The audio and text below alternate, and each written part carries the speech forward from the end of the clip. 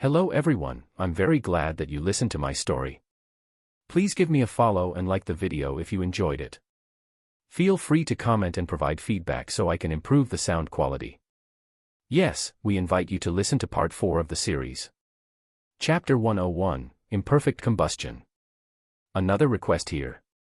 If anyone is willing to translate the POV chapters in the original web, that would be great. The POV chapters are the ones like the Emma and Tsukimi chapters where the viewpoint is from someone different but in the same timeline. I really only want to concentrate on the main story right now, so if anyone is willing, please email me at email-protected. Normally, Lime would have returned before the store's opening to clean, but he has yet to come back. Not only that, last night in the area where he was supposed to be, I found traces of a fight. Even though Aqua and Eris came back as if nothing happened. Could it be he was the only one that went to that dangerous place? But I didn't receive such a report. I confirmed Rona-san's movements with Shiki, but it seems that last night there was no movements from her. Lime-san said that he would visit the Merchant Guild later and after that return here though, Eris. There were no orders of killing enemies and the fight looks unnatural. That person would first run. And then tail it, Aqua. I have never given such an order before, Aqua. Also, I don't have any intent to retort to your words anymore. It would be another story if they are thinking about doing war, but the Forest Onis are basically moving as an investigation corp. The site of the fight where Lime seems to have disappeared, is certainly on the way to the Merchant Guild where Lime and the two had separated. Even if he were suddenly attacked, he isn't so weak as to be defeated so easily. He would clash blades while trying to run away, then tail the enemy and report to me. That person is capable of that. In that case, it is hard to believe it but, there's the possibility that it was an opponent that didn't let him escape. Was there someone so capable that recently entered this land? If it's the pattern where a merchant employed them exclusively, then it wouldn't be strange that adventurers enter this town. Leaving the store to the dwarfs, we were at the second floor gathered up. We can only stay like this when we have urgent business. We can't have the dwarfs attending the store by themselves after all. I will have Aqua and Eris return soon. In any case, if Lime was captured or defeated, then with the ability of these two, the chances of them being defeated as well is high. I think it is better for Shiki and me to be the ones mobilizing. That I can still stay calm even when Lime is in danger is, not because he is a human and I don't care, but because after seeing the remains of the battle site, Shiki said that he is probably alive. Of course, I don't intend to just blindly believe that and search carefree. I intend to save him as fast as possible. Even if he didn't die in the battle, it doesn't mean that he is still okay. Just that, since he was kidnapped, it must mean that person has some sort of objective, so we should have time. Reidusama, it seems that we have probably been had, Shiki. There were no movements from Rona-san, right? Makoto. Yeah. But this situation matches with the story I heard before about the thought transmission jamming and the ring that suppresses blessings. A strange flow of power. It seems like he wasn't allowed to establish contact. This kind of technique, I think only demons can use it, Shiki. Ah, that. So there are remains of it being used. There are a number of people who have infiltrated this land aside from Rona-san and she used those hidden cards to pick a fight with us. Makoto. I think there's that possibility.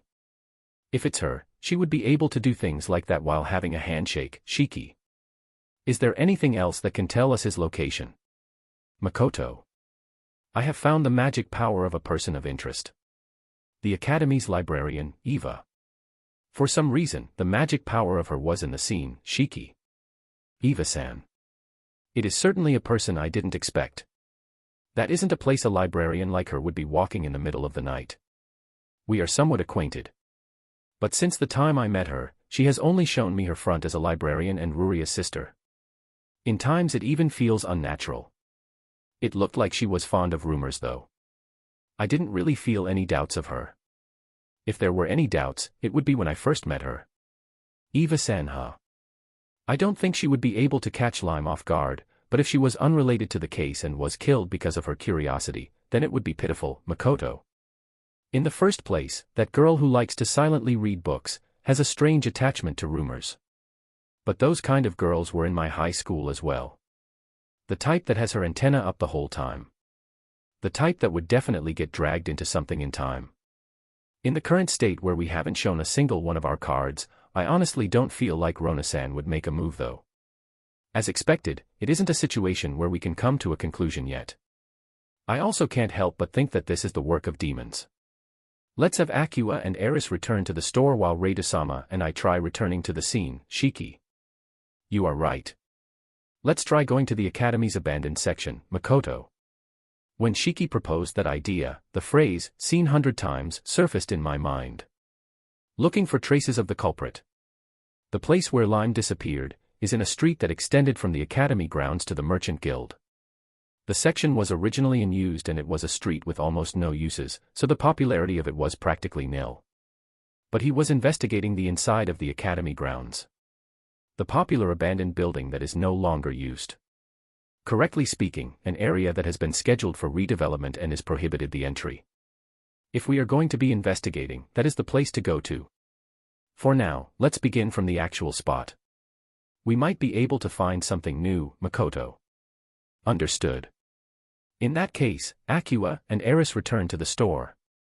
We will probably be late, so if there's any visitor, hear their business and tell them we will contact them at a later time, Shiki. Have a safe trip. Send off by the two employees, Shiki and I left to search for our disappeared comrade. Are you okay, Nachan? I don't want to hear that from someone who just woke up. I am okay for now though. I am glad to hear that. And, can you please tell me the current situation? I was planning on releasing you who was defeated by that person. But a different group came after and I was treated as a comrade of yours. And, that's how it turned out like this. It is probably already morning. Unreported absence. Please give me a break. Ah, you were a librarian, right? If I remember correctly, you said your name was Eva-san. Well, don't get so worried about being absent from work once or twice. I messed up, huh? To have been defeated, how pathetic. I don't have my katana either.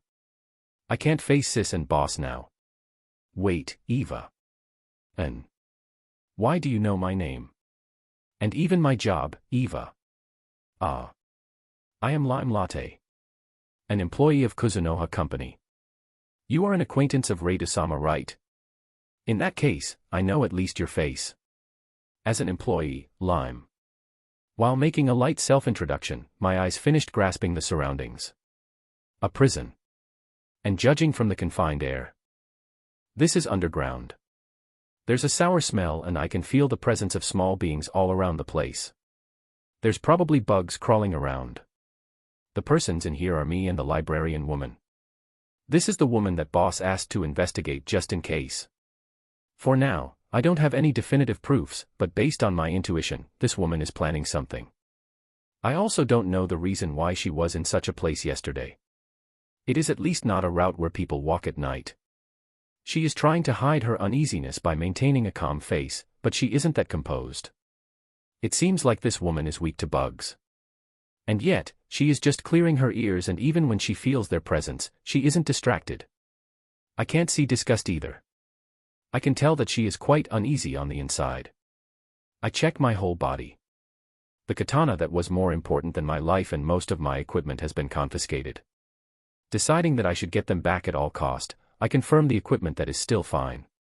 It seems like a number of items that the dwarf brothers made for me are okay. So they didn't see it as dangerous, huh? Or maybe they just considered them ornaments. But I can't call the ones who took my equipment as ill-prepared. Even I wouldn't find them dangerous in the past after all. The magic power is being concealed to the very limit and it isn't like I was hiding them or anything.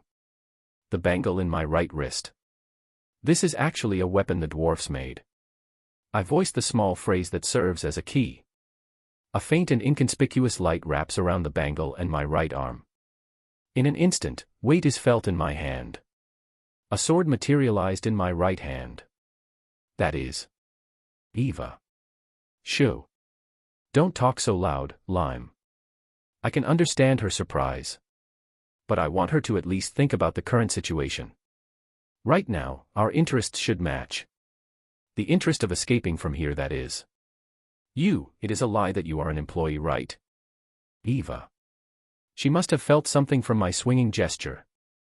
The librarian looks at me with eyes of doubt. Yar, compared to that wicked man who captured Nissan, I don't amount to much though. My winning ratio against Mondo has begun looking better recently. After this incident is over, I must train myself again. Employees of my level are all around in Kuzunoha Company. Let me ask just in case, but, Eva-san, you want to escape, right? Lime. N. Weird. She is wavering. What does that mean?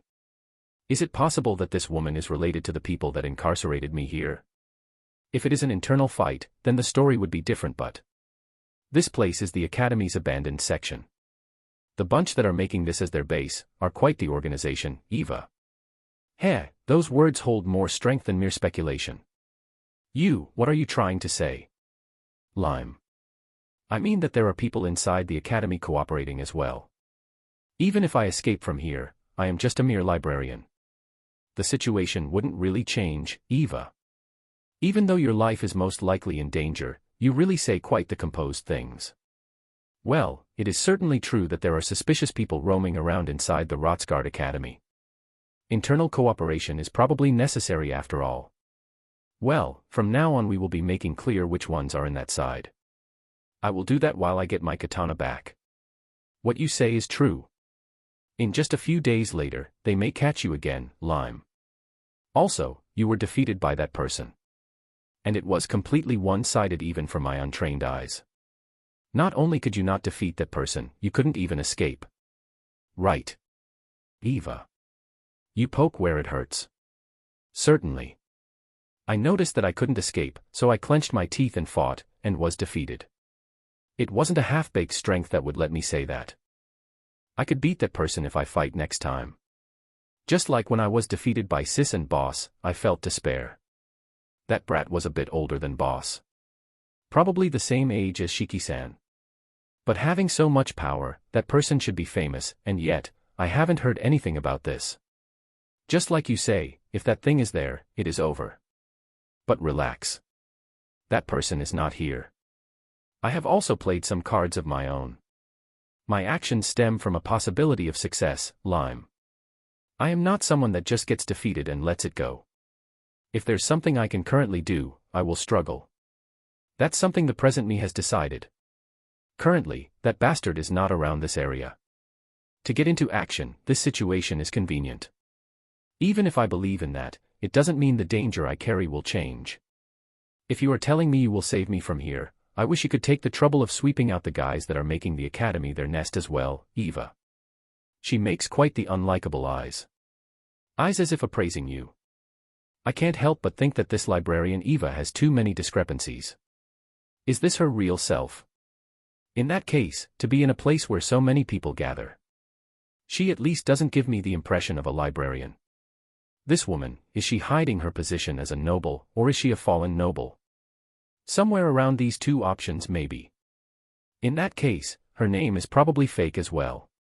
Boss really has a troublesome acquaintance.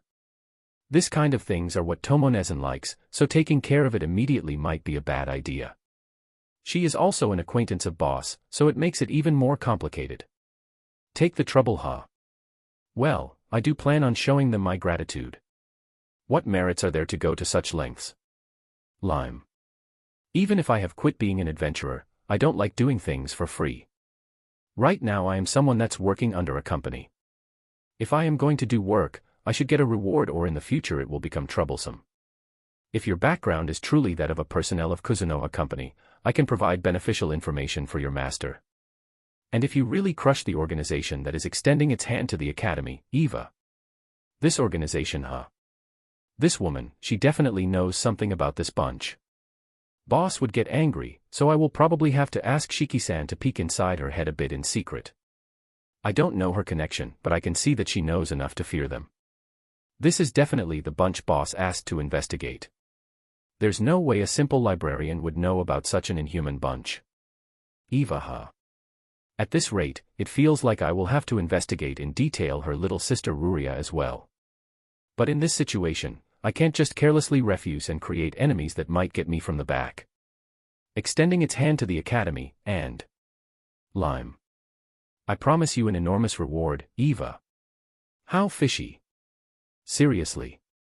In my times as adventurer, those words are what I doubted the most. Understood. Let's talk about the merits at a later time. I guarantee your safety. I will have you come with me to boss's place. But before that, you will probably be seeing displeasing things, so you are obviously prepared, right? Lime. No problem, Eva. Then, let's finish this in one beat and return to report to boss. Geez, having that brat seal thought transmission is so inconvenient. Okay. I can still use spells, and I also have a weapon. To defeat the bunch that is here, this is good enough. Boss told me to put the report as top priority, and depending on what I see from now on, I might not be able to restrain myself. No, saying it clearly, I probably can't. Thinking that way, it might have been good that I can't use thought transmission. First, the katana. How dare they take away my comrade which I received from Sis. I already have a grasp of the location. This is a weapon that I had them endow with an ability, so I can also accomplish such feat. Weapons with abilities endowed to them are incredibly expensive depending on the quality. Maybe there was some convincing from Sis and Boss with the dwarf brothers, but they replicated my request practically exactly. How dare they put their dirty hands on my partner? That's why, I wonder what kind of equipment is the one they are creating for Boss, that even those guys are having trouble making. A brand new grid metal door that doesn't match the old atmosphere this place gives, stands in our way. I use the sword in my hand and cut it to pieces. It wasn't difficult. It is just that the weapon is so good that I can even do things like this. With one other person accompanying me, I began the counterattack. What happened here? Shiki and I were perplexed in the place that's supposed to be the place of the incident. Because there was a blatant trace that was not there when we investigated before. Also, this feeling, it is the same as what I felt with Tomo and Lancer. Reidosama. This trace continues to where the abandoned section is, Shiki. This wasn't here before, right? Makoto. Yes. Also, this trace, I can feel the presence of a dragon, Shiki. So it really was that. When talking about dragons, Tomo and Lancer do come to mind. It isn't like Tomo can't contact me, so, is it Lancer? If it is him, it wouldn't be strange for Lime to lose. A rematch with Sophia. Don't joke around. I still don't want to fight her. I don't want to meet her either. Anyways, those two don't even listen to words. There's Shiki here, so since I already know some of the cards they can play, I think I can provide a decent fight compared to before. But if we are going to fight, I want the prospects to be in our favor. I want to avoid fights that I don't know the result of. This looks like it has been concealed at least, but it's like that person didn't even try that hard, Makoto. It's most likely a trap. It's just that if it's a dragon, the connection with the demons might have thinned a bit. There should be Northwest Dragon close to Rona, Shiki. There's the chance it is Lancer. They seem to be in the demon's side, Makoto. That Lancer who was accompanying the dragon killer, huh? Fumo. Then there's no need to hesitate. Reidosama, let's go, Shiki. Ha. Makoto. No, hesitate. If even Shiki becomes a battle junkie, my stomach won't hold out from the stress, you know.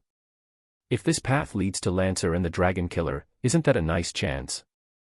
I will have them repent while dying, for spilling my master's blood, Shiki. Shiki, Makoto. Fukukuku, that Lime. He really does do a good job. Normally, it is custom to call Tomodano and Miodano, but in this emergency situation, we can make the excuse that we had no choice. I don't care about Dragon Killer or Sword Saint, whatever. To think that the chance would come for me. Nice, how nice. Excellent, Shiki. I thought that Shiki was the most composed one when listening to that story, but it seems that he was just silently holding it in. Scary. His eyes were like those he had when I first met him. In those red eyes I felt more madness than before. That he is laughing weakly makes the image even more intense. Oi, those guys are really strong. Are you listening, Shiki? Makoto. Of course. That means I can make them suffer as much as I want, right? Don't worry, I don't intend to hold back, not even one bit. If by any chance I am not enough, at that time it is fine to just call those two. I will show them that despair isn't such a shallow thing, those fools, Shiki. He is totally gone. In the rematch with Sophia, I might not have a chance to participate. It is sad to leave it with my defeat, but Shiki is like this. My will to hold down my followers is already gone. No, honestly speaking, seeing them being angry because of me, I just don't feel like holding them back. Shiki is this motivated. I will also be going, so unless something big happens, we can deal with it. I have enough confidence to say that it won't go the same as last time. A trap, huh? Interesting. Since becoming my follower, I haven't seen Shiki's 100%.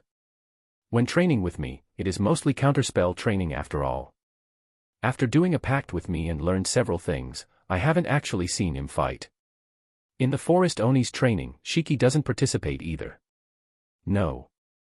If we are purely talking about fighting against an enemy, it is not only Shiki. I haven't seen any of my followers fighting seriously. I don't know what is waiting for us, but Shiki and I head to the abandoned area. Shiki was already wrapped with a fiendish aura while he mumbles. He is already in a state that's impossible to talk to. Boss, I am sorry for messing up. This is Lime. I am together with the Academy's librarian Eva-san too. Right now I am in the abandoned section and have confirmed the existence of the facility. While putting Eva-san's safety as top priority, I have finished stopping the facility's functionality and wiped out the enemies. Lime. Lime. Seriously. I received a contact from Lime who I thought was cut off. Good thing I left the communication open from our side. That's good, but Lime, are you okay? Also, you are with Eva-san too. Eto, there was no dragon there. Makoto. Dragon. No, there was no dragon. I just had a talk with the facility. The two of us are completely fine. I will give the detailed report at a later time. Just that, it seems like Eva-san wants to talk with boss about something. We will now be heading to where you are. You are around the place where I was attacked, right? Lime. Why yeah, Makoto. He has impressive location grasping. He is already like a professional scout. Well then, Lime. Well then. Meaning he is heading directly here. This is bad, Shiki. We have to turn Shiki back. It would be bad if Eva-san sees him right now.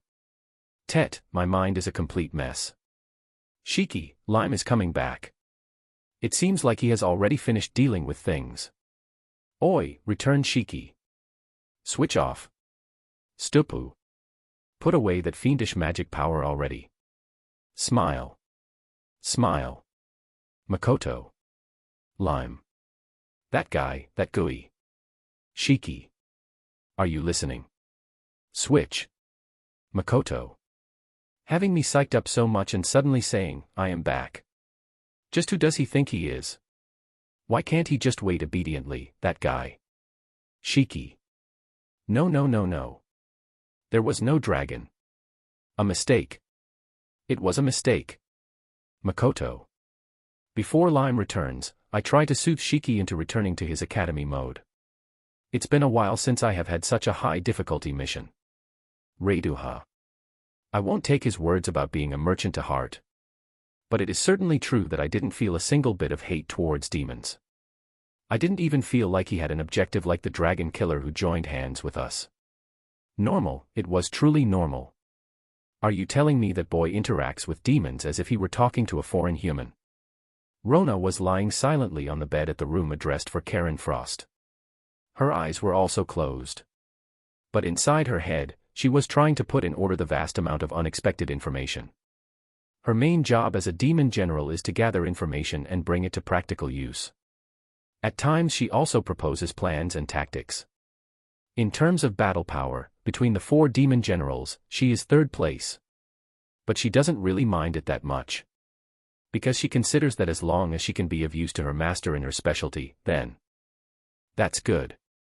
That's why, even if she ends up being hated or despised because of how she uses her specialty, Rona will not falter. For her that's actually a representation of her loyalty to her mission, so she is proud of it.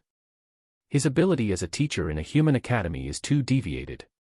Even in the academies that have several high-leveled teachers, his quality is a bit different. And also, if the humans that he is guiding will be appearing from now on, that would be a bit inconvenient. That kind of thinking is something that's similar to ours. Against an opponent that has more numbers, there's the need of a drawback. Meaning that he is a target that one should take care stealthily. The problem is that amount of information and that person's thinking in itself. He knows my name that only a set number of people know. That kind of information gathering ability, I have to crush it somehow. I am surprised by the way of thinking of Radu, but in reality it is a really beneficial one. I felt like he was pretty easy to handle, and I think that he can become a useful pawn. A person that knows my name and can't lower my guard from. The best method would be to eliminate Shiki and entice Radu. It should become a big benefit to us demons. Right now, Rona has ordered the people that have stealthily infiltrated to investigate about the Kuzunoha company and Radu. As it wasn't a place with much danger level, the people that Rona brought weren't that excelling in ability. Even though they are currently short of capable people, she will regret this decision. Because it would not only be pointless if they are sniffed out, but will actually backfire as well. Rona ordered them to make sure not to be detected. It would affect the speed of information gathering as well as the efficiency, but right now there's a need to know the other party if even a bit. For that sake, she judged that it would be okay to force themselves. In the academy there's no visible movements from Kuzunoha company. I will confirm their merchandise at a later time, but, since it is a miscellaneous store, I don't know if there will be anything that will stand out. In the guild's information, the company's entry was filled as an all-do store. Taking into account the time when he registered in the guild and his decision of the type of industry, it looks like his business ability isn't that good. The person itself doesn't have excelling ability, and yet, in his surroundings there's only capably people. How strange. He probably has some sort of talent. Let's see, his fighting ability was quite high. To the point that I almost thought of fighting him seriously. But his assistant Shiki seems to be pretty strong as well though. Is it sufficient to just call it an ability to gather capable people? Staying in a vague area without being able to reach a conclusion, Rona gets irritated by her thoughts that don't show any signs of organizing. At least, as long as they don't do anything, she won't be able to put anything together. In that case, she must put up a plan, but in this state where she can't clearly see the other party and doesn't know how much information they possess, just how far would she be able to step into? She can't bring herself to decide. For now, let's have them show me their mobilization ability and fighting power in that matter. I have already finished the original objective I came here for, so there's no need for me to cross a dangerous bridge. As long as there aren't any people related to the temple, there's no way he would have a good impression of humans in that matter. Injustice to the demi-humans can be shifted into blame for the humans. If we take into account that I am here, it might even connect into a better impression of the demons. No matter where it rolls, it won't be bad for me. If he asks for my cooperation, even if I decide to help myself, it won't be an impediment. It can even turn into a foundation for future plans. That situation, you might say, it is a good chance. Rona opens her eyes. In the current state, she can cope with accidents and she has already thought about the prospects. Her thought arranging must have finished. And she notices that the curtains of night were beginning to fall. Noticing that she used quite the amount of time, she makes a wry smile. The chances a war between humans and demons beginning in the near future are high. She has already anticipated that she will be participating in that war herself and she still has a lot of work left to do. It's just that, the existence of Radu has scrambled her schedule a bit. Anyways, as long as Io is in Stella, most unexpected scenarios can be handled. In terms of commanding in the battlefield and battle power, it is hard to find people I can believe to this extent.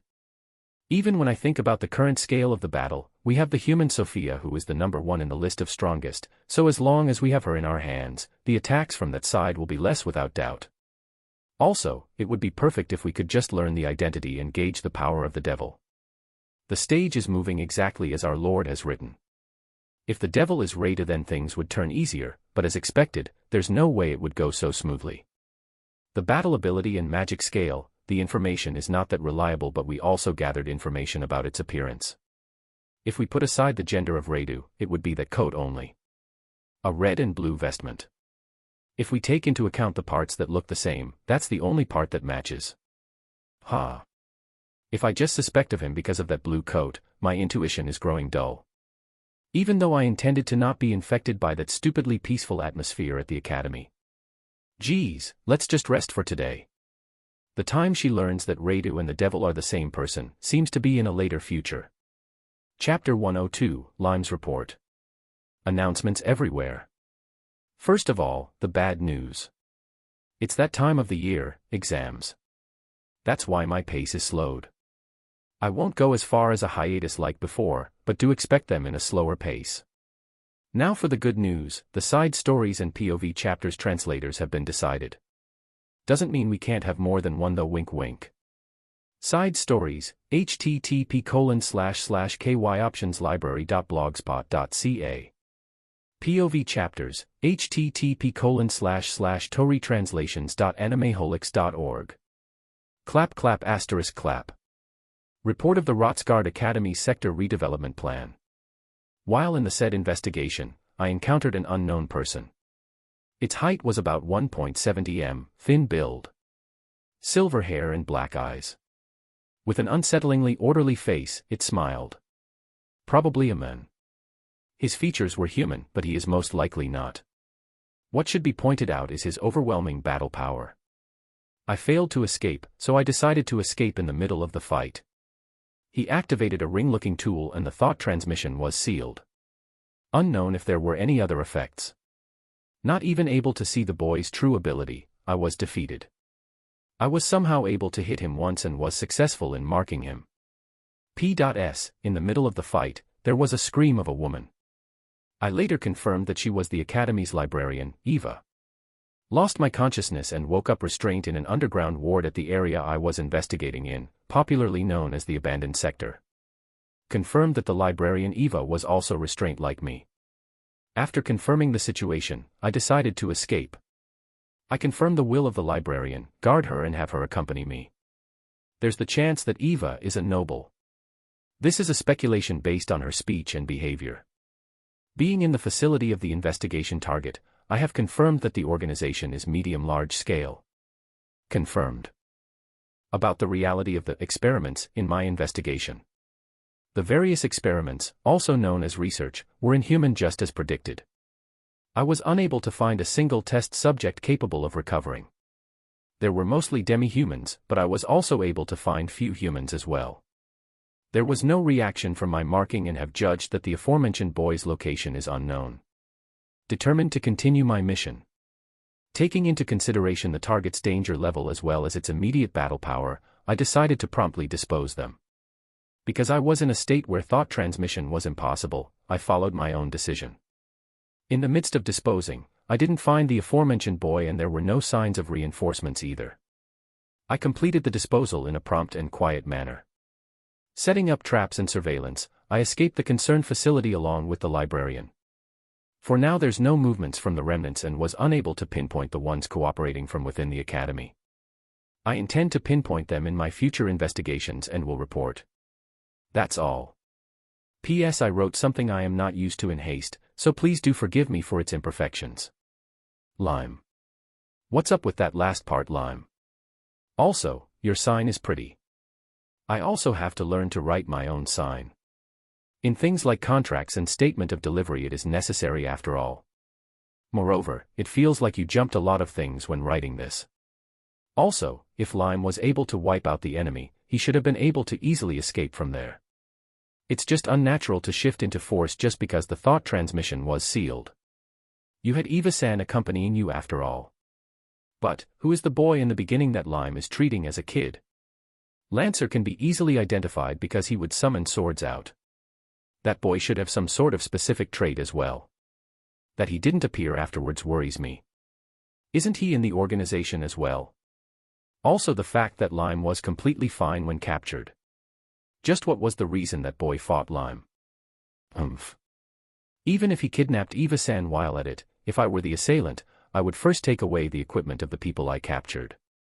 I would do a body check and restrain them in a way that they can't offer resistance, I think. In that case, Lime had his katana stolen. If his katana that he declared to be more important than his life was stolen, then he would definitely want to get it back. But would it end with just getting it back?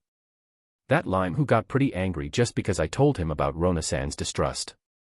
There's no description of the techniques of the person that stole his katana in the report.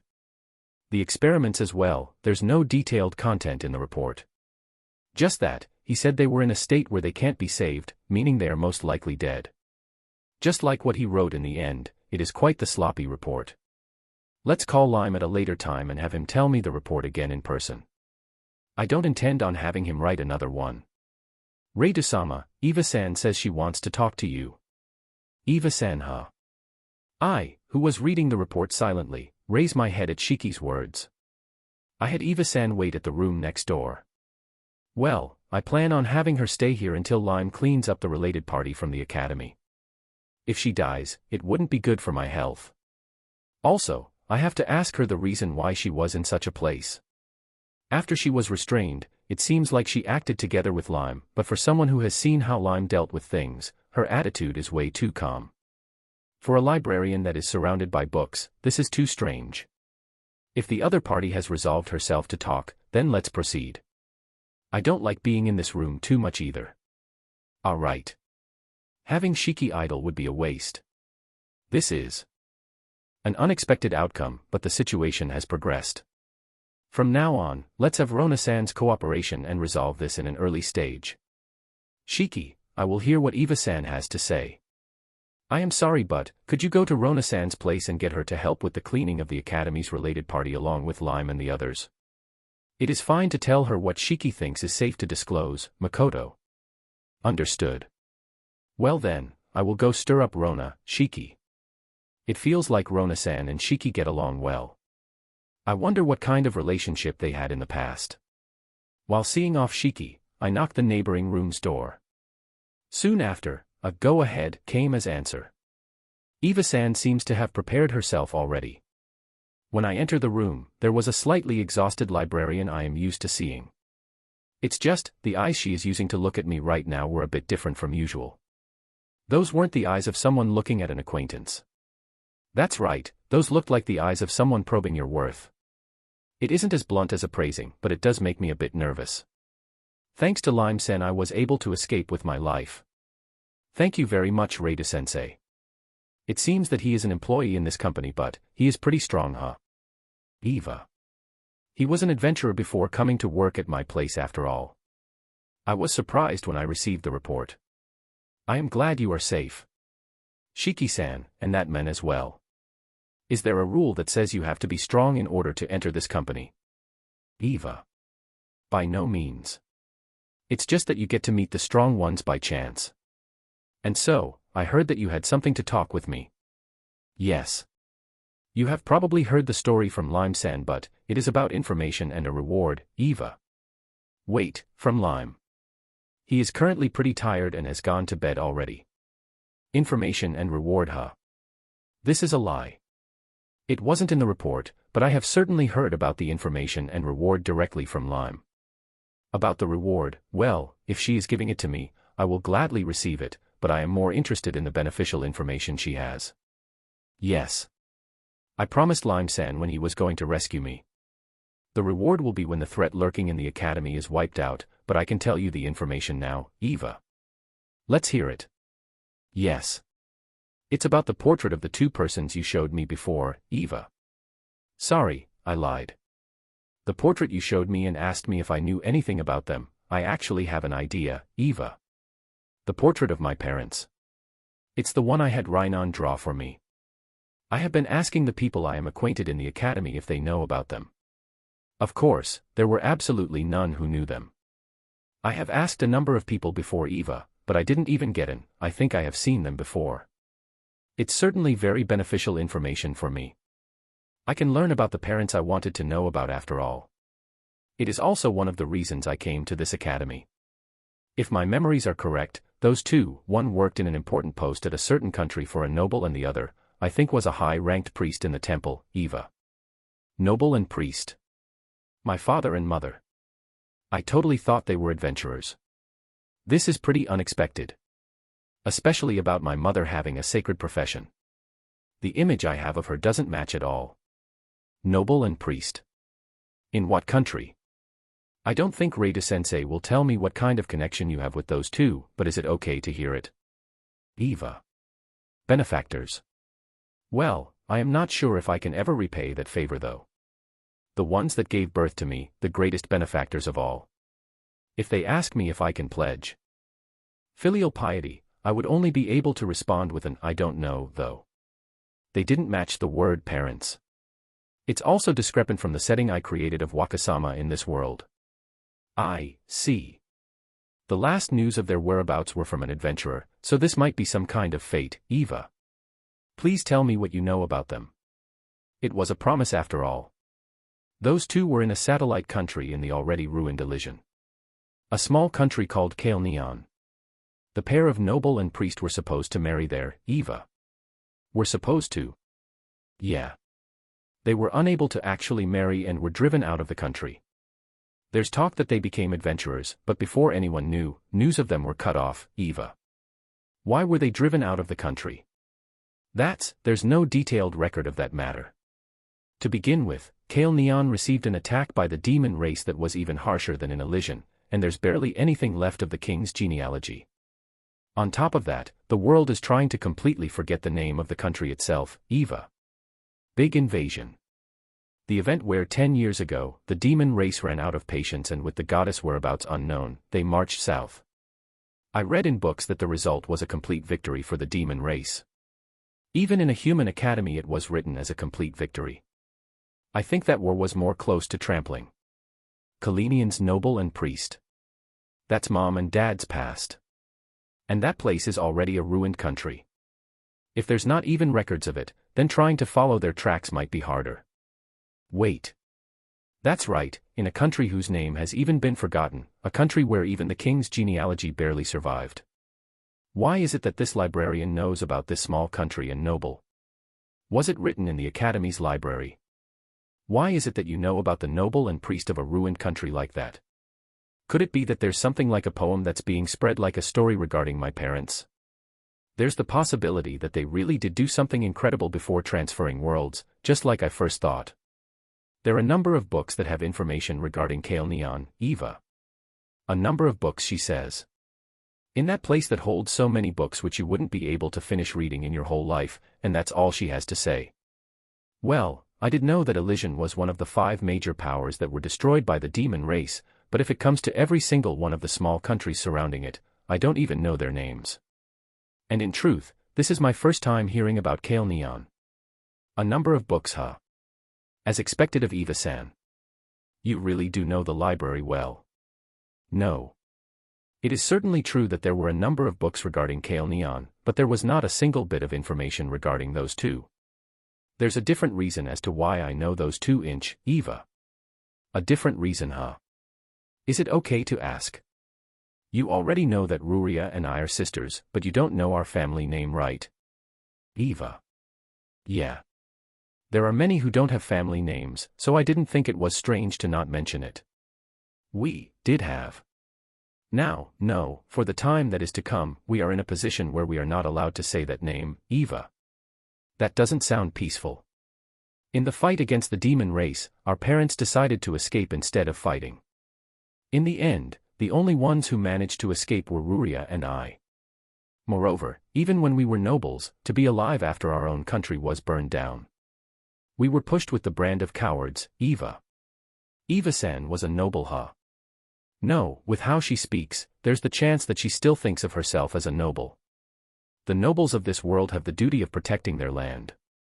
In peaceful times, they can just get tax from the populace, spread their name in society and possess a decent amount of land, and there wouldn't be any complaints. No, rather, they are considered wise rulers. They would be called famous people. But when their land is facing danger, they have to lead their troops and fight to protect it. And they must repel them no matter what. If the land burns down, the nobles must go down along manly. That's how the nobles in this world work. If the feudal lords don't do anything unreasonable and they protect them on top of that, then the nobles are doing their duty. Even the stupid nobles of Limia who have high bad reputation declared that they would protect their lands. Those guys who exploit the taxes and their main scenario is socializing. Of course, their lands have not been exposed to the fires of war, so how far they would really go when that happens, I don't know. That's why, the nobles that show their back and escape are treated in a pretty harsh way in this world. I think that escaping an unwinnable fight is an option, but my way of thinking comes from the peaceful Japan, so I can't say much. So you two were nobles. Who shamelessly survived though. Even now, the people that hear about our circumstances look at us with eyes of disgust, and we have also been pestered. Of course, I did ask why they didn't just fight uprightly and died. No matter how many times I asked my late parents, there was no answer. There were many times when we thought about suicide. But that's no good, that way won't work, Eva. No good. Even if we suicide, the brand pushed on ourselves won't disappear. The people who died, as well as the burned down land, won't return, Eva. Well, that's certainly true. When the stigma has been pushed, just killing yourselves won't make it disappear. However, what does this have to do with my parents? Isn't the talk straying?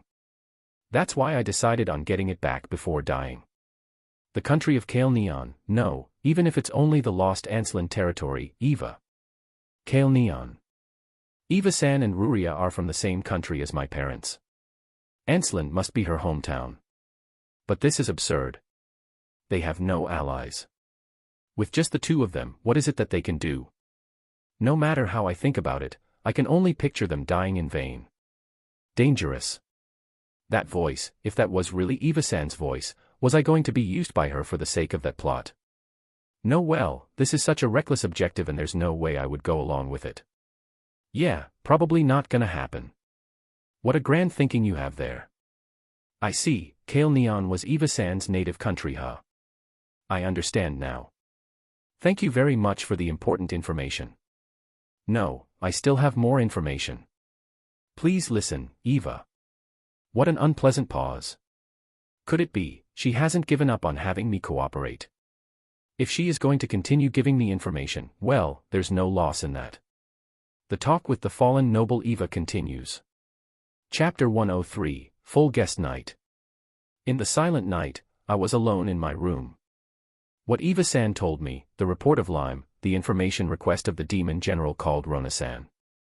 It has become quite complicated. Because of the information increase, the situation has progressed, but the things I have to think about increased at once, and it is just a mess in my mind right now. From my experience, even if I try to think about them in order, this kind of situations can't be solved. I am not a detective, and moreover, I'm the type that tries to avoid deductions and complicated situations.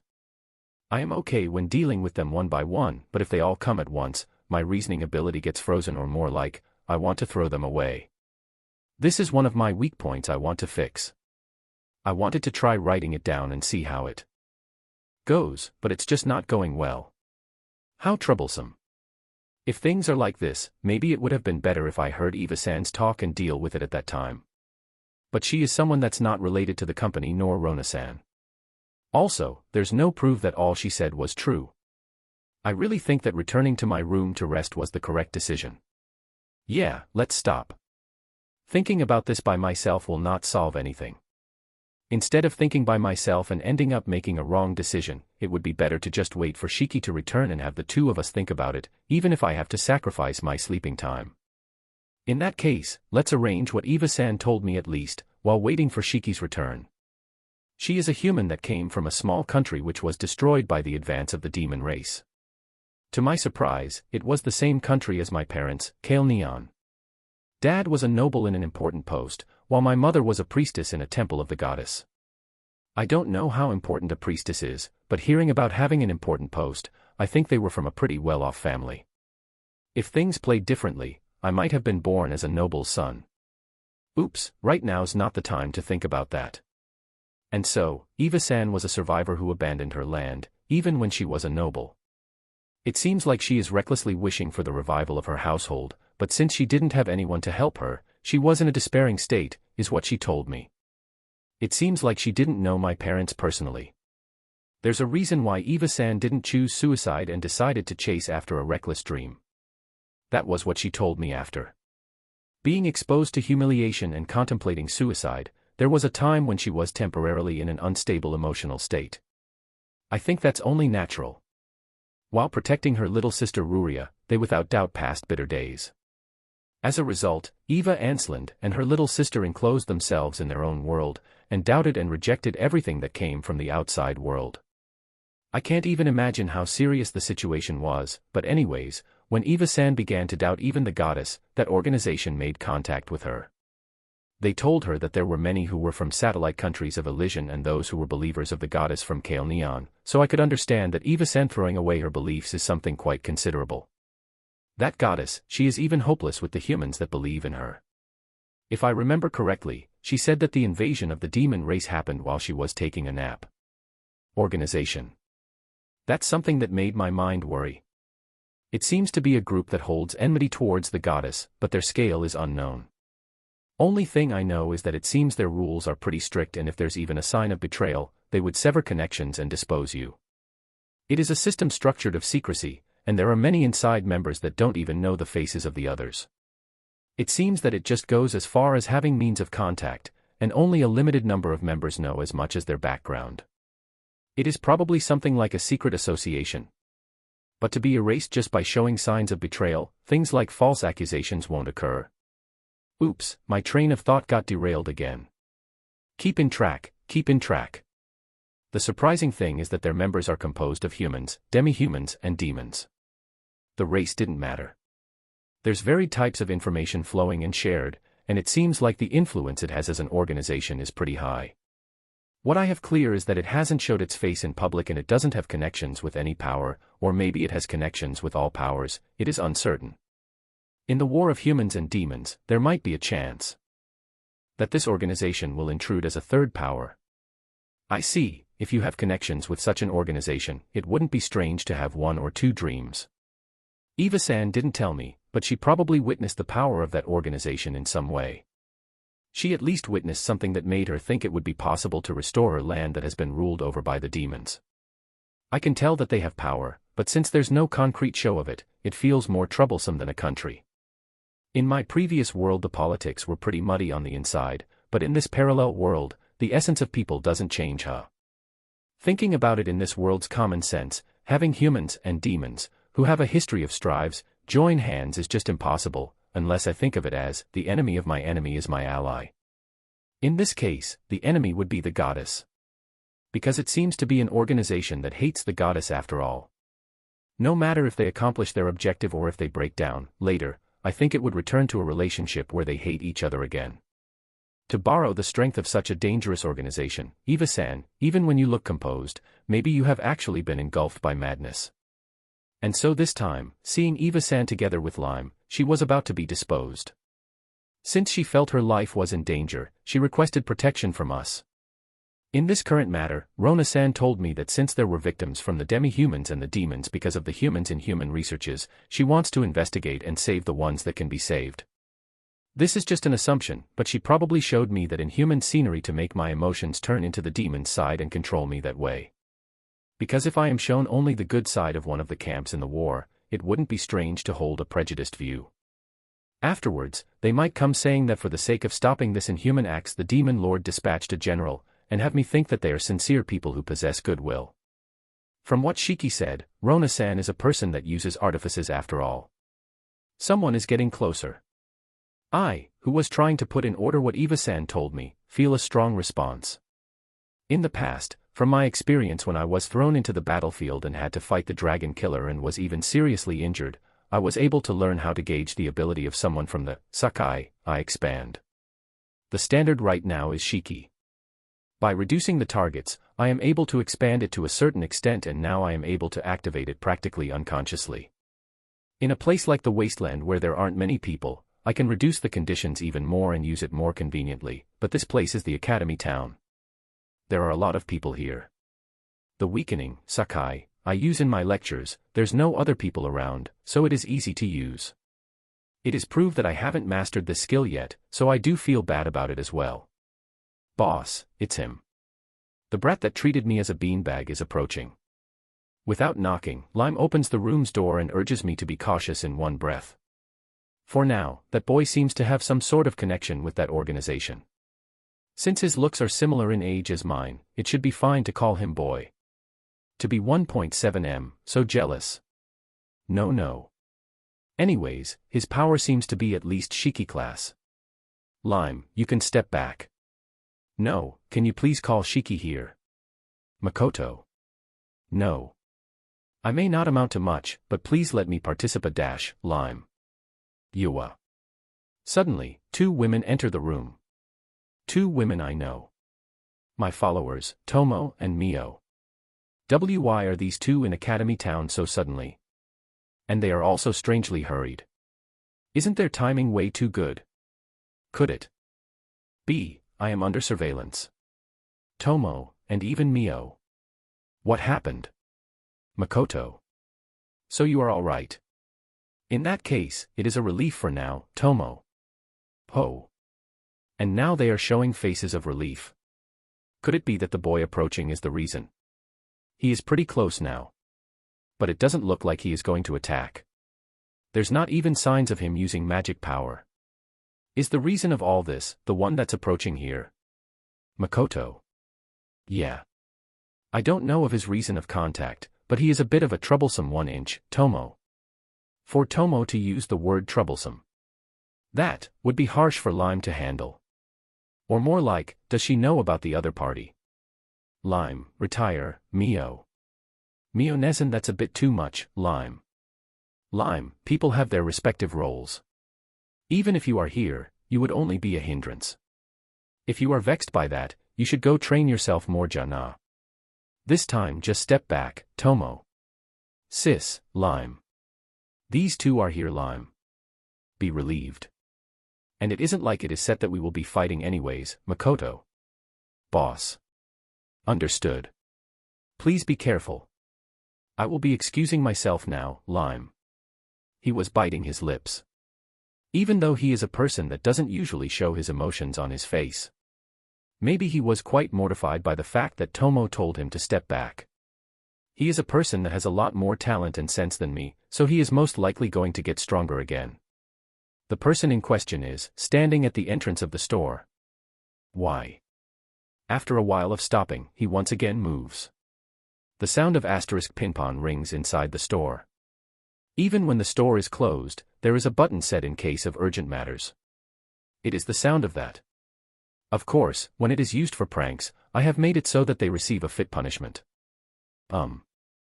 I was pretty sure he would enter suddenly, but just what in the world? What should I do?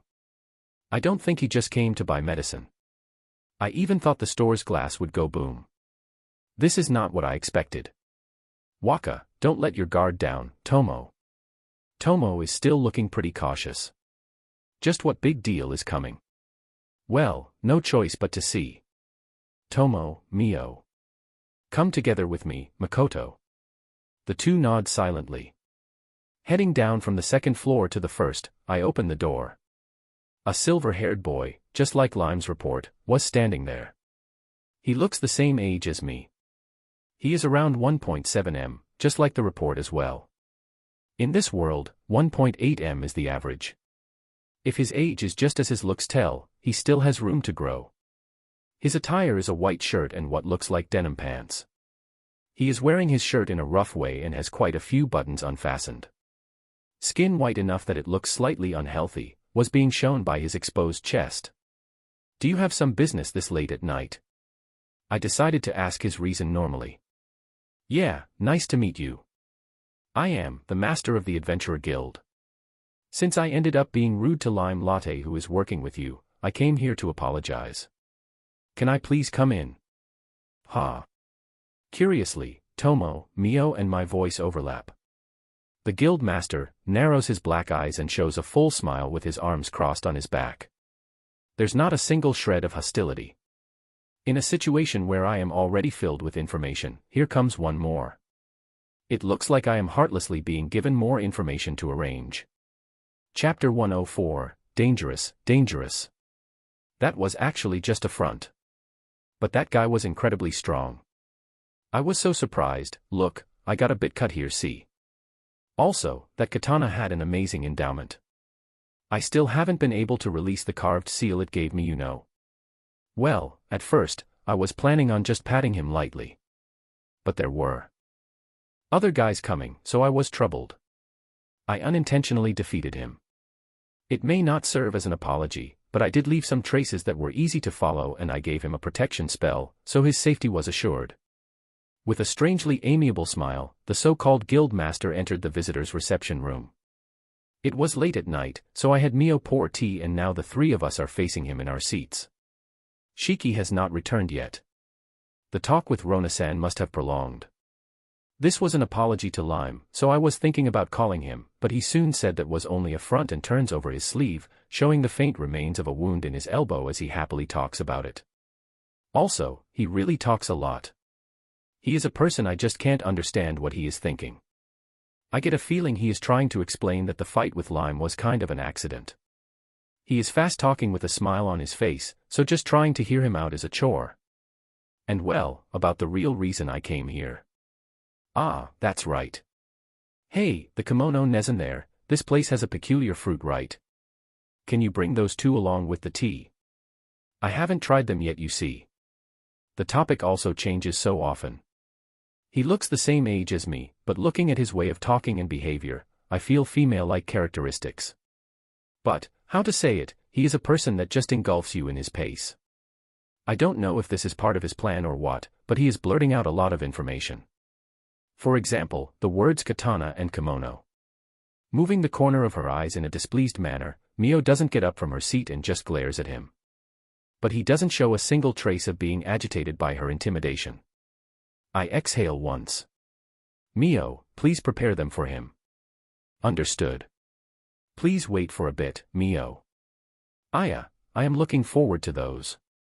While you are at that, please bring more tea. Do you have a different flavor? If there is, please bring a different one, Onizen. Nonchalantly. At the other side of the closed door, I could feel the blood thirst around the place where Mio is. She is totally angered. I understand her feelings. Tomo also has a protruded vein that pulsates every time he says something, and looks like she is displeased as she maintains her silence. I also don't want to go along with this pace forever. Let's quickly move the conversation. Now then, Guild Master Dano, could you tell us your business? Redu-kun.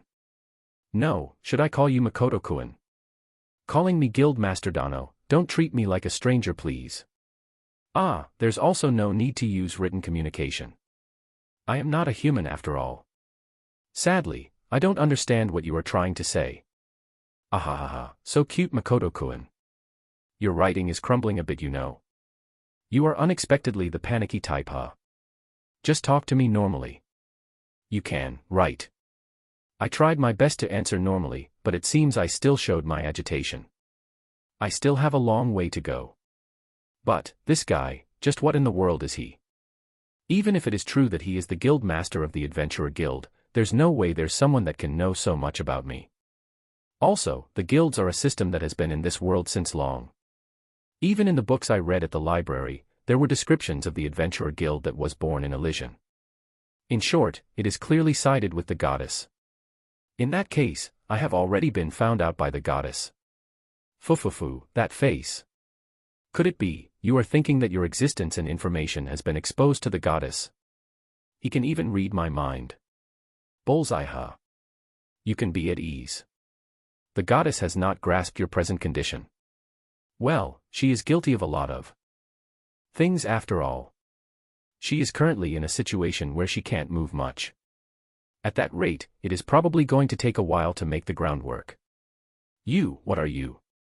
Makoto. Heh. Makoto-kun, that's how your voice sounds. Nice. The voice of a man that has a bit of youth left. I like it.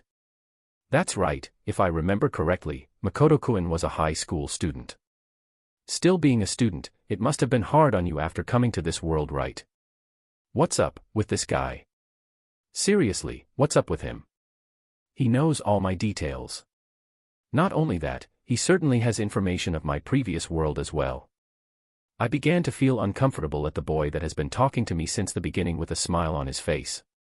My field of vision narrows. This is bad. I can tell that I am being swallowed by the other party. Every time I talk, I can tell from his smile that he is feeling happiness about it. I feel nauseated by that. Don't mess around and just answer. What are you? Makoto. My voice trembles. Damn it, I'm scared. I can tell that my words are losing their composure. Calling me you, that makes me sad. I am the guild master. I have not lied to you. I can only call you with you. I don't even know your name after all, Makoto. And yet, he knows me in detail. Is he an acquaintance of the goddess? He at least seems to be acquainted with her. He certainly doesn't seem to be human. My words work on him after all. In that case, the one that works as the head of the guild that controls the adventurers is not human. In this world of human supremacy, is that even possible? Ah, sorry. That's right. I didn't tell you my name. Makoto-kun, please forgive me for my rudeness. Then, I will introduce Dash. Stop with the farce, Tomo. Cutting in as one's talking and saying it's a farce, that's not peaceful, blue-haired samurai Dano. Humph. You know my name and still play the fool. What was that about not lying to Wakaja? Even though from the beginning you were lying about being a guild master, Tomo. Yar. Did you sleep so much in the wasteland that you even forgot how to talk properly, Shen? You too, there's no trace of your previous self. Myriad colors, dragon, root, Tomo. Root? Myriad colors? This guy is a dragon. Makoto. Is how it is, right? It came from Tomo's mouth, so there's probably no mistake. But I can't feel a dragon presence from him at all. Yes, Waka. This guy is a full-fledged superior dragon. And a prime superior at that. Said to have gained wisdom and polished his skills, and hasn't lost in his lifetime. Myriad colors means he has 10,000s of colors and its root pseudonym, Tomo. Ah, not only did you intrude in my introduction, but you also exposed my name when I am here. What a boring thing you have done. You samurai junkie, root. Prime superior dragon. An undefeated dragon. This guy is. Say whatever you want. You who tries to deceive Waka with a cool face, has no right to say anything to me, Tomo. Yar, I don't want you who only slept the whole time and had no interest in the world, to say things like deceive, that would bring about misunderstandings, root. Guild Master, no, the Supreme Dragon Root is talking to Tomo with a stricter mood than with me. A superior dragon, an existence that most humans and demi-humans would live their whole life without being able to see them. In the time that I was learning things in the library, I understood just how rare are the existences called superior dragons. The peak of dragons. They are not affected by the passage of time, and when they grow old, they can give birth to themselves again and continue existing. If I remember correctly, the names that were written in the library were Mitsurugi, Bakufu, Waterfall, Sazanami, Sandwave, Akari, Crimson Light, Yomatoi, Night-clad, those 5. Myriad colors is the first time I have heard of it. I couldn't find anything about the Invincible Shin either. They practically never get involved with humans, but there have been individual dragons that live close to human territory. In rare cases, there are times when they lend their strength. When lending that power indirectly, people call it the dragon's blessing. Currently, the Monarch Guard Knights of Gridonia have the blessing of Sazanami. To have already encountered 3 of those super rare dragons, just what kind of luck do I have? The Invincible, the Sword Saint and the Myriad Colors. Tomo, Lancer, and Root. If approached unskillfully, this type of encounters could have killed me. A game where you encounter a boss-class enemy while hiding inside a town, is definitely going to make people flame the creator. It reminds me that reality is not as kind as games. Did you abandon your dwelling? It was already in ruins when I saw it, Tomo. Yeah, a long time ago. It's probably been like that since 1,000 years ago. Are you done now? I want to talk with Makoto-kun. Because of Shen, there's been misunderstandings, so I want to clear them out, Root. The scales are way too different. 1,000 years, he says. Also, he was smiling that much at me, and yet, he barely raises the corners of his mouth at Tomo and his eyes were not smiling at all. His attitude is too different. What do you mean by misunderstanding? There's still several things I want to ask you. And also, I have already thrown away the name Shen. It's Tomo now, remember that, Tomo. So noisy. Just because Makoto-kun is here, you are playing the strong one, huh? Yes, Tomo-e right. Root. To.mo.e. Next time you get that wrong, I will cut your head off. Tomo. Sorry, Makoto-kun. This chick, she is a dragon but an eccentric one. She is definitely causing you troubles all the time, right? Root. Listen, Root. Tomo. No, well, aren't you pretty weird yourself? I just feel pretty sure about that. Or more like, ignoring Tomo and nonchalantly talking with me, he is quite the free dragon. If he is the peak of dragons, that means he is like the boss of Tomo. I haven't lied to Makoto-kun. I want you to please believe in me, Makoto-kun, Root. Ha, Makoto. Something like deceiving you, that's an outrageous misunderstanding. My feelings are more pure, Root. Right after hearing that dangerous speech, a sharp edge was pushed out in between my face and the face of Root that had gotten closer to mine. The sharp edge of the single-edged sword was facing at Root's side. Tomo, that's a short sword. Don't draw that out so easily. If you are going to draw out a long sword instead. You bastard, you have really changed a lot. There's no trace of your old self that went shouting around about rules and discipline, Tomo. Rules. Discipline. Both of those words didn't fit that guy called Root. No, it doesn't fit dragons. Tomo, you also changed. You showed no interest in anything and had zero trajectory, a dragon that only slept. But instead of being inelegant, you should have learned something before that, don't you think? Root. I am no match for your wildness. This is something that's been in my mind for a while, tell me that first. Since when did you become a man? Tomo. 300 years ago maybe. I was tired of being a woman all the time. And so, I tried being a man. And it was comfortable. The first time I embraced a woman, I was deeply moved, Root. Tired. Of your gender? I don't understand anything anymore. To begin with, you are a superior dragon, so things like kids have no meaning at all. Of course, embracing and being embraced should be pointless as well, right? Tried becoming, you say. You shouldn't be able to become one just by wanting it. And in the first place, I haven't heard of a superior dragon making children. Tomo. Indeed, Tomo. Even if you say it as if changing toys, there's no way we can understand it. I was able to, so accept it. Also, I stopped rebirthing. I slowed my aging to the very limits and am thinking of enjoying this world. But you know, the ecstasy you get as a woman is actually bigger. That's why I got tired of being a man pretty fast. However, my world changed in that fateful day. Root. Why are you still talking about ecstasy? Or more like, is that true? So women feel it better than men, huh? I have learned something useless. When I think about it, I end up going, and so what? Seriously, even if you talk about it as if you were talking about your favorite sport, it's still troublesome. I don't really want to know about your change of standards in that perspective though, Tomo. Same, Tomo. It is so overwhelming I can't bring these feelings into words, but I completely agree with you. One time, I had the chance to have a relationship with a man, you see. How should I say it? Fulfillment of heart, drug to the body, maybe. Well anyways, I tasted a happiness from inside me that I never felt before. No, well, I later returned to being a woman and tried it out between women, but as expected, it didn't compare to the shock of that time, Root. Root continues to talk excitedly words that I don't understand one bit about. Talking about men this and women that, I just don't get what's happening anymore. Someone please tell me. The ultimate sensation a person of the same sex provides, that love. I trembled in excitement. When connecting bodies, there's nothing compared to the one between men. Root. Can you, please stop your speech already? My ears are rotting.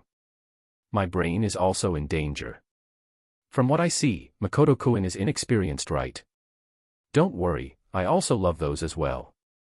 If you want your first time to be with a woman, I am fine with becoming a woman, you know. No matter which body, I have the confidence of captivating you in a single day. Root. What are you saying? Don't blush your pure white skin. I don't get you. Don't be so insistent, it just makes me feel sick. I'm not inexperienced. Inexperienced? Not having experience, right? Ah, he is certainly right. I refuse. Makoto. I stand up from the sofa and put my distance from him. Luckily, he isn't chasing. Instead, he retracts his body and sinks his body deeply into the sofa. He intertwines both hands in front of his abdomen. Being prejudiced is not good, Makoto-kun. My heart is that of a man and a woman, you know. Just try it at least once, and if it doesn't work, I will just give up, Root. You can still say that after your speech about captivating me in a single day. Your sparkling eyes, just stop them. I don't intend to repudiate homosexuality. I don't, but to coerce someone that's not interested in it, I reject that. I don't have any interest in that aspect. What are you saying, Disu? No. You didn't need to return now, you know. Mio, your timing is good, or more like, bad. Ah, the black one-san.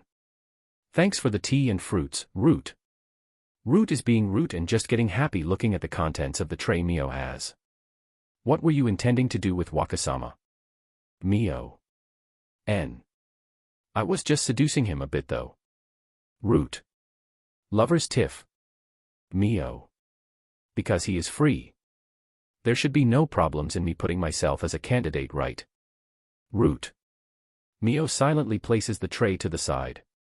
There was tea for the number of people here and cut fruit in a plate on that tray.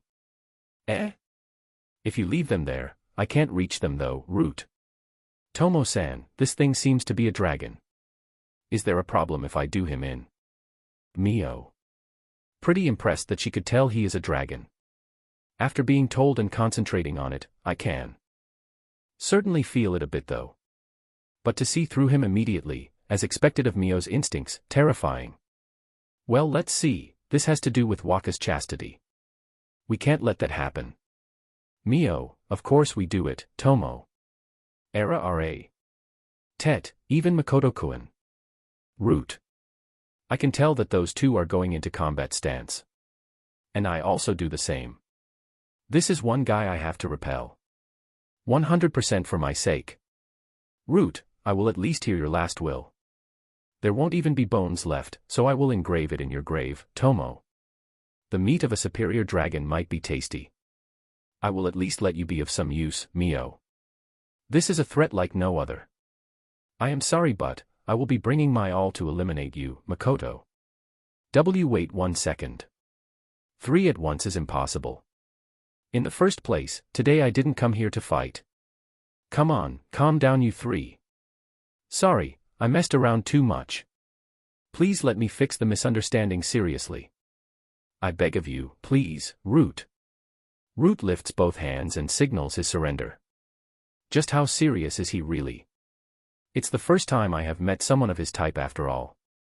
It's hard to infer his true intentions. Moreover, it is hard to believe in that serious face as well. If it's about your out-of-order inclinations, we have already heard enough of it. There's no need to explain it, Tomo. To try teaching Wakasama such a dubious preference, there's already no need to clear the misunderstanding. I don't care. Your extermination is already set, Diso, Mio. No, well, it was just a bit of skinship, you know. Just touching has filled me already, so I won't say it anymore. I want to talk regarding the topic of Adventurer Guild Master and things like that, with the other worldler Makoto-kun, Root. About the guild. Makoto. Ah, the joke about being the guild master, huh? There's no way a pervert like this is the top of an organization. It may be a lie, but there's still more. Tomo, Mio, and I have registered just in case. And Toa-san and the others are also members of that organization. If he wants to say something, I will just hear him out. That's right, about the guild, Root. Understood. If you are not going to mess around anymore, I will hear you out, Makoto. Wakasama, Mio. Mio, I don't mind if it's already cold, so bring the tea. Let's hear what you have to say, Makoto. We once again sit in the reception 3-1. Root also maintained his serious face and began talking about the Adventurer Guild. Chapter 105, thus, the Adventurer Guild was born. Announcement. First POV chapter is out, guys. Check it out. http://torytranslations.animeholics.org/human-the-truth-and-encounter-rhino-n/. I will be leaving the links on the TOC, according to the chapters. Lots of thanks to the translator, Laughing Face. By the way, this chapter was complicated and had a lot of terms I didn't know, that's why it took me longer. Coupled with exams, which will soon finish, I got a headache. By next week I will be returning to normal schedule. First of all, I am the true Adventurer Guild Master. Or more like, I was the one who founded it. 1,000 years ago, that is, Root. What, Tomo? Root reveals the founding of the Adventurer Guild with a serious look. Tomo and I show our surprise in our voice, but Mio seems to not be that interested. She doesn't show much reaction at all. I was taught the concept by an otherworldler just like Makoto-kun, you see. Well, I had some plans of my own in it too, but I proposed the idea to the goddess and became the one in charge. She thought of the guild as a system that would make humans stronger, a really simple way of thinking. She didn't reject the idea, Root. Plans of his own. Those are words that interest me. Also, otherworldler. As expected, the heroes and I are not the first victims of that goddess. If he says 1,000 years ago, does that mean when? Japan was in the Heian era. Could it be in the era of Fujiwara Michinaga? Something bothers me. What could it be? In those days, I thought of the structure of the guild diligently. And the otherworldler that taught me the general concept, well, he was my first husband. I heard a lot of stories from him, and while having fun, we structured the system. Right, if we were to compare my mental state at that time, it would be like the one Tomo is in currently. Anyways, learning about his concept, studying, and reproducing it, was so fun, Root. Yeah, I agree. The case comes from a third party, so I can strangely understand him. In short, just like how Tomo was hooked into period drama, Root was hooked into creating the Adventurer Guild. And so his world widened, and in a sense, created a dangerous organization that's not affected by the influence of the country. When there's the goddess and a superior dragon backing it up, the humans against it must have been minimal. After all, it's a goddess. The otherworldler who became my husband, in those days was a swordsman that was sung as a hero in Elysian. And I was his wife and companion. I was also able to get the goddess cooperation, so after creating the system, it permeated in the human society incredibly fast. After that, by changing my appearance, I was able to become the guild master successively for several generations, Root. The founder, and the current master, huh? That's quite impressive. The first generation master wasn't Root's husband. Makoto. Even though his husband sounds like he should be the one holding the leadership there. He didn't want to become the master. Instead of those things, he was more into women and alcohol. After achieving the name of hero, he didn't do anything resembling work. Well, being a hero itself has meaning as an idol, so in a society where the warring time passed, it is probably more convenient for him to not be doing anything, Root. In peaceful times, there's no need for heroes is what he is trying to say, maybe. Certainly, even in the history that I learned in my world, there's not much written of the heroes after their achievements in war. There should be information if you search for it, but there's some of those heroes that just pass it leisurely.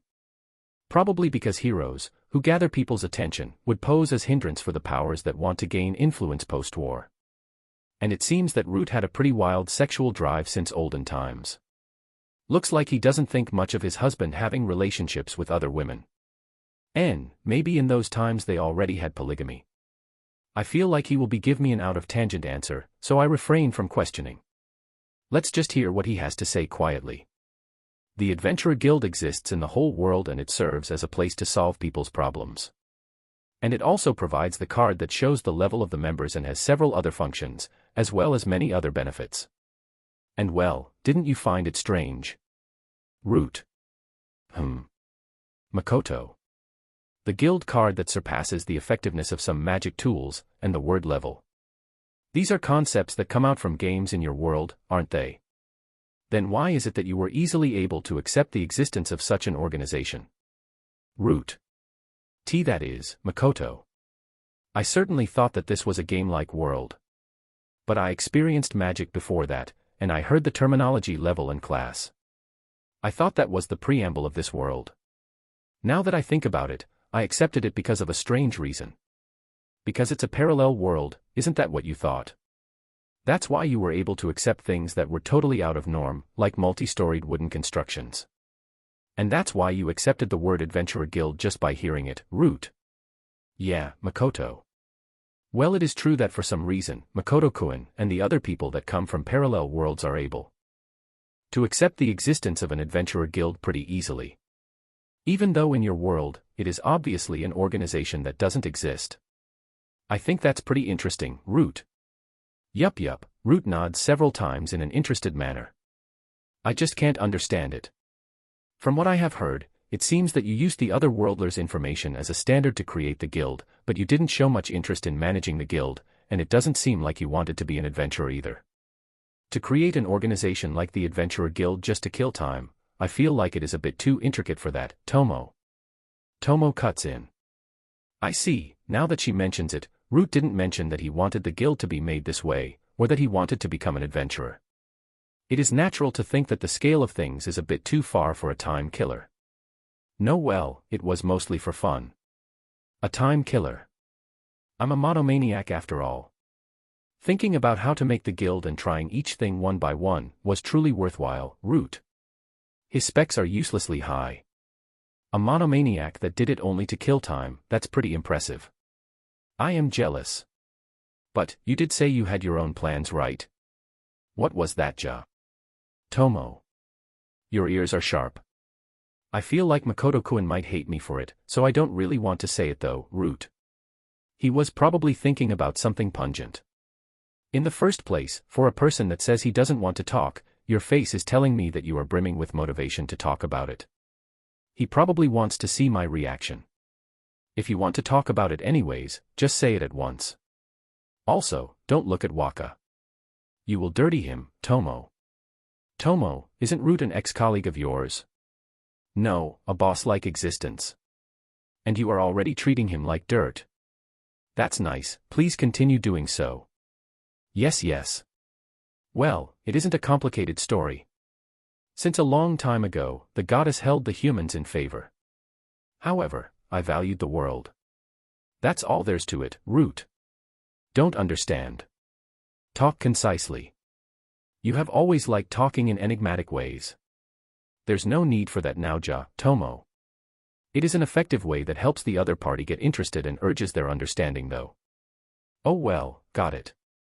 Meaning, the goddess' favor was so excessive that the humans would increase in numbers and grow prouder, and it was easy to predict that this would in time destroy the balance of the world. And that's why, to restrain this was one of the things I did. I said this before, but more than half of the reason was because of my hobby, Root. A restrain for the increase of humans. But the guild urges the growth of humans, right? Isn't it actually fostering it then? Tomo. That's what's called looking at the tree but missing the forest. Listen, you receive a card when you register at the guild. This card shows you your own level and rank, but it is essentially only a numerical value to denote your current situation. When you are indicated with a rank and numerical value, humans tend to aim for higher heights. As expected of people that have been based of humans, they are a race with strong greed, Root. Well, sorry for having strong greed. If your level increases, you will get stronger.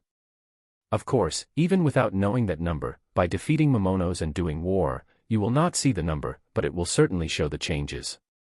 But just by making it a simple to understand number, their enthusiasm increases. And so I, for the sake of speeding up that enthusiasm, intervened in this world system. Well, I only made it so that the power absorption they gain from others is increased though. In words that Makoto-kun would understand better, it is like increasing the experience gain, Root. Seeing the numbers will make them more enthusiastic. I think that's true. I can't deny it. There are times when people don't continue to put in work because it is hard to see the improvement and that affects their spirit. But what Root did is like cheering for their growth. So where in that does it show any restraint effect? I see, so that's how it is. What a devious thing to do, Tomo. But it seems that Tomo understood what Root was trying to say. Is it the difference between humans and dragons, maybe? In that case, there would be humans that get adhered to their level and rank.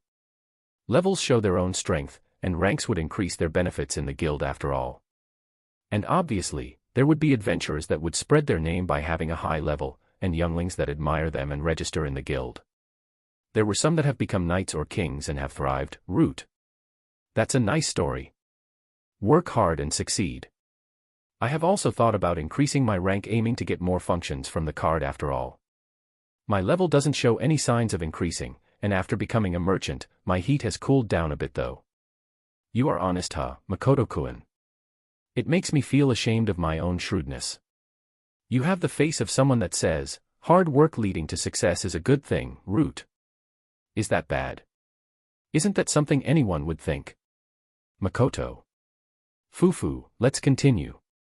Having their enthusiasm for achievements overflowing, wishing for promotion, a stage where money is not completely necessary and you just need physical strength and magical power to begin, the amount of adventurers aiming for that dreamlike situation increased. Become stronger, famous, richer. If there were no adventurer guild, kindly speaking, those kind of people would work as freelancers or become ruffians. Badly speaking, spare troops for rebels. They originally don't have much capital, so their existence was at the end of the ropes. That's why they interpreted the guild way too favorably, Root. But by enclosing a portion of the ruffians in the guild as adventurers, the ruffians that persevere in their bad doings won't be able to act as easily. That means it would be serving as a way to better public order, isn't it? Makoto. That's something good. I can't see the conclusion of this. Theirs was probably that kind effect as well. There's nobles in the guild too after all. But what's important is that the humans that only look at the future automatically thin out, Root. Thin out? What does he mean? It sounds pretty dangerous though. Excess will destroy one's body. Ruffians, freelancers, dreaming younglings as well. Aiming for success, they become strong, and somewhere along the way, they miss their footing at a step. Levels, ranks, rewards, there are truly a lot of adventurers that have lost their lives in the requests of the guild. Even after 1,000 years, there's not much of a difference. In those, there were some that had good luck or were uncommonly wise and were able to rise. Those are the successful ones. Their existence works as advertisement and calls more people in. For successful ones to be more than the failures is impossible in current society, so there's uncountable amount of corpses beneath the successful ones. Nicely speaking, the ruins of dreams, Root. Well, there are people who have excessive spirit and fail, but after some time people learn to balance that out. So is there really an effect like thinning them out? 'Cause well, the country is currently filled with humans, isn't it? Makoto. And, the number of adventurers in that equation is extremely low. There are many times when just one mistake leads to death. Taking into account the demons that have held hostility since beginning of times, there are now also demi-humans who are showing opposition. It's proof that the thinning out is showing its effect. After all, no matter how you put it, numbers are power. If there were no adventurer guild, the current world would probably be more peaceful. In exchange of everything else disappearing except the humans and the subordinated demi-humans though, Root. But to say that everyone goes mad with greed. Even they should know when to pull back, Makoto. The ones that are able to act in that way are the successful ones, Makoto-kun. Even if they are unable to become kings. Using the guild system in an efficient way and obtaining a reasonable income, that is already a good enough success. You are free to believe me or not, but misjudging by a little step is how humans are. In fact, there are many people registering as adventurers every day, and yet, the amount of adventurers in itself hasn't increased that much. If we take into account the time when the goddess disappeared, it actually decreased. People that keep dreaming about the wasteland, labyrinths, and quick cash, die in amusing ways, Root. No way. To think that the adventurer guild that serves as support for the adventurers is actually a system that fans them in order to thin them out. I don't want you to misunderstand. If everyone was as you said, knowing their own limits and modestly growing for the sake of their future, the guild would have contributed in that, and in a different sense, it might have served as a catalyst for a peaceful world. But in reality it didn't happen that way. Moreover, not only humans, but also other races began joining as well. There were several things I didn't expect. Frankly speaking, the Adventurer Guild is an organization that supports the greed of people, for good or for bad. Fortunately, the problems of the human society don't disappear and the requests never run out. The people that don't become adventurers and decide on going for a different path, when they see that there's danger in the objective they are trying to accomplish, there are times when they buy the result with money. And the Adventurer Guild accepts those requests. It is truly well made, right? That they are thinning out just as planned was because the adventurers mistook the way of using the guild, Root. It may be a bit different, but maybe it is because power is just power, it depends on the person itself to know how to use it. As a result, for the long time of 1,000 years, adventurers were caught in the trap of root and were drawn in just to burn. I see. Interfering with the system of the world. Using the increase of adventurers as a whole to make a simple and irregular pact with the world, huh? In short, the increase of growth begins to work after a while of becoming an adventurer, Tomo. Tomo, your head has gotten better. That's right. I am versed in pacts after all. I tampered with it a bit. By the time they get used to it, their growth will probably accelerate as well. It also makes it easier for them to die, so that makes it even more amusing, root. In short, increasing levels makes your base power rise, right? Ability and experience, as well as talent, are not values that are taken into account in levels, is what you are trying to say. TCH, it feels vexing that I am losing to Mio, but if that's the truth of it, there's no real need to go through the trouble of raising it, huh, Tomo? Well, that's how it is. It varies depending on the race as well, so it doesn't mean you can't beat them. It is only like a reward for the strong ones by the world after all. No matter if you are a saint or a villain, as long you are able to kill someone of your same capacity, you will be able to obtain strength equal to that. It is like the complete opposite of the goddess blessing, so it is better to not believe in it blindly. There's no merit in despairing with the words talent and instinct, so I introduced the levels and even brought in the job system, as well as the function limit of the card depending on rank. I really worked hard, you know. Well, right now there's no one that has reached the highest level though. And so they are still dancing in my palms. By the way, the peak level is 65,535. My husband made a fervent speech about it being a man's romance or something like that, so I decided to put it that way, root. Leaving aside if I actually believe everything, I have understood most of what root is trying to do and say. Right now Tomo seems to be using special terminologies and words of unknown meaning as she does arguments with him, but regarding that, I practically don't understand anything. If you are an adventurer that has self-control, that place will support you normally. If you go there filled with greed, as long as you don't have incredible luck or talent, it will be a trip straight to your grave. Or so it seems. Now that I think about it, the wasteland was exactly that kind of place. Just by arriving there, you are without a doubt the latter type of people though. But well, now that he points that out, it is truly that way. This world gives the feeling that the Adventurer Guild already fits in, and in truth, it has continued existing for 1,000 years. It is older than some countries. I don't think there are mediation offices or enterprises that exist in Japan since the Heian era, so I can imagine just how powerful is the Adventurer Guild. A multi-story building in a wooden construction, huh? It really is strange. For example, the Merchant Guild's information relay is being improved daily, but it doesn't reach the level of the Adventurer Guild at all. I remember I read about a merchant that saw the Adventurer Guild and thought of making a cooperating organization, and that's how the Merchant Guild was created. It certainly does feel that the Merchant Guild, which has been influenced by the country, towns, and powers, actually feels like it's an organization created by humans. The Adventurers Guild abnormal speed in information relay is enough to make me doubt if there actually existed mailing system in this world.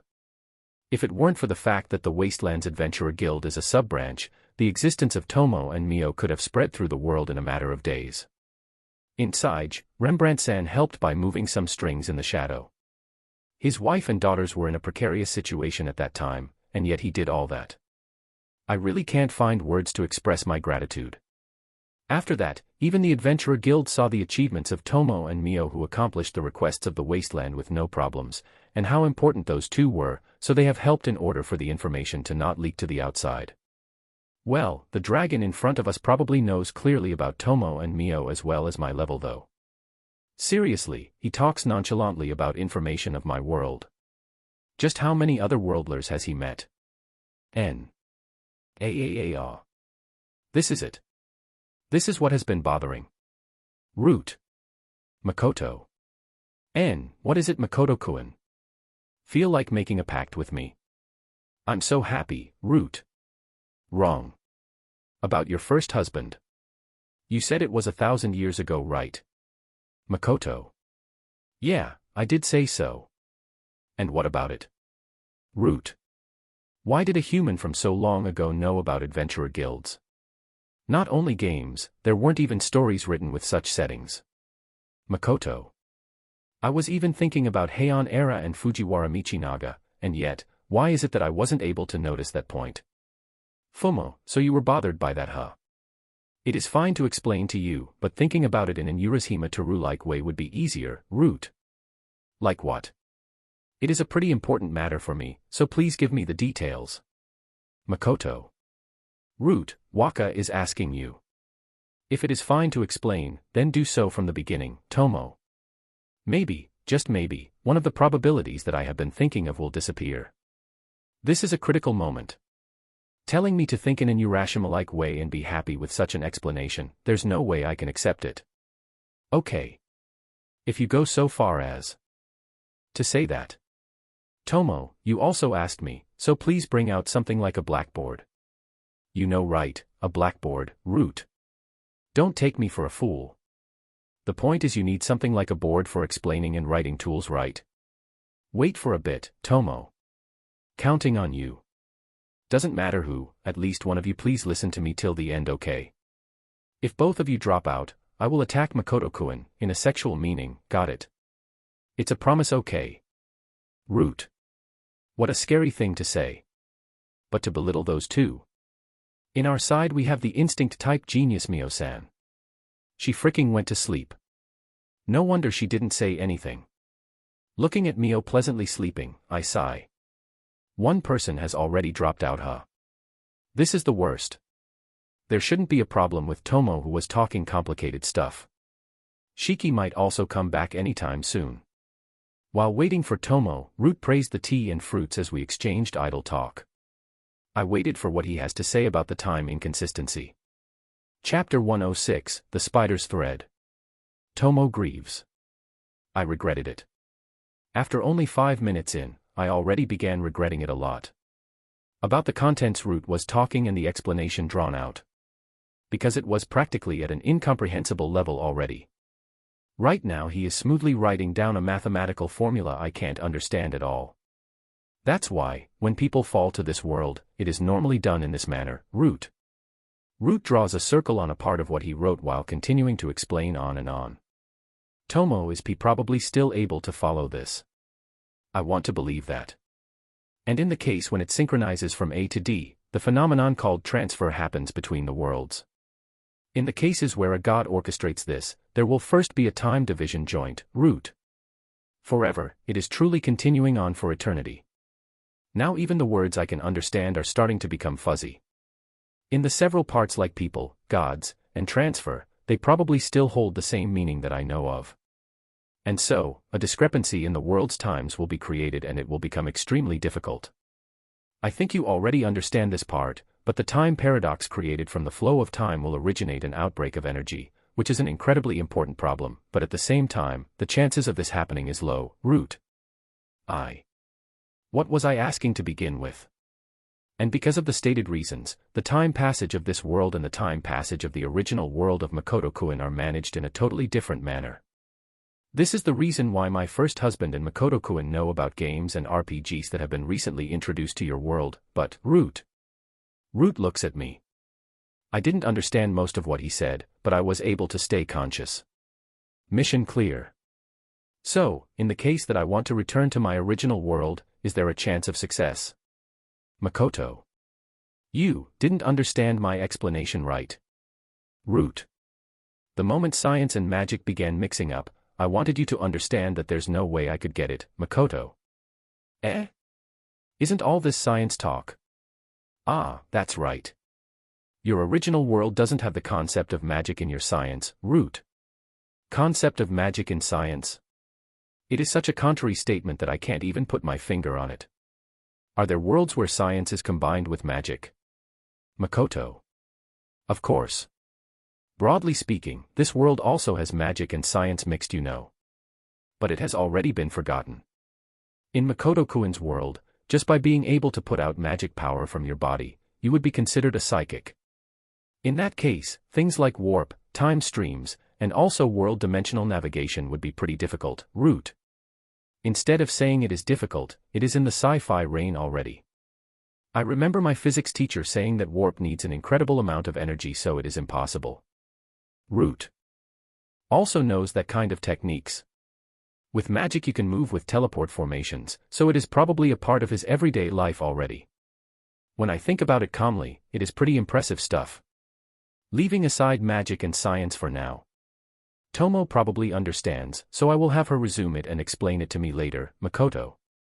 Waka, I honestly didn't understand all. Tomo. What? Then there's no way I can understand it. In the middle of it, even though he was playing around with me.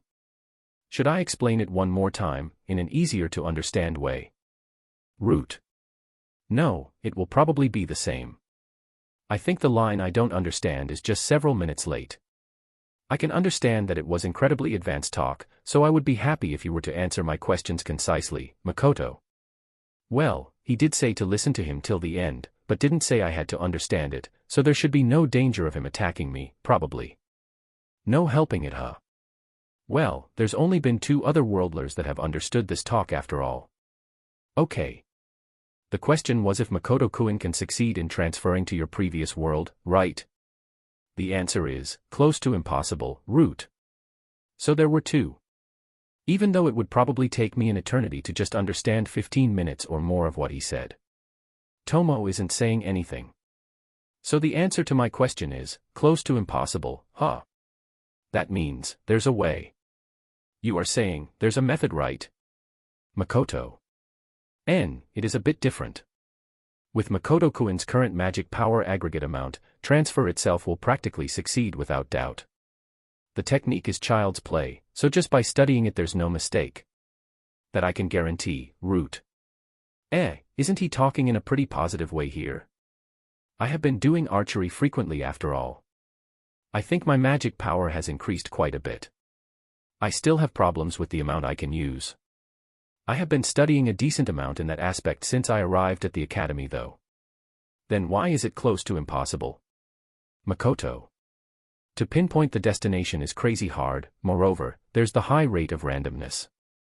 Well, if you repeat the transfer 1,000 times, you will probably be able to arrive at your original world. There's no way of knowing which time your original world will be in. The chances of returning to the Japan of your current era, optimistically thinking, is close to 1 in a billion inch, Root. Is what I have been explaining to you since a while ago though. Well, if you go about increasing the number of times you can transfer in a single day while thoroughly putting in order the conditions, I think the success rate will be higher than what I mentioned. Regarding how much time it would take to get to that point, even I don't know though, Root. The chances are not 0, but it is close to impossible. Is what he is trying to say, huh? I see. In short, it is incredibly difficult. I have understood that it is not an objective I can pursue yet in my current state, Makoto. Yeah. Wouldn't it be a good idea to look around a bit more? I will make it so you can contact me anytime you want, so call me anytime you want a talking partner. If possible, when you are alone, Root. Today I learned that you can be both a genius and a pervert. I don't think I will ever contact him when I am alone. Honestly, it would have been better to just think in an Urashima way and ask him questions on my own. This tired me like crazy. After Root's words, a curtain of silence descends. Then in less than a few minutes, Root suddenly stood up. Well then, since I have already finished my greetings, I will be excusing myself tonight, Root. Tomo sees Root out and leaves together with him from the room. Ah, that's right. If Shiki were here, it would have probably gotten through him. He is attached to the talks of world traveling after all. It will be at a later time, but let's have Tomo tell Shiki what she understood of Root's talk. I cover the sleeping Mio with a blanket and silently leave the reception room. Let's think a bit in my room. About what I want to do. Ring. That's right, I didn't ask about the thought transmission jamming. I was pretty surprised about the guild talk after all. Makoto. Did he give me the slip, or is it that I just didn't ask him? Damn it. I still have a long way to go. On the way back from the Kuzunoha company to the Adventurer Guild, Root and Tomo were walking in line. You guys are pretty interesting. It may be because it is a relationship between someone that hasn't stood in a high position before and people that have never stood below anyone though. It is quite the amusing master and servant relationship. A master that even when exchanging a ruling pact, he still thinks of them as family. A servant that acts as an elder of sorts, trying to guide her master, a servant that blindly obeys her master, and one that had to go through the trouble of putting a pile below and stand on tiptoes to barely reach the condition of ruling. Fufufu, not a single one of those have been in a slave relationship before. It is truly strange and interesting, Root. Root's mouth continues to talk. But the warmth in his voice when talking to Makoto is not there, and it is more of an indifferent tone. While saying it is amusing, there was no fun mixed in his tone. It was just like telling his results of an investigation, cold words of an observer. Tomo doesn't show any special reaction and just followed on Root's steps. What? If you want to ask something, go ahead, Root. So you noticed, Tomo. Of course. I was even thinking about talking with Makoto-kun the whole night, you know. But your gaze was so annoying that I left, didn't I? In the first place, what was that about not understanding anything? Tomo, you understood all. If that weren't the case, I wouldn't have explained till the end, Root. Right. There are a number of things that I want to ask no matter what, Tomo. Tomo's tone was heavy and hard. You said that people are liars and deceivers, and yet, you were lying to your master as well, didn't you? Well, we are both dragon acquaintances, go ahead and ask me, Root. Otherworldlers, humans that have come from the world of origin. As expected, they die in 100 years or so. Tomo. Yeah, they do. Actually, it is unusual that they live till the hundreds. They seem to get longevity from magic, but even with that, the most they can live normally is somewhere around 200 years, maybe. More than that. I don't recommend it, Root. The last words of Root had the color of anguish in it. I see. So short. Really, short, Tomo. Tomo whispers the word short several times. It looked like she was trying to permeate herself with the reality she can't accept. There's nothing we can do about that. I have met with more than 10 humans in my life and have parted with them, but there's no choice but to get used to it. Every single one of them is charming in their own way, and when I have to part with them, it is truly painful though, Root. Root's eyes look at the distance. Most likely reminiscing. Root, you are a very old acquaintance of mine, so I will endure the embarrassment and ask this, Ja. Is it hard to bear?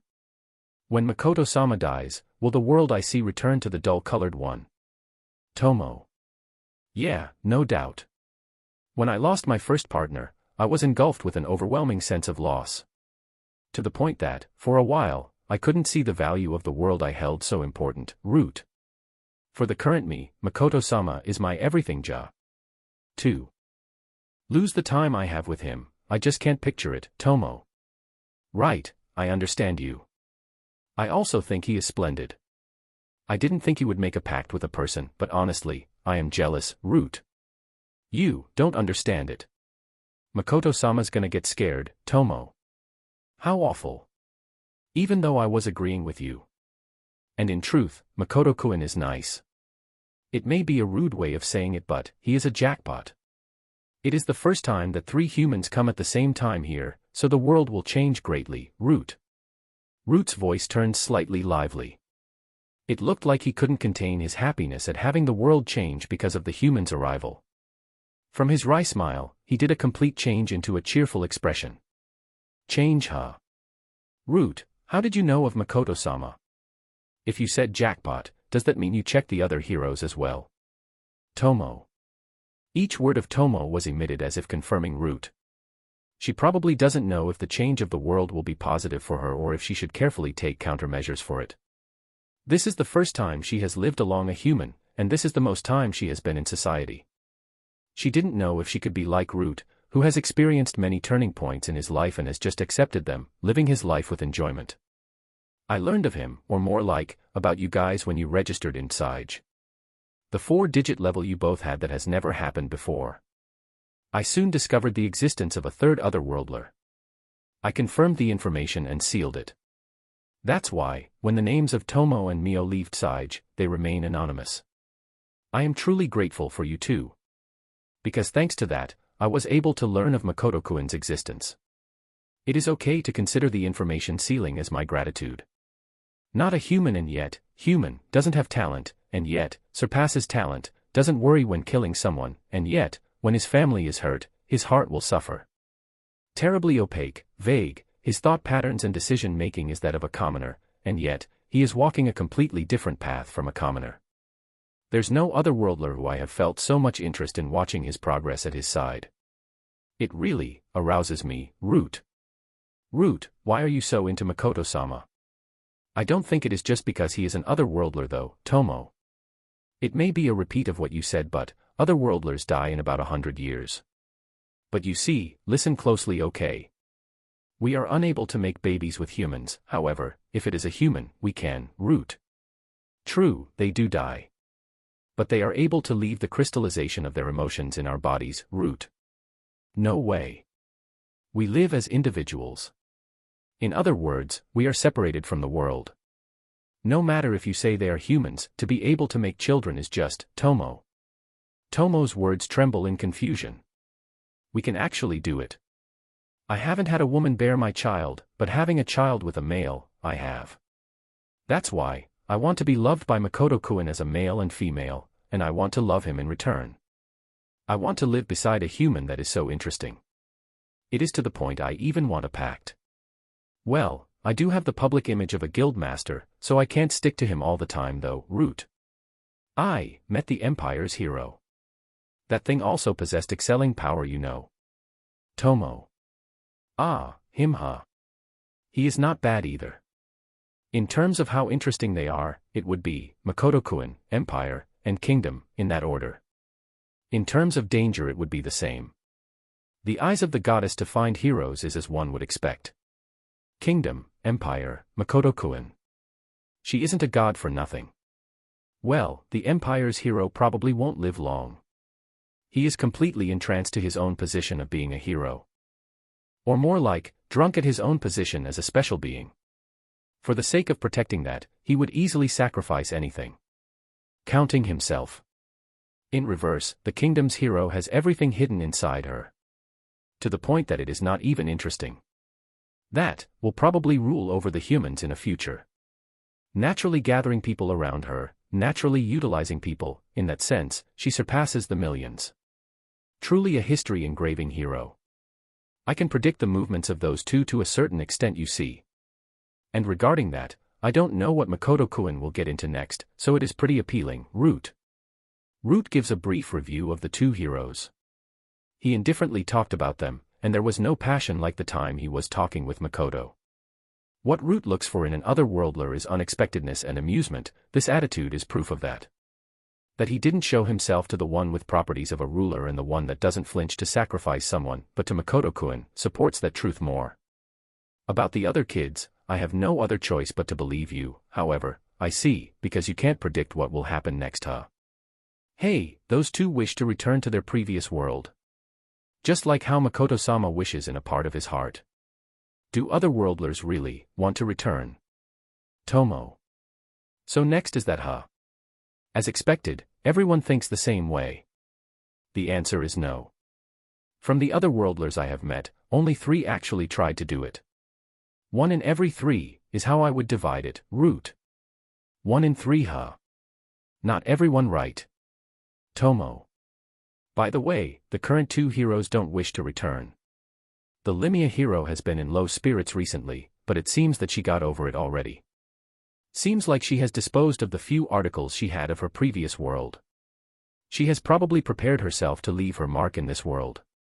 The otherworldlers that think about returning in the beginning, by the time they get more deeply connected to this side, they normally continue their lives here. It is probably the ability to adapt that humans possess by nature. From the 3 that wanted to return, I don't know if any of them was actually able to return. Just like I told Makoto-kun, in that group there were 2 that were able to understand what I said, so parting with them was regrettable, Root. What do you think Makoto-sama will do? Being told about the possibility by you, do you think he will begin moving in order to return? Tomo. If what I predict is correct, he will probably not return. Just that, I still don't much about him yet. Bluntly speaking, I don't understand him. But instead of an adventure that follows a spider's thread, I prefer the soft people like you guys, Root. I also think that way. That softness is his strength and also his weak point. But, I don't want him to lose that. It is not because I don't want to resign myself to a ruling relationship, but simply because I want Makoto-sama to remain as he is, Tomo. What, so you do understand? Then you should be a bit kinder to Makoto-kun. Always showing your back that can do all things, isn't that harsh for the current him? He has his own pace. Within the other worldlers I have seen until now, he is quite the abnormal one. Especially that mind. At this rate, he will probably bring that magic power which surpasses gods to his grave, but with just one trigger, it can flip everything, Root. Just a bit before reaching the Adventurer Guild. At that place, Root stops his feet and looks straight at Tomo. In there was hope, grief, and fear. A deep and complex light that mixed all those. Trigger. Tomo. That's right. Right now he is bound. Counting the softness that you pointed out not too long ago as well. But on top of that, he is still in his self who lived in the original world. The other two heroes have already separated the original world and their current world and have begun determining their own path. Well, it is not restricted to differentiating. With some sort of trigger, there's the chance he will understand the importance of his own power. That magic power, that strength. Depending on the trigger, he might hold the key for a third choice. A choice that differs from if he will return or not that you are worrying about, Root. Are you saying there's a possibility other than return or not returning? Tomo. Come and go. Being able to actually travel between worlds, in other words, a superhuman type of existence. The current Makoto-kun has enough magic power even for creation. And I wonder what kind of trigger will awaken it. I am looking forward to it. Just, it is better to not hurry his growth. I don't know what method you use to stimulate it, but that amount of magic power increase is abnormal. Even from my eyes. If he pushes himself at that pace, there's the chance that he might break. If that happens, I will be stepping in. Got it. The way to increase magic power capacity is information that humans would go crazy for, but I won't forgive anyone that uses him as an experimental subject, uses him in such a boring way. Well then, see you again in a near future, Root. Trigger, huh? If I can avoid a future where Waka simply returns to his world, Tomo. Tomo realizes that she has totally gotten dependent on the time together with Makoto. Strictly speaking, it wasn't only to him. It was to Makoto, Mio, Shiki, the world of Asura, and their residents. Since the time she made a pact with him, Tomo has left behind her body. It is a dependence to this comfortable time. No matter what she does, it is fun. She is able to engross herself into a single thing. Everything was as Root said. The density of every single day is totally different. Tomo didn't want to think that this present will finish in just 100 years like a festival. No, if it were a festival it would be better. If you wait, it would return again. But the time she passed with Makoto will never return. A once-in-a-lifetime happening. The more fun it gets, the more she fears of losing it. She never shows it outside, but that's Tomo's anxiety. That one-in-a-lifetime supreme bliss, if she were to make a child with Makoto, there's a chance of prolonging it. Root seemed to be wishing it, but Tomo's wish seemed to be a bit different. Root has his own way of thinking, and she decided to not think too deeply on his words. In truth, if Makoto truly desires to return and asks for Tomo's help, no matter if it is a ruling pact, she would still try to grant it for him. Her feelings of wanting to be of use for him are also her true feelings after all. Now, the Supreme Dragon Root has pointed out a new choice. That is, a way for Makoto to stay as Makoto, and while granting his wish it will also grant Tomo's wish. Trigger. That one word resounds countless times in Tomo's heart as she returns. Tomo-san. In the late-night street, in the street where not a single resident can be seen, Tomo reacts to that voice that came from herself and stops her feet. Did you see off that pervert Disono? Yeah, that's right, Ja. Mio, what's with that appearance? Having a blanket wrapped around you. Don't tell me you really walked all the way here looking like that, Tomo. Yeah. Something wrong with that. Mio. Even if it's night, I can't say I admire that. We won't be staying in this town long so I don't care, but there will be strange rumors flowing about Waka you know. Tomo. It is fine to just promptly make the people that have seen it to forget Diso Mio. For a bit, Mio considered the words of Tomo about troubling Makoto, but in the end, she decided. to stay wrapped and somehow deal with the witnesses. In the depressed face of Tomo, a small smile returns. What a troubling fellow you are, no, Fufu, Tomo. The same goes for Yudisu wa Mio. N. Tomo. Tomo-san, even if it is you, if you lose your mind and try to do something to Wakasama, Mio. From the two footsteps, one stops. The feet of Mio that have been following Tomo from a few ways back, have stopped. There's no way that will happen. But maybe, if I truly were to lose my mind, please smack me and try to return me to my senses. I don't mind if you are rough, Tomo. I will not hold back, Mio. Got it. Hey, Mio, thanks, Tomo. Without turning back, words of gratitude come out from her mouth. And then, an answer of silence. But the will of the two probably transmitted in some sort of way. Until Tomo and Mio returned, there were no more words exchanged between the two. Chapter 107, Before Summer Vacation. Demon General Rona. Secret information and magic expert. There was no error in that reputation. Lime, Akua, Eris, Shiki, and Rona. These 5 people swiftly investigated the academies inside and outside.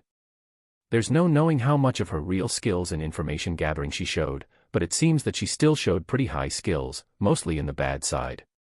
Except for Shiki, everyone else didn't hold any animosity towards their first meeting with Rona, but at their last reports, the 3 of them were all hostile. No, it was more of disgust. I felt like I wanted to know, and at the same time didn't. Rona likes Nabe as well, so it would be better if Shiki and her were to become Nabe friends or something. The only one who treats her as a disease is Shiki. Fast doesn't mean better. I learned that I prefer a useless one over scum. This discomfort. I will cleanse it with a banana. It was as usual. She was efficient, but truly coercive. There wasn't a single good evaluation. If one banana is enough to forgive all the intense emotions they have, I will happily give it to them. Tricking, seducing, and also killing. It seems like it was literally a whatever-goes overbearing investigation. It was as if she didn't care if it would be discovered.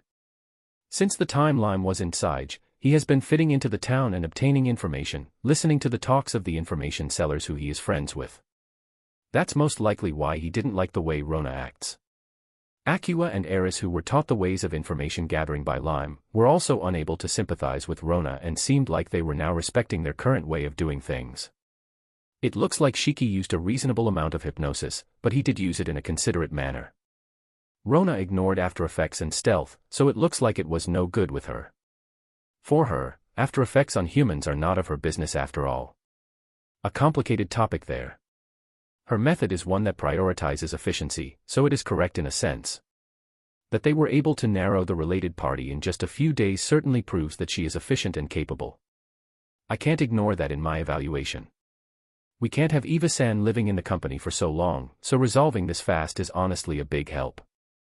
I also placed some caution in her little sister and had Shiki stick with her, but this also can't stay like that forever. However, from the related parties that were narrowed, one was arbitrarily killed. Just as the word says, so arbitrary and conspicuous. Thanks to that, the other one is also beginning to act weird. We haven't confirmed any external contact yet, but we definitely must move fast. To think that instead of a business rival, it would be a coworker sensei that I would be introducing my company's behind-the-scenes attraction, the underground torture room. Really, out of my expectations. Moreover, it is someone that I know and have related to.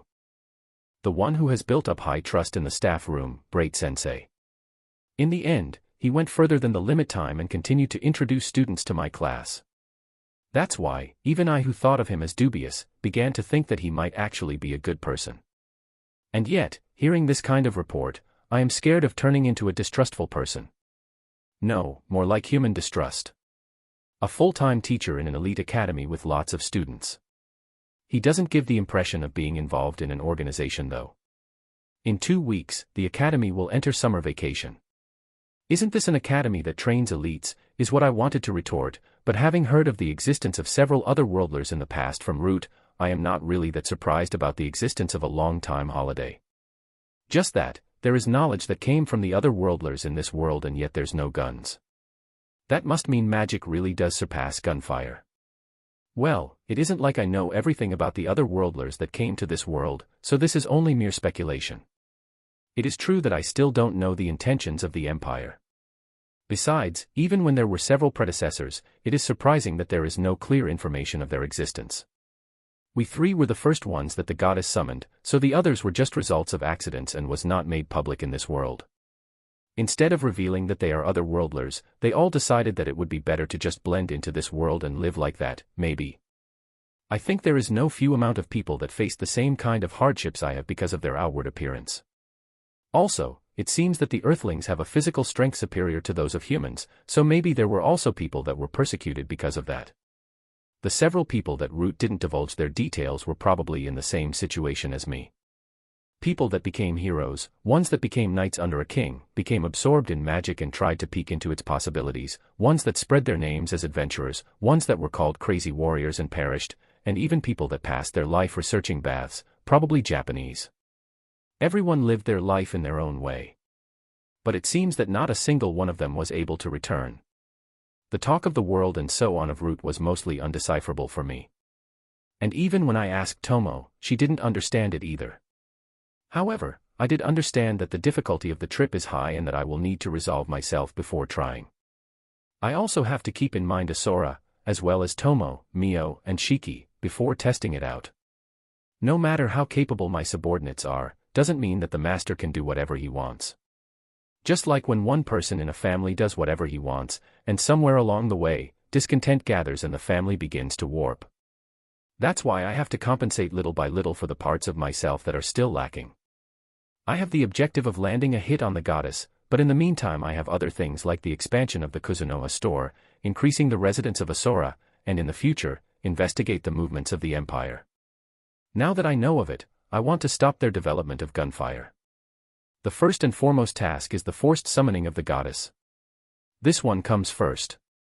It seems that Shiki is also pitching in to help on this subject, so I think this will be solved in time. Doesn't seem like I will need to directly take part in it. In the future, what's most important is to get surplus. I just can't help but feel like I am falling behind the others after all.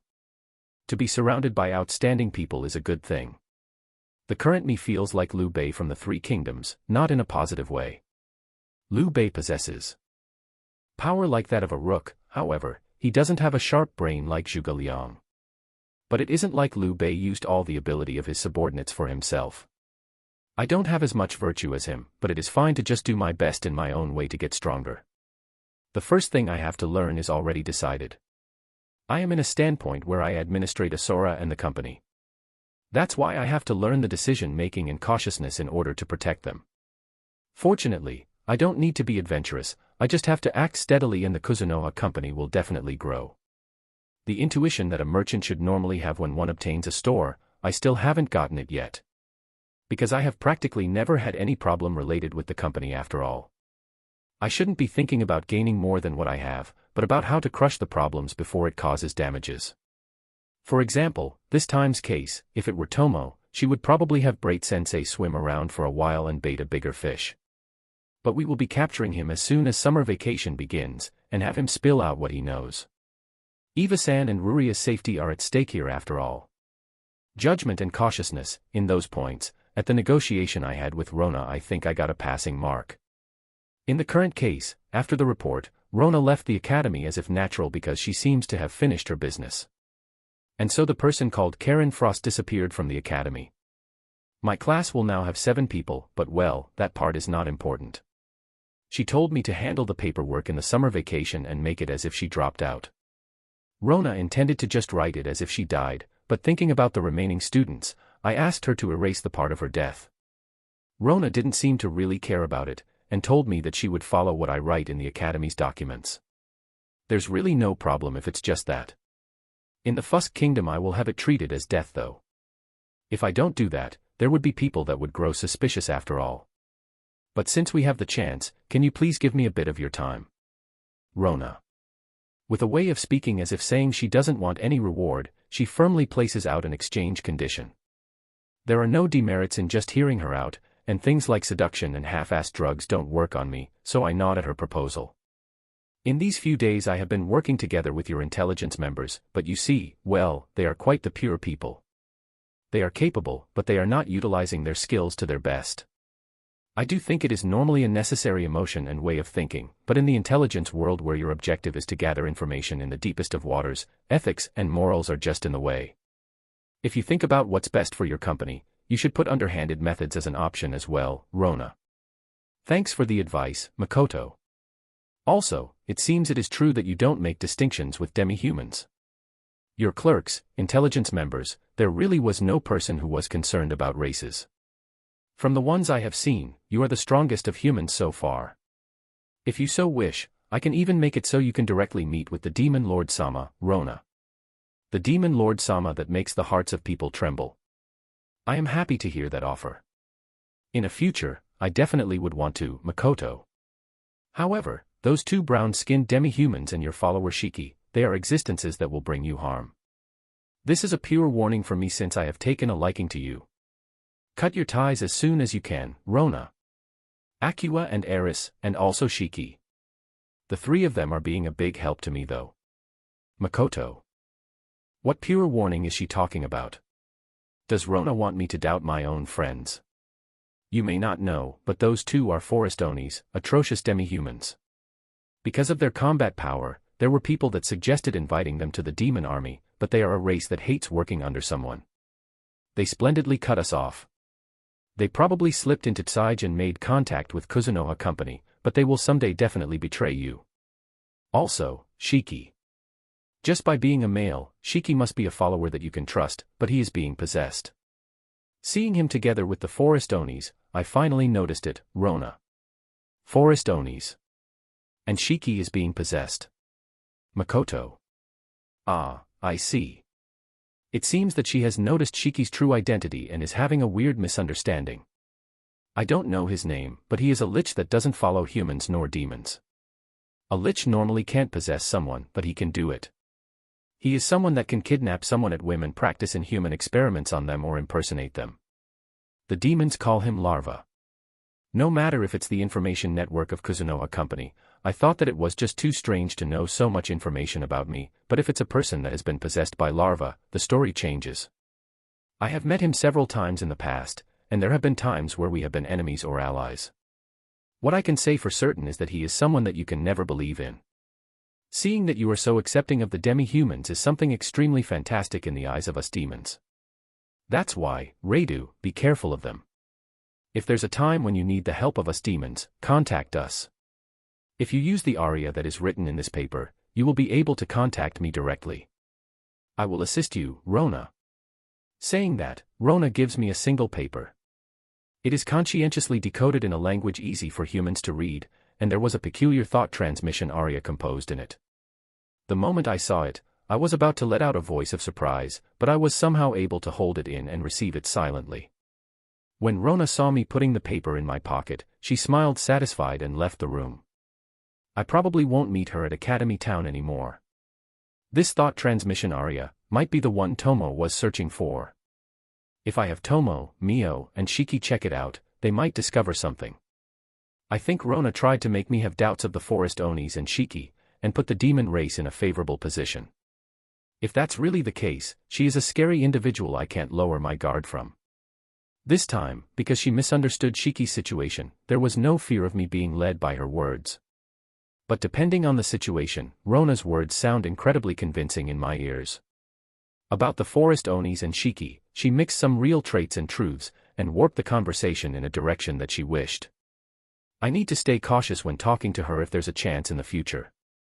In any case, my situation differs from that of full-time teachers, so I am not tied to the academy. That's why, while thinking about how to pass my summer vacation, I checked the inventory of the store. In the time soon to be summer vacation, the academy was suddenly wrapped in a merry atmosphere. There will obviously be a lot of students that return home, but the students that have no classes now will have free time. Summer vacation. What should I do? Those kind of conversations can be seen all over the place. It was the same for the modern Japan and in parallel world schools. Hanging out with friends, going on a trip, helping out the family, training their own skills. The way of passing the long-time holidays for the students is important, and it isn't that different. The nobles and merchants return to their households and participate in social gatherings. There are many occasions where they have already prepared a special event beforehand, and many return home. Of course, in this period, the nobles' dormitory and the advanced class dormitories get pretty busy. However, there were two that were walking in the halls in a really calm manner. The other students and staff members are running around, and yet they were continuing their pace onto the library. At this time there are a lot of people returning, so it is pretty hectic, huh? This year we are fine though. Papa was crying, right? Why are you not returning immediately, he said. The ones exchanging words were the Rembrandt sisters that had just returned to school. They didn't have any plans of returning to their homes in this summer vacation, and were able to take things calmly. The girls were walking while doing a pretty normal conversation, but most of the students that were walking in the corridor like them, shrank their shoulders when they saw them. Their expressions were those of a scared small animal, as if waiting for an incredibly scary thing to pass through. There's a reason why the Rembrandt sisters are beautiful and were yet feared in this way. Before returning from school, those sisters were the worst kind of students. In the required classes they attend when they wanted, and in the practical skills one, they crush anyone that they don't like. On top of that, they flung their influence as an economic power. They possessed the same skills as scholarship students, so their bad nature stood out even more. If they have their eyes on you, you wouldn't know what they would do. That's how those two were. After all, there's even rumors that said their father obtained the first-class nobles' dormitory admission by buying in gold a peerage from the Ion Kingdom, and in truth, they are in the nobles' dormitory. It can't be helped that they think common sense won't work. After their return, it was as if completely different people were naming themselves in the same way.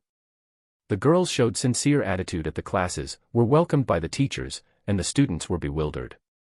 That is the current situation of the sisters.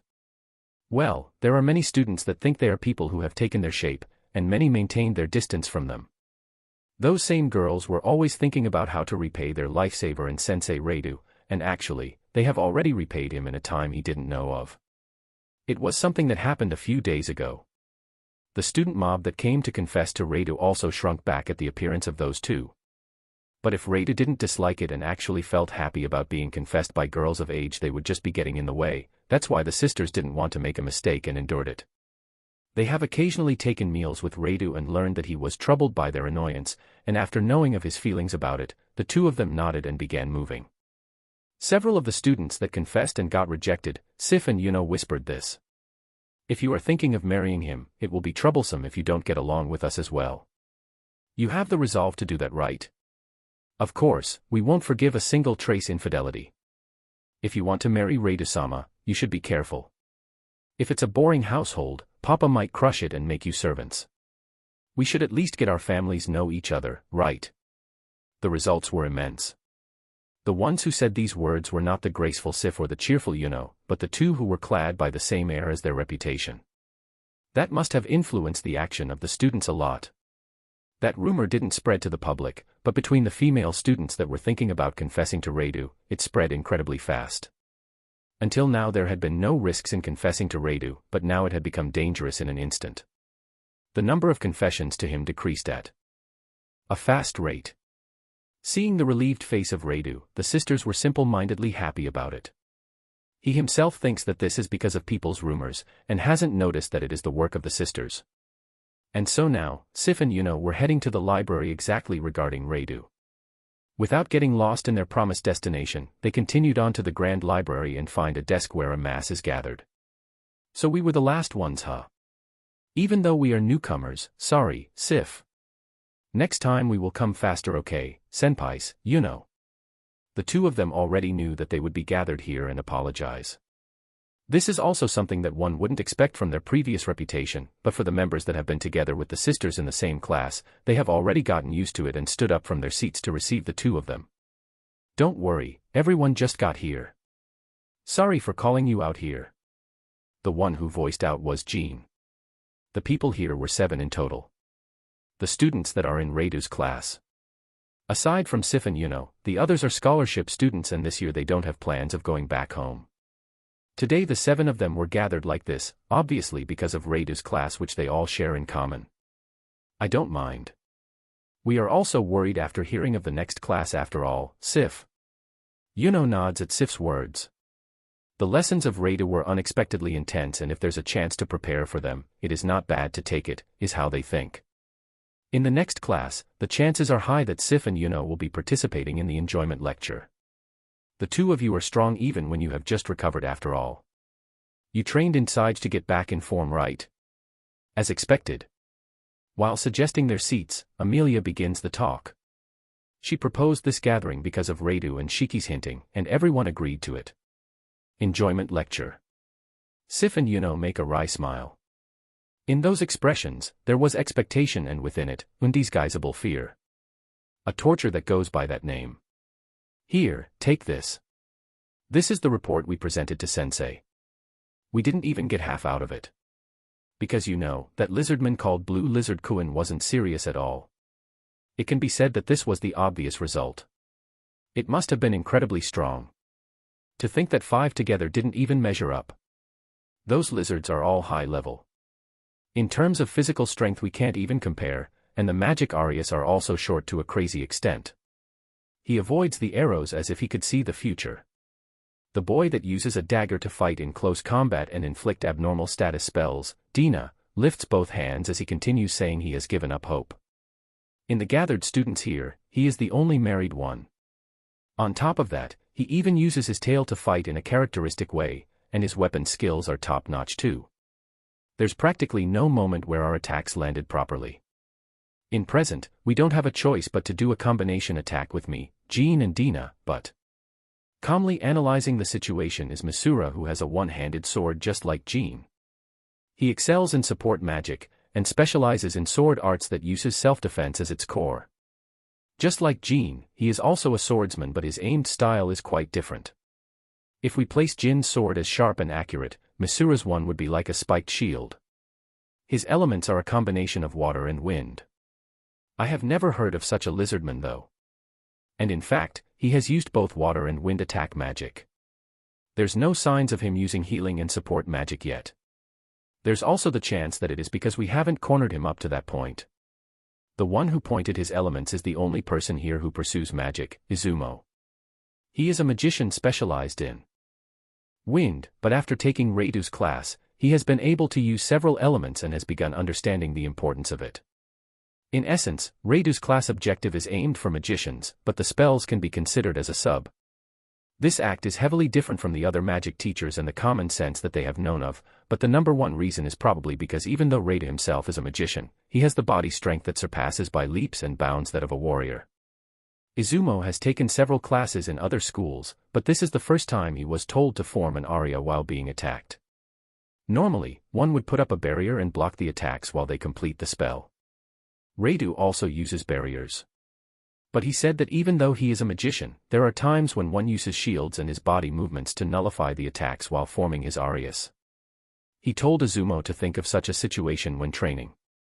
The difficulty is high, but Radu is actually able to do it. Moreover, he lowers the level to one that even Izumo can catch and shows them how to do it. Izumo had his pride hurt, and is currently desperately clinging onto the lectures. Jean, Amelia, Dina, Misura, and Izumo. The reason why they called the Rembrandt sisters was because they thought the sisters would also have to participate in the rematch against the Blue Lizard. For the sake of preparing a countermeasure, and also another objective. Water and wind. In that case, I can probably participate in the fight as firepower, Sif. In a situation where there are 3 at the front line, the bow might be best, you know. Yeah, that's what we first thought. But in that case, the rear guard would have to individually evade the attacks of the Lizard Kuin, right? That's why I thought that we should have Dina or Misura to the back and have them follow up on the magicians. The plan-making of the 7 continued earnestly. In the middle of their heated discussion, there were several teachers who stopped their feet and looked at that scene pleasantly. And while thinking, as expected of scholarship students, their motivation is on a different level, they left the library. That scenario played who knows how many times. Finally, the discussion of the 7 turned silent. Well, this much should be fine for now. Listen, at any rate, just don't let the team be wiped out. Find out patterns where we can make direct hits with both weapons and magic. We will do it as if our life depends on it, Jean. Jean wraps it up and the 6 others agree. They must have made enough countermeasures for Radu. Their faces were all satisfied. And so, it took time, but today we have another topic. Please listen well. It's about the summer vacation. Close to evening, the meeting of the 7 continued. Chapter 108, Academy's Summer Vacation. Since I have the chance, I want to thank all the donators who have supported this series. Thank you very much. Happy face. Wonder if I should put sponsored chapters. What do you guys say? I feel like I can manage them now. And receiving donations and not returning anything would feel bad for me. It has been bothering me for a while. I will definitely put out chapters faster in the next week for all the donations I have received till now. Academy Town is now in summer vacation. In this time, the students that make up most of the people in this town decrease a lot, so the business activity is curtailed as well, is what one would normally think, but that's not actually the case. It is especially noticeable in Rotsgard, which is in the center. Things like the towns in the area, sightseeing, and teachers that autonomously hold lectures in summer, actually gather students. Of course, the students that attend the schools of the towns in the area most can't compare to the students here. The teachers take that into consideration and put up their lectures with that thinking in mind. By the way, the only ones doing this kind of lectures are part-time teachers. For them this is a good chance to make pocket money. Maybe the full-time teachers have work in summer vacation as well, or maybe they glorify the long break, they don't do lectures at summer vacation. There really is not a single one. It has probably become a custom of sorts. Even if the extracurricular classes are cheaper than the regular ones, to come to school in summer vacation, that's pretty impressive. I, aside from club activities, didn't attend to any of those. That most likely means there's a good amount of people that wish to decrease the distance between others, to reach them. From our perspective, this is a happy moment as it increases the customers. And it seems the Rembrandt sisters didn't return home. Just before entering summer vacation, there was an unreasonable letter from Rembrandt-san asking to bring his daughters to Tsige. And for some reason, there was a letter from his wife in the same day as well, telling us to ignore the letter of her husband. She revoked his request immediately. A slight space of silence after. Ah, it's summer, huh? It's indeed summer. Shiki and I were in the Academy's library investigating. At morning we read books here, check the situation of the store in the afternoon, and from evening to night I hear the reports of Asura and do training. There was a time where I temporarily felt disgust at my useless self, but it was also the time where I decided to move forward in my own way. I think this is most likely because I have been influenced by Jean, Amelia, and the other students' frantic attitude. They and I are different existences, but seeing people trying their hardest to move forward even if a bit, it also encourages me to do my best as well. Ah, now that I think about it, at the previous class, Jean seemed like he wanted to say something. Do you know anything about that Shiki? Makoto? No. He looked pretty cornered, so he probably didn't have the leeway of saying it out loud. I certainly did feel as if he was perplexed. Shiki. At the last lecture before summer vacation, I had them do a mock battle as an enjoyment lecture in the latter half, but for some reason the 7 of them were looking at me as if trembling in fear, and after, they fell on their knees. Sif and also, try to confirm all that you have learned until now in real combat. Saying that, I incorporated the sisters in the enjoyment lecture that has been done by the 5 until now. Maybe they were already expecting this, the students made a formation smoothly. That's why I didn't say anything and nod. I summoned Blue Lizard Kuin, a mist lizard. Since there were more people now, I called for 2. Let me introduce you. Blue Lizard Kuin Zwei. Not presenting themselves and beginning battle would be unrefined, so even though it was a short, I introduced Zwei Kuin. However, it was at that instant, everyone stiffened. It seems that there were even some that were shaking. They have already bettered their foundations and their battle tactics have widened a good amount, and yet they expected to fight 7 against 1. How human-like thinking. They thought they would be fighting only 1 as usual, so Jean was the first one to shout out. There's more. Why are you stating the obvious? 7 against 1 wouldn't be training at all. But well, you certainly do have a point there. You couldn't even defeat 1, right? Fumo, I will give you the option of going all 7 against 2 or divide in 4 versus 1 and 3 versus 1. What's the point of even doing that? The students' eyes were clearly saying that. What's the point? These guys are pros at group fights, you know. 7 against 2 is obviously going to be more difficult. Well, it would be good for them to learn how to coordinate, so it wouldn't be a bad idea. Reito-sensei. This is only for reference, but this new one is as strong. Of course.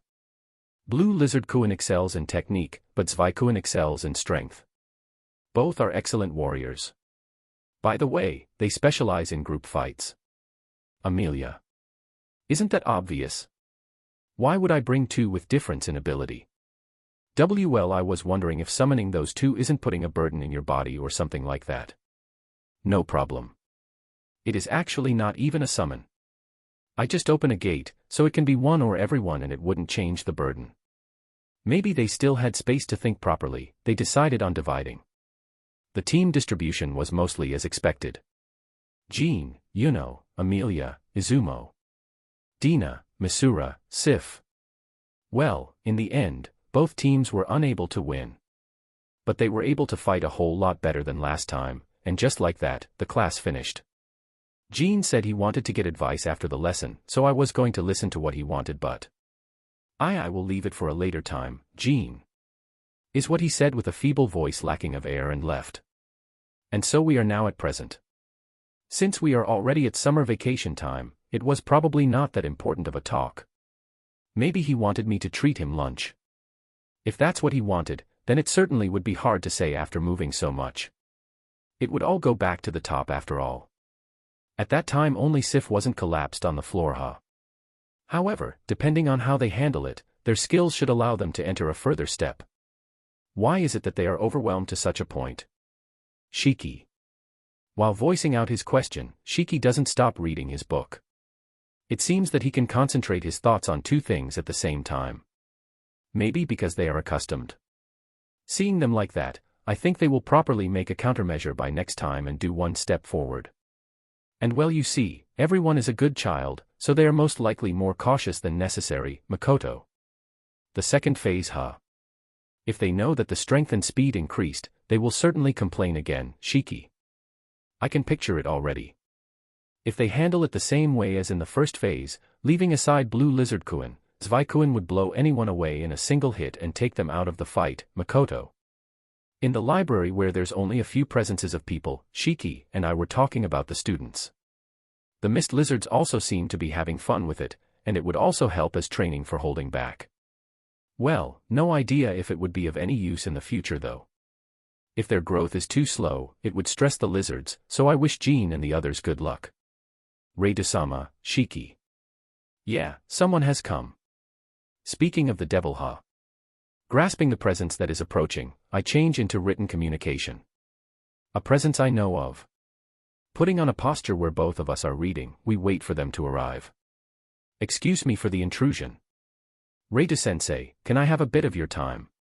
Jean, What do you need? The ones who approached were the students that Shiki and I were talking about. As expected, they were still at the academy, and I see Sif and Yuno here too. Rembrandt-san must be crying. Even if I take into account his wife's letter, I certainly understand that he wants them to at least return home once. I have something I want to consult you about, Jean. Hearing Jean talking in a courteous manner, I had an uncomfortable feeling. At the same time, I am surprised that he is able to speak this way. Actually, about this summer vacation, I don't mind if it is in times where sensei is able to. Can you please train us? Jean. In the middle of summer vacation. Yes. I heard that you are not doing extracurricular lessons. Of course, we will properly pay for the number of times we receive lessons, so. Please, Jean. Even though it is a long period holiday, they surely are motivated. I was thinking about using this vacation to concentrate mostly on work and training though. Moreover, they came and said they would properly pay for the lessons. Impressive. If there were high school students who pay with their own money for summer lessons, it would be pretty out of norms in modern times. Is this a consensus from everyone? Is there someone who wants to return home? Especially Sif and Yuno. You should have received a notice from your household to return. Also, I find it hard to tell Rembrandt-san that I am teaching lessons to the two of them so I can't have them return. I can't tell him. My dad also threw a tantrum saying that he wouldn't let my sisters live alone, even though he is an adult. I think that the affection a dad shows towards his daughters is just on a whole new dimension. In our household we have the stupidly doting father at full throttle and my mother always had to intervene, so maybe in Rembrandt-san's place is mostly the same. From our side as well, please. For the sake of the future, I don't think we are currently strong enough to get a pass in Sige. There should be no problems in not returning for only half a year, Sif. No, even if your strength doesn't get a passing mark, the Rembrandt household is a merchant one, so as long as there's economic power, that should still give you a pass. And Yuno is nodding. Ugh. How resolved. If I don't make them return for at least a short term, I feel like Rembrandt-san will send me a cursing letter again. He is lending me a place to work, so I really want to have an amiable relationship. I feel like I shouldn't take this offer. Shiki, how is it? Our schedule is already filled, right? No. If it's once a week, we might be able to do it, Shiki. I was trying to use you as a follow-up to refuse them, you know. Now the 7 of them are looking at me with eyes filled with expectation. To deal with the students once a week is just. Understood. Only 1 a week, got it. Also, Sif and Yuno will return home at the latter half. This is a definite condition, okay? Iwani-chan and I are the only ones who will be absent. Yuno. Reito-sensei. Please treat us just like the other students. Sif. No. Your father has asked me. You just recovered, so go home and relieve your parents. I could see that 2 had eyes filled with resentment, but most of the students were thankful. Ah. Well, it should be fine to just do foundation training and summon Lizard Kuan. At the appointed day, I leave it to Shiki and I once again return to the books. I have to take advantage of this vacation to the fullest.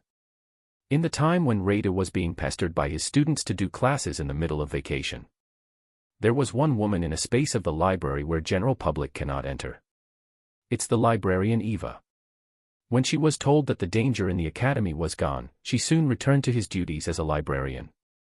Even if it's a long-period holiday, the scholars and researchers, and also the teachers that use the library still don't die out. Since she was absent for a while and there was someone filling her place, Eva-san had to take the place of the librarian while she is in vacation. That's why in this summer vacation she practically doesn't have a vacation at all, but since she feels slightly fulfilled when doing work and she still had something she had to do no matter what in this summer vacation, she didn't feel dissatisfied. Eva was right now searching for a certain article. That is something she wanted Reito to read. Eva was a noble in the past, and yet she excels in her duties as a librarian. Since the time she marked Reito, she has been remembering all the books he has been reading and tracing the tendencies of them. She predicts the things he wants to know, the things he must want to know. The books Reito read were pretty diverse in range, but Eva was still able to make out a number of tendencies. Truly an exemplar librarian. I don't need this kind of research instruction. And I don't need anything prior to that either. Researches and essays that are deemed important are normally gathered in an area of the library. Of course, there were essays that were composed at the academy in the past and most of them weren't publicized, and there were research contents that were the same, so they are gathered and the numbers are massive. And in truth, even the specialist Eva is having troubles finding the article she is looking for. She is in a state where she is looking for it covered in dust. There's no doubt it wasn't a well-known article.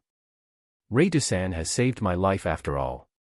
And he said, there is no need for money, so recommend me books in a considerate manner, so there's no way I won't do that. I will definitely show Reito-sensei content that he will jump at. Eva. The enormous reward that Eva proposed to Lime was the assets of Ansland. That's something which lies in the land that has been stolen. Reito heard that talk with a complicated face, and asked Eva for knowledge instead of money. For him, instead of assets of doubtful existence, he preferred a more realistic reward. He looked like he was reading anything, but the topic he was most interested in was the magic aspect. And it was on the magic power application and summoning. After that, he held interest in Kale Neon as well. And he seemed like he wanted to know about geography too. But first, that article, Eva. What Eva is searching for is a thesis that a certain professor took his whole lifetime to research, and after reaching to a conclusion he was discouraged, a content that didn't gather much attention, a common essay. However, Eva had a strong inference that this might be one of the things Radu is looking for. She also has listed up a number of books he might want. Searching for those isn't that hard. Rather, what she found difficult was that there were so many mediocre essays from no-name researchers while she was looking. I will return the favor, and from hereafter I have to maintain a good relationship with him. I already have no other to rely on but him and the Kuzunoha Company, Eva. The ability of the Kuzunoha Company's employees, and also Radu and Shiki. And the other capable people that seem to also exist. In Eva's eyes, the Kuzunoha Company is incredibly appealing. A free company with abnormal ability. Just as promised, they crushed the organization powers that were nesting inside the academy. That the gentle Bright Sensei was one of them was something that surprised her in not a small amount. Also, not a single danger befell Ruria. Those were plenty enough results to recognize their abilities. Right now the scale of their company is small, but it may be because they can't do anything big. But what about the future? The reckless librarian that wishes for the revival of her territory, she has still not abandoned it. That's why she wants to be close with Radu. He has power and his personality is not bad. His company management is going well and he is blessed with capable people. His face is certainly not good, but something like appearance, one gets used to it after seeing it many times, is what Eva thinks. Even if her first impression when seeing him was somewhat bad, so what? It is foolish to judge what's inside by looking at someone's appearance. If the power of the goddess serves for nothing, then what's the worth of appearance? That is the current sense of value of Eva and Ruria. Not relying on the goddess. Her faith that had wavered and disappeared. This kind of people probably have a tendency of losing their attachment to appearance and race. This is a situation that was brought by the silence of the goddess. This present condition might serve, a bit, as a tailwind for Radu, for Misumi Makoto. Later, the Rotsgard School Festival will be coming, and also, the sparks of war that will rise greatly. The Academy's summer vacation continued peacefully. Just like the calm before the storm. For the three other worldlers, their second autumn was approaching. Chapter 109, Summer Vacation Part 1 Student. Random thoughts of a translator. After reading so many repeated comments of people bashing Makoto, I am already able to accept it with a meh and wonder, why do they keep adamantly commenting the same thing every single chapter? By the way, this chapter is 3 times longer than normal x.x. Just after I promised faster chapters this week, I was hit by this juggernaut. This is hell. Jean wasn't able to accept the reality in front of his eyes. It is certainly true that they were the ones who asked the temporary teacher Radu to train them in summer vacation. It is also the last training before the school festival. He also felt sure that there was no better choice than this one for summer vacation. And so at the second class, at the time close to evening, they surprisingly defeated their archenemy Blue Lizard Kuin. They got wiped out 4 times like in the first time, and at the 4th time 2 dropped out, a really narrow victory. But it was without a doubt a victory. It is the result of moving more offensively and aggressively as the damage increased. With this they would be able to enter the next stage, is what they thought as they pleasantly accepted the fatigue in their whole body. The assistant of Radu, Shiki, gets up, goes to where the lizardman is and applies recovery magic. And so Jean, Yuno, Amelia, and Izumo, healing was also done to the 4 of them. After that, they are given medicine to recover their magic power and were now in full condition. Truly a scary healing ability. Leaving aside the mental fatigue, the consumed physical strength and magic power returned to a state close to that of when they began. Well then, the remaining time is short, but please have a bout with Blue Lizard Kuin in the second phase before the sun goes down. I will be checking out the state on the other side, Shiki. Without even a single congratulations, indifferent instructions for the next step come out from Shiki's mouth. It didn't seem like he did any strengthening. So then what is the second phase about, the moment Jean thought that and putted himself in combat stance? Jean gets shocked by the Blue Lizard Kuin that's already right in front of him. Moreover, he was already doing the motion of swinging down with the arm that's holding the sword. With an unfinished stance, Jean takes on the diagonal slash. Fast. And it was heavier than before, a lot heavier. In a perfect state it would be different, but this isn't an attack that he can take on when caught by surprise. At the same time as he is shocked, the sensation of the ground disappears from his feet. Oi, you are kidding, right? Goo. Quad a. With his body afloat, Jin looks at Blue Lizard Kuan with eyes of disbelief. Jin's body was sent flying to the back without mercy. This power was clearly incomparable to the previous ones. He was grandly blown off to the direction where Amelia and Izumo are. The strength and speed are complete different. The technique is the same, but when the strength put in it and the initial speed change, the sharpness is completely different. When the basic countermeasures can't even keep up, the plan itself crumbles. Jin, get out of the way. An ice lance is coming. Izumo, barrier. Come over here. Amelia. Understood. Izumo. Got it. Amelia too gets surprised that Jin got blown away. But if her mind stops working, she understands that it would just be checkmate. Looking at the hand of the Blue Lizard Kuan that has a shield equipped, she predicts the next attack and gives out directions. The chain of command that changes depending on Jin's state was properly formed beforehand, but this is strange. Wasn't it an arrow type? Influences in the magic power of the area. Could this be Karen's dash? Karen. An ice element, you say? That. Wait, fall dash. Yuno's words were in vain. The four of them were all enclosed in an ice cluster. If it were smashed like that, their life would be over right there, but Blue Lizard Kuan didn't move. Because he understands that this isn't real combat but training after all. Slightly sticking out his red tongue, he stabs the large one-handed sword into the ground, and with his blue scales basking in the evening sun, he sits down at a nearby boulder and waits for Makoto or Shiki to return. That appearance was overflowing with composure. And the warped expression in his face seemed as if he was slightly happy at the growth of the students. On the other hand, Misura, who has sword skills comparable to those of Jin, repeats a hit and away against the enemy while Dina grabs his attention. And also Sif, who is matching the position of the two at the front and moving to make sure she is not the target of the Mist Lizard's attacks mainly with fire element magic. These three were slowly but surely cornering the tough enemy Blue Lizard Kuan's Vi. The second lizardman that launches strong attacks fortunately had a better affinity for Misura and Dina than the first one. It may not be perfect, but they are able to evade. The variety of the attacks is lower than the first and it's easy to avoid. Because of that, they were able to hold the front line. Of course, Sif has to avoid more powerful magic than the first lizard while attacking with her spells, but the stable battle gave her a calm mind. By the time Jin and the others were doing a victory shout, they were also about to obtain victory. Yash, we got the first victory. Sif, finish the rascal. Dina. But the words of Dina were a mistake. The attack that Misura was about to take stops perfectly in place.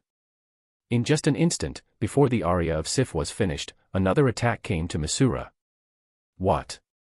Something feels different from before. The chills that Misura felt were a result from his splendid instincts. Goo. A pain that numbs the sensation of both arms. An attack with incomparable strength. Misura reflexively releases his favorite sword from his hands. At that moment a second attack from the lizard comes. Of course, Misura had no means to defend. You, wait there.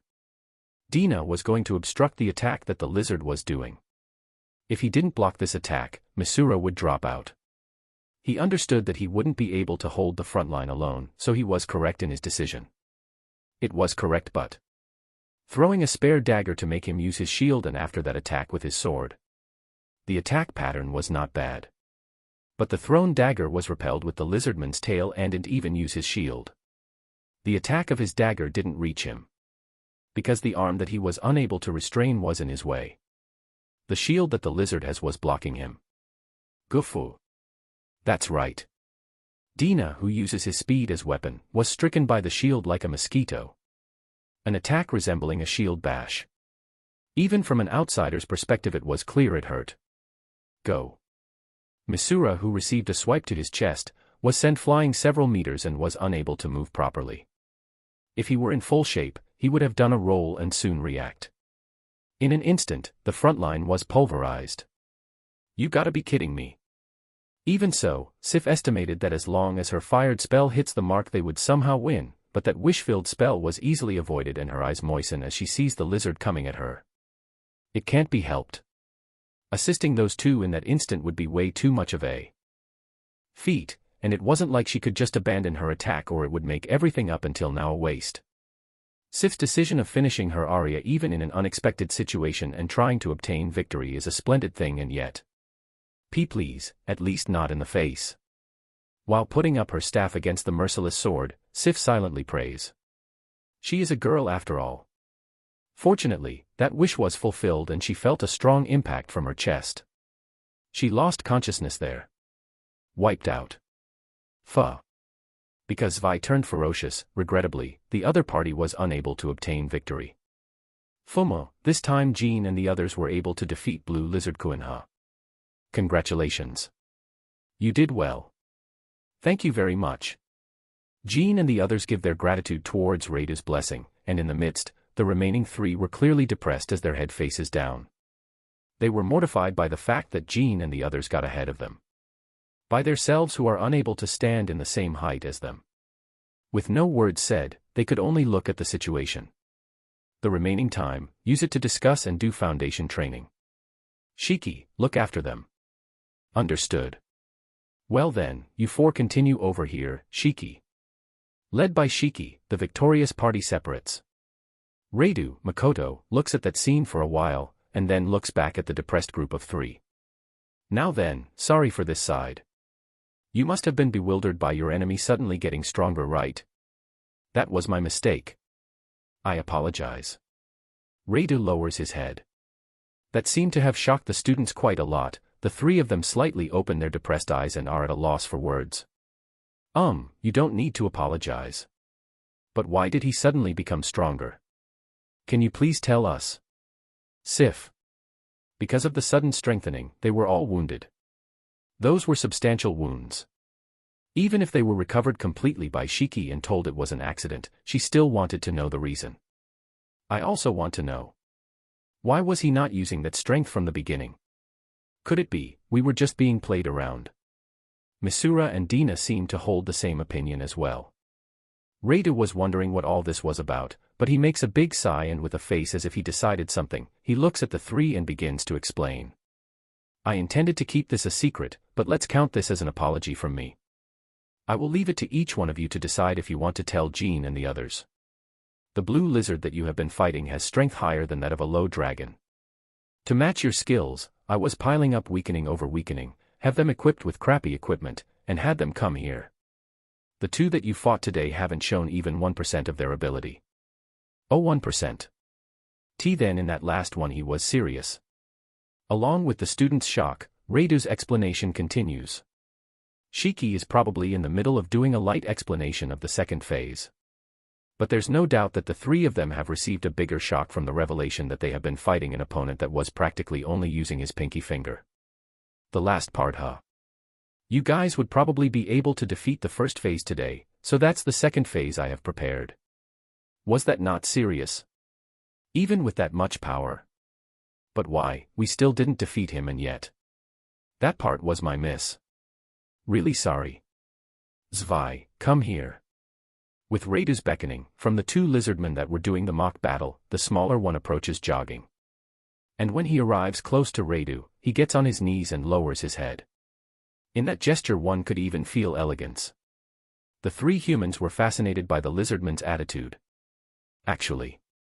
With a meek face, Reidu looks back at the three students. It was my bad for introducing Zvi as Blue Lizard Kuin Zvi. Zvi Kuin, no, Zvi-san is a woman. That's why calling her rascal must have hit a nerve. Please call her Zvi-san or Miss Zvi. No, well, my delicacy was insufficient. An unexplainable silence falls. Well, I want you to fight her with that in mind. Reidu-sensei, Sif. It is unusual for her to interrupt Reidu's words. What is it, Sif?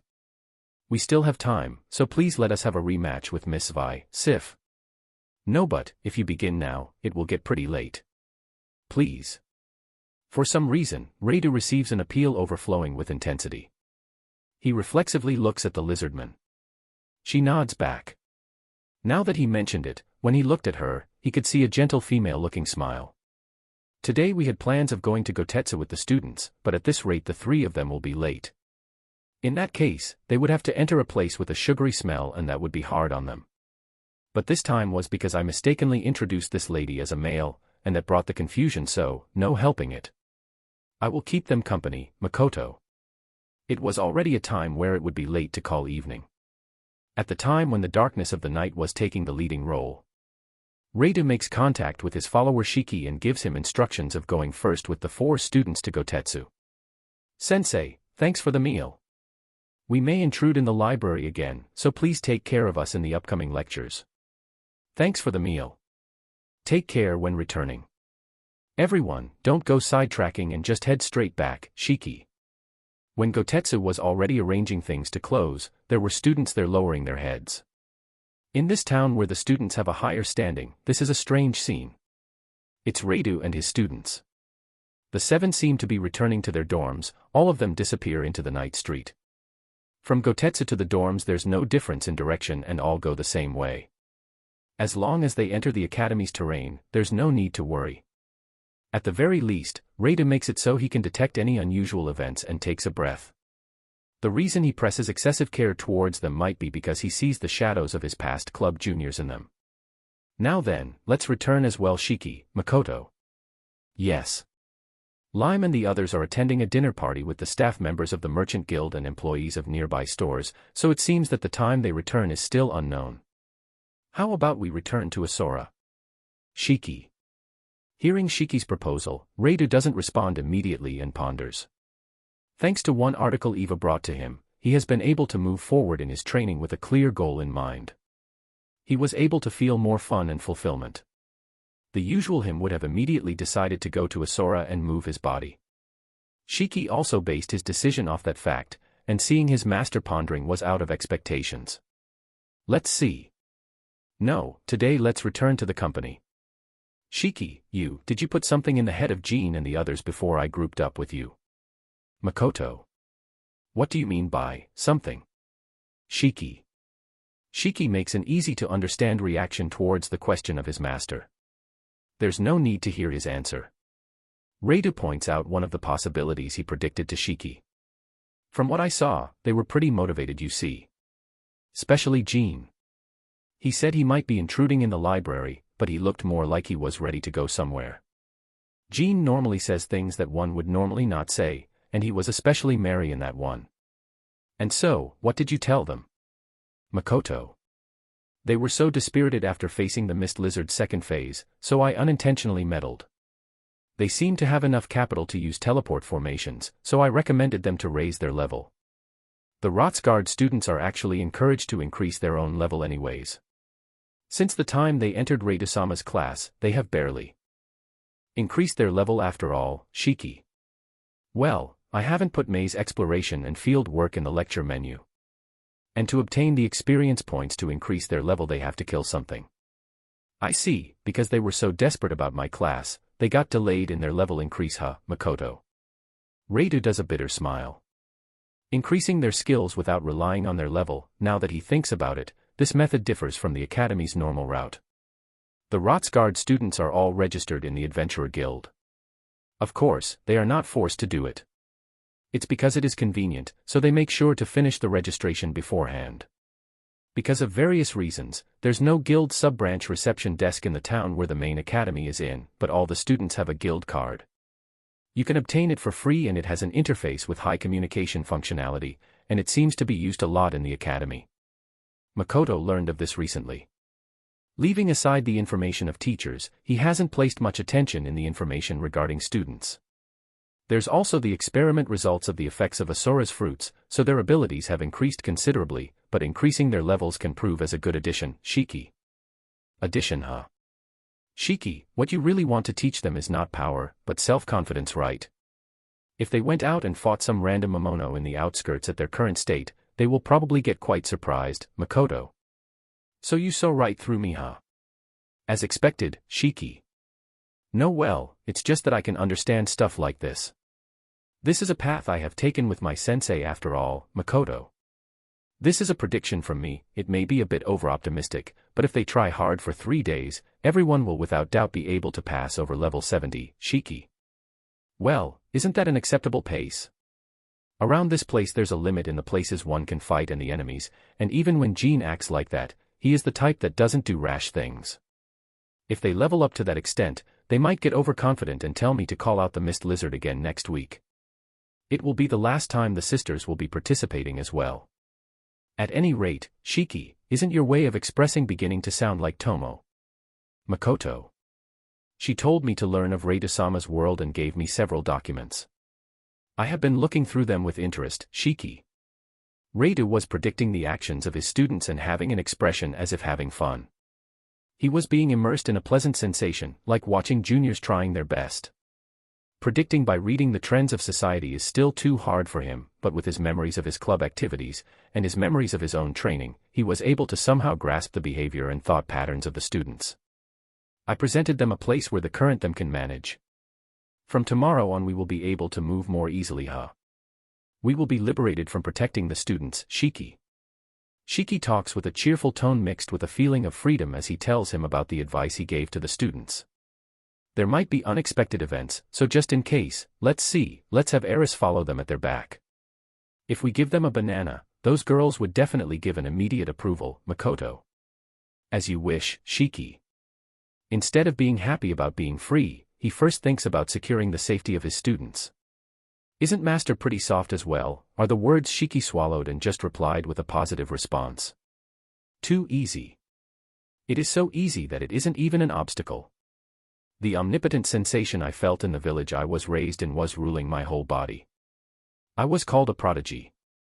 In sword, bow, magic and bare hand as well. I didn't lose to anyone in the village.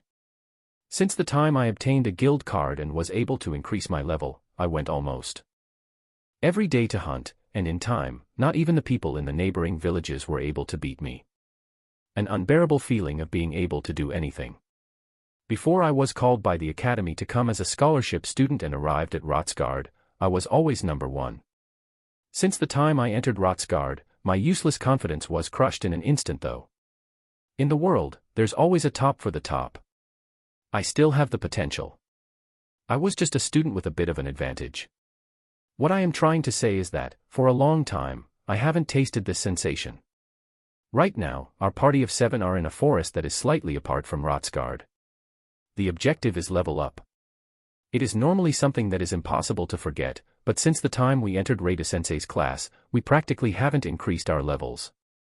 Probably not only me, Amelia Hopelace, but also Jean who stands at the front of battle and decides on his objectives, and the Rembrandt sisters who have just joined the class, must be the same.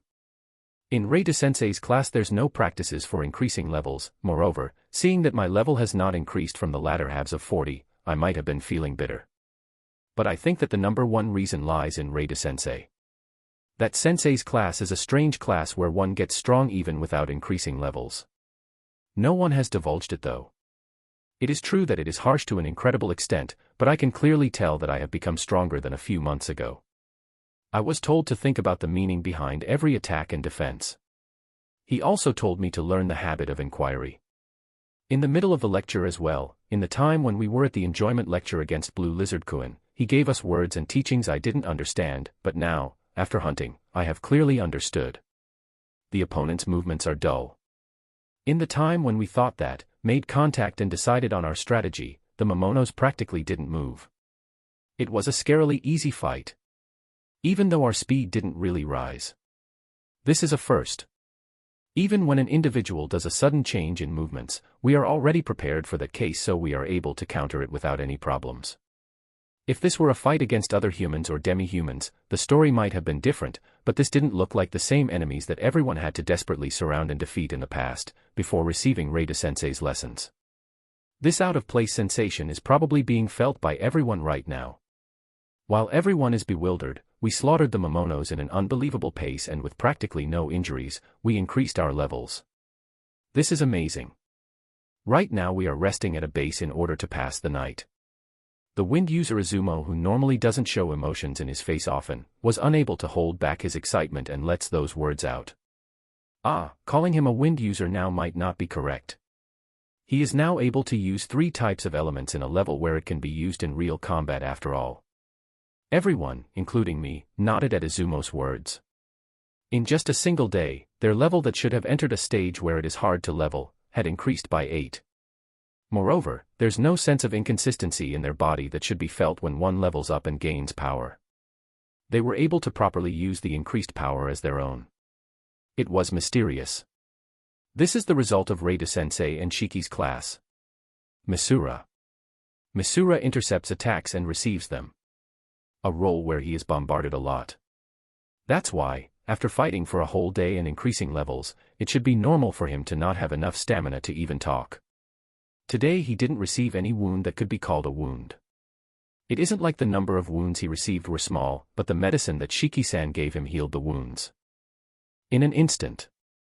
That must have been one of the main reasons. With Misura and Sif spells, healing would have been plenty possible, but because they didn't need to use magic power in that area, they were able to concentrate in their attacking role and it made it a lot easier to defeat Momonos. It felt like a completely different world. That's right, Shiki-san. He is a really amazing person.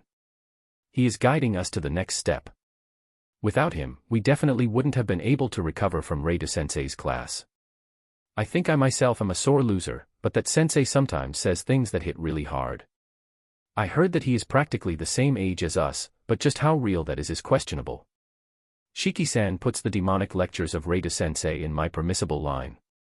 Honestly speaking, I like Shiki-san. He is the ideal male. He is kind and comprehensive. On top of that, he has a refreshing smile that matches perfectly with his beauty. Has extensive knowledge and isn't unpleasant. About Reida-sensei, his attractive trait is dreadful. I wish such a person with minus traits to not barge in. Actually, for the Rembrandt sisters to be chasing after him is even more. Well, enough of that. Is he already married? He definitely has at least a lover. If it's him, I don't care if I am number 2 or 3 though. Right now my admiration is so strong that I can't even imagine myself beside him though. Thinking while fighting makes so much difference, It was as if I got incredibly fast. It was terrible when we rushed into Blue Lizard Kuin without thinking after all. So true. The first night wore on. I was somehow able to calm down my exalted body and it was difficult to rest. The battles at the next day passed with no problems at all. We changed the battle location to the inner parts of the forest where we weren't able to enter in the past. We were still in perfect harmony against the first Momonos we clashed with. That we have 2 excellent magicians who can counter almost all elements must have been one of the main reasons of it. Right now I can only use magic that can barely be called firepower, but once I return to the academy, I plan on doing my best in that aspect. It widens your strategy options. This is also one of the remarks of Reida-sensei. To think it would increase our advantage in battle so much. I can imagine Izumo and Sif are thinking the same way as I am. A part of me hesitated in being friends with Sif because of the Rembrandt's bad reputation, but in a situation where we entrust our life to each other, we are able to cooperate this well. We have eaten meals together several times and have conversations like the one last night, so I think I don't have such a thick wall created between us now. Of course, you know as well. I don't know how the Rembrandt sisters acted before, but now they are reliable party members. Just now, I think I saw a small brown person at that tree's branch. Was I imagining things? Amelia, what's wrong? Jean asks me even when it was only a slight reaction. He is also a reckless one. He is the type that beats his enemies down before he gets taken out, but now he is slowly changing that way of fighting. He is the first one to charge into the front line while confirming the situation in the whole area. There isn't even a need to say it, that's not an easy feat, you are overthinking, is what I tell him with my eyes. As expected of a scholarship student, he has excelling talent. It's vexing to admit it, but I am still unable to look at the whole picture yet. This is one subject I have to better in the future. I felt like that branch shook a bit, but it seems there's no problem, Amelia. Got it. At this rate we will be able to arrive at the lake. Sure, later today. Tonight let's camp there, Jean. We agree at Jin's words. In the inner parts of this forest there is a small lake. It has high-quality water and is in high demand, but because the place itself is a problem, the supply can't catch up to the demand. In short, it's highly priced. The place is obviously somewhere where a lot of momonos in this forest gather. Meaning that the main problem is the troublesome transportation. The containers and weight are quite the hindrance. There also seem to be rare medicinal plants growing, and if they are going to make money, that part is easier to do and it has popularity. Ah, that's right. Hey, Jean. We came all the way here, so how about getting medicinal plants from the lake shore as a present for Sensei and Shiki-san? Amelia. What a nice idea from me. Since we will be going there, we should at least repay our benefactors. Nice. The water is a pain to bring, so let's bring medicinal plants back at least, Dina. Dina also agrees. He also decreased the amount of movements he does a lot, so thanks to that, he has conquered his weakness of his stamina not lasting till evening. He jumps around a lot when fighting, and yet, he is truly energetic right now.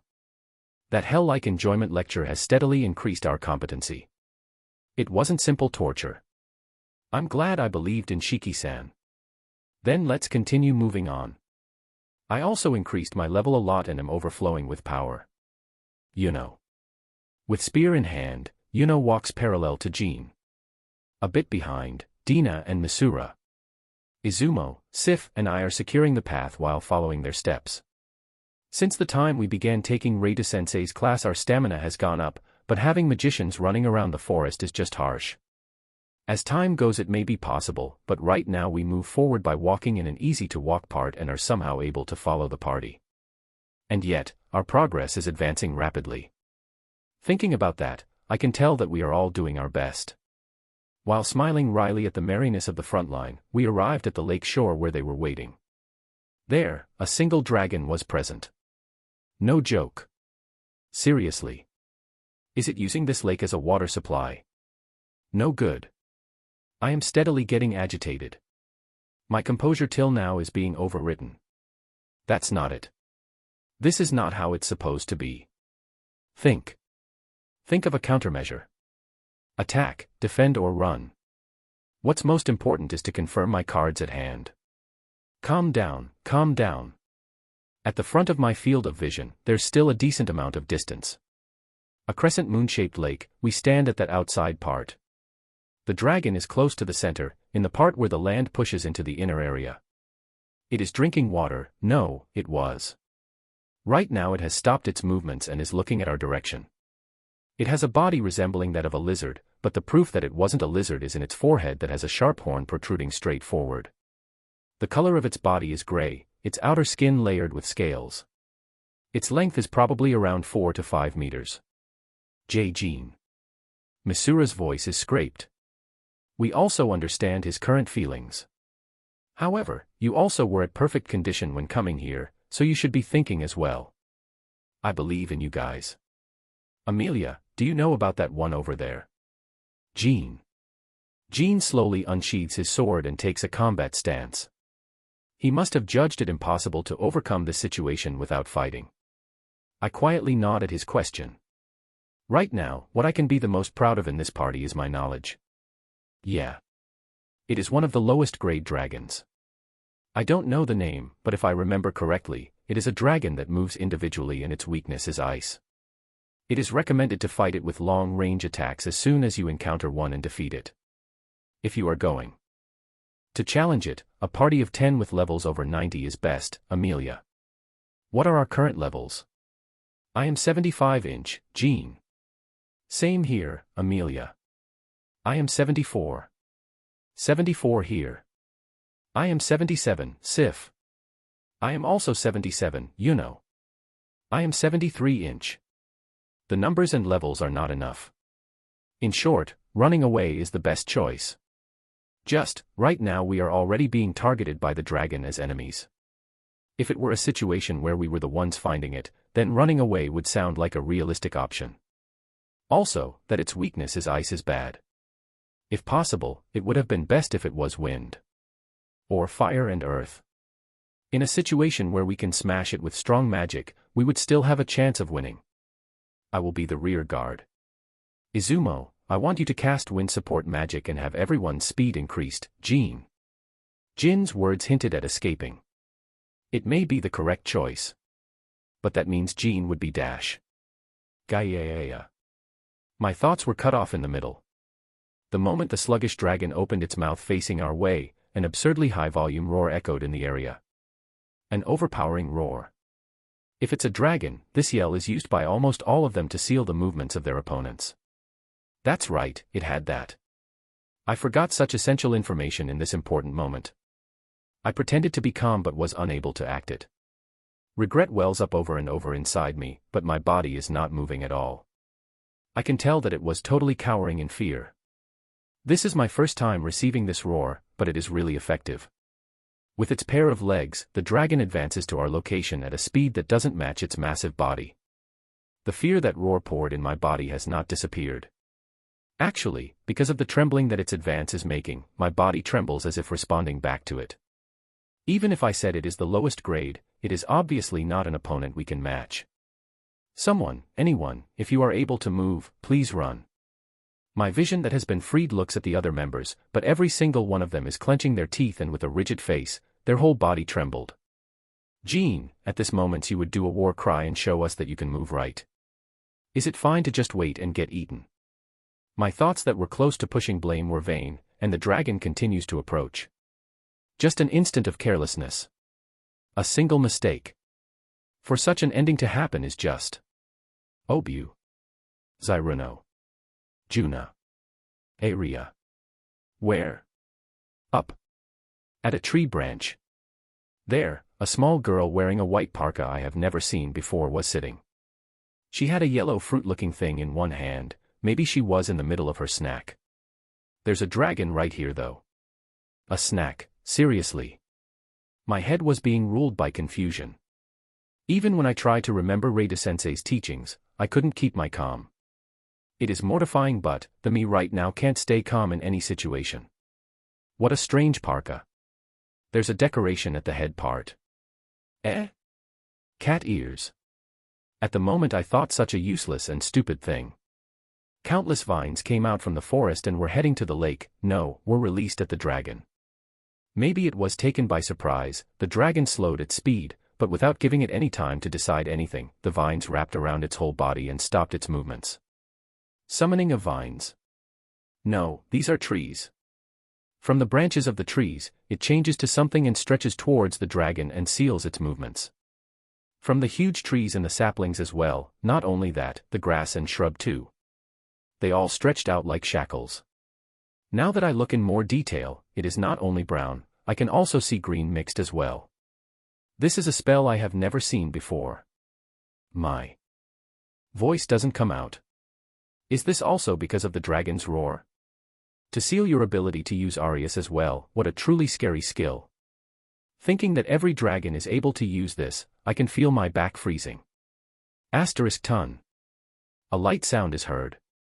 When I look, I can see the person who saved us, standing in between the place where Izumo and Sif are. To be able to come down so easily from such a high altitude. Is she a demi-human? Because of the parka that is worn deeply, I can only tell that she has brown skin. Also that she is small. That girl placed her hand on Izumo's stomach and hit it lightly with a *pon sound. She shakes her head left and right. How vexing. After that, she grabbed Sif's breasts with both hands and rubbed them. Oh. The era of large breasts is not eternal. $&amp. Sif. From her expression, I can tell that Sif is panicking. Honestly speaking, the true feelings from me who has a modest hill are, good job. What am I thinking? If we think about the order, I am next. My conjecture must have been correct, the kid, I think, that is jogging cutely to where I am, stepped onto my tiptoes with all she had. I am not small. *amp. Oh ouch. Or more like, why does she know what I was thinking? After that, she talked with each one in order while walking to where the dragon is. By the way, she compared Yuno with Sif and then told her brace yourself. To Dina, she told him, live strong, Pikmin. To Misura, there's a spider ahead. You can still make it, sucker. To Jean, last time I mistook the change, saying that, she took out coins and put them in his shirt pocket. I can't understand at all. Well, it is still an excursion till you return so. That girl turns back and looks at every one of us, and with the hand that's not holding the fruit-looking thing, she pointed her index finger at us. Also, bananas are not counted as a snack. I still have 2. You fufu. Why is it? I don't understand what she is saying, but I am beginning to feel like there's not even a trace of tension here. The dragon, while being bounded in both hands and feet, struggles with its 2 legs. I don't know how many trees he is being wrapped in, but to be able to restrain a dragon for so long, what a high-leveled spell. This girl is definitely a magician. She must have thought about something. The person wearing a parka with cat ears finishes eating the yellow fruit and throws the skin-like thing at the dragon's feet. Of course, the skin was cruelly stepped on and crushed. The kid looks at that mortified. Eh? What? What was she even trying to do? Right now, it isn't as hard to voice out. Just once is fine, I felt like retorting. We said so. The parka person declares firmly while pointing at the lower half of the dragon. It seems she stopped her mortification for now. The other hand was placed at her waist and was making a pose. Maybe it's because of her ability, she has a lot of composure when facing a dragon. Ah, I want to be stronger. It would be dangerous if we make Princess Como angry.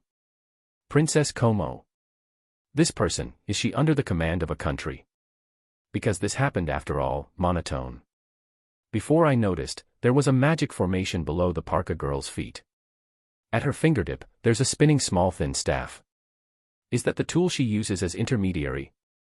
It is as small as a writing tool and it doesn't look powerful at all. The magic formations were being posted at several parts of the lake surface.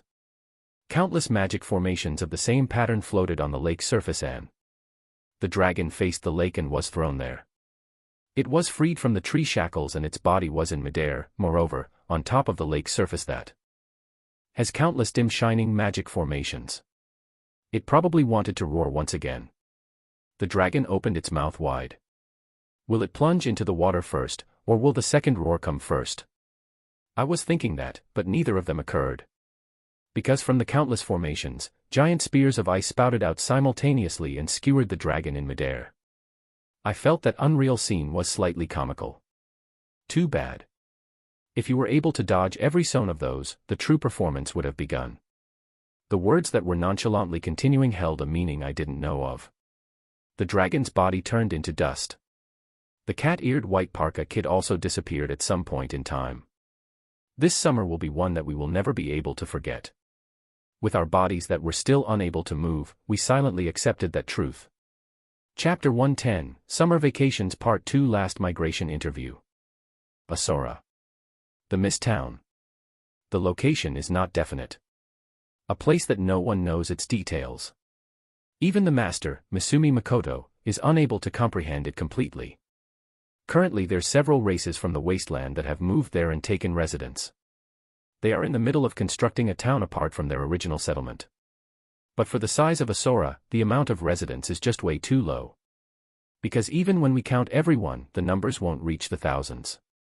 There are several reasons. They must fit Makoto's conditions, must be accepted by his followers, and the invited race not accepting migration. Makoto judged that it wouldn't prove any problems to increase the residents and send out people to invite the races with the wasteland as its focus, but there were no reports reaching him that there are races wishing to migrate. There were several who were suitable, but till now, there's not a single one who has migrated. Recently, Makoto has been busy in his activities at Academy Town, so the Highland Orc Emma was being considerate of his situation and stopping the reports to a certain extent until she gets a clear answer from the other party in order to prevent any problems. The efficient secretary Emma arranges all sorts of reports before outlining them to Makoto and his followers. She understands that there isn't sufficient people, so reporting every single case of migration request would just trouble Makoto. That is most likely one of the reasons why it hasn't come to a conclusion till now. After giving them an apologize, she asks them to do another interview when Makoto gets some time in his hands, is what she thought. When Makoto got that time in his hands, meaning today when the Academy Town's activities enter summer vacation, a word Emma is not familiar with, his activities in Asora increased. Moreover, he is doing some sort of training and there are times when he stays there all day. This was the best chance. Emma told Makoto about the races that were requesting migration, and told him the time of the interview. These are all cases that have already gotten through the approval of his followers Tomo, Mio, and Shiki. Next, there's only the need of Makoto nodding and their migration would be accepted. In total, 3 cases. Even though she has been holding back the reports for a long time, 3 cases are not that much. But it isn't like migrating to Asura isn't enticing. Actually, there were a lot of cases that just by telling them, they held an incredible amount of interest, but most of them pulled back in the middle of it. Asura is bringing in adventurers with an objective in mind. This is something Makoto proposed and Tomo accepted, but because of this deed, the races that have been living for a while in the entrance of the wasteland retracted their migration candidacy. Maybe because they have battles with humans a lot, the demonic beasts, demi-humans, and beast people that live there have extraordinary amounts of hostility towards humans. Therefore, just by thinking that adventurers are in Asura, no matter if it's at an isolated place, they didn't wish to migrate. They are random races that have strong hostility, so Emma didn't think much about it. Because it's better to not plant seeds that might bring problems after all. In the initial stages, invitations were brought to them, but they were all refused. In the exploration of the inner parts of the wasteland, there's a need for good amounts of people, so the hostility towards humans is normally thinner. The number of humans that have gotten that strong are few, and on top of that, the races that live there normally follow the logic of, the strong eat the weak. And so, the talk about invitation in itself begins mostly from races of these areas. The forest Onis can be called an incredibly rare case. Well, the current situation is that they are being forced into a Spartan training that would make even mist lizards pale, and it isn't a complete migration either. From this stage, Makoto's follower, Tomo, begins the side-by-side selection. What's usually investigated are things like the race's diet, social nature presence, special abilities, etc. Depending on the followers, the way they carry out the selection is different. Mio is the most whimsical and instinctive, Tomo is careful and selects well, Shiki emphasizes ability and selects in a safe manner. In short, have Mio agree to a certain extent, get pass over a picky stage, and have ability up to a minimum, is how they pass the selection. It's incredibly harsh. After that, we bring the talk about migration to that race. Even if the 3 are suitable, there's the chance of them refusing, so, it was hard to move to the last interview. This is one of the reasons that's causing Asura to be short-handed. It isn't like anyone's fine, and the people that investigate know that. It must be a race that can be respected, or it would bring difficulties in the future. There's no guarantee that there won't problems occurring after the migration. This time, the 3 cases that Emma has, based on her own experience, they are people that they can expect from. There's also the probability of some problems, but there's the chance that the 3 of them migrate.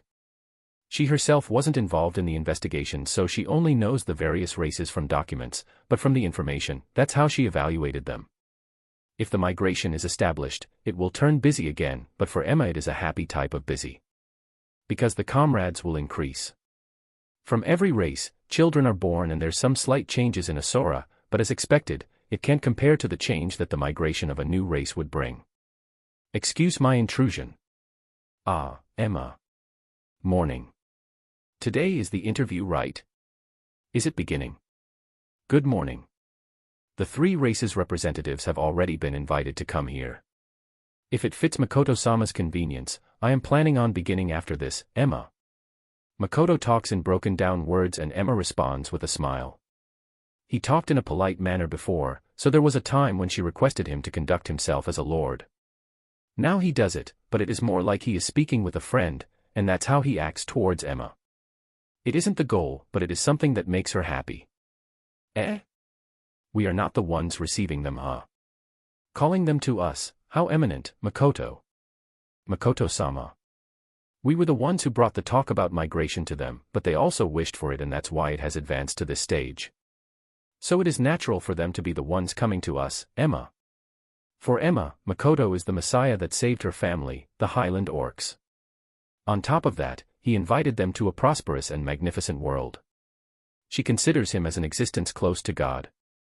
Even if that's his speech and conduct, there are times when his low-stance attitude is not amusing for Emma. Even if he explained her that that's how we was brought up and it can't be helped, she understood it, but couldn't accept it. She even thinks that it should be fine for him to be a bit haughtier. For Makoto, it might have been quite the difficult request. Emma, you were a bit scary just now. I see, they are already here, huh? Did Tomo bring them? Makoto. No. They came here by Komo-sama's gate creation training, Emma. So Komo-chan can even do that already. Even though Shiki was finally able to do it not too long ago. I feel like he might get depressed again, Makoto. She is like Tomo-sama's child after all. Well then, let's move to another room, Emma. Understood. There were 3 cases, right? Can you please show me the documents? Makoto. Yes, here. Please look through them while we are moving, Emma. Emma gives Makoto the documents that were at her side. Opening the door, she prompts Makoto and begins to walk in front of him to lead him to the room. Emma walks at the left side of Makoto in a fixed interval. It was silent. In the hall, the only noise was the sounds of papers being turned while Makoto is walking. In the place where Makoto's room is, even if a Sora is peaceful, there's a reasonable amount of security posted in that area. In a day like today where they know beforehand that Makoto will be mobilizing, they hide and don't show themselves in consideration. Makoto doesn't really mind it that much, so the most he thinks is, there's few people here. Heh. This time there are races with a good amount of numbers. If all of them migrate, we would surpass the thousands. No, as expected, it won't be that much. For there to be this many when they have been living in the inner parts, that's pretty impressive, Makoto. Even if we call it inner, it is a part that is prosperous. The third race that will be interviewed is one of those cases. That place is one that will have fights for rich lands no matter what, so it can be said that they have been decreasing in numbers steadily. They are also the ones that are the most active at wishing for migration, Emma. I see. Like an oasis in a desert, huh? Then those guys have been protecting their village with their skills, Makoto. That's how it is. The first ones that you will be meeting are a race that live in a special place because of their ability, and the other race, because of their racial characteristic. Foreign enemies don't try to fight with them. Both of them have high combat power, and in terms of social nature, there's no problems for now, Emma. Certainly. And they also acknowledge living in level ground. Fufu, I am beginning to look forward to meeting them, Makoto. This is the room, Makoto-sama. I originally wanted this to be in the audience room, but since this was a request, we prepared a table. Please do take care of what you say, Emma. The 2 of them arrive in front of a room where 2 mist lizards stand in row between both sides of the door. Emma felt that the body of the mist lizards that was firm had become even firmer with the arrival of Makoto. In this Asura, there aren't many jobs that let you involve directly with Makoto. These 2 that were selected as the door guards this time must be pretty nervous. A smile surfaced in her face as she imagined their situation. By the way, for some reason, in Makoto's mansion, or more like, lately it is beginning to look more like a castle in Makoto's perspective, there's a wide space that is prepared for audiences, and when he heard the report from Emma that they will be using that place, Makoto hurriedly asked her to change it to a normal room with a table.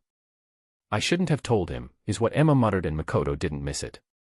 Inside the room there's a table and seats. As usual, it is made from excellent craftsmanship. The work of the Eldwas. The windows are open, letting in the outside air, and there isn't that characteristic smell an unused room has. Makoto, seeing that there were 2 seats prepared, estimated that there will be 2 people for each race representative he will be meeting today. Please sit down and wait here. I will be bringing the guests here, Emma. Emma urges Makoto to take a seat, and after confirming that he has sat down, she leaves the room. She tells the 2 lizards that she will going to get the related party and advances to the neighboring room.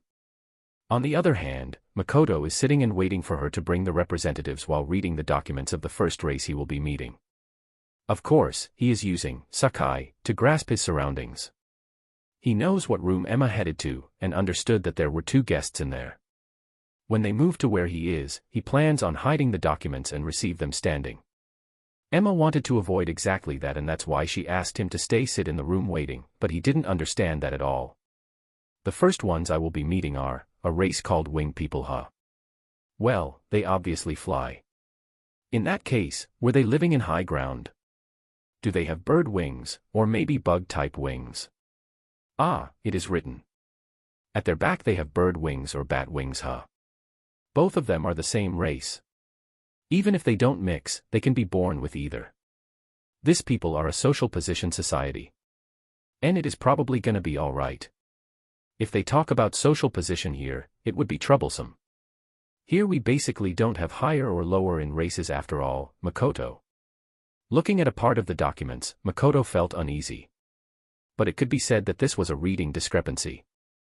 The winged people are born with bird wings or bat wings. The distinction is simply because of the difference in power. And based on that, they divide their work to fit their strength, and as a race in the wasteland, they are quite numerous. They have a community of about 300. Of course, the strong ones get important jobs and big authority, but it comes with its dangers. It was a bit different from the social position society that Makoto is imagining. What he was imagining is a bad image where the society is divided in commoners and slaves. Anyways, if I don't meet them and see for myself, nothing will begin. If they are way too awful, I will excuse myself, Makoto. Makoto senses that the three of them are heading where he is and stops his imagination. He stands up and waits for the door to open. Before long, the door opened. In Makoto's eyes appear two people with the height of a normal person and folded wings at their back, and Emma who looks at Makoto's appearance and does a small sigh. The two of the winged people have a darkish skin, and it reminded Makoto of the forest onis. Nice to meet you and welcome to Asura. My name is Makoto. I am in a position similar to that of a feudal lord in this place, Makoto. In front of the three that approach the table, Makoto introduces himself first. Emma sighs once again. In her perspective, she probably wished Makoto to at least say something like, "Great to see you have arrived to our world." The winged people seem to be confused at Makoto's behavior too. They have already received the interview with Shiki beforehand. Because they sense that thick overpowering aura of him, they couldn't understand the behavior of the male in front of them that should be standing above that personage. Eh? Ah, go ahead, sit down first, Makoto. Before he sits, he urges the stiffened party to sit. Both of them have white bat wings, huh? The highest standing people have come, Makoto. Makoto observes the winged people with a slightly mistaken understanding. Aside from the difference in bird wings and bat wings, there's also the difference in the color of the wings. White and black. In other words, there are 4 types of wings. The one at the highest is the white bat wings. The next are the white bird wings, then the black bat wings and bird wings. Nice to meet you. For this offer of migrating to such a splendid land, we thank you very much. I am the winged people's elder, name is Kaken. This one here is my counselor, Shona, Kaken. Nice to meet you, Makoto-sama. Pleasure to make your acquaintance, Shona. After their words, the winged people take sit facing Makoto. Male and female. The one who claimed to be the elder is a male, and the one who greeted without her naming herself is the female. With a slightly rough expression, Emma sits beside Makoto last. I have received the report that you wish to migrate to Asura. Taking that as a preamble, I have a number of questions I want to do. Is that okay? Makoto. Of course. Great. I will be hearing the questions from your side later. Well then, first of all, Makoto begins the interview with the winged people. Without noticing at all that Emma had resolved herself to warn him about his behavior later. It seems that he understood us well, but is that person really the lord of this land? He was acting pretty lenient though. Yeah, but don't you feel like the conversation went way too smoothly? I heard from Emma that at a later time they will be checking our combat ability, so until then, we must make sure to not get careless. I suggest that we inspect this place. I already understand that, Shona. But when I think that they approached our race with our power as their goal, it feels like what is being evaluated is our attitude as a race, and I can't help but be confused. After Makoto-sama said that we were approved and Emadano added that there will be an ability test, Makoto-sama told her that that wasn't necessary. Even though we are given the permission to live in such a rich land, the conditions just don't balance. If in the end there's actually no hidden objective behind all this, I would have spun the gears in my brain for nothing, Kaken. They are actually abnormal after all. To be able to live in this kind of place without fighting each other. From what I have seen, Makoto-sama didn't have any evil intent when he stretched this offer, but I think that to doubt that is an important job of yours. Now then, let's go out and have them show us around, Shona. Leaving the room, the orc that Emma told them will be working as their guide was waiting for the winged people's elder and counselor who were giving out their impressions of the interview with Makoto. The result of the interview is pass. And it was so easy that it was anticlimactic. How many conditions will they bring out and what will they want from us? Even when they tried to throw the questions they had, all the answers betrayed their expectations in a good way. What they were the most surprised about was that they accepted independency really readily. The winged people were expecting a lot of conditions for this favorable migration.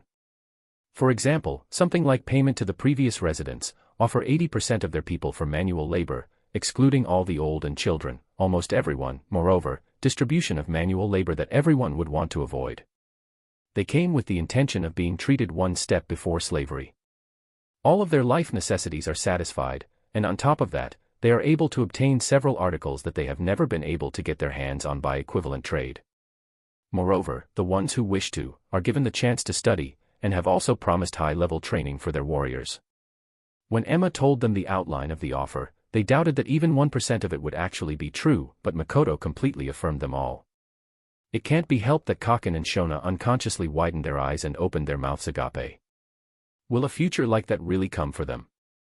The two of them still half-doubted as they moved through Asora and continued there. Surprises. Winged people, over 300 denizens. Pass. Migration after 5 days. Well then, can you please take off that blindfold? The two women that were sitting in front of Makoto trembled greatly at his words. Matching that, Emma also trembled a bit, but when Makoto exchanged glances with her, she was soon able to calm down again.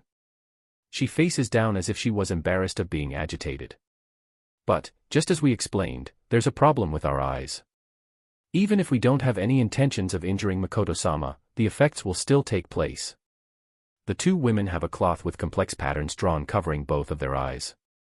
The winged people that Makoto met before gave the impression of being slender, but these women have more meat in a good sense, a sensual figure. They have a cloth wrapped around their body resembling that of nymphs that appear in Greek mythology, and have an attire that exposes quite a lot.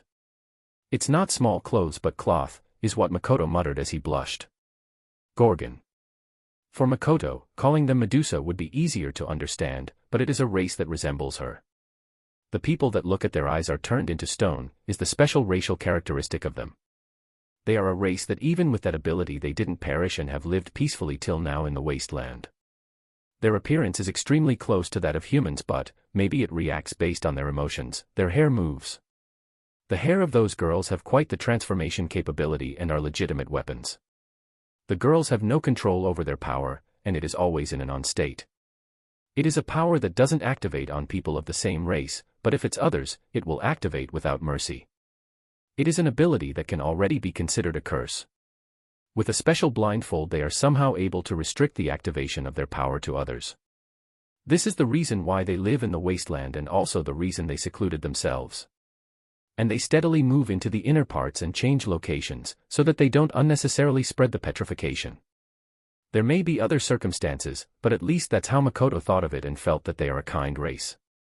This time they got interested in the migration because of their hope that they may be able to use their power more naturally, and because of a problem the race carries.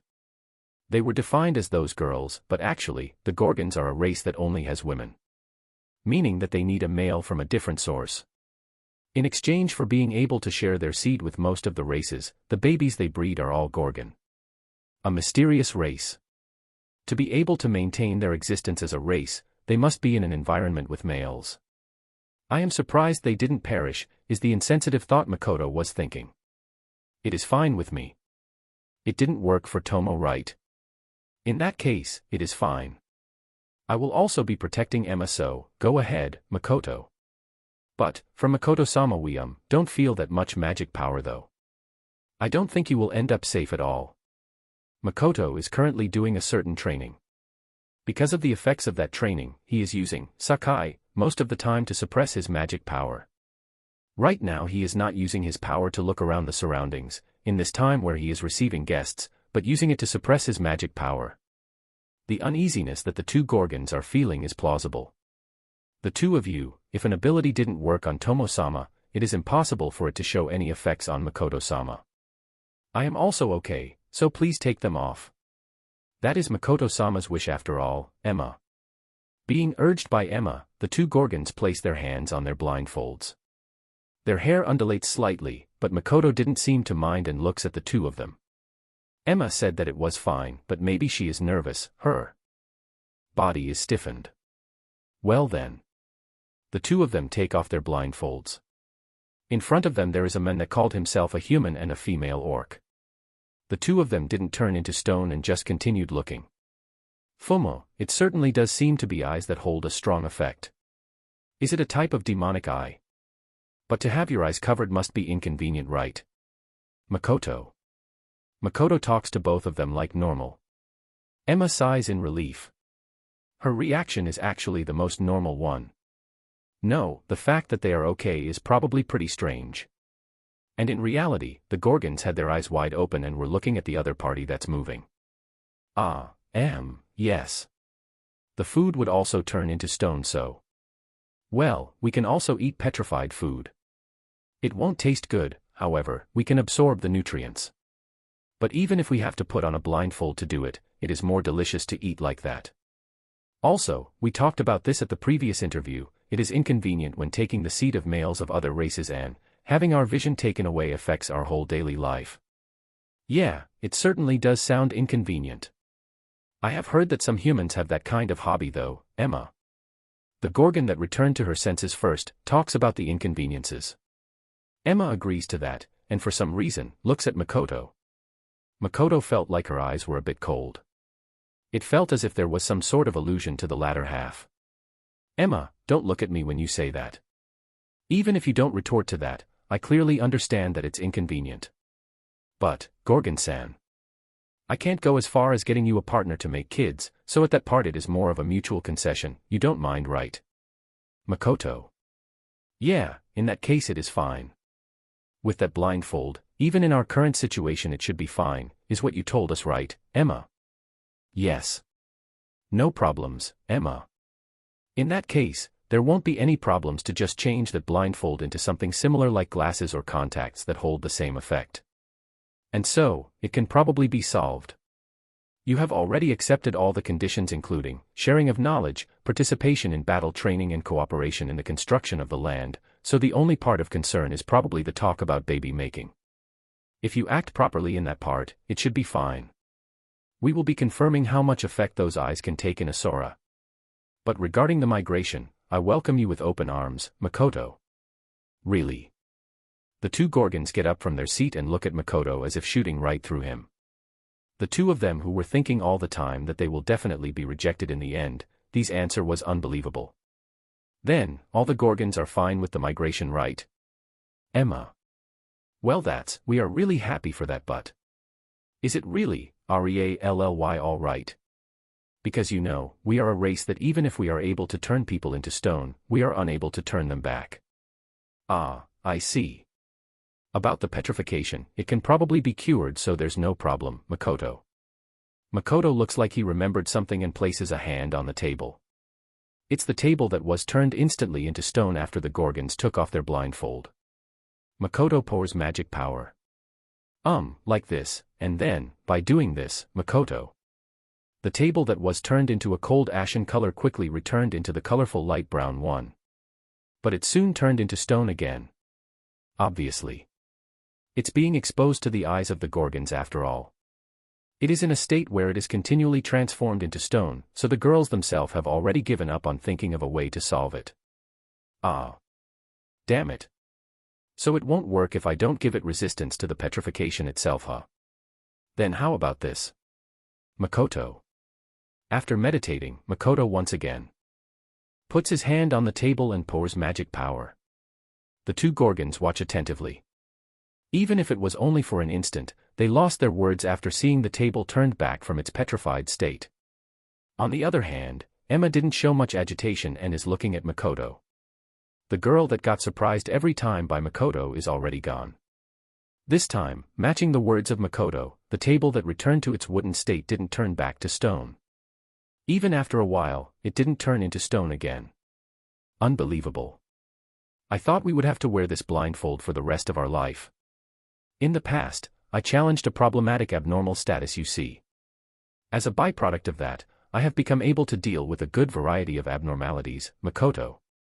Makoto takes the eyes of admiration from the two of them with a bashful laugh.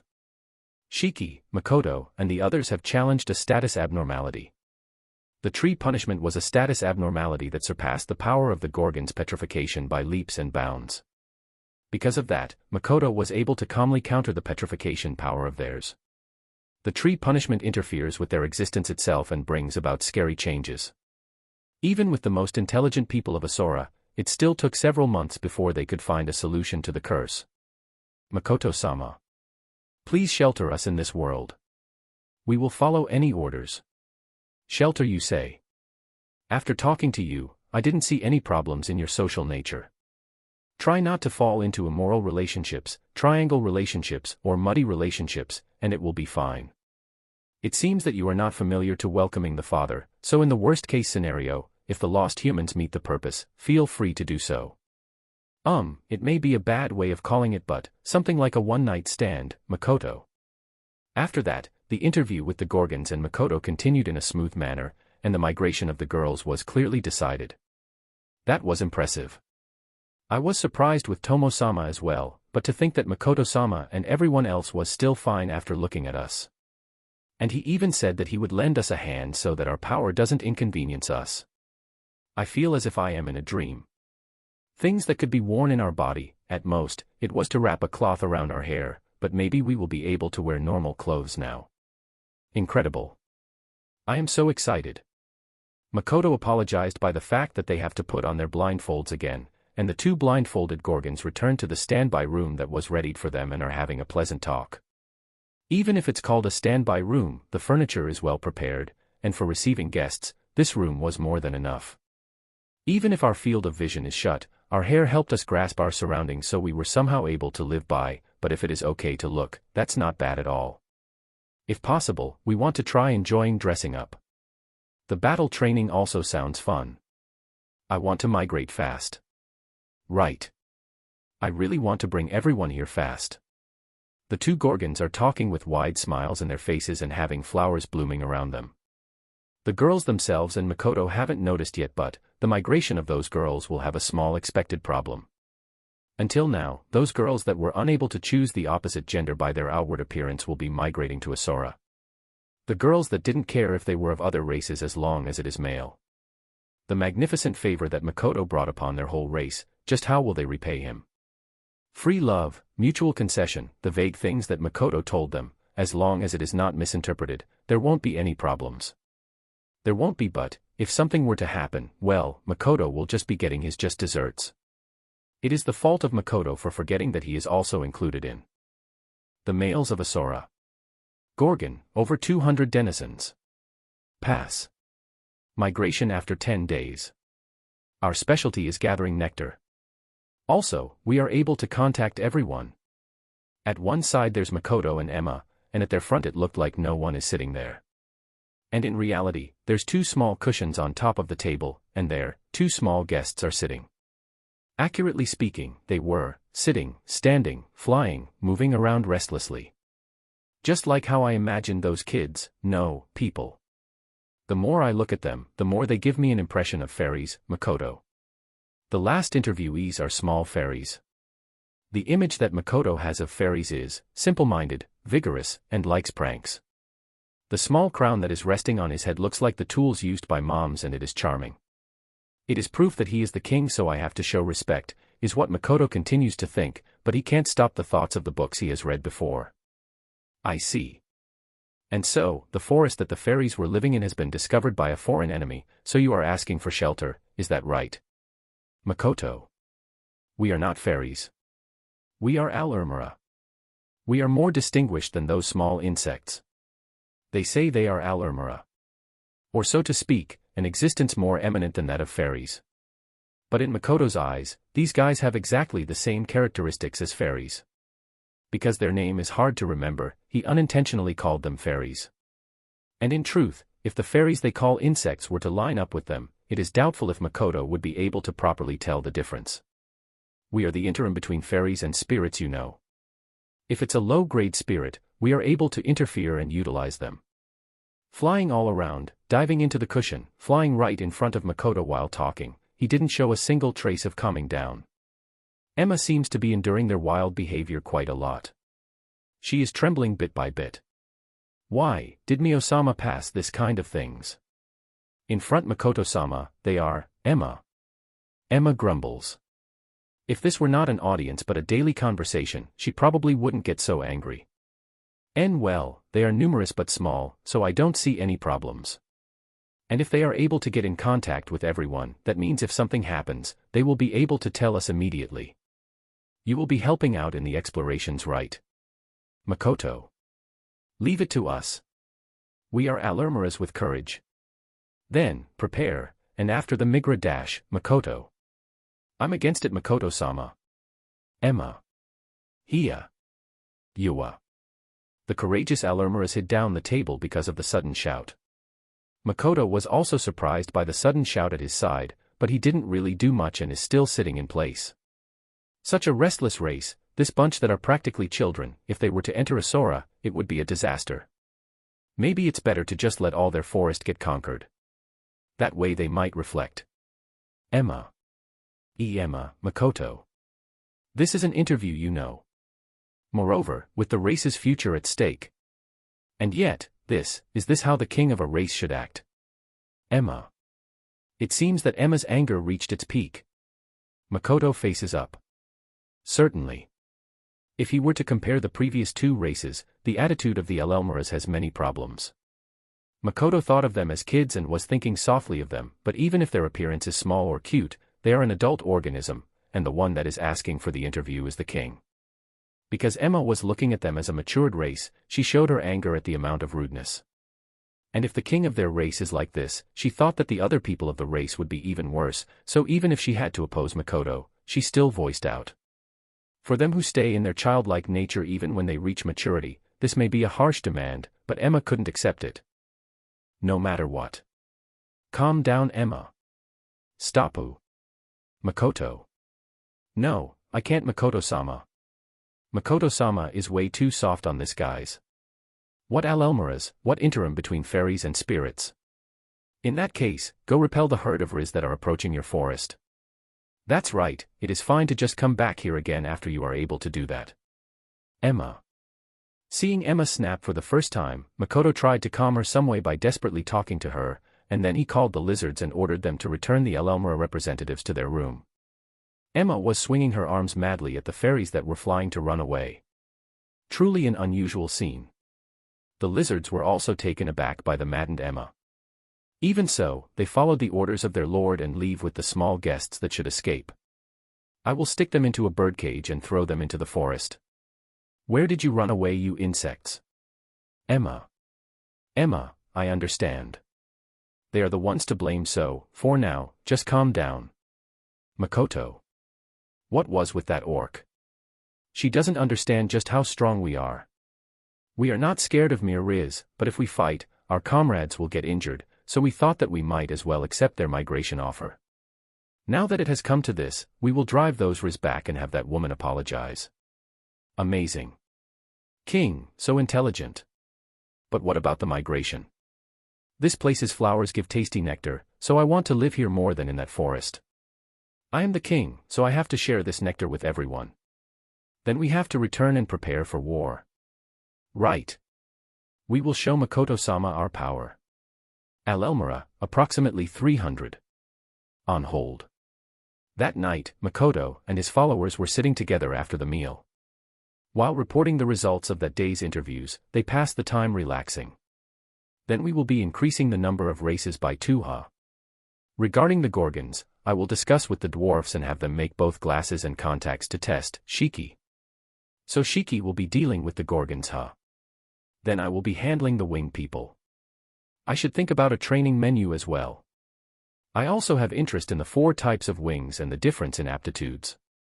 The thought transmission case has already been solved with the aria that Waka gave us and analyzed after all, Tomo. I am counting on you too, Makoto. At any rate, Mio, don't go passing a strange race. Are you listening, Mio? Tomo. Tomo and Shiki decide on their own movements as they hear the talk of Makoto. Regarding Mio, who is getting scolded by Tomo, she is approaching Makoto with a small bowl in hand with vegetable sticks of varied colors in it. Yasai stick. Wakasama, Wakasama. Try this out please, Mio. Vegetable stick. Could this be mayonnaise? Mio, did you make it yourself? Makoto. Yes. I did my best. Mio. Heh. Then, I will be trying it out. Yeah, so nostalgic. And the vegetables here are a lot tastier. This is the best, Mio. Makoto. You fufu, Mio. Mio was completely delighted, so she didn't listen to Tomo. No, the words of Tomo probably didn't even enter her ears. Oh, this is mayonnaise, huh? Miyodano, is it okay for me to taste it too? Shiki. Wakasama has already been pleased, so it is okay. Shiki, eat and taste it thoroughly, Mio. Well then. This is sour, thick, delicious. What a complex taste. It goes well with the vegetables too. Fumo, is there a way to put it in nabe as well, Shiki? Shiki seems to have been captivated by the mayonnaise. The result was quite the high praise. While continuing to eat the various types, he thinks about a way to utilize it in nabe. It is certainly delicious, but it can't be compared to the miso that will be completed in a near future. Tomo. It is because you can't make miso that I am here recreating many other things, am I not? Please create miso soup fast, Tomo-san. Soy sauce as well, got it. Mio. It will be soonja, very soonja. Moo, that it is unexpectedly good is so vexing. Tomo. While saying that, Tomo is nibbling the carrots and cucumbers. Her favorite seems to be the cucumbers. She would definitely like Japanese cucumber as well, is what Makoto thought. Tomo, mayonnaise has strong devotees, so don't go saying careless things, Makoto. Tumblr_NWXH7CV47Y1 Tony0301_1_500. While nibbling on celery, Makoto laughs as he watches over Tomo and Mio's interaction. Obtaining new residents, Asora approaches its second year. Chapter 111, School Festival is soon to come. The sky is so vast. In the time when I was in Earth, I felt the vastness of the summer sky like the one I am feeling in this world. It is soon going to be 1 year since I came to this world, so maybe the nostalgia is making me feel this way. Even if my standpoint has changed, the fact that I am in school makes the feeling stronger. More than a month has passed in the summer vacation of Rotsgard, but that doesn't mean the latter period of classes will begin immediately. In name, the academy has resumed its activities, so the students have to attend every day, but because of the academy's foundation festival, the general classes are not open. After a break of more than 1 month, there's another period of close to 1 month to prepare, so in essence, it's like having a break of 2 months. For the students that get busy at the preparation period, they don't enter in that 2-month break category though. At least for the students in my class, that's the case. In the summer vacation they took my classes, and yet, they told me they want to continue taking classes even in preparation period. I refused. I also have 1 or 2 things I want to do after all. Having a festival in autumn at the academy, it isn't like we are celebrating good harvest or anything, is what I was thinking, but if the foundation is in autumn, I can somehow agree with it. But well, compared to the autumn cultural festivals I have experienced in my world, this one seems to be pretty different. It has a duration of 1 week and there's quite a decent amount of events. The students in charge of the management are the students that are at the top and the assistants chosen from each department, a portion of students from each year. The ones who are in charge aren't many, and seems to be quite the honor. There's several research publications and stage performances in the first half. At the latter half there's a number of tournaments scheduled to show off practical skills. Many attend to this festival and even the inns of the surrounding towns are filled. A scary amount of people come here temporarily and lodge in an inn at the outside, just to attend this school festival. No, I might be the strange one for defining it as just. And in truth, a good amount of state guests from Limia and Gridonia that are in war at the front lines are invited. They look for talent and run several diplomatic conferences that go side by side. I should say, as expected of the human's highest academic center. Jean and Amelia seem to be quite motivated. They are not the highest of the academy and are not graduating this year either. They will be attending the academy next year too, and it isn't like this will be their last school festival, but it seems that they are doing their best daily in preparation for the tournament they will be participating. When they heard that that was an important scenario to show their talents and get recruited for the future, they got into an indescribable mood. The highest of the academy must be facing this event with an incredible resolve. Reidusama, this is the inventory of the merchandise at the school festival.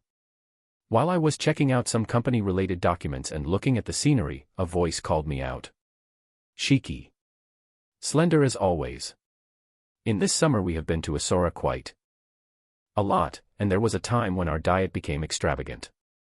Of course, at that time I was training, and even with that, my body still gained weight, and yet, he didn't change at all. What up with that? If that's an advantage of being in a pact, it would be nice for me to have it as well. He is easily surpassing the 3,000 calories a meal because of the development of sweet nade plus mayonnaise. No matter how I think about it, he is obviously having a more unreasonable diet than me. How unfair. Yo, Makoto-kun. About the school festival, how about walking around with me to a few places? Don't worry, I won't be guiding you to any weird places. Root. A silver-haired young man. Or a boy maybe. He looks like the same age as me, but I feel like both of those denotations fit him. Well, young man is fine. His appearance is like that, but just like my follower Tomo, he is a dragon-sama. Moreover, the most distinguished one. And he is the head of one of the mysteries of this world, the Adventurer Guild, and also its founder. Anyways, he has a lot of titles. If we were to describe him shortly, it would be, a genius and pervert. After our meeting before summer vacation and the shocking things he said, he has been coming to our company and inviting us to meals. By the way, maybe because I can't trust him from the bottom of my heart, I haven't brought him to Asura. Seeing that Tomo and Shiki haven't done it either, must mean that it isn't just me who thinks that way. Because I have told my 3 followers that it is fine to bring anyone to Asura as long you find that person fitting. Improvements to the anti-jamming thought transmission and the countermeasure to the forced summon of the goddess. The things that were urgent have been mostly finished. Also, be it Tomo or be it Mio, everyone has been steadily getting stronger without slacking off. Personally, I think that Shiki's growth rate is impressive. That's why there's a part of him that seems to be more motivated. By the way, at the end of the summer vacation, I showed the results of my training to everyone, and all of them had their eyes wide open. I didn't do anything that weird, so their reaction was pretty exaggerated. Tonight, the list of company merchandise that can be supplemented will be arriving, so it is fine to continue then. Please line up the current merchandise so that there's more space in the shelves. Root, if there's no problem in walking side by side with a famous person, then I can tag along. That's why, please don't come every day. Just as you see, I am busy, Makoto. Understood. About the newcomer's education, is it okay to discuss it with Burin to increase the efficiency? The numbers are a bit too much and I can't narrow them all by the arranged time, Shiki. Root seems to have agreed. He nods with a smile and begins to read some book at the sofa. I think I did tell him to leave though. Even when I ask him about my parents and Kale Neon, he answers me with excuses like, I am preparing the bath. When I pursued the subject, he told me that he does know, but he explained me that he only knows a bit of information about those two after they left the country. Their relation with the goddess came at that point in time, it seems. Well, it is certainly true that he doesn't know everything about that's happening in the world, so it isn't strange to not know the details of what others do. In the end, he told me that if he remembers anything more, he would talk about it in bed. At that moment I asked him to leave. That he still hasn't given up is truly scary. He came once in the appearance of a woman and it was crazy beautiful. Her appearance was that of a person in her 20s, but she had a strange charm. I began to doubt if my tastes were older women. Is the appearance of Tomo and Mio based of that desire of mine? I thought I didn't mind about age that much though. Ah, I see. That's fine. I leave it to you. Do you think a number of them can come before it gets busy here? Makoto. Let's see. I think a number of them will be able to come. They are demi-humans, so unless they learn common language, we won't be able to move on. That's why I can't state a definite number of people, Shiki. Common language, huh?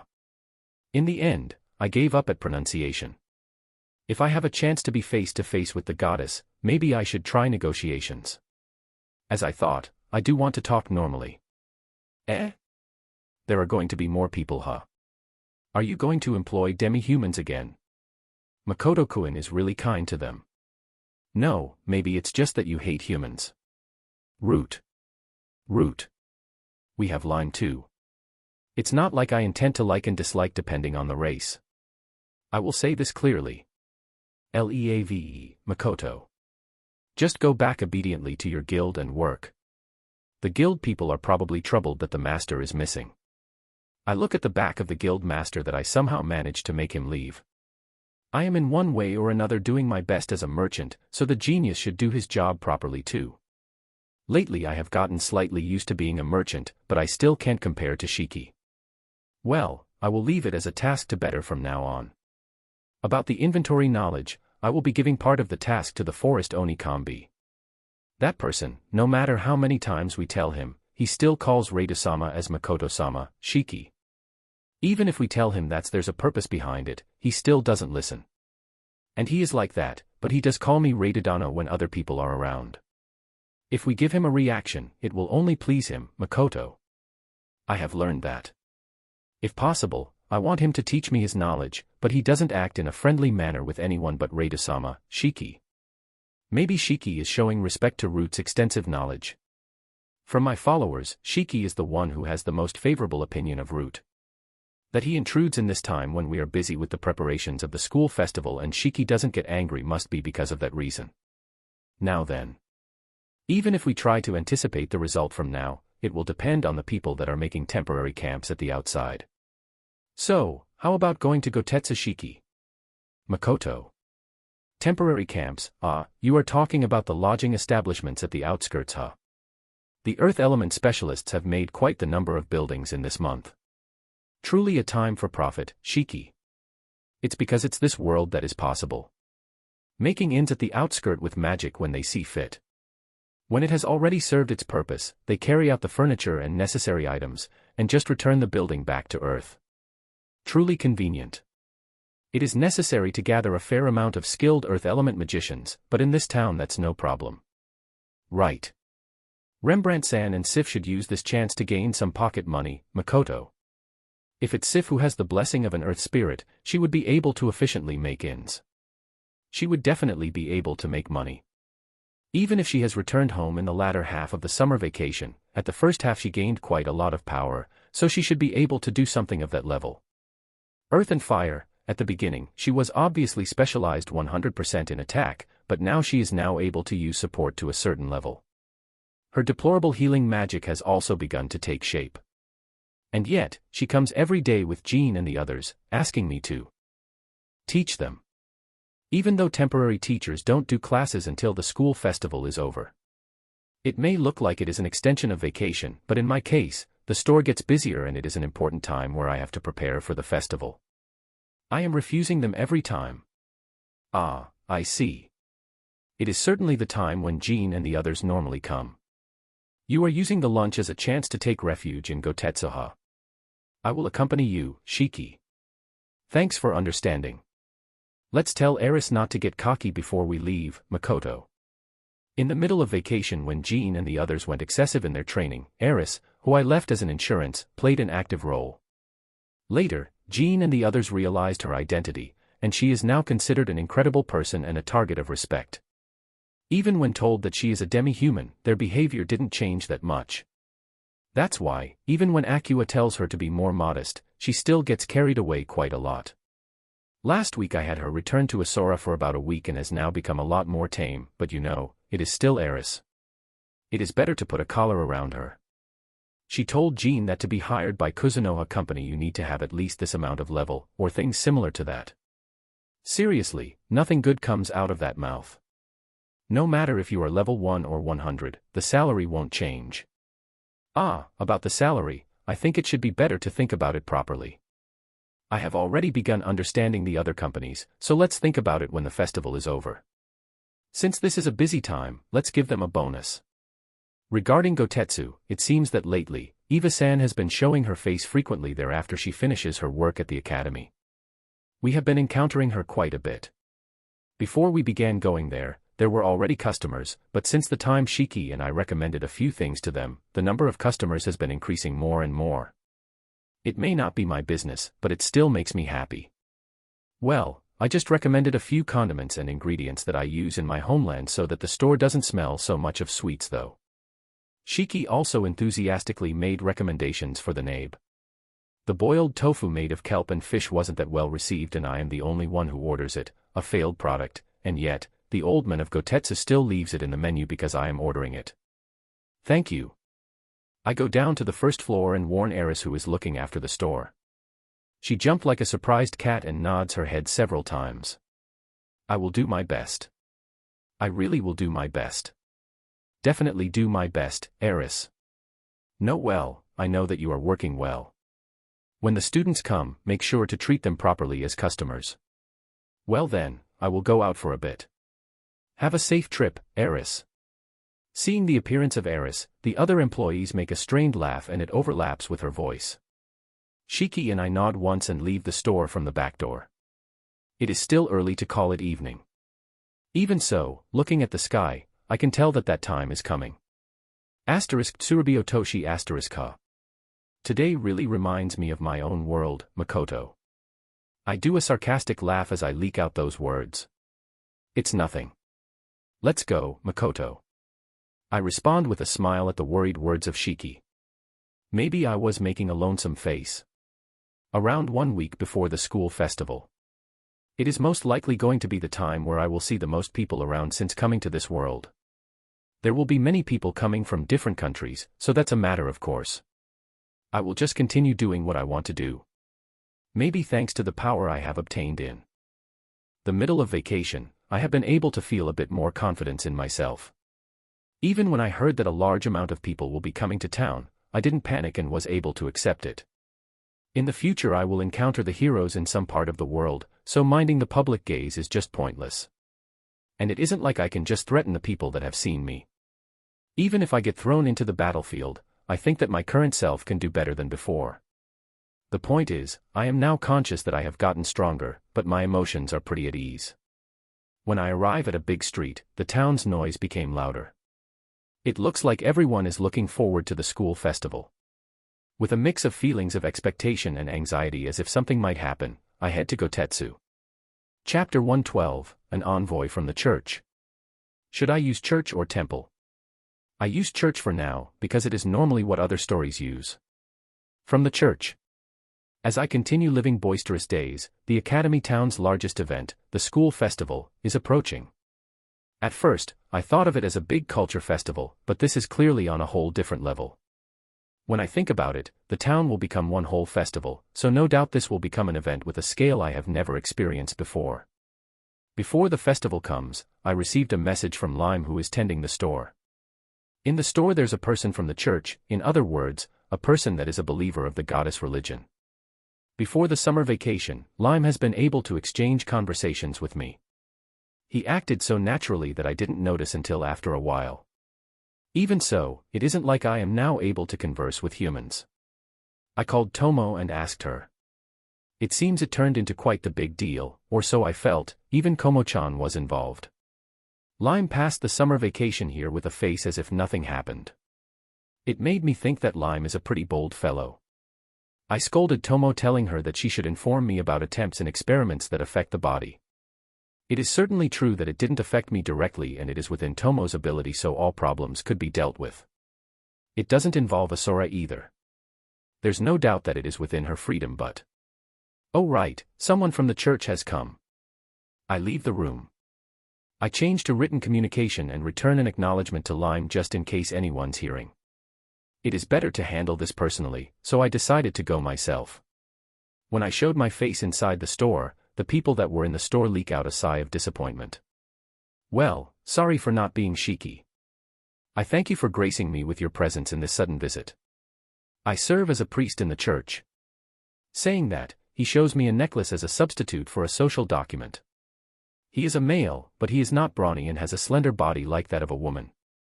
When he took out his necklace, I could peek at the area of his collarbone for a brief moment and it didn't look like he is exercising at all. He most likely doesn't do any physical labor. As a person that not only heals but also manipulates many diverse techniques, is it okay to go to the battlefield like that? Don't worry. If it's a business from Priest Sama, no need to mind me. Please do forgive me for using this kind of way to communicate with you. Is this some sort of curse? I think it is a type of curse disease. It is embarrassing, but the reason there are a lot of medicines in this business is partly because of personal matters. As expected, he meddled into my inconvenience with words. Of course, I already have a response for it, so I was able to answer without getting agitated. A curse. Disease, huh? How unsavory. What a pity. Then, is it okay to consider you the shopkeeper? I confirmed in the Merchant Guild, it's Ray to write. Yes. Normally, I leave the store to the people I trust in, but the head is me, Radu. And so, what business brings you here today? It's about the various medicines that are being used here. The effectiveness is so high that rumors have reached the church as well. The price is also cheap, and normally, it is something to be happy about, but uneasy people are beginning to appear. People that wonder if this is really okay to use. Making a face as if troubled, the church person talks with words as if sympathizing. If I remember correctly, aside from the other drug stores and magic medications, there's also the church that has a variety of efficient medicines in sale. Now then, did the church move in order to do a disturbance sham to someone of the same trade? Or did the church send a person here just to point out their thoughts? No matter which it is, it doesn't seem like it is related to the goddess, so that's a relief. If that were the case, there's no way they would send only one person after all. As expected, in this situation they will be trying to demand hush money or something. That he is from the church might be a sham in itself. In that case, if the objective is bribe, I can understand why only one person came. I don't know how much weight the position of a priest has, so just with the official position I can't estimate if they would have trouble with money. But if he is able to denote himself as a person of the church, there's a need for quite the resolve, so I don't feel like it would be realistic to risk it so much for pocket money. In that case, I didn't think the medicines in our store would reach even the ears of the church. I am sorry for all the trouble coming here. No, you don't need to worry about that. And so, it must be troublesome to have foolish distrust about your store, right? If possible, it would be nice to have those rumors blown away. It seems it is indeed bribe. If it is a few gold, I don't mind paying. However, the priest male seems to be having difficulties in cutting to the point, or maybe he is hesitating, his mouth is shut now. What a troublesome fellow. Right. And so, this is a suggestion from the church. How about leaving the sales of counteracting medicines and wound medicines to the church? My thoughts get suspended for a second. What is he saying? Is he telling me to wholesale the medicine to the church and not sell it ourselves? I don't understand well what you mean. I really somehow managed to ask.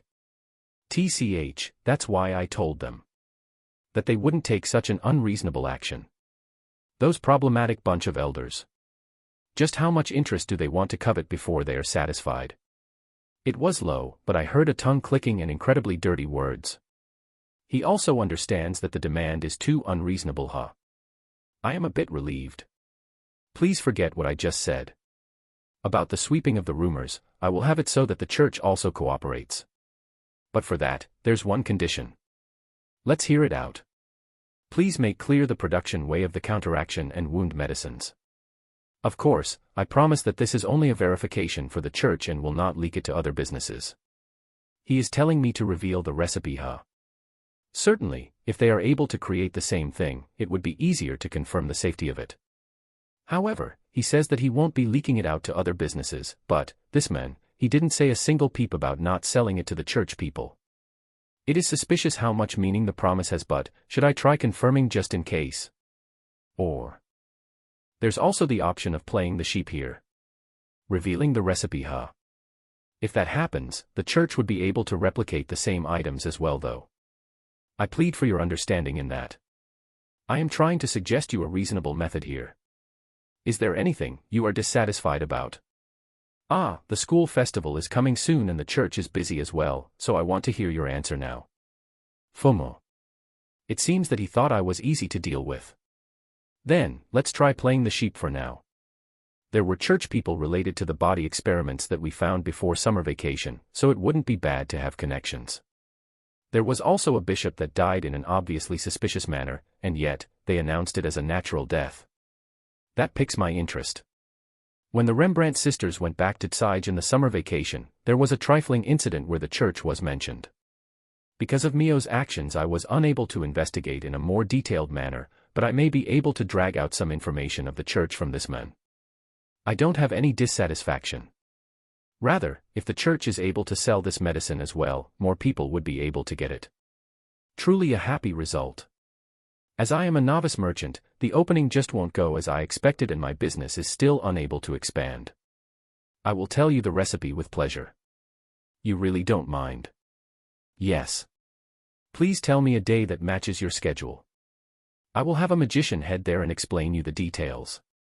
Is there a need for me to be there as well? That's a great help. Then, I am sorry for the suddenness, but, can your magician and you, Radu, is it fine to call you that?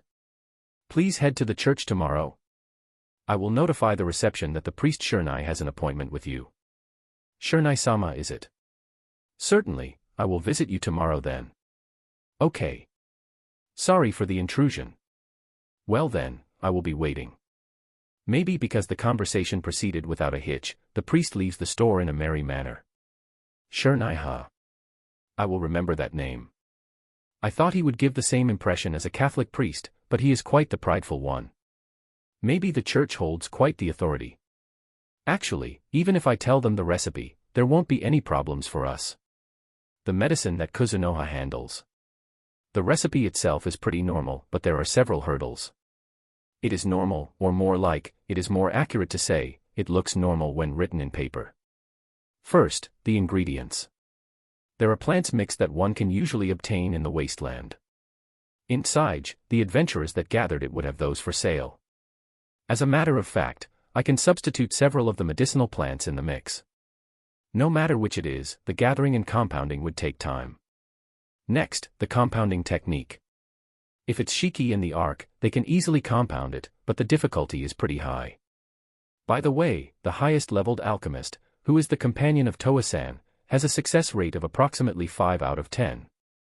It seems he is not a specialist in medicine, but even if they brought excellent specialized alchemists from the academy, the limit would most likely be about 80%. If the church is able to acquire the ingredients and get a skilled alchemist, they would, in outline, be able to create a similar medicine. Well, we can anticipate a pretty hefty price for it. That's why it will probably not turn into any threat. Let's just tell him with my chest held high. Let's cooperate with Shernai-san as a good-willed sheep. Since we have the chance of entering the church, might as well tour as well. Is it okay to make such a promise? When I follow the voice and face that way, there is a single woman I am used to seeing. Eva-san, huh? Suddenly calling me. That's not good for my heart. In the time of the school festival, the library seems to be closed, so there's plenty of times when Eva-san ends her work in half a day. She also worked in summer vacation, so I thought the library would be open in the school festival as well, but because there are so many visitors, there's the risk of theft and crimes which they wouldn't be able to handle, so they decided to just close it. Today she worked half a day, huh? During summer vacation, she has been visiting my store occasionally. I am personally happy that she has taken a liking to the energy drinks. Above all, thanks to the article she brought me, I was able to get stronger. Of course. I don't know until where you heard, but I won't say things that I don't consider alright. Era, how scary. I am beginning to feel pity for the church that tried to put a hand on the Kuzunoha company, Eva. So he really is a priest of the church, huh? I thought he just came here to demand bribe, but when he told me something that was one step further, I was a bit surprised. Ufufu. The school festival will be coming soon. There are many important people of the church here as well, so they are most likely trying to do things that might get them some points. The people that are assigned here are mostly people that have climbed the steps of promotion. Meaning, there are many who greed for promotion, Eva. I see. In other words, their bosses are coming, so to have them remember them, they want to do something. The rumors of my store have been used for that, huh? What? So it really was nothing important. Well, even if it wasn't related to the goddess, the one who killed the bishop was Rona-san, so I can't say I had nothing to do with it. That may be why I am a bit too distrustful. Just in case, I should ask Lime to investigate in order to loosen my mind a bit. Yar, it even makes people related to the church agitated, huh? This is quite the event, the Rotsgard Foundation Festival. Jean and the others are also enthusiastic and have leveled to around 90 already. Actually, they should be able to surpass level 100 by now, but because of the tournament rules and the school festival, anyone that is over level 100 can't participate. Seems that there was an enrolled student who surpassed level 100 in a long past, so the rule was created because of that person, but it has continued to exist. In the mock battle with the Mist Lizard, they have already gotten to phase 4, so even if they participate in a tournament to compete in martial arts or magic, I think that they will be able to put up a good fight. In the group battles where one participates in parties, I am sure that they will gather attention. Now that I think about it, I got a petition from Rembrandt-san saying that he wanted me to withdraw her daughters from participating in the tournament. Researches, lesson announcements, singing and dancing, if it is those type of competitions, it is okay, I can accept those. But tournaments that compete with battle techniques, I definitely don't want them to participate. Ray Dodano, is that necessary for the daughters of a merchant? Nope, definitely not. Rembrandt. The emphasized words are recalled in my mind. In the time when I went to Tsige along with the sisters, I got caught by Rembrandt and was told those words. Just like in the letter, the wife that was at his side smiled gently, told me not to mind him, and dragged him away. His wife was truly a charming person. Now I understand the reason why Rembrandt-san doesn't have any mistresses. And then, I was told that he, and probably his wife, had their daughters attend the Rotsgard Academy to learn etiquette, gather personal connections, and to obtain skills in social life. Because what I am teaching in Academy Town is battle techniques, the people close by will be that kind of people no matter what, but it seems that in the academy there are also decorum and normal classes, and also classes regarding social life. In the past, I did question the reason why the Rembrandt sisters were attending this academy. To get points, huh? The church is also having it hard. While I was thinking, I answer Eva-san. With the exception of a part of people that hold special talents, in the church, the lineage and factions have to fight for promotion or the doors for their future will be closed. Everyone must be desperate, Eva. If they lose, they get sent to Tsige or the wasteland, right? I understand. The people that are here, as long as they don't do anything extremely stupid, they won't get demoted to such a point, but a comeback is impossible. To climb up to the great church in Limia is their deepest wish.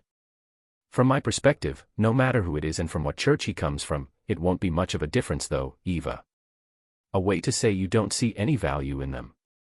Yeah, that's exactly right. Right now for me, Ray-san is the candidate for God, Eva. Candidate for God? I would like you to demote me to neighbor. Is she trying to joke around with me? Or is she serious to a certain extent? She says some pretty scary things. It seems she still hasn't thrown away her wish of recovering Kale Neon. The only grace point is that it is far. Even if Stella Fort falls, it is still further away. Even if we were to regain just that area, it would be pointless. Maybe because Eva-san understands that, she hasn't done anything rash. Her connection with that organization has been completely severed. Fortunately, the organization is too deep in secrecy that the amount of people was pretty limited. I thought that I would have to handle troublesome things like assassins for a while, but nothing happened. Maybe because she was in the outer layers of the organization. Now she only shows she wishes for something of the Kuzunoha company. Doesn't seem like she has any evil intent. Rather, she is a welcome person that brings various suggested books for me to read. By the way, Ray-san, about the school festival. If it is okay with you, can you go together with me? Eva. That's a pleasant invitation, but I already have prior engagements. I apologize. You already have your schedule filled, huh? Too bad. I thought it would be more interesting to watch the tournament if Ray-san were there to comment, Eva. Sorry. For some reason, there are many people inviting me to the school festival. Like, Root, the Rembrandt sisters, Eva-san, and the mob of female students. Since it is a long-awaited festival, I want to bring my followers along to look around, so I have refused them all. I do feel bad about it. Jean also asked me with serious eyes to please watch the tournament. Even if he didn't ask me to, it is a big event, so I intended to attend. Maybe he wants to show me the results of his training. If that's the case, he has a pretty cute side. When Tomo and Mio heard about the festival, they looked like they were looking forward to it. I am a bit uneasy wondering if they will move obediently, but it is the place I am staying in, so I don't think they will do anything unreasonable. Looking at Eva-san leaving after finishing her shopping, I think about how many days it is before the school festival while I walk back to my room. Chapter 113, Kuzunoha is no sheep. Triple length again and GT, dash and LT. I will be continuing the fast releases this week as well. Thanks for the support, happy face. So glad the temple isn't all sparkly. The impression I had of the goddess was, the glittering room, her pride, and also her tiresomeness. We arrived at the church division that I didn't even try to get close in the past, and not long after, I was able to catch a sight of our objective, a big construction which was strange in itself, but it wasn't made of pure gold or anything like that, which made me feel relief. If it really were like that, I would have wanted to leave as soon as possible. Reito-sama. Is there something wrong? Shiki stops his feet and turns back in concern at me, who is looking at the temple. No, well, I was thinking that for a temple that reveres the goddess it looks normal, no, pretty solemn, Makoto. A thinking stemming from the exchange of words between Reito-sama and the goddess, right? Because of that one exchange, you learned her personality. For me, the size may be different, but every one of them looked the same to me, Shiki. Certainly. In Shinto shrines and Buddhist temples, I haven't thought if they were made in the image of the god. And I haven't really thought of the method of construction either. I see. This thought did come from me actually meeting the god itself, huh? In the way, I glanced at the temples that revered the spirits. Is it called that way? I don't know if there's another way of calling it, but all of them looked the same to me, and I didn't put much mind into it. Personality, huh? If I remember correctly, the goddess is the only god, a sublime and honest one, affectionate over all humans, a pure mother, is how it goes, right? Makoto. That's how it is mostly interpreted. Other examples are, a gallant god of war, or things like a liberal guardian deity. She is thought as almighty, so I think that as long as it's a compliment, they all fit the bill, Shiki. It sounds like a lie, but when I investigated about the goddess at the library, her personality as a god, her characteristics, they were all like how Shiki said. And when she is narrated as a god of war, what's normally used as the ones suffering are demi-humans or momonos. This truly is an almighty image of a god. It may be okay to give her an image of perfection, but if they see the real thing, there's no doubt contradictions will appear. In my mind, she is already completely contradictory. For me, she looks more like those black things. If it's the church that thinks of her as almighty and the unique god, it is certainly true that her image will turn into a majestic one. Now then, there are more people around, so I will return to written communication, Makoto.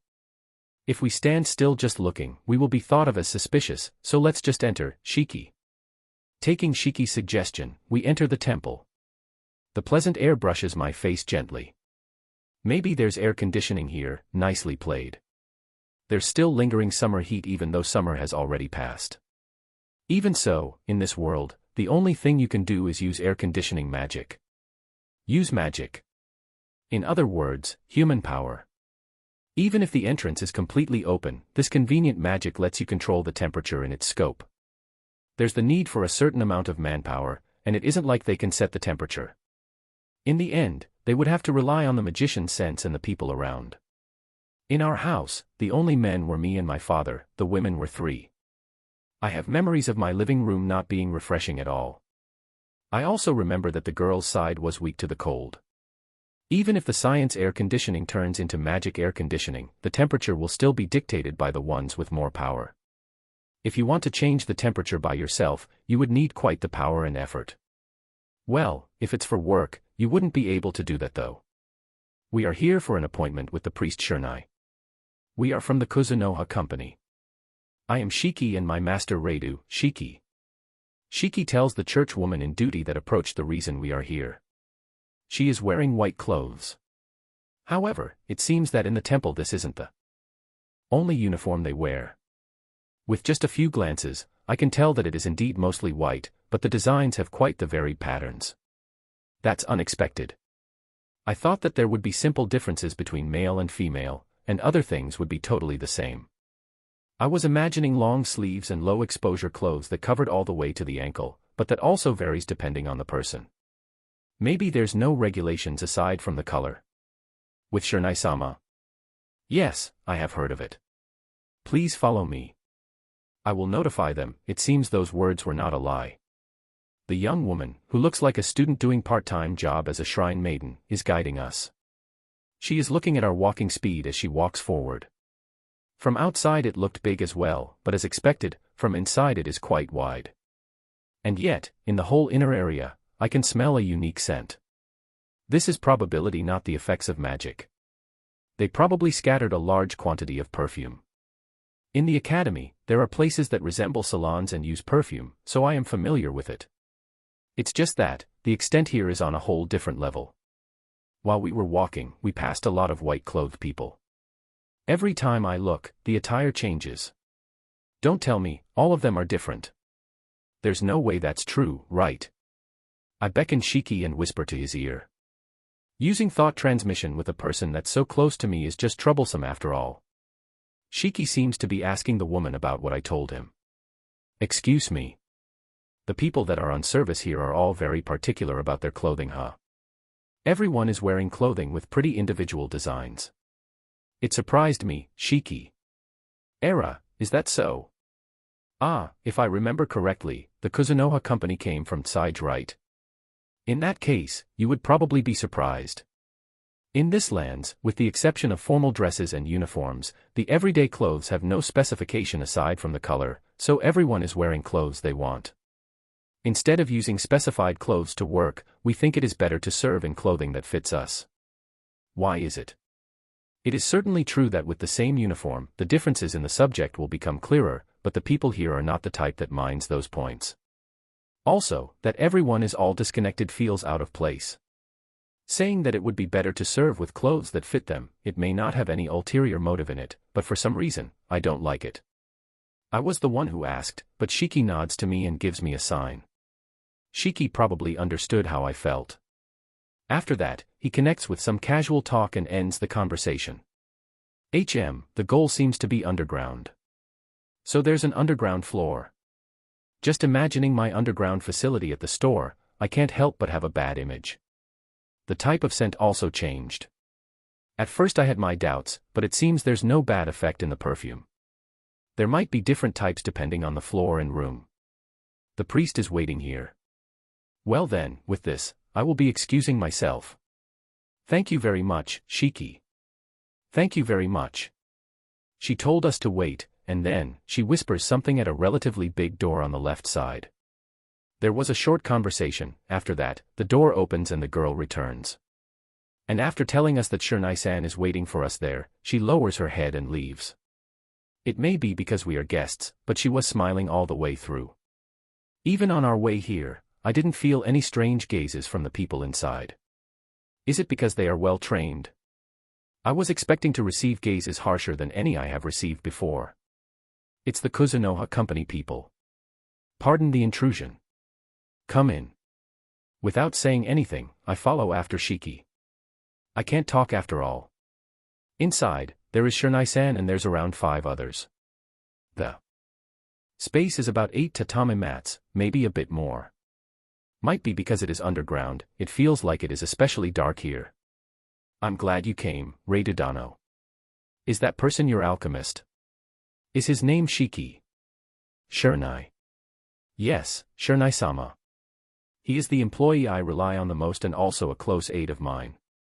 Name is Shiki. This time's request dash. I am grateful you accepted to exhibit your techniques with the church. I wanted to show my gratitude to you guys even if for a bit, so I notified my superior, and it seems that he will be exchanging some words with you. It hasn't been long since he arrived here, but the Bishop-sama, who puts together all the land's believers, has come, Shernai.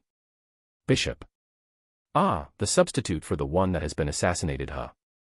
If we take into account the position Shernai-san is standing in, the other 4 seem to be underlings. In that case, is it that person there? His hair is long. His face is being hidden by something resembling a hood, so I can't see it clearly, but is it a woman? I see, their religion is based on the goddess, so it wouldn't be strange for the people at the top to be women. Even if I try to check his body, he is wearing clothes with low exposure, so I actually don't know if it's just a male with long hair. If he talks, maybe I can tell. Also, I wonder why Shernai-san interrupted my words. Could it be, he reported that I was the one who wanted to publicize it? It seemed like he came to our place because of the orders of someone else though. This is too much of an honor. I don't know if this is the correct gesture, but I get on my knees and lower my head. Shiki also follows. But in Shiki's case, he is probably just imitating me. Later, I should ask him how I should behave in this cases. I have heard that while being a small business, you handle rare medicines, and you will be making clear how some of them are made. I thank you for that faith. I promise you that the church will brush away the rash remarks regarding your store. Husky voice, moreover, the voice of a glossy woman. It gave me the impression of a person that is fond of tobacco and alcohol. It pleasantly resounds in my body. So the bishop is a woman, huh? I thank you for your consideration. I heard your words have been stolen by a cursed disease. We will be providing our assistance in that regard as well. I don't know how much help we can be of, so I can't tell you to be relieved. I didn't even ask for it. Quite the kind one. Is it okay to take her words in face value? I really don't know. Bishop Sama, the times is. I see. Well then, Radu, let's meet again in the future. I will leave it to Shernai. Understood. Thank you for sparing important time of yours, Shernai. From the four at the back, one quietly approaches the bishop-san and speaks to her. Well, she must be busy. After saying a few words to me, the bishop leaves. Shernai-san lowers his head 90 degrees. Damn, I forgot to lower my head. That's not good, Radudano.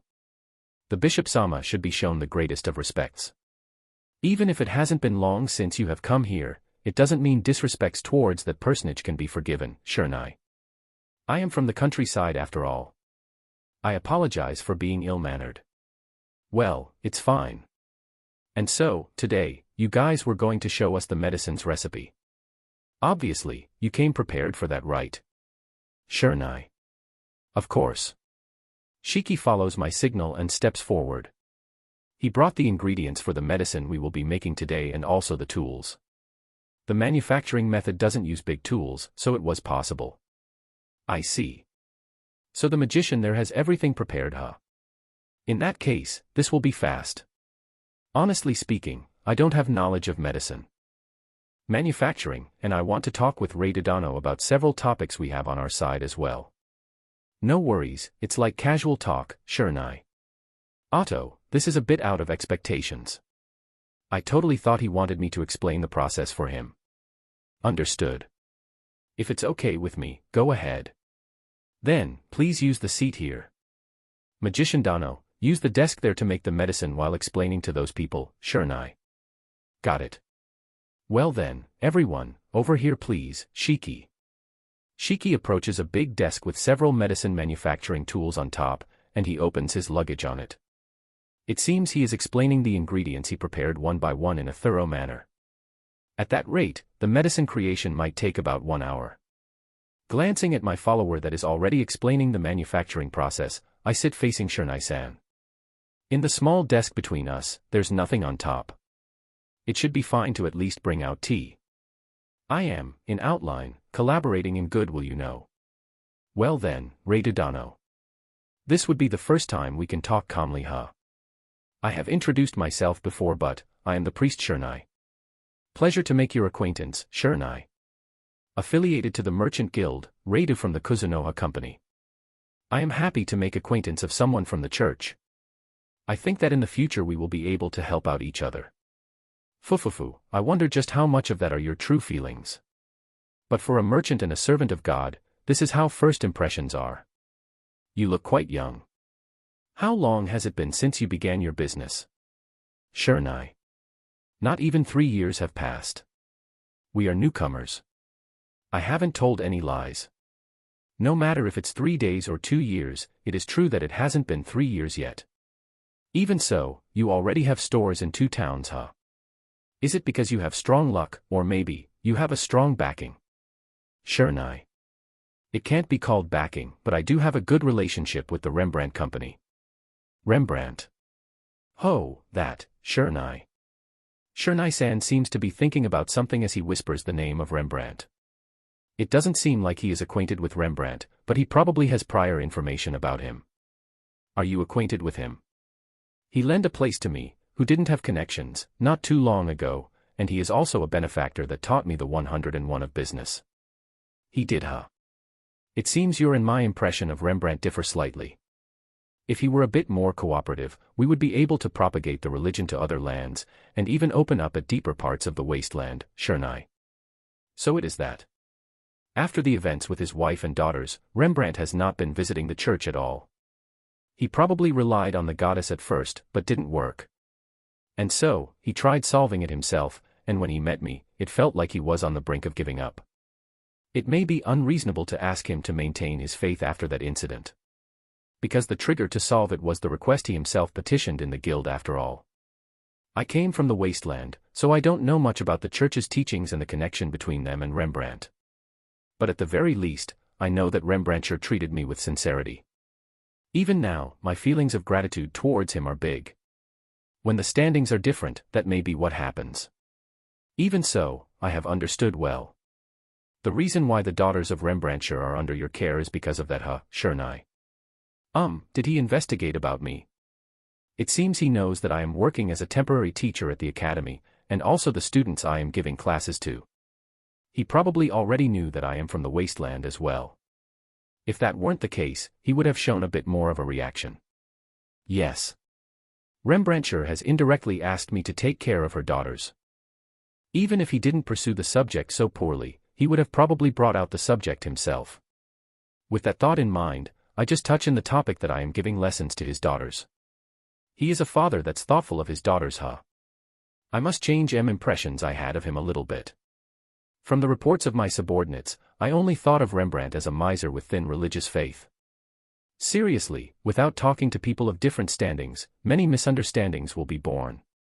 It has become a good lesson.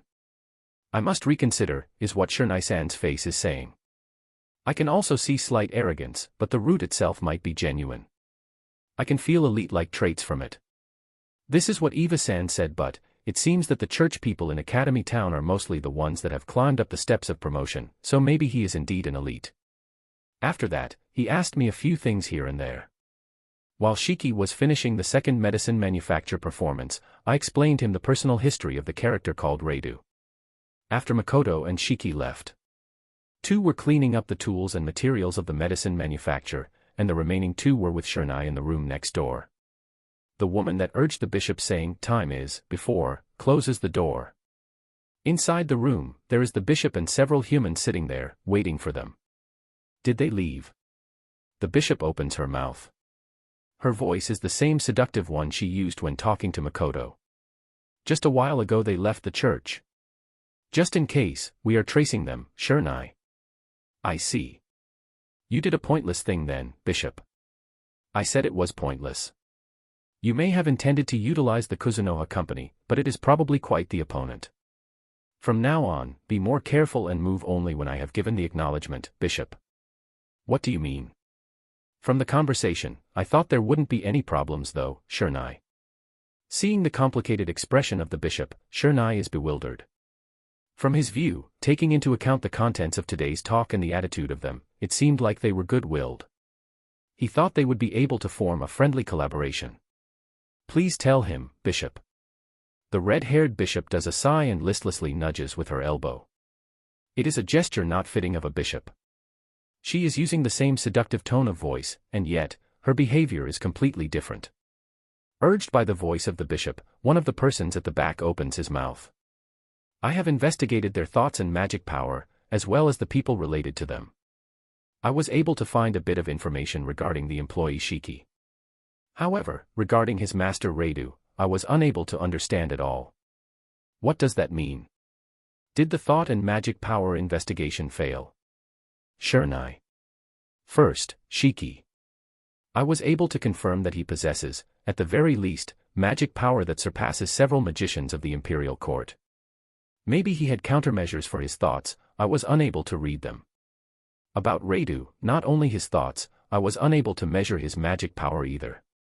It was a report that was close to telling him they didn't understand anything. Shernai thought that was just impossible and got confused. A magician that has the capacity to be appointed in any country if he wished, is working as an employee in a store that can be blown away with one puff, moreover, serving a kid. Who would be able to imagine that? Is what he wanted to shout out. Also, for the thought reading which the church is proud of, to not work, and not only that, they are unable to measure their magic power either. He could only think of this as some sort of bad dream. Impossible. Are you saying Radu has magic power that surpasses Shiki? Shiranai. Who knows? Thinking about it in a normal way, since Radu said he is a reliable close aide, he might be weaker than Shiki. But in reverse, it can also mean that Radu is stronger. We at least know that Shiki is a close aide of the temporary teacher Radu and that he is an extraordinary magician. Also, about Radu's magic power, we can't understand it at all. It is not that we can't measure it. It's like all the magic power around him has been painted out, and we can't feel magic power at all, Bishop. The person in charge of the investigation nods heavily at the words of the bishop. The continuous utterances of unbelievable things were making Shiranai confused. In others' words, his magic power and thoughts were being suppressed. Shiranai. That's how it could be taken. For people that can manage to pull such a deed, there's no way subordinates would be able to tail them right. That's why I said it was pointless. The medicine itself is also suspicious. Just how was it? Can I get a report? Bishop. The bishop talks across the head of Shiranai, onto the two that saw the medicine manufacture from start to finish. Honestly speaking, it was a splendid recipe. The process was systematic and the explanation was clear. Also, the ingredients used were not things that can't be obtained. Heh. How unexpected. Then you guys can also make it. Bishop. Probably. I think Shiki didn't hide a single step of the process and showed us everything of it. But the man looked like he had a hard time saying what came next. The bishop doesn't press him on and just waits for his mouth to open again. Regarding the price, I think it will be a lot higher than that of Kuzunoha Company. The success rate. Bishop. That as well. It seems the Kuzunoha Company practically doesn't fail, but with our ability, I say 5 out of 10 is max. He said that they have brought 2 types of ingredients from the wasteland, but told us that there are plants here that can serve as substitute, and he actually showed us the process of that as well.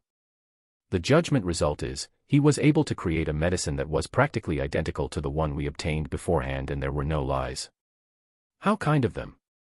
And if you said that as well, it must mean that there are other reasons, right? Say it, Bishop. The production cost. Production cost. You mean the expense for ingredients? Bishop. There's that and the need to employ a magician that increases the success rate, but in that part, it isn't that much of an issue. From the ingredients that Shiki told us and the price of those in the market, just with that, the price of our medicine would differ greatly from that of Kuzunoha Company. Even if we order them from the wasteland, or get the 2 types of medicines he proposed to us, we would have to place requests for the adventurers and that would include the danger compensation and raw materials cost, so just by trying to obtain the raw materials, we would already be surpassing 10 times the price of a completed product of the Kuzunoha Company. If the church creates it and sells it in other places, the price would have to be a 100 times more or we won't be able to profit at all. In the future, if they were to open a store in the areas that we sell, it might affect the trust of the people towards the church. 100 times more, you say? No way. The Kuzunoha Company is selling them at a lower price, right? Bishop. They gather all the ingredients by themselves, so they obtain it all without the need of using the market. He did say that he had confidence in his circulation of goods, and it may sound unbelievable but, as long as it's treated as merchandise, they must be obtaining profit at that price. No way, Shiranai. Shiranai cuts into the conversation. In that case, it wouldn't be much different from the other high-priced medicines. No matter the effect, it would turn into a price that would surprise anyone. As I thought. In other words, it is safe to assume Radu is feigning to be a pure child. While we are casually using him, a cold sensation might cut into our throats. It's good that we were here as well, Bishop. Bishop-sama. Shiranai. I don't think Shiranai's eyes were wrong. However, don't get involved with them for a while. And also don't go spilling the information to other factions. Depending on how we play it, they may become a trump card that could help us in the future. An unusual human that employs a lot of demi-humans, huh? Tell everyone in an oblique way that whenever they hear the name of Kuzunoha Company, they should tip their ears. For the meantime, at least until the other bishops and the people of Limia have left Academy Town, I ask you to make sure they don't perceive our interest for Kuzunoha. And also, for now, there's no need to think about the price, so try making about a 100 wound medications. There's no need to force ourselves in competing with them. Those goods are useful after all. If it's in a different town where our comrades are, or in the front lines of war, just by changing the location, there are many different ways of utilizing it, Bishop. Along the priest, everyone in the room nods silently at the words of the bishop. I quietly clear my ears. I hear a conversation that is not that reserved in volume. At this time, there aren't many customers. It's because at this time, most of our merchandise has been sold out already. The most we get are Wani-sans, who work late at night at the back streets, buying energy drinks from us. Those girls have already become regulars at our store, and now it is normal for the representative to come here and buy several dozens. The repairs of weapons have become more popular lately, but they normally come to receive their weapons at daytime. I am sorry for the sudden customers, but when it is nighttime, we only have medications for cold and energy drinks. I hope you guys also get popular soon. If you ask me what I am trying to say with this, is that at this time it is easier to idle. When I returned to the store using the normal circulation route, I heard the usual small forest Oni and the young chat-loving Eldwa talking with someone. Good grief, even if you are clerks talking with a customer, don't go speaking in such loud voices. I can't even see the RN reflect from that girl. Akua, who was looking at that situation with a tired face, suddenly looked back from the account table she was in. In other words, she noticed Shiki and I arrived. For a moment, she opened her eyes wide, and after that, she seals her mouth with her hands. This time, Akua didn't stop them, but she didn't slack off either. Well, let's consider her not guilty. I beckon her to come. I am back. I see that you guys are having quite a lot of fun here, Makoto. Is it always like this when we are not here, Akua? Shiki. Shiki's tone is also lower than normal. Of course, it is not because he is speaking low. Welcome back, Akua. The customers are, Tet, it's Jean, and the others, huh? Those guys are also, pretty free, huh, Makoto? They are slacking. Maybe we should tighten them a bit. They might not be able to participate in the school festival though, Shiki. My assistant Shiki narrows his eyes. In those areas, he is strict. And the employees that got in it and have begun talking in the spur of the moment are the most problematic ones. Akua does not participate in conversations normally. Or was it by chance that she didn't participate? Seeing her eyes swimming like that, it is suspicious. That's just pushing it too far. And so, Akua, since when were they like that? Makoto. It hasn't been long, Akua. If you answer me honestly, I will reward you with a taste of the new banana menu though, Makoto. For about 2 hours. Today the fruits were sold out early, and later after, the wound medications and counteraction medicine stock was finished as well, so our hands were free, Akua. So not much after we left, huh? What a thing. And to think that the public is praising us for our customer service and technique. That makes their self-confidence inflate even more. If people saw this scene, the reputation of the store would go down. You stupid clerks and malignant regulars. And also, what an effective confession. Your eyes are sparkling, Akua. Eris and the young Eldwa. Sorry to say, but there's a need for punishment here. You haven't even noticed I am already here. I take along the doggy that's waiting for her reward, Akua, to the kitchen. It is called kitchen in name only and only has simple equipment, but I am just going to do some orthodox cooking, so this is enough. Shiki, is it cooled down? Makoto. Yes, here, Shiki. Shiki takes out a bottle with a white substance in it and a single banana from the refrigerator. And also a small bottle with an amber color object in it. As expected of Shiki-san. It seems he understood what I wanted to make just by the mention of new menu. Tomo, Mio, Shiki, and Komo-chan have already tasted it after all. By the way, if we reverse the order of people mentioned, we would get the order of how much they liked it. As expected, the one who likes bananas the most is Komo-chan. Aqua is looking at my movements with eyes that surpassed sparkles. They were blazing. I can feel a strong gaze focused onto my hands. Well, I am not making anything significant here. I am just cutting the bananas, smashing them and mixing it all. The amber object is nectar. It isn't the nectar from Asura, but the ones you can normally obtain around these parts. Like maple syrup, it has a peculiar taste, and instead of using it to add sweetness, its purpose for mixing it in is mostly to add flavor. The white substance is milk. This one comes from Asura. It's on the dense side. It should be cow milk, but it is excessively dense and delicious. When I drank it, I was a bit uneasy if my stomach would be fine, but it's not like I will die. And since the day I drank, I haven't felt any problems in my health. The others also seem to accept it without any problems, and it is already being consumed by the residents of Asura. Done. What was made is banana milk. I pour the big white liquid container that's mixed with yolk to 3 glasses. Shiki is nodding. Aqua is gulping her breath and looking at the liquid pouring down. Here, go ahead and drink it, Makoto. I gave Shiki and Aqua the glasses. Confirming that both of them took theirs, I also bring mine to my mouth.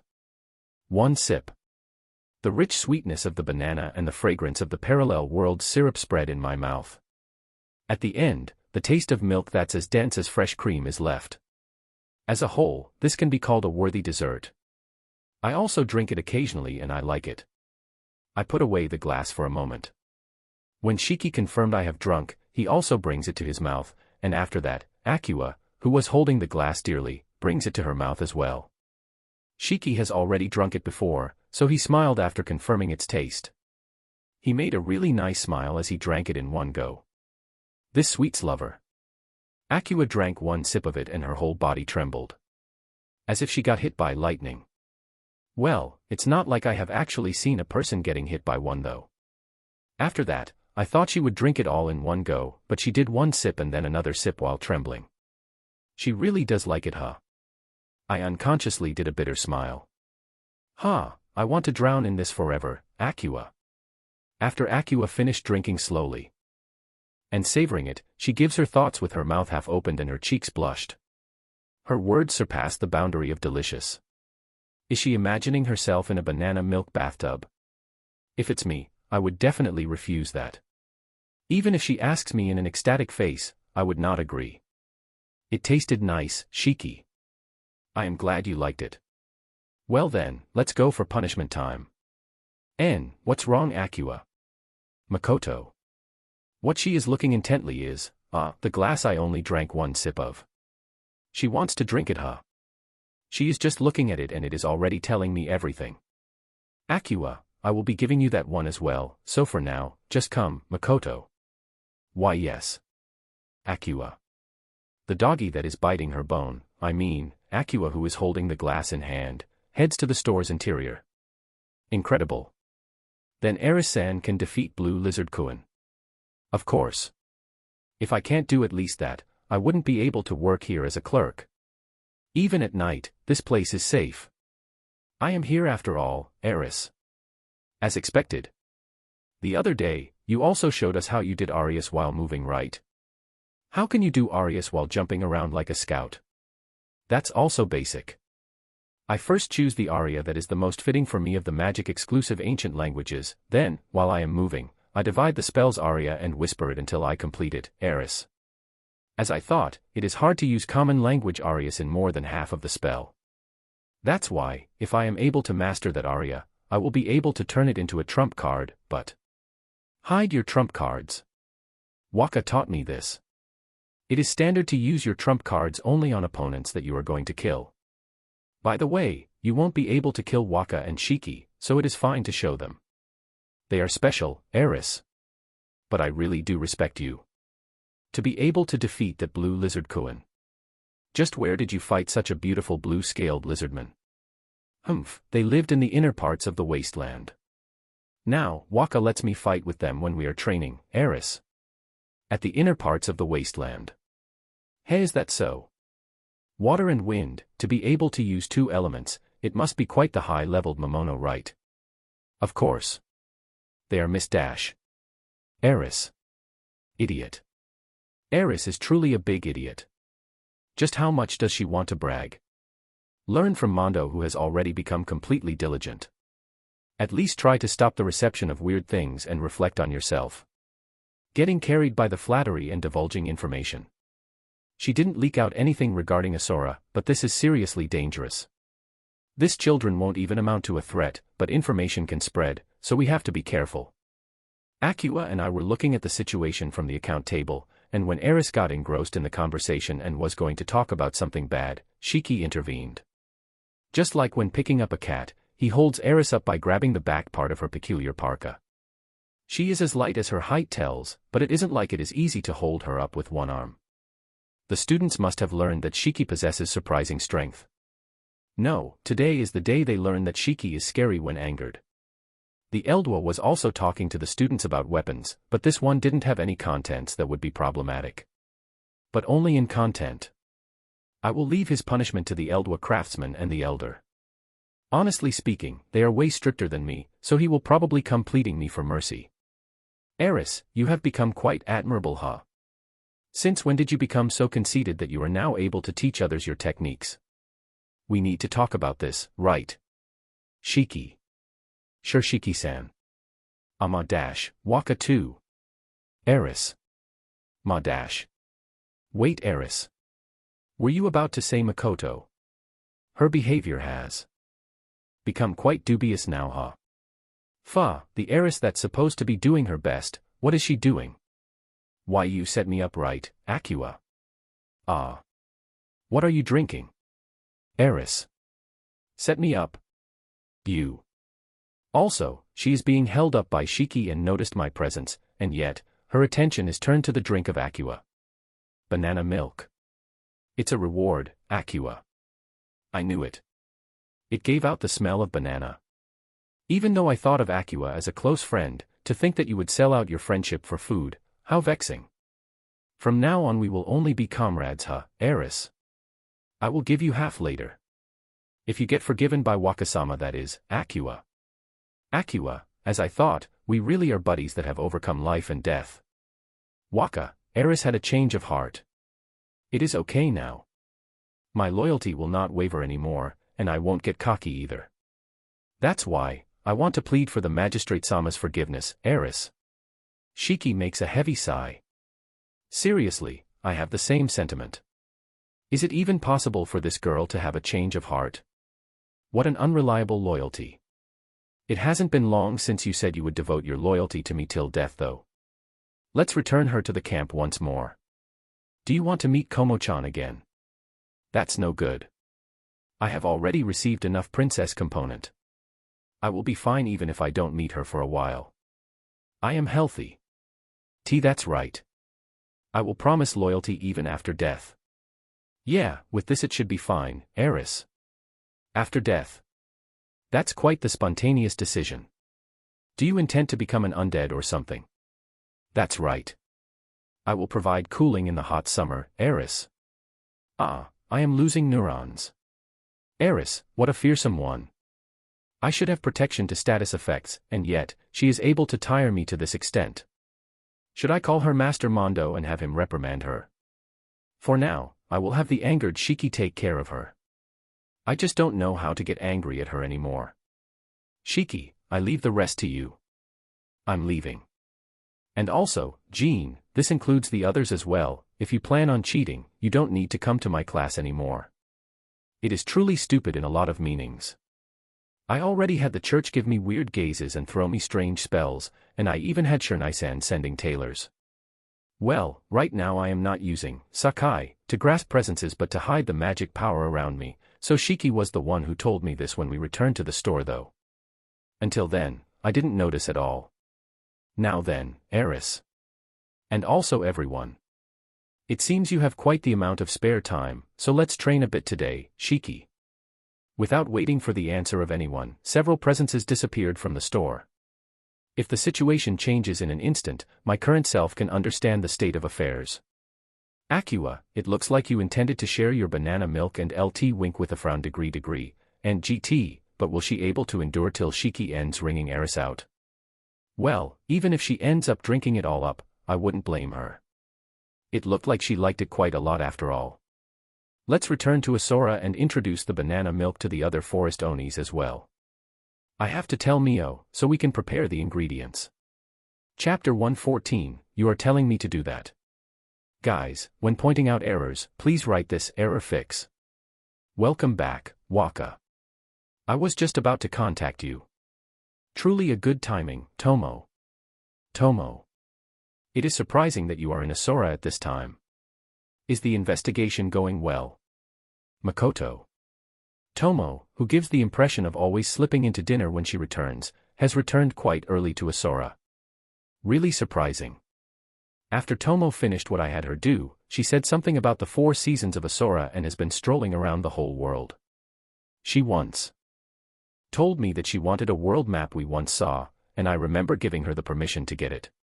Even though she goes flying around everywhere every single day, she is able to handle the matters of Asura, and the recreation of Japanese food is proceeding smoothly. I have to tip my hat at that working style. She has efficiency that could even allow her to start a business in the modern world. The map may have been an expensive buy, but I felt like it would be necessary in the future, so I bought it without hesitating too much. Well, it is about that. I have found quite the likely candidate. I don't mind beginning when the festival is over, but I wanted Waka's approval, Tomo. The school festival, huh? When I talked about it, not only Mio, Tomo also got quite hooked. In the end, it turned into everyone having fun there. I decided to put this week as a holiday in Asura as well. Even if it's called holiday, in the end, everyone will be passing it just like they do every day, is what Emma said while doing a wry smile. Truly diligent people.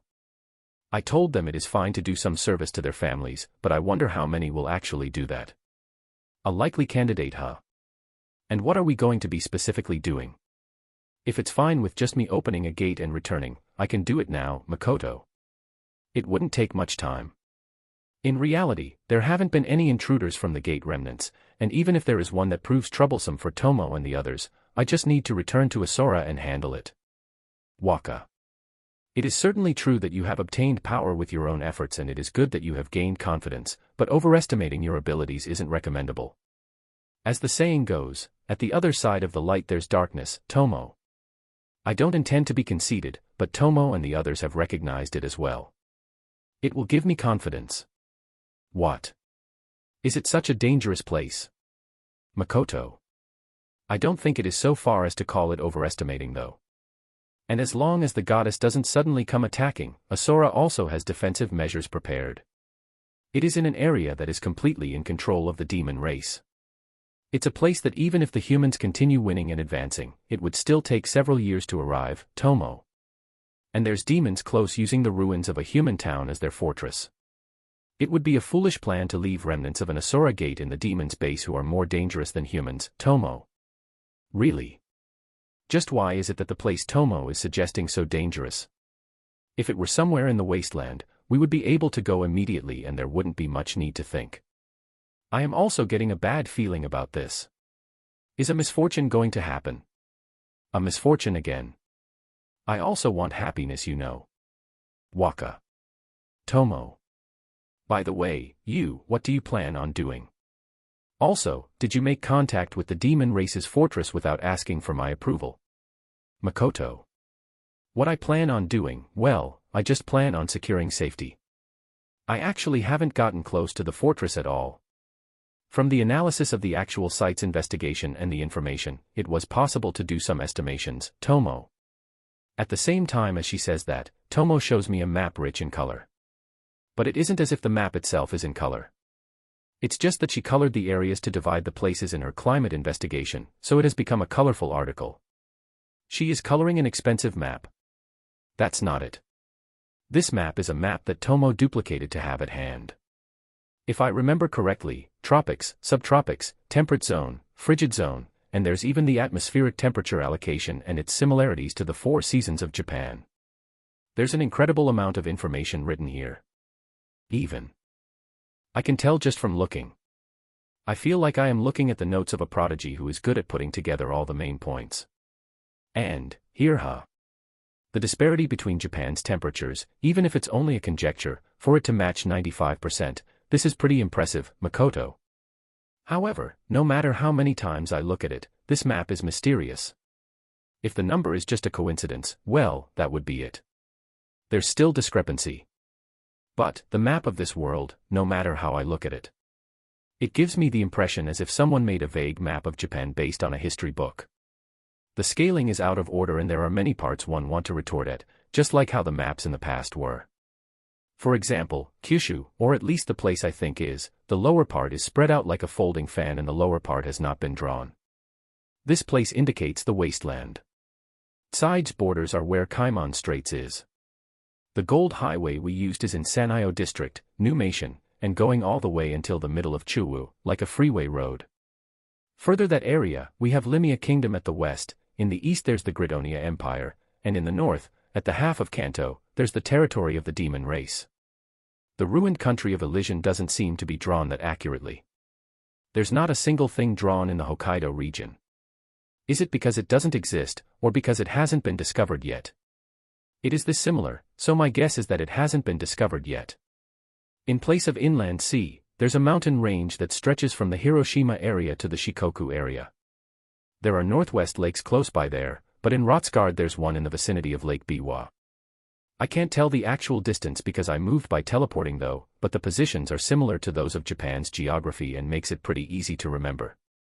It seems the two seas of Japan have been confirmed, but both of them have nothing drawn on what's further ahead. Is it because there's nothing ahead, or because they still don't know if the world extends further? If the resemblance isn't only in Japan, obviously, all the other lands should be the same, but is the information from the ocean itself thin? I haven't heard anything of it at all. Root might know something about it. While looking at the place Tomo pointed out, I remember a few things I thought about this map. At any rate, this place, if I remember correctly, it's a place I want to secure if possible. Do you mind? Tomo. It doesn't go as far as hyperventilating, but Tomo looks clearly impatient. Do you mind, you say? We can't secure it, right? That's demon race territory, Makoto. No problem.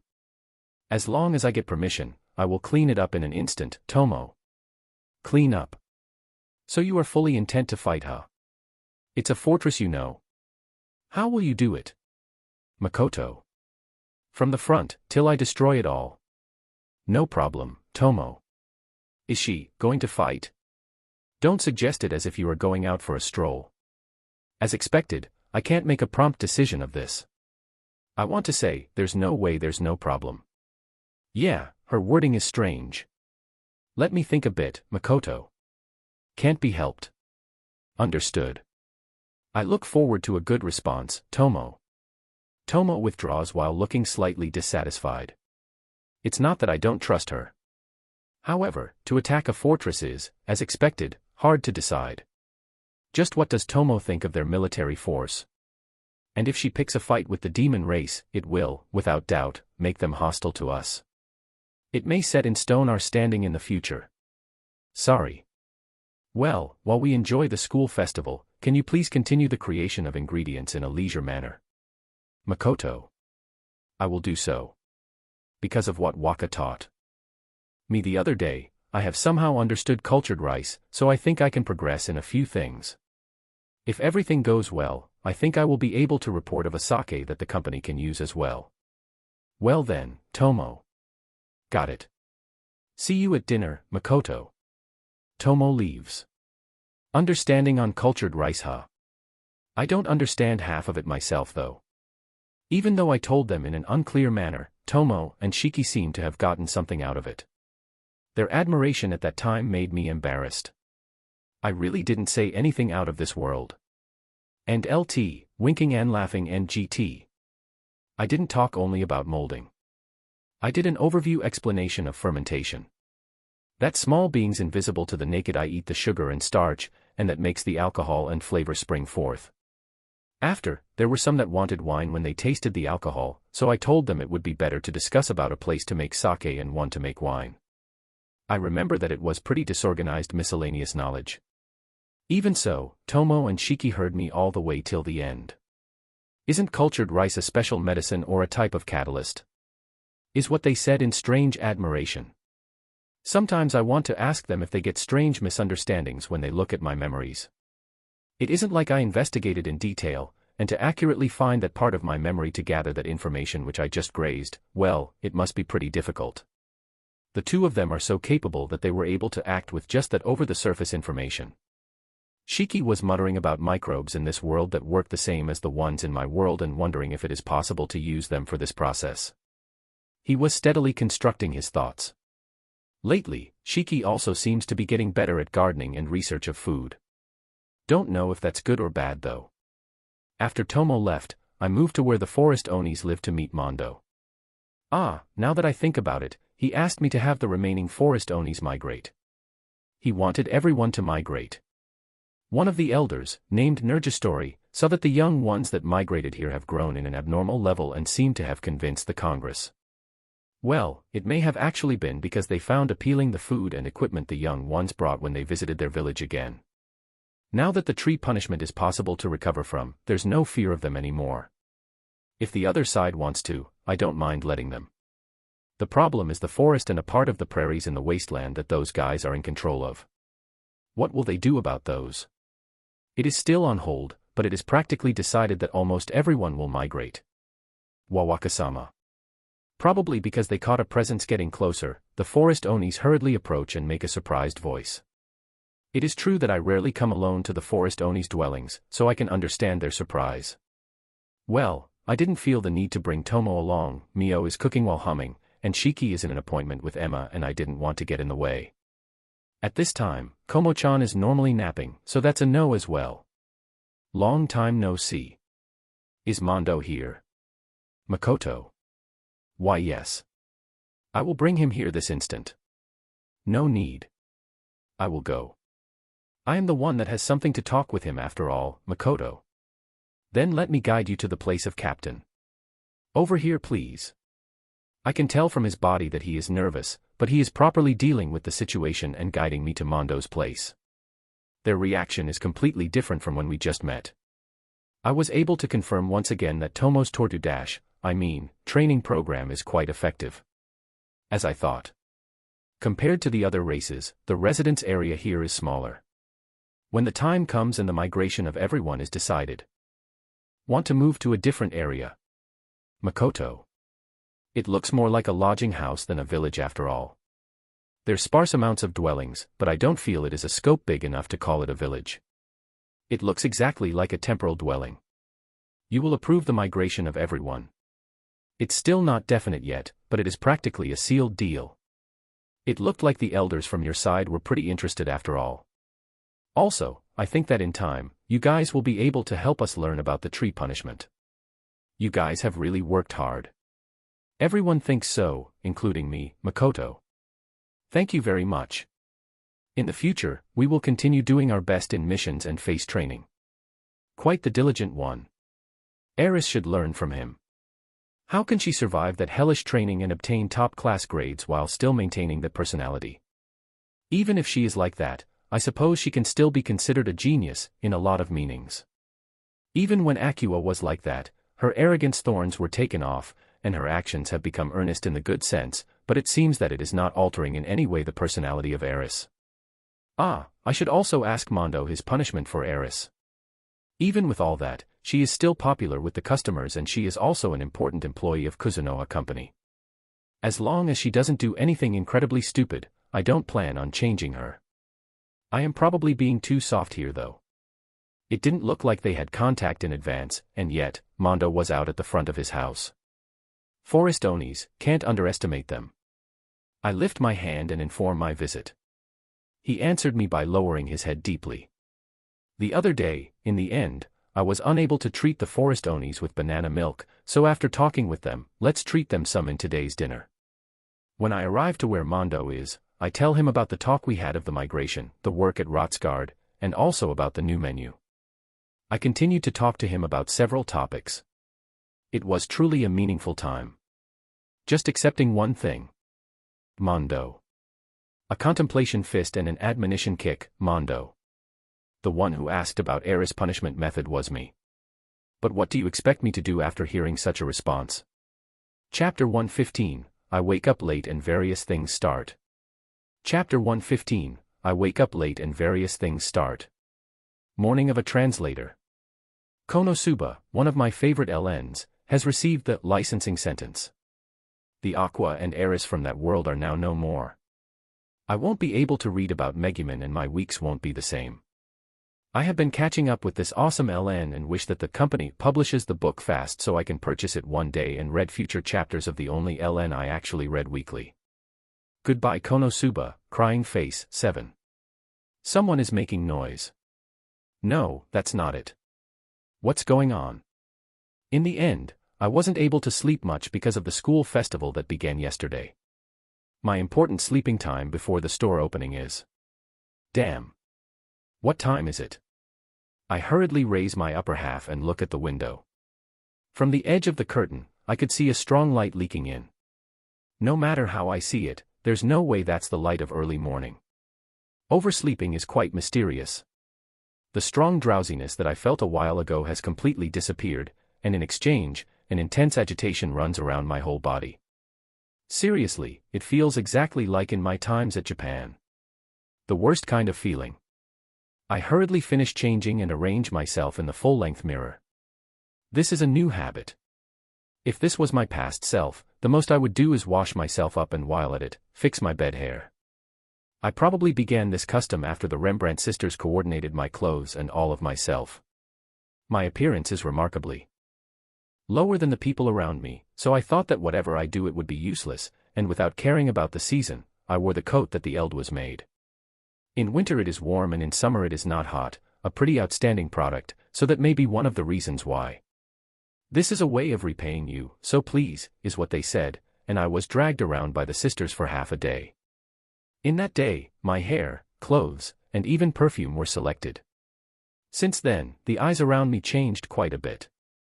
My face and height can be considered an established fact, but the things I wear and the scent I put on, I can change it as many times as I want. And the impression my face gives, changes a lot just by switching hairstyles. It may be obvious when one thinks about it, but it is due to my own negligence and the fact that I haven't minded it in all the years I have lived. And after that, I was lectured by the sisters, saying that I should at least try to put at least a minimum effort in my personal appearance. This is a customer business, so it is good to have good health in body and mind. After confirming once, I head downstairs. I don't want to suddenly show my face inside the store, so I first check the situation. In there, it was already filled with a large quantity of customers. As expected, I did mess up. One normally oversleeps in the times when it is already a bit too late. Shiki notices I have already woken up and comes to where I am by passing through the mass of customers. Good morning Reidusama, Shiki. Shiki, good morning. I'm sorry. I totally overslept, Makoto. Yesterday you were preparing things till dawn, so it can't be helped. Also, as long as the preparations are done, it isn't as different as the usual business, Shiki. Shiki's kindness hurts. Changing the shelves, increasing the number of central merchandise, putting on and taking off posters for advertisement, and changing the contents of the blackboard at the outside of the store. Shiki and I did that till dawn. Since he is already up, it can't be said that it can't be helped. And to say it isn't that different from usual. The congestion inside the store is incredible. If there's only one Eldwa here, then maybe Lime and the remaining one is outside. In that case, there's an outside line. So that's what woke me up. That makes me feel even worse. Lime and the Eldwa are outside. Makoto. Yeah. They are regulating the customers. The Kuzunoha company doesn't have a stand outside, but counting the people that work close by, for the sake of not being in the way of the other stores, I ordered them to regulate the line, Shiki. That's a great help. Right now it is around noon, right? Makoto. Yes. It is going to be noon very soon, Shiki. How's the sales? Makoto. If it is already noon, even if we sell several times as much as normal, the inventory should still have enough to spare. This place is an anything store, so as the word says, we handle a variety of products. Well, medicine is the main though. Just that, even if people increase because of the festival, I don't think this type of industry directly connects with drastically increasing sales in this kind of events. That's why we just prepared in case there's a need for personnel and then increase the inventory to tackle the sales. In base, that's how I decided to go. The number one most dramatic increases are probably the inns and restaurants. At night, probably the entertainment stores too. It seems that today's share will be over soon. There are many customers who are here just to check it out, and there are many who buy goods that normally don't show much sales together with other stuff. And the ones selling can't catch up, Shiki. We just reduced the price a little bit, and yet it has sold that much. Makoto. Yeah. When I saw the massive line outside at the time of opening the store, I was wondering what in the world was going on, Shiki. A massive line before opening. Yua, I really wanted to see that. What is attracting them so much? Makoto. It seems that the people who used our products have advertised about them being highly effective. And so, people that have come to Academy Town to see the festival, while at it, they check out the place. Also, it seems there are people that have been requested to do so as well. Adventurers don't show at Academy Town unless there's pressing business, so we rarely see them here, but today I can see quite a few, Shiki. Word of mouth, huh? In an area where people normally don't come, there are some who have tested our medicines, huh? It makes me a little happy. Making Sage my starting point, I have been having the Forest Oni sell medicines as well, but that's a place that is being constructed as it is being explored around, so there's not much we can expect from word of mouth there. There aren't many customers there that have come from distant places after all. In that case, the other merchants, and the people who have visited from other towns and are coming to the store by chance, have bought medicine and advertised about it, huh? Thanks. Should we rearrange the inventory? Makoto. No. It is originally things made along with the arcs, but now the Gorgons are helping out in the production as well. It seems they are fit in medicine production. And so, the production amount has increased quite a lot. That's why there's no problem in the inventory as long as we return to Asura, Shiki. I see. Then, Makoto. However, if we sell too much, there's the chance it will create doubts. I think that doubling the amount decided last night should be about fine, Shiki. Before I could say let's sell as much as we can, he nailed me down. It's certainly true that there's a lot of inventory, and it isn't recommendable to have people doubt us. If we stand out too much, there may come a time when it affects the business. Learn prudence. Understood. Let's do that. But with that amount, there will be people who won't be able to buy, Makoto. I do want to sell to the customers that have gone through the trouble of coming all the way here though. Too bad. There's definitely going to be. Just in case, I have made several methods to keep down the displeasure, Shiki. What are you going to do? Makoto. I didn't think it would reach a situation where the stock isn't enough, so of course I haven't thought about what to do when that happens. We have checked the annual situation of stores with the same type of products as us in the Merchant Guild, so we should learn from how they work. I had Lime go to the rear of the line and make it so that there's no more increase in people. And then, the people that are definitely not going to manage in the amount of merchandise for today, we will have an Eldwa head to the people that won't make it and have him tell them that we will be giving them a coupon valid for the next day. For the customers that are unable to come the next day, we will give them a tradable coupon from the Merchant Guild which allows them to eat in a restaurant around the areas, and apologize to them, Shiki. Tradable coupon. Now that he mentions it, I do remember receiving one of those once.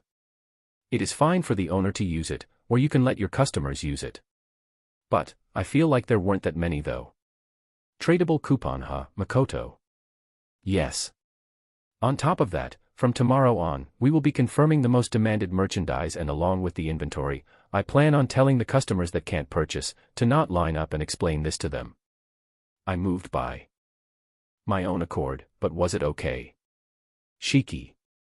No, don't worry, thanks. Did we receive that many tradable coupons? Makoto. Regarding that, this may be a report after the fact though. Since I thought it would be bad to give cash directly, I remembered the guild distributing this tradable coupons. If we use those, I thought it wouldn't look strange. And so, I headed to the guild and bought the necessary amount, Shiki. I see.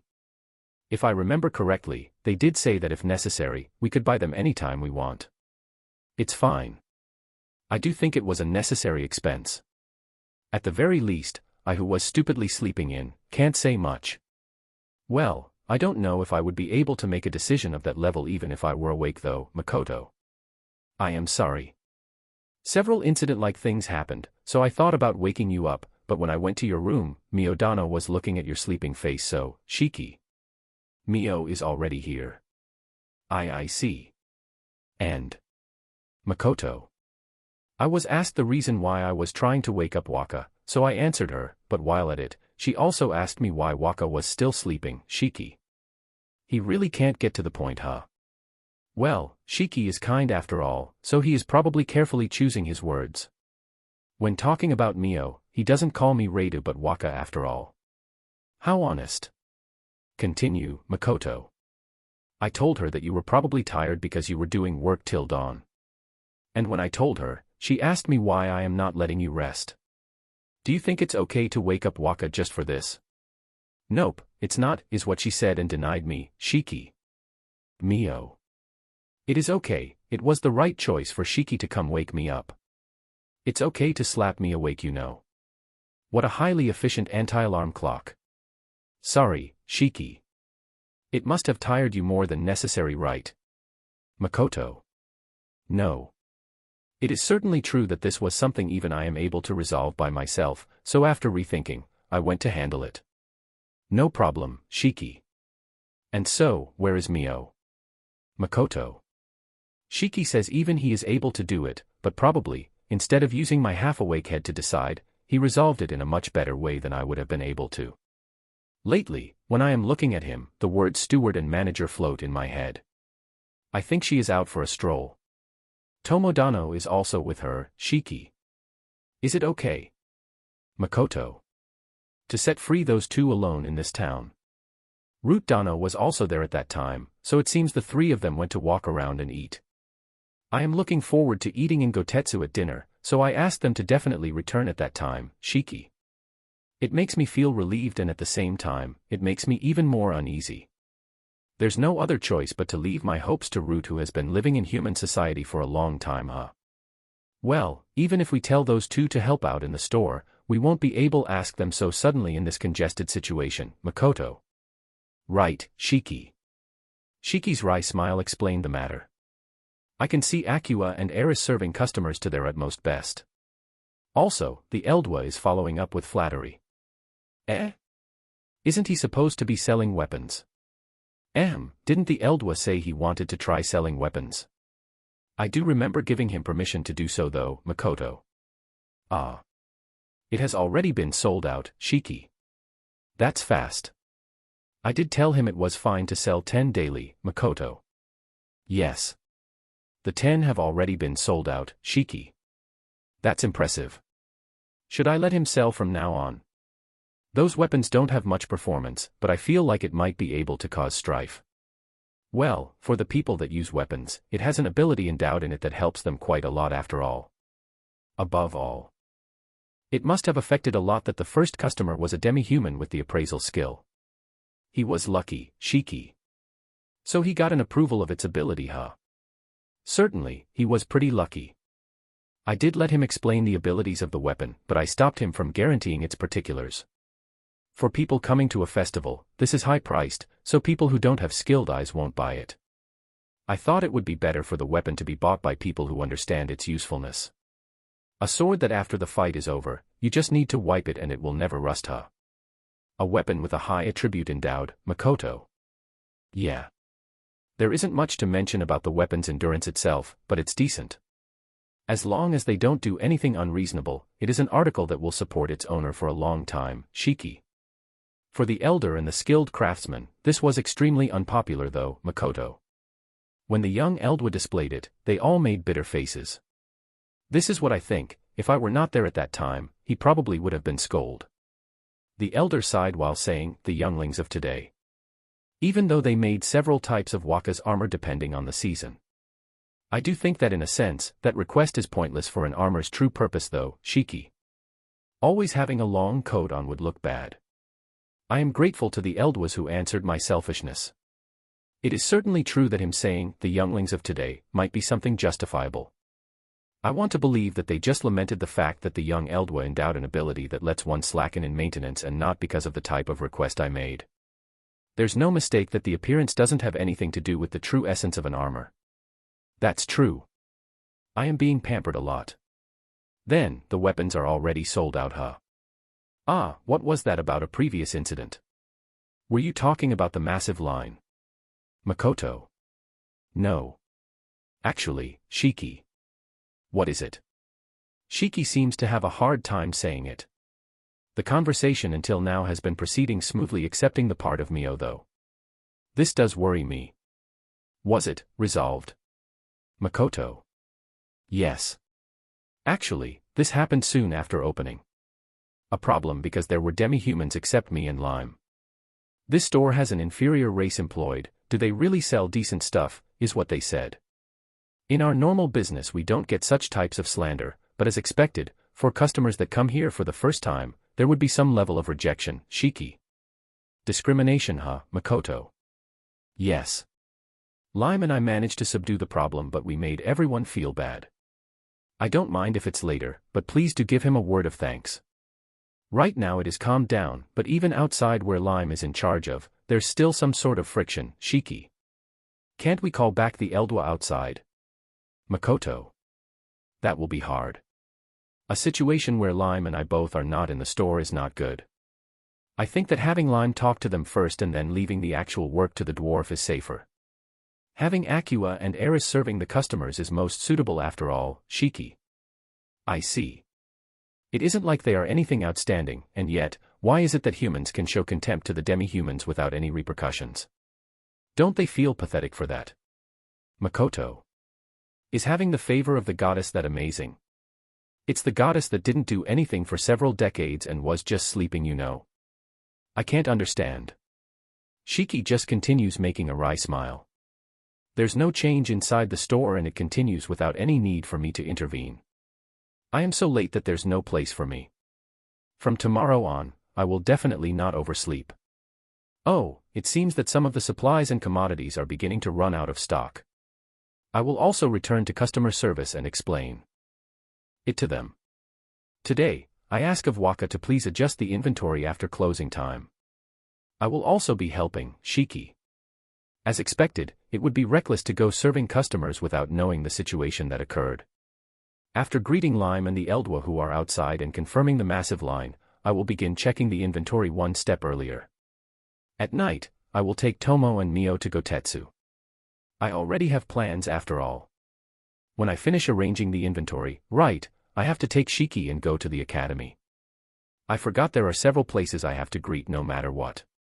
We have been here for quite a while, so there's definitely going to be human relationships formed. In the research exhibitions of today there are many subjects I don't really have much interest in, but it can't be helped. Finally, the school festival has begun. Let's go. Makoto. With a memo note in my left hand, I confirm the schedule of today. I leave from the back door of the store with feelings of recovering from that sudden mistake. There's people here too. Why is it? It kind of feels nostalgic. From the rear entrance, one store away in the main street, the people there piqued my attention. It isn't like there's some weird atmosphere there. A slightly darkish skin and black hair. Yeah, an Arab-like face would give this kind of impression. The abundant beard below his nose gave the exact image of a person from the oil country. Maybe it is because there's mostly people modeled from white westerns in this area, that's why, when I compare my face that is similar to that guy, if I told him that, he would definitely get angry though. In the group, I feel a slight sense of nostalgia and closeness. Well, it has nothing to do with me. He isn't an acquaintance or anything. He seems to not be minding me and looking at a list. He is looking at the list and then returning here, and repeating that process. Is he not a customer? Kuzuha. It's Kuzunoha. You are missing the no. To meet Lime and the others, I must pass beside him. I don't know if this will work for a person I have met for the first time, but I lower my head while passing beside him. Great, it seems he understood it. He moved aside in this road that is not that spacious. No doubt, it's Kuzuha. Why is the writing of my Laurel in this kind of place? Laurel. The name of the major power that I was able to slightly hear, piqued my interest. But I have a lot of things I have to do, so I don't have time to ask him about it. While surprised by the line that surpassed my expectations, I give my thanks and apologies to Lime and Eldwa who are moving busily, and began what I had to do for today. Chapter 116, There are times when the night drowns you. Sorry guys, college is the most unpredictable type of schedule. I don't know when they will push me tons of work. And it seems this time I got the heavy type of schedule. To think the sake wouldn't make it in time. Tomo-san, you are noisy desu, Mio. Calm down. It is proceeding smoothly, right? There's no need to hurry, Makoto. But I also think that if there's ponzu, we would be able to aim for higher heights in boiled tofu. However, for that, we would need to make soy sauce. And also, in the end, we would have to recreate the Japanese-style fermentation products. The boiled tofu that everyone is eating is still not in its completed state. Eating this with the aromatic salt that's normally used in this world, it is actually decently tasty in itself. Now that I think about it, there's kelp salt too. Maybe I should introduce this as well. Leaving aside if it can actually be made, there's a seaweed in this world that's incredibly similar to kelp, so it might be possible. After moving around busily, it is now evening. Even in this busy time of business, Gotetsu still had a place reserved for us. Having a single room reserved is truly extravagant and a grateful thing. There's a long line outside the store that's normally not seen, and when we passed beside them and entered the store, I felt slightly guilty. Tonight is a drinking party with everyone that has been working in the store, along with Tomo and Mio who came from Asura. I feel like this should have been done yesterday, but with my schedule, it was impossible to do so. The only one susceptible to hangovers is me, so it is nice that I can watch them cause a ruckus with a peace of mind. Tomo and Mio requested a name that is the closest possible to Japanese, so I selected a few and ordered them first. I also ordered the boiled tofu that's not so popular in Gotetsu, and the also unpopular salty bird meat nabe. I ordered the bird meat nabe with a little extra added. I had them make it with kanba water as a base. In image, it is the closest to mizutaki. It has already been quite long since I have eaten it, and there's doubtful parts too though.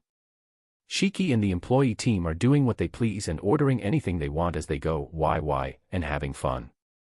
There are already a few empty nabes that are left to the side. Shiki has a cream nabe in front of him and a mayonnaise bottle in one hand, and seems to be considering something. That, I will never eat it. Waka, this is delicious. Truly delicious. Boiled tofu, mizutaki. Both of them may not be the same as the originals, but it does give the proper image. That's why I hate myself for not being able to prepare Japanese sake here. Tomo. While drowning in defeat, Tomo does a fervent speech. With her sleeves rolled up, she is frequently pouring alcohol in her beer mug. I don't think the amber-colored one is supposed to go in beer mugs, you know. Even if in the near future you are able to create the Japanese type one, I wonder if it will truly satisfy you. Is this nabe desu ka? It looks like it is a cooking that has quite the variety desu no any fish, meat, vegetables, diverse flavoring, and above all, the soup that serves as the base. This is. I have now considered this something worth trying. Mio, while pinching several things, seems to be interested in boiled tofu and mizutaki as expected. The mizutaki has quite the close taste, but in my personal opinion, not having something to substitute for crown daisy is what creates a bottleneck. Does Asura have it? I don't find an ingredient for nabe that useful, so there's no need to waste our time trying to search for it, is what I thought as I remembered a plant I didn't voice out. Wait for it, men's sake of Hyogo's open sea, women's sake of Kyoto. I will show you that I will finish it soon. Tomo's dream. It is at an absurdly high place, huh?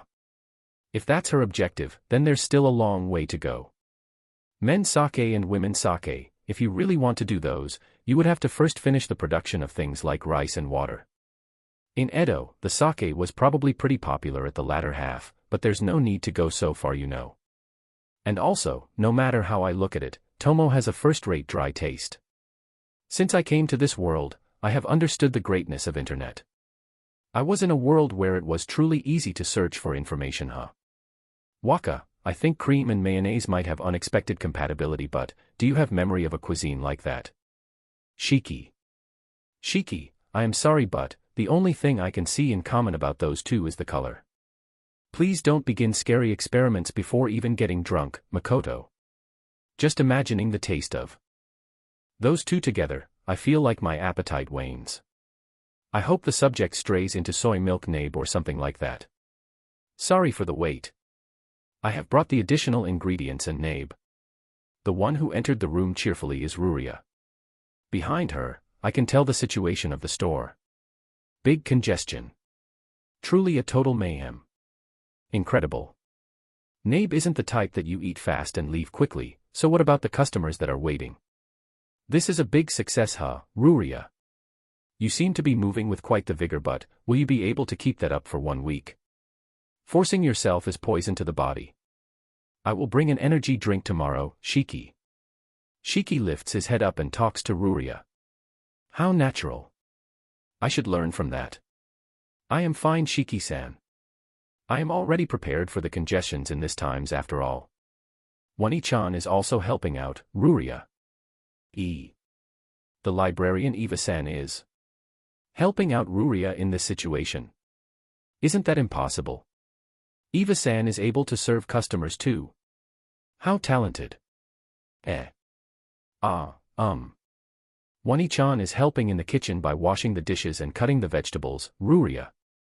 She must have been sent to the kitchen. Go there, do the dishes and cut the vegetables is probably how it went. What an expected conclusion. Glad I didn't ask her straight.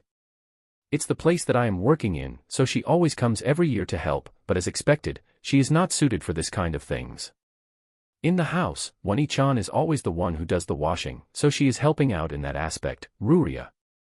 With just that much, I can tell that she is a truly good sister, Shiki. Shiki-san, it is not that you can tell, you know.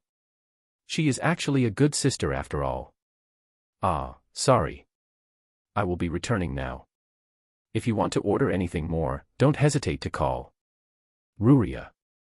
Ruria is probably able to do what Aqua and Eris do. Look like they are in several places at once when serving the customers. Serving customers is deep. Could it be, this is one of the strongest combat jobs? Also, she was able to predict the contents of what Shiki was about to say. Can't underestimate her. Maybe I'm a little drunk now. Well, today I had Root guide us and went looking around. It is a fun festival, huh? For just a single festivity, several people of high positions in the major powers come here and check things out. Nobles and big merchants bring along their attendants and can be seen coming and going, Tomo. Yeah. Inside there's always food carts, but here there's more variety. There were also many cuisines with different cooking methods, so I am looking forward to tomorrow. Alright, Wakasama, it seems in the country called Laurel, there's a custom where they eat a part of the fish roti suyo, Mio. In the content of what both Tomo and Mio talk, I can tell that they are enjoying the festival, but their directions are totally different. They traveled together and yet their impressions are so different. Also, in the academy area where normal visitors are unable to enter, the students were pleasantly training. It seems at the latter half there will be martial art and magic tournaments. I wonder how well the students of Waka will fare. I would like to watch the tournament along with Waka, Tomo. With this chance, I will increase my information and widen my cooking skills. When with Root, there's no need to line up that much, so it is convenient, Mio. I already promised Jean that I would be watching his match, so there shouldn't be any problems in bringing Tomo and Mio along. Root said he wanted to come too, but with his position he would be treated as a guest, so going together is totally impossible. Nevertheless, it seems Root has done well in this one day. I don't think they haven't caused a single problem. In this kind of festivals, quarrels are something that always happen, so I don't want to be so fussy about it. As long as they don't cause trouble with any of the high-position people Tomo mentioned a while ago, that's fine. Yeah, it is a festival that occurs once a year after all. It will make me happy if you two have as much fun as you can. About watching the match, let's all go, Makoto. My followers nod, matching my words. With how today went, there should be no problems with me and Shiki checking out the festival in shifts. It is okay to consider the merchandise mostly sold out by noon. Basically, when there's nothing to sell anymore, it is fine to just hear out the people that came to ask something. We have means for contact after all. If I remember correctly, tomorrow at noon I have plans with Rembrandtshire to go together to the publication that the sisters are participating in. I cannot oversleep no matter what. I should stop the alcohol and just continue with the nabe. The surroundings are already pretty completed too. Tomo and Lime merrily drink and make noise. Mio looks like she is having a serious match with the nabe and her cheeks are slightly flushed. The two forest onis and Shiki are mass-producing empty bowls of nabe. The Eldwas are eating the yakiniku-like nabe with small amounts of soup and bringing the meat to their stomachs with beer. Everyone looks like they are making noise and having fun. It's necessary to have times where you just don't care about anything and just liberate yourself. Now then, how about challenging the limited menu? The attack to Stella Fort is coming, and yet, to leave the country is just, there's a limit to stupidity. If the Empire didn't have that princess attend, there would have been no need for us to attend, but there's a need to confirm their true motives. I know that already. The problem is all because of that Empire hero and Princess Lily. There are traces of them entering my Limia country without permission as well. To be stirred from the inside in times of war, I just can't handle it. Having internal troubles with the same humans as us is just. Hibiki Dano is a hero as well, but it seems that her way of thinking differs a lot from the Iwahashi Tomoki of the Empire. Instead of calling it her accepting them, it is best to call it a relationship where both parties are using each other. If we are not careful, they might become our next enemies. I also know that already. That's why you came here, to investigate their movements and find a way to keep them in check, right? Damn Empire, what are they scheming? Rotsgard, situated at the center of Academy Town and serving as the tower where the most exemplar students gather. And inside that place, there's one area inside the academy where they receive the guests. Among that area, there's a room that has especially tight security. A male in his prime of life and a young man of about 20 are conversing there. Limia's king and the second prince. Even if he is the second prince, he is a bit older than the first Prince Breda. It can be said that this is proof that there are complicated circumstances regarding political power inside Limia. From the contents of the conversation as well, one can tell that he is working as the counselor of the king. The words of the king leaked out his anger. Even so, he hasn't shown this shameful sight in public. Because he is a king. In preparation for the next attack to Stella Fort, which is a key place the humans have been unable to reclaim from the demon race for a long time, normally, the king should be in his kingdom and wait for that moment.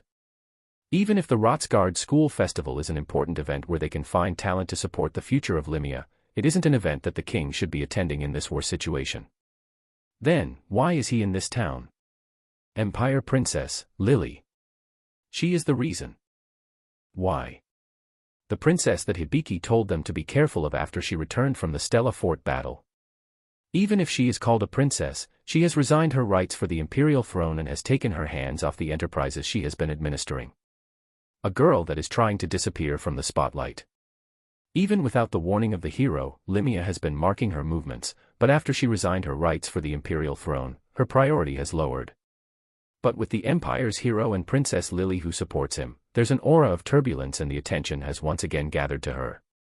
As a result, several strange movements with unknown objectives have been confirmed. Recently there was also a report saying that there were sightings of them in the lake that was said to be created by the mysterious power, the devil. This isn't an action that should be done by the princess of a major power to its ally Limia. And that girl, in the current situation where the fight is close, she took separate action from the hero and has come to Academy Town to attend the school festival. Her objective is a courtesy visit to Academy Town and find talent. Of course, Limia knew this announcement was all just a front. That's why, they can't leave it be. And so, another problem surfaces. The suspicious Empire princess that wouldn't be an exaggeration to call Fox, who will be the one in Limia that will be handling her. Large part of Limia's cabinet ministers are nobles who inherited the position. Bluntly speaking, the amount of incompetent people is not small. The status of the household and its power influences the official positions. As the king, it is one of the big problems he wants to fix. However, this isn't something he can undertake with half-assed resolve. This is way too big of a reform to do in the middle of a war with the demon race. In short, the Limia king, for the sake of checking a difficult individual, has few people that can search for a real intent and that he can truly trust. The people that fit in that category are naturally assigned with several important jobs, so their hands are already filled. Moreover, they now have a big pillar in war by the name of Hibiki. The king, who has the trait of not caring about moving himself, headed to Academy Town that is said to take 1 week from Limia Kingdom, and with the secret teleport formation it only took 1 day and a half. And so, the Limia king visited Rotsgard in the period of the school festival. Even if he is resolved to return when the battle begins, this is quite the despairing decision. That's why, because the Limia king, who reigns at one of the top-class human countries, is attending the school festival, several places were affected by it. As a result, this year's Rotsgard school festival is a lot more extravagant in its cast compared to last year. When the festival heats up at the latter half, the attendance to the events will increase, but aside from that, it will mostly turn into diplomatic places for the nations. I still haven't talked with Princess Lily, so I still don't know the intentions of the Empire. King, it is soon time for our next schedule. Laurel Union right. If possible, I would want them to excavate in Limia the hot springs that are considered the specialty of their country. I would like that kind of diplomatic discussions. Fufu, those are quite nice, but I don't think it is the type of thing that can be exported. Now that you mention it, it seems Hirodano also knows about hot springs. Brother was thinking if they could somehow go to Laurel. That idiot. Sorry. Because of his self-centeredness, he is bringing more work to you. No. Actually, his way of thinking and ability to act are things I don't have and it makes me jealous. Brother will definitely be a fit vessel as a king. I can assure it. The second prince that had maintained a complicated expression showed a slightly gentle face. He looks like a person that gets in many head-aching situations and has a stiff face, but when talking about his family, it seems it made him feel calm. In the small space of silence, the entrance door is knocked. Hearing that, the two inside the room change their gears and turn to their business face. Being informed of the visitor's name, a voice asking to enter the room is heard. With a voice filled with majesty, the king gives his permission. After a vocal message and greetings, and added statements of flattery and courtesy, the king urged them to take seat in the sofa that is set in the reception space to the number of men and women that came. We are in this type of place, so no need to be so stiff. Now then, first of all, state what you want of our Limia. If we count them in the 4 major powers, Limia Kingdom and Laurel Union are in the same rank. However, the truth is Limia has quite the high national power. The originally strong Gridonia and Limia obtained heroes and now their power increased even more, so the current state is that the major powers are divided in the 2 high and the 2 lower. As a result, Laurel is seen as lower and is treated as so. Well then, I will be straight and say it. Please return Priestess Sama. Maybe the attitude of the king had something to do as well. The man in the center that seems to be the representative opens his mouth big. Oh, the Priestess Dano.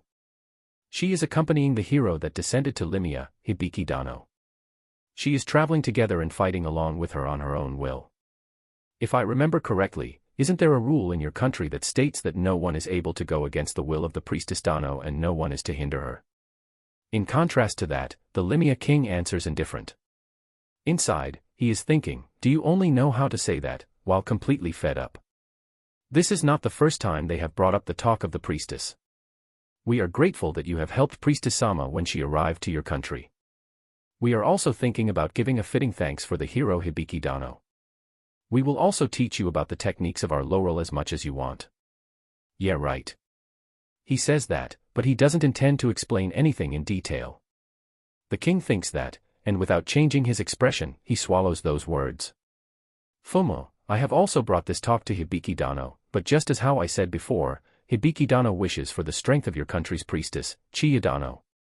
And the Priestess Dano consented. There's no need to think about it, we already consider that your country has given their gratitude. No need to worry, king. For the major power that's called the Matchless by humans to abduct an important personage of another country, moreover, having her fight in a battlefield that is filled with danger. This might become a big problem, you know. This is vexing. Bringing out falsehoods and bending the truth of the Priestess Dano's current state, I can't let that pass. We didn't abduct your Priestess Dano, she willingly decided to become Hero Dano's strength. Limia is in the foremost line of the war against the demon race along with Gridonia, and of course, this comes with danger. However, Priestess Dano understands that and still decided to do so. No, it can be said that the Priestess Dano is providing rear aid to your country and taking the initiative to support the Hero Dano in the front lines. Isn't this something your country should be proud of? Isn't the demon race a common enemy of us humans? King. Frontline and rear aid, Telling them about the difference in positions, the Limia king corners the other party. But you should know just how important the priestess Sama is for us. Do you think we can just shut our eyes knowing that her life is in danger? The woman that was silent at the side, stood up. And used a tone that can be easily said to be rude towards a king. The prince turns his face in order to tell her to remonstrate, but the king used his eyes to take over the next action. If you become emotional, we won't be able to discuss. Think about it thoroughly. Right now, the Hero Dano's movements are gathering the attention of the whole world. If in that situation, you were to take your priestess Dano, one-sidedly ignoring her own will and pulling her apart from the Hero Dano, just see what happens. How will the people in the world react to that? You can imagine it, right? If your country wants to do so no matter what, send an envoy. We will definitely return your priestess Dano. However, about this matter, we will not provide any support. If you are insecure, just bring your most elite. I promise we will definitely arrange for priestess Dano. As long as priestess Dano wishes to be with Hero Dano, I think that what your country should be doing is supporting her though, King. Limia takes hostages. Stop that. Words of anger were muttered. There was no need for the Limia side to say anything, the men sitting in the middle stopped her. I will forget those words just now, King. I'm grateful. What you say is plausible. Just, for us, the priestess Sama is an irreplaceable personage. At this rate, it will bring bad effects to the relationship between both of our countries. If possible, we ask for some sort of progress while in your stay at Academy Town. I will keep it in mind. We also wish for this matter to head in a favorable direction, King. Silent and cold, those eyes of the men in the middle that make one feel a strong will. He stands up, and his other companions also stand up. In their eyes, instead of calm, you could feel something close to hatred in that strong light. You can tell just how important is the existence called priestess for the Laurel country. Without turning around, they leave the room. After confirming that their presences grew further away, the prince opens his mouth. A rude behavior and contempt. We should issue an official protest to the union about this. No need. Well, it's not like I don't understand their point after all. It's to say, the same feeling as having Hibiki Dano not returning to the Empire, King. Also, right now creating stormy situations with other countries is a bad idea. To check the Empire, we need to have our country in their best condition or we won't be able to move how we want to. The will of the priestess Chiyadano holds no lie and she is standing alongside Hibiki Dano. Even if it takes a long time, we have no choice but to wish for their understanding, King. The Limia king breathes out a deep sigh. Moving as they wish, if that were to truly happen, the world wouldn't be in this much of a chaos, right? Even when feeling that that's too immature, the king thinks so in that way. It's a feeling he had forgotten a long time ago, but the kingdom's hero is the kind of existence that makes you remember those immature feelings. Maybe she will be able to realize that kind of wishful thinking is what he faintly feels. Will it become a sweet poison that will bring the destruction of the kingdom, or will it become the explosive that will reform the thoroughly rotten Limia monarchy? Just like the war with the demon race, the Limia kingdom's fate is also beginning to move largely, is the hunch of the king in his prime. Isn't it fine, isn't it fine? I like it, you so-called Ruria. You want to become my bride? Good, then come. TTT Tomo San. Stop. Ah, please don't fondle. Yo. Tomo Nezan, how manly. On. Baniana Mayaonis Tedha. Eris, milk. Oil, there's not enough oil. Ruria-chan, one more of the one that makes my throat burn. Oil, that's right, oil. With oil of strong flavor, this nabe might be perfected. Yeah, finally cut the fat meat and then put the noodles, zzz. That hellish and uncontrollable scenery, my sober self was looking at it from the entrance of the private room. Maybe the fun atmosphere turned it this way, or there might a different cause for it. In summary, including my retainers, everyone in the room except me was drunk in alcohol. The drinks of Tomo, Mio, and also Shiki were especially strong in alcohol, and their way of drinking is fitting to call it savage. Why does it have to happen today of all days? It didn't look like the alcohol had anything out of the ordinary. What a mystery. It is already late in the night and the ingredients of gotetsu are running out. The remaining customers are mostly the ones who enjoy alcohol, but they already began dispersing and people who tried to make a pass with the waitress began appearing.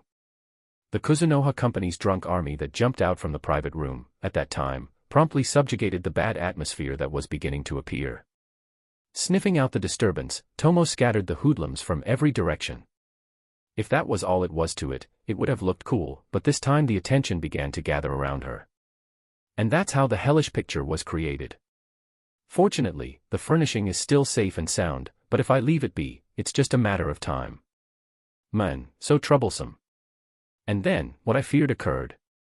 Ray-san, even for me, this is troublesome. The shop manager. Right. I also have a bit of alcohol in my system, but compared to the bunch making a fuss, I am still normal. I am sorry. They normally don't get this chaotic though. It is because it's Ray-san that I am not going as far as saying you are prohibited to enter, but can you please take them with you already? With this, I can't even close the store and the remaining customers won't be able to leave. Got it. Thanks for the meal. No matter how much I calculate, the math just won't catch up, so I give him quite the amount of money. It helps a lot that Ray-san always pays in cash. Then, I will be bringing the change fast, so please wait here for a bit. No need. We have caused you trouble, so please take it. If you don't, it would be hard on me the next time I come here. It may not have been us, but I could see several desks and chairs damaged. Anyways, this spectacle, just by looking at it I can tell it's chaos. Even if you say that, you are also taking care of us quite a lot. Alright. The next time you come, I will give you service fitting the extra. Thank you very much. Well then, for today, thanks for everything. Ahahaha. That's my line. The festival is still continuing, so buy, sell, drink and eat. Come here again. We will always be waiting for you. The words of the shop owner uncle healed me, and after calling out the guys with lighter symptoms, we began our leave. I carry the clearly bigger Mio and Shiki, and leave the store. When we left, the cold night wind permeated my body. I'm glad that Tomo is narrowly able to walk. Lime is lending his shoulder and she is somehow able to walk. No, they are probably supporting each other there. Like a pair of drunkards. Will we manage to wake up properly tomorrow? Hope it doesn't come to the scenario where only I get to wake up normally. With a tinge of uneasiness, the first day of the school festival finished. Chapter 117, Second Day, Wallflower. Sorry. Having you do something similar to a bodyguard. No, don't mind it. Also, if I came to this kind of place by myself, I wouldn't know how to behave and that would only trouble me. It's great that I was invited by Rembrandt-san. In truth, I am following around half a step behind him like an extra. Dance hall, I have never went to one, so I don't know if that's truly how it is called here though. I don't know the proper way of acting in this kind of place after all. Second day of the school festival. Finishing work more efficiently than the first day, I met with Rembrandt-san, who I had an appointment with, and arrived at the academy. For about half a day until the buffet format dinner finishes, there will be a party to assess etiquette, or so it seems. There are relatives of students and people that have been invited like me, but the atmosphere is clearly different from the places I am normally in. For guests like us, it is okay to just enjoy the party, watch over your student relatives, have chats, act in however way you wish. Rembrandt-san has already greeted several merchants and has received greetings from several people. The students, who are the original leads, are participating in this event complying with the classes they attend to, and their actions and conduct will be evaluated, or so I heard. So they are being tested for half a day here, huh? Honestly, I pity them. If my wife Lisa came along with me on the trip here, Morris would have to take the duties of the company and there is the chance he wouldn't be able to handle the problems that appear. Having you close is reassuring, Rembrandt. What's most important is that your wife has safely recovered. It would be nice if Morris-san were to come next year too. The reason why I came here with him is because of Morris-san's absence, and that's why I am acting as his bodyguard. But the truth is different. Half of the reason is because his daughters told him to bring me here, and the other half is to introduce me to a trading place, or so I think. The second reason is one that I thought of when I got here. If he really needed a bodyguard, it is fine to just hire one, and his wife coming after because she has something to do first just sounds made up. The people Rembrandt-san greeted, and the people that came to greet him, he looked at me and introduced my name and the name of the Kuzunoha company. Even the dense me knows what he is actually doing.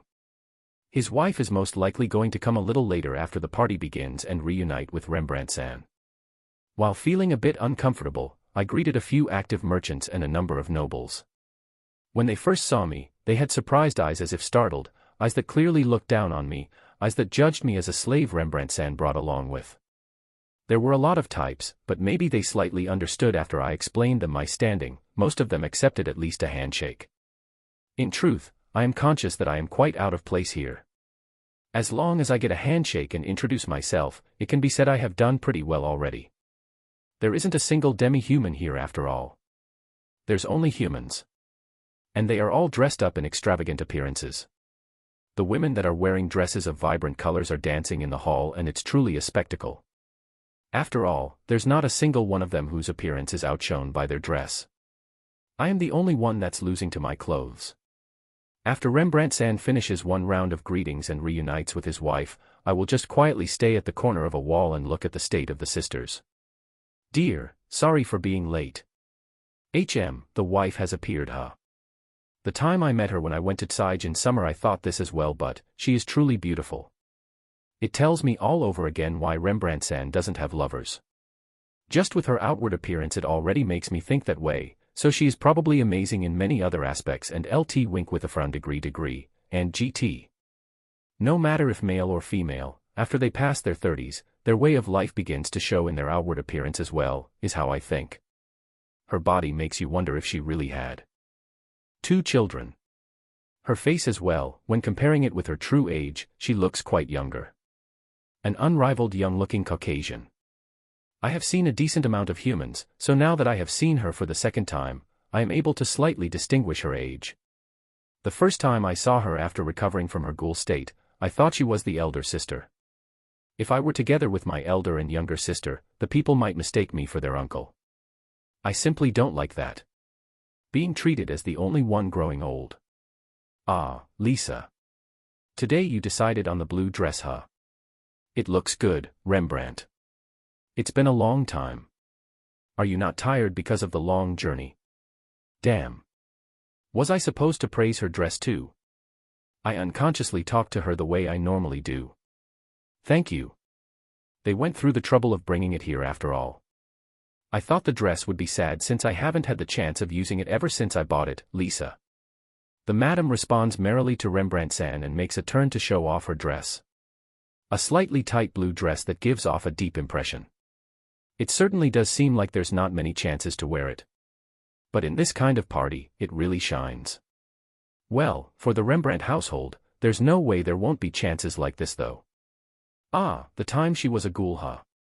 In the time she was inflicted with the cursed disease, she wouldn't be able to accept invitations, and she wouldn't be able to welcome anyone as a representative. It's great that I remembered this before saying anything imprudent. Reidusama, sorry for making you, our benefactor, the bodyguard of my husband. It seems you are also taking care of our daughters at the academy, so it is like we are always asking you favors, Lisa. Your daughters are exemplar, so I am not doing anything worthy of calling taking care. From my side as well, the people in my company at Sige are being taken care of. I will substitute you in the protection of my husband, so Reidusama, please go look after Sif and Yuno. The two of them will surely be happy. Also, it was called energy drink, right? The drink I received. Thanks to it, the fatigue I felt when I arrived at Academy Town disappeared as if a lie. Thank you very much, Lisa. Glad to hear that. Ah, looks like it is about to begin. Really? It seems I have arrived quite slowly. So embarrassing, Lisa. This isn't such a stiff place anyways. No need to mind it. Well then, Reidudano. Sorry but, we will be heading to our seats first, Rembrandt. Take your time. Please call me again when you are leaving. I will be at the guest seats. Yeah. In this hall, since the beginning, the seats are divided, or more like, the places are divided. I am not the relative of a student and have just received an invitation from a relative. That's why the treatment is a little different from them. I originally didn't plan on being a third wheel between the married couple, so this fits better. I look at the back of the two that are linking arms. How affectionate. Looking at the back of the married couple, I wished for my height to increase while receiving a drink from the waiter and mobilizing. The corner. In the way, I passed beside a number of people Rembrandt-san presented me. While bowing slightly, we pass by each other. Are they also on their greeting rounds? How dedicated. For me, the main objective right now is to spread the medicine and the management of the company, so things like lobby activities, groundwork, creating connections. Well, I haven't really done much of those kind of things. I didn't think of it as necessary, but maybe it is. If we are beginning a business in a new place, we don't just greet the guild, it is also an effective method to create individual connections with the merchants in the surrounding, the nobles, and the powerful people. It certainly does make sense. If I had to talk about the connections I have made, it would be Rembrandt-san, and that priest would probably count as well. No, I feel like that can't be called a connection yet. Yeah, it really is lacking. In terms of inhuman alignments, I have 2 superior dragons, the Calamity Spider, and well, if it's to the level of just talking, I have talked to gods. How extravagant. In terms of antagonism, 1 superior dragon and 1 god. If we subtract, what's left are my retainers, 1 dragon and 1 spider, huh? Well, I don't know if subtracting is okay in this case though. Maybe I should try a bit more in creating connections at the human side. The potential candidates are probably the 2 heroes and the people around them. As Earthlings, there's the chance we can get along after all. While thinking that, I look up. At the 2nd floor seats. The place where the nations invited by the Academy are seated in. If they have any business they will come down, but they normally just talk among other countries. Even if they come down, it would just be a problem with the bodyguards. In the people that are chatting and dancing, there are probably some wishing for someone in the 2nd floor to take an interest in them and getting a bite of that cake. The ones there are the Rembrandt sisters. Also, could it be, Amelia is also participating? Makeup and dress. Both of those become like magic, creating an incredible gap in their image. I normally only see those 3 running around, so it stands out even more, but the change is amazing. I look at them from afar as they go around introducing themselves. Well, watching them from here, they have a charm that would make me think they are not the same age as me. Sif is red, Yuno is a soft pastel color blue, and Amelia a lustrous emerald green dress. The dress also varies. Sif has cloth even at her shoulders and the hem of the dress reaches close to her feet, it gives off a harmonizing sensation. Yuno has her shoulders exposed, and, from here I can't see too well, but her hem is short to the point that it barely covers her knees, quite daring. Amelia has a holler neck dress and it's the type that shows the line of her body beautifully. The 3 of them seem to not like parties that much, but they are showing a smile that doesn't lose to their dress while chatting with the people around. Sif and Yuno. The students here are really good at doing those kind of things naturally. I do think it is pretty impressive. Amelia is a scholarship student and was born in a normal household, so she must have learned all of it when she came here. I can't even see a trace of the girl that gives battle directions along with Jean. I'm glad I'm looking at this from afar. If those 3 were to suddenly come to my side, I might get embarrassed and turn weird. Rembrandt-san must be looking at the sisters from a closer place. I can tell that his face has loosened up. And while at it, he is giving off a fearsome bloodthirst to the men that try to woo them. Well, if only there were people that had so much guts as to woo others in front of their relatives, that is. It's unthinkable for me, but in this academy, there are students that are already married and there are some that propose to teachers out of self-interest, so I can't say there are none.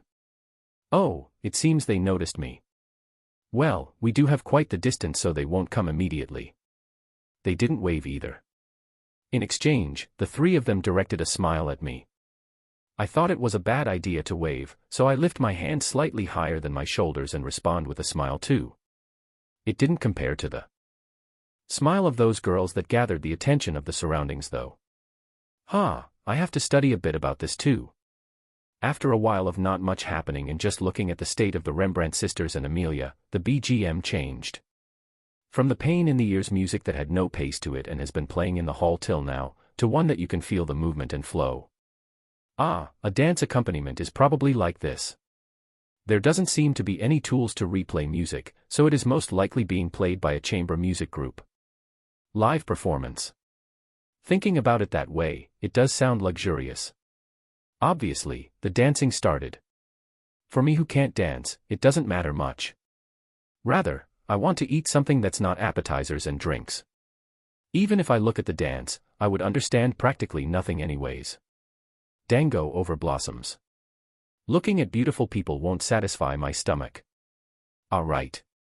If there's sliver of a chance someone invites me to dance, it might be difficult to refuse. Even if a say chance, it is practically none though. Maybe I should move to a deeper corner. What is it? While just moving my eyes to see the second floor, I drink a sweet drink with my back to the wall. Maybe the surroundings are also resting, I can see a few people doing the same. A scene that shouldn't be a problem, I think. And yet, the right side is being noisy. A mass of unnatural people is approaching. Well then, could it be guests for me? No, I don't know anyone who would gather this much attention. Could it be Root? Today I didn't make any arrangements with him though. Also, honestly speaking, I don't have the resolve to meet him today, you know. Confusion begins to reign over me. The moment I was thinking of escaping and was about to lift my back from the wall. It's Reborn, right? Could you please give us a bit of your time to talk? Who are these guys? In the place where a bunch of heavy-looking escorts are present, the one who opened its mouth was a woman that looked docile at a glance. Chapter 118, The Wise and the Laurel Union. HM. 3 demons, huh? I don't know what big shot of which country she is from, but if she has demons infiltrated in her own escorts, that's dangerous. The woman that suddenly talked to me, looking at her heavily armed escorts she was bringing along, that's how I thought. In the past, I met the demon General Ronasan who was disguised. It is probably magic, but there are 3 demons that are most likely using the same spell and infiltrating the humans. Is it affecting the vision or is it affecting the perception? I wasn't told which it was, but whichever it is, it doesn't work on me. This time as well, I see them perfectly. Their looks are completely different, so it is obvious. Just the skin color makes the difference clear. In this place it seems there's no need to mind about the public gaze and we can proceed smoothly. Looks like this woman hasn't noticed that there's demons mixed in. If she really is using them while knowing full well about their identity, she would at least not bring them here in a place filled with international figures. It would be like bathing in gasoline and participating in a campfire. In this world it is difficult to gauge the age by appearance, so this woman that has brought me outside of the party's main hall, I can't tell just how old she is or in what position she is in. I can tell she is an important person by the atmosphere of the surroundings. The music that was played in the hall can be slightly heard in this salon-like place we are in. In the space with no people around, there's only me, the woman, and also the escorts. You guys, leave for a bit. Let's see, if there are people trying to enter here, tell them to please. Not. Something like that. Saying so, she points at the entrance. A pure white skin that even looks unhealthy, slender arms and legs that make you hesitate to grab them. If someone asked me what kind of person she is, I would without doubt answer, a weak-looking person. Also, it strangely makes me feel nostalgic. This should be my first time meeting her though. I am sorry. Since while I have been thinking but, no matter what, I can't seem to remember you. Have we met somewhere before? It would be a problem if rumors run around that a teacher made a disturbance in an event, so I wanted to get this over with in a quiet manner and followed her all the way here. It looks like the other side knows about me, but I don't remember her. That doesn't feel right. Could it be she just one-sidedly knows about the company's Redu? Or did she learn about me from someone else? Well, it does seem she has some business with me to the point that she cleared out the people to speak with me. Written communication. Ah, no, this is our first meeting, Redu-sama. I was interested in you, that's why I invited you in this way. When having escorts it just gets exaggerated, I am truly sorry. Please do forgive me for that, as it is something I can't help because of my position. A single word. With just that, she was able to accept written communication, huh? Information about me must be leaking around more than I thought, huh? Well, it is better to have people know than to explain every time though. Now then, before inquiring about the reason of that interest, can you please tell me first the position you are in and your name? Not knowing the name of the other party when already facing face to face like this just doesn't feel right. You are right. I am from the Laurel Union and one of the people taking care of the priestess Sama and Kamuro, name is Saritz. About our Laurel Union, how much does Raidu Sama know? Priestess and Camu, R.O. If my memory serves right, in Laurel, they are existences that are extremely important. The priestess is the fulcrum of the nation's spirit and the Kamuro is one of the prospects. When hearing Kamuro, my head writes it as baldness, which means a prostitute's apprentice though. But it seems the meaning here is a lot different. It is not about prostitutes and courtesans but about aiming to be a priestess. The impression is different. And, when talking about Laurel. Actually, I have never been there and I don't know much about it, but I know that it is the union of 3 regions to become a nation, and the person called priestess is a woman that possesses strong power and a person that is able to interact with several high spirits. I have heard that the words of the priestess have power even in political fronts, so in Laurel it is quite the status. Also, because the relationship is closer to spirits, the religion is stronger towards spirits than to the goddess. What I know of it is that, they have a peculiar culture and excel in the crafts department. It is famously known that Laurel possesses several unique techniques. Even if I say they esteem the spirits, that still ends up in being affiliated to the goddess, so I haven't learned too deeply about it. Their techniques are highly skilled, and there's a symbol called priestess. My impression is on that level. I am surprised. You really know well. You must have studied well. Have you thought about opening a business at our country as well? Saritz. Of course, if it's allowed, I will in time. I have just begun my business, but I have big dreams. I see. At that time, please do give me a word. I will assist you, Saritz. The conversation stops. With a smile, the woman promises me her cooperation. While maintaining a gentle smile, she looks at me with narrow eyes as if gauging me. It feels like I am being appraised here. Looks like she doesn't mind my outward appearance, so maybe she is searching for anything she can find out. It feels like she is surveying every inch of my body. Laurel Union. It is one of the 4 major powers and a country I have never gone to. Different from the other 3 countries, the Union is a collection of several powers into one country. It seems the 3 small countries gathered under the name of the priestess. In terms of map location, it is at the south side of the Golden Highway we crossed, it is at the other side of the high mountain range where the inland sea should be. No problem in thinking of it as Shikoku. Other aspects would be that they seem to possess a peculiar culture, but maybe because their national character is a closed one, there doesn't seem to be much information around. That's why their characteristic techniques and the existence of the priestess stands out even more. Culture, priestess, highly skilled techniques. When hearing just its characteristics, I feel like it is similar to Japan. If the priestess is replaced for something like His Majesty the Emperor, then it would fit perfectly. Maybe because there's 3 countries gathered, it's a nation that its race is not uniform. Their skin and hair color have quite the variations, and it seems there are few that mind it. It does hurt that there's not much information around, but it is a country I would like to visit at least once. Oops. The issue right now is not that. It is about why she got interested in me. Is it me, or my store? That's the first thing that is in my mind. But there truly are curious things, huh, Saritz? The woman was the one who broke the silence. Being all smiles, I can't read what she is actually thinking. The power of reading's memories, if it were to activate at this kind of moments, it would be very helpful. What is it you are trying to say? You, who said that you have never visited Laurel Union, for some reason, are using something that only a few selected are taught, Saritz. Something? Using. Laurel possesses highly skilled techniques, so maybe it is related to the Eldwas. At the Kuzunoha Company sign, there are 2 characters written in it, right? Saritz. Ah, well. I did write kanji in the wooden sign though. That's the writing of the wise. From the 4 major powers, no, in this whole world, there's only a few in Laurel that know of it. Why is it used in the name of your store, I wonder? Saritz. Writing of the wise, you say? That's kanji and it's used by us Japanese. That is one of the writings I have been using since small.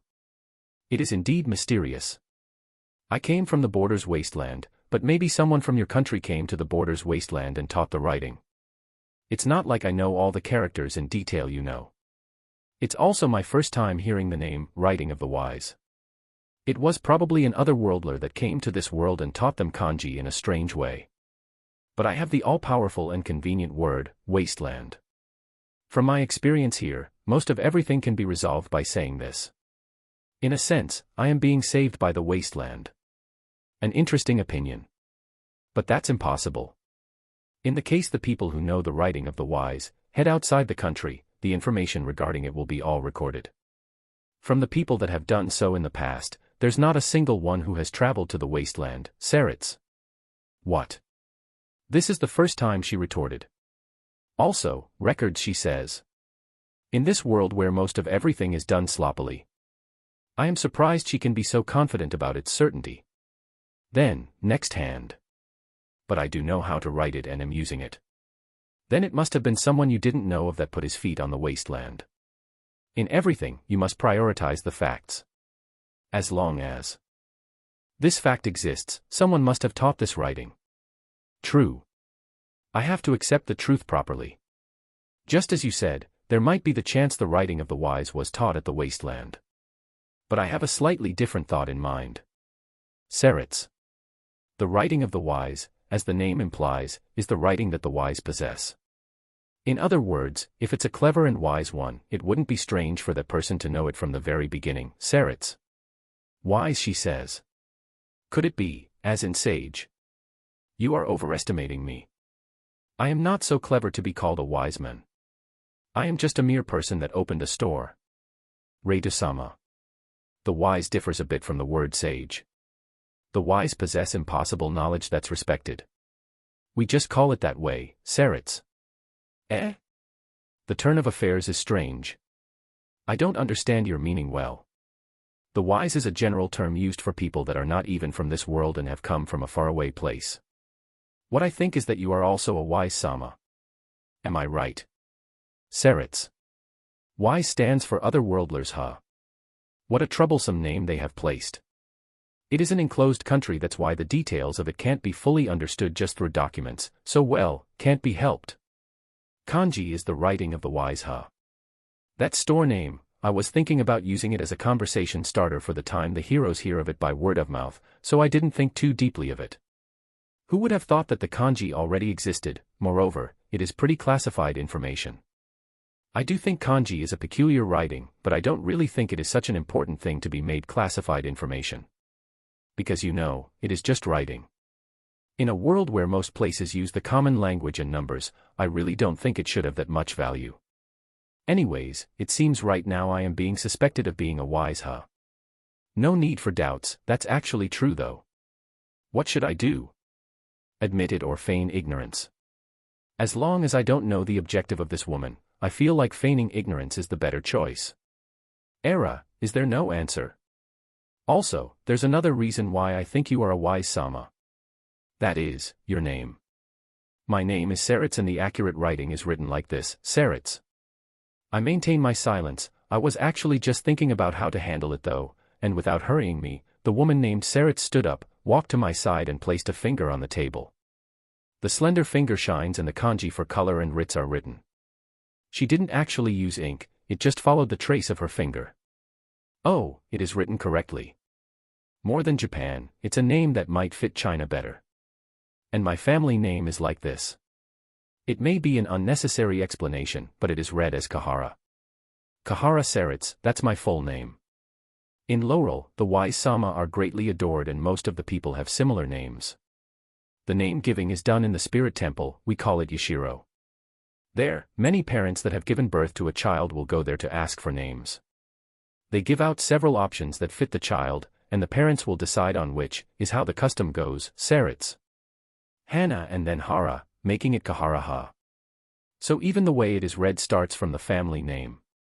Practically the same as Japan. To the point that I think the name Ayatadashi doesn't sound female-like. The kanji is not spread widely, so when placing names, they leave it to the people related to the temple. She said it is called Yashiro, so it is probably someone like a Shinto priest that uses the knowledge to place some options. Even though they serve under the spirits and the goddess, are the priests in Laurel allowed to study kanji? She did say only a few selected, so that may not be the case, but it must be troublesome. There are also times when the names of the wise are used exactly the same. That's proof of how much those personages are respected and adored by the people, but the name Reidusama also resembles the names of our country, is what I think, Sarits. Also, your face features as well. It is thought that the wise Sama are people that are born from different seeds than us humans. The wise Sama, more than their appearance, what's inside proves of more importance. There are records saying most wise Sama didn't have a beautiful outward appearance, Sarits. Oh, is that true? There's a country that has truly made contact with other worldlers. Is that the reason why it is enclosed? Being all secretive about it, that's not fair, Laurel. Are the techniques also the result of the concepts of our world? The part where they are aware the humans and humans come from different seeds makes it sound pretty convincing. Leaving aside all that about the inside being more important than their appearance. Is it okay to tell such an important thing to someone like me? I am, not a wise though. Are you misunderstanding us, Reidusama? We think of sheltering the misfortunate wise Sama that receive unjust discrimination in this world, Sarits. Misfortunate, huh? From what I heard of Root, the people that came here from our world are mostly because of accidents. It seems they know quite a bit. It may be fine right now, but in time, you will face problems. If it's Laurel, we will welcome you with open arms. We intend to do what we can for you, Sarits. This is a problem. It seems there really is no reason for me to be sheltered by you. If I find a wise Sama, I will suggest them to go to your country. Looks like you won't trust us, huh? Understood. I will leave it at that for now. It isn't something that can be rushed after all, Sarits. Maybe she could tell that my attitude went stiffer, or maybe she thought the matter would not progress. She pulled back pretty easily. Right, Reidusama, there's something I would like your opinion about. Is it okay? Sarits. If you are fine with someone like me. The two heroes that the goddess Sama uses. We think those two are also wise. Reidusama, what do you think of the heroes? Sarits. A question I have no way of responding. I am sorry, but it seems my opinion will not be useful. I have never met them before, so there's nothing I think of them. Without bringing any dissatisfaction in my answer, Sarits-san silently stood from her sit. Bowing once, she turns back and walks to the salon's entrance. I see. Ah, right, Sarits. After breathing out a big sigh of relief after being released from the tension, Sarits-san talked to me. Without waiting for my response, she continued. Reidusama's store sign, it's lovely. The kuzu referring to medicine and the ha for the plants. Is your current strong point medicine? Sarits. It's the name of a plant, not the character for medicine. Well, it is not wrong to say that I want to spread medicine though. As I thought, you know the writing of the wise well. Before returning to my country, I would like to meet you again. Well then, excuse me, Sarits. Why is it? I feel like I have lost in some way. There's no reason to stay in the salon that has only me now. Let's return to the hall. Chapter 119, Various Things Locked On. After returning from downstairs, Sarits separated from her escorts and returned to the noble visitor's room. A soft black rug is spread out in the room and the guests from various countries are divided in groups and amusing themselves with chats or in the balcony at the far back watching the events of the hall. Sarits, who came from Laurel Union, is one of the people in the highest positions. Before leaving the event, she returned to her assigned sit and a number of humans came to talk to her.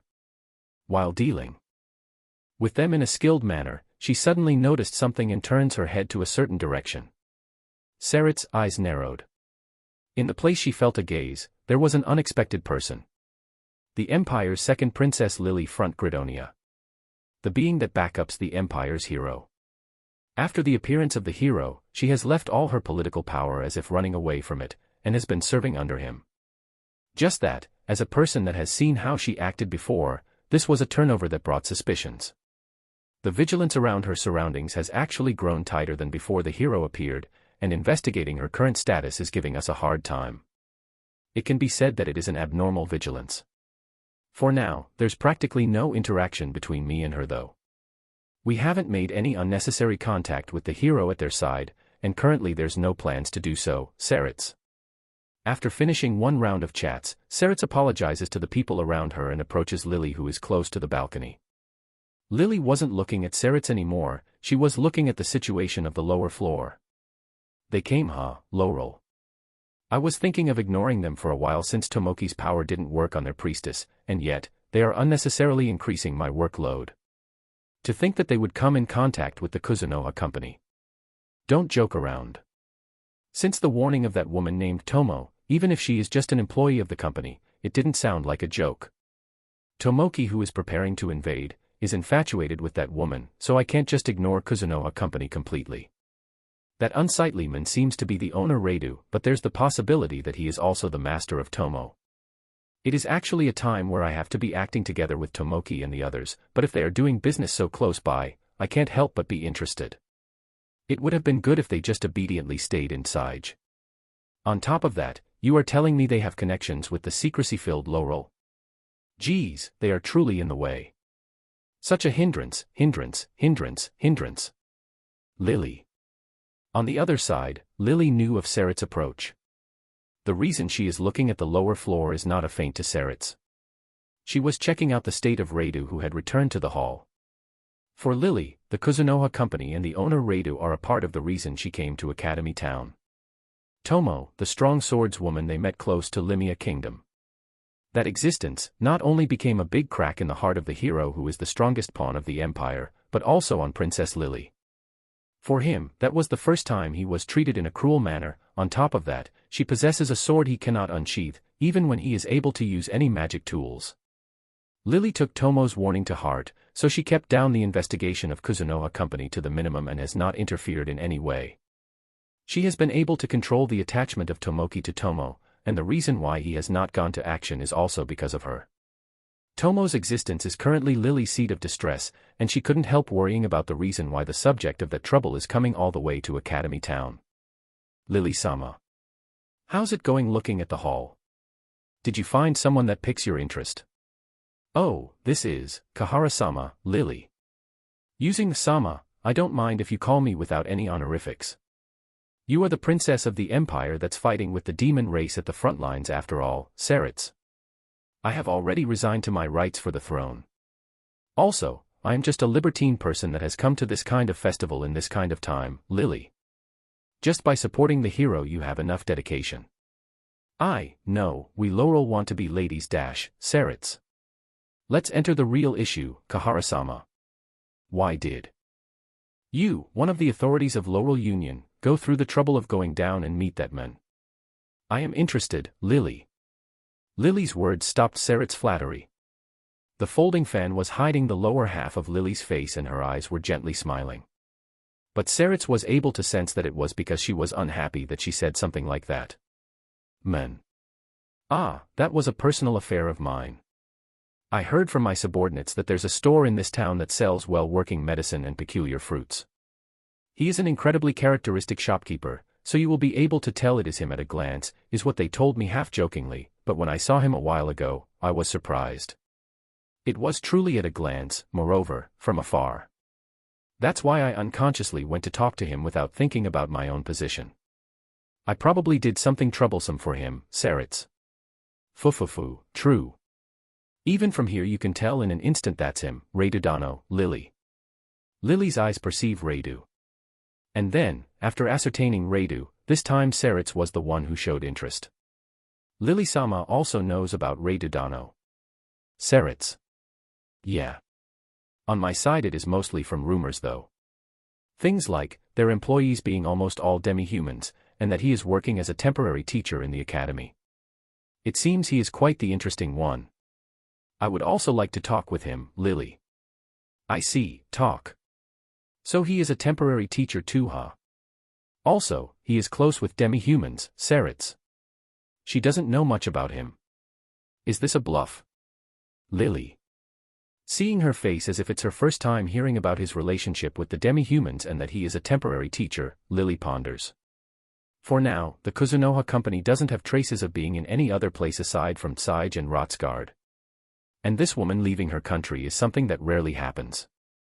In that case, Laurel and Kuzunoha company have enough connection to have her leave the country.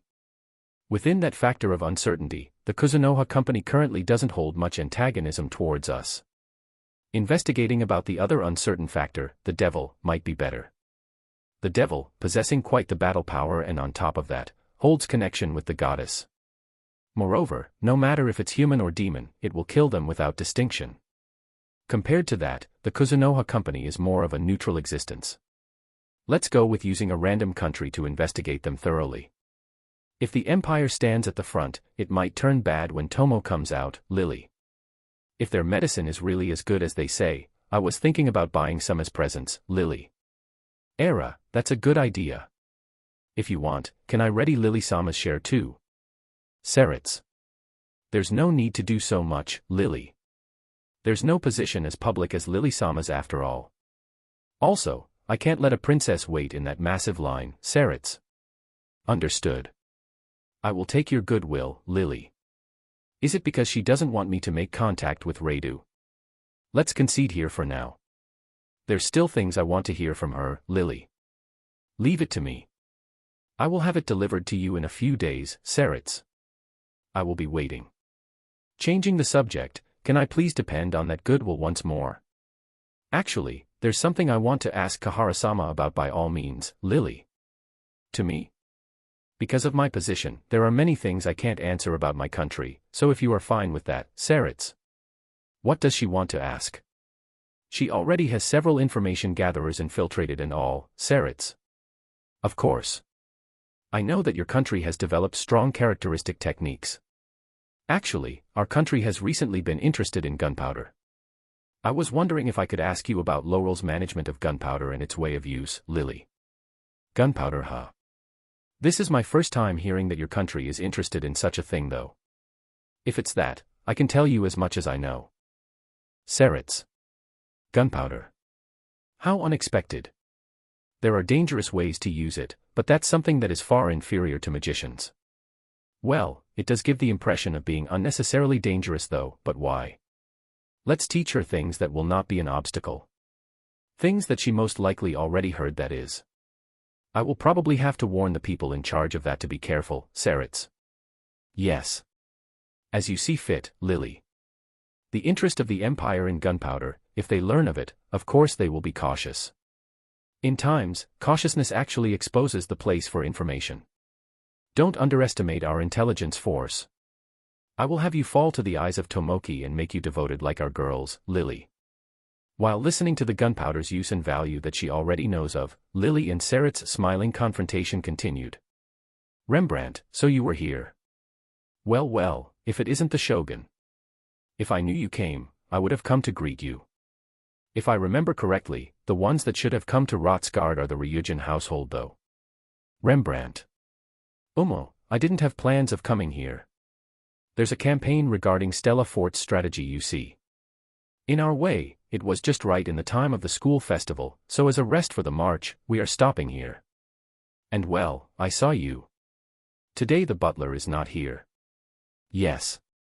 I brought my wife, so I have left the store matters to him, Rembrandt.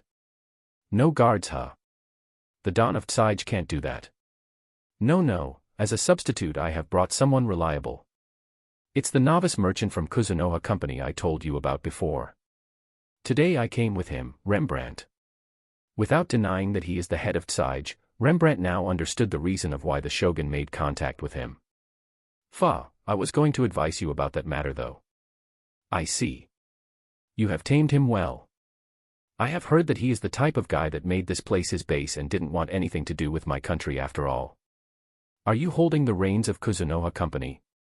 Rembrandt, who thought that was the reason why he came so suddenly, seems like he was right. That's why he didn't deny the Shogun's own image of him being the head of Tsige, and while at it, tell him that he had Ray to come with him so he would misunderstand the power relationship between them. The success of this can be understood from the answer of the Shogun of Ion. In the end he is a youngster. And actually, right now he is renting a space in my company and Kuzunoha company is also in Tsige, so be relieved. Right, Shogun likes alcohol, right? There's a woman there that brings pretty delicious alcohol. Well then, please hang around with me for a while. Come, Rembrandt. Oh. Rembrandt, don't urge that much. Sorry, madam. I will be borrowing your husband for a while. Don't worry. After that, please do accompany me in one tune, okay? I will be waiting, Lisa. Rembrandt's wife, Lisa, sees off the two men that disappear into the crowd. With a full smile, she looked at the back of the Ion Shogun as it disappears. From the mouth of that madam, a small sigh leaks out. A small sigh that the people around wouldn't be able to notice. Her field of view is now only of the other guests, and she doesn't know any more where her husband and the men, who called him out, have gone. Tamed him well, huh? A stupid one who doesn't even know who's the one being tamed. He even acted as if he didn't notice me. He probably doesn't even notice that he was dragged away so that he doesn't point that lecherous gaze to our daughters, Lisa.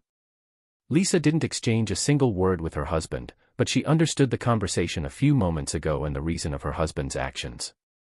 Even when he is in one of the highest positions of Ion, he is actually an idiot that got his position by heredity. On top of that, he finds women here and there and makes them his wife. I am confident in my ability to hide my feelings in my face, but even I showed a dumbfounded face at that time. Seeing his son courting Sif, he also tried courting her and making her his wife after all. So shocked. A father and son fighting over a woman, how disgusting, Lisa. Lisa remembers a past memory. In the time when her daughters Sif and Yuno were healthy, there were quite a lot of marriage proposals. When they became students at the academy, the amount increased even more. The son of the men that called out was also one of them.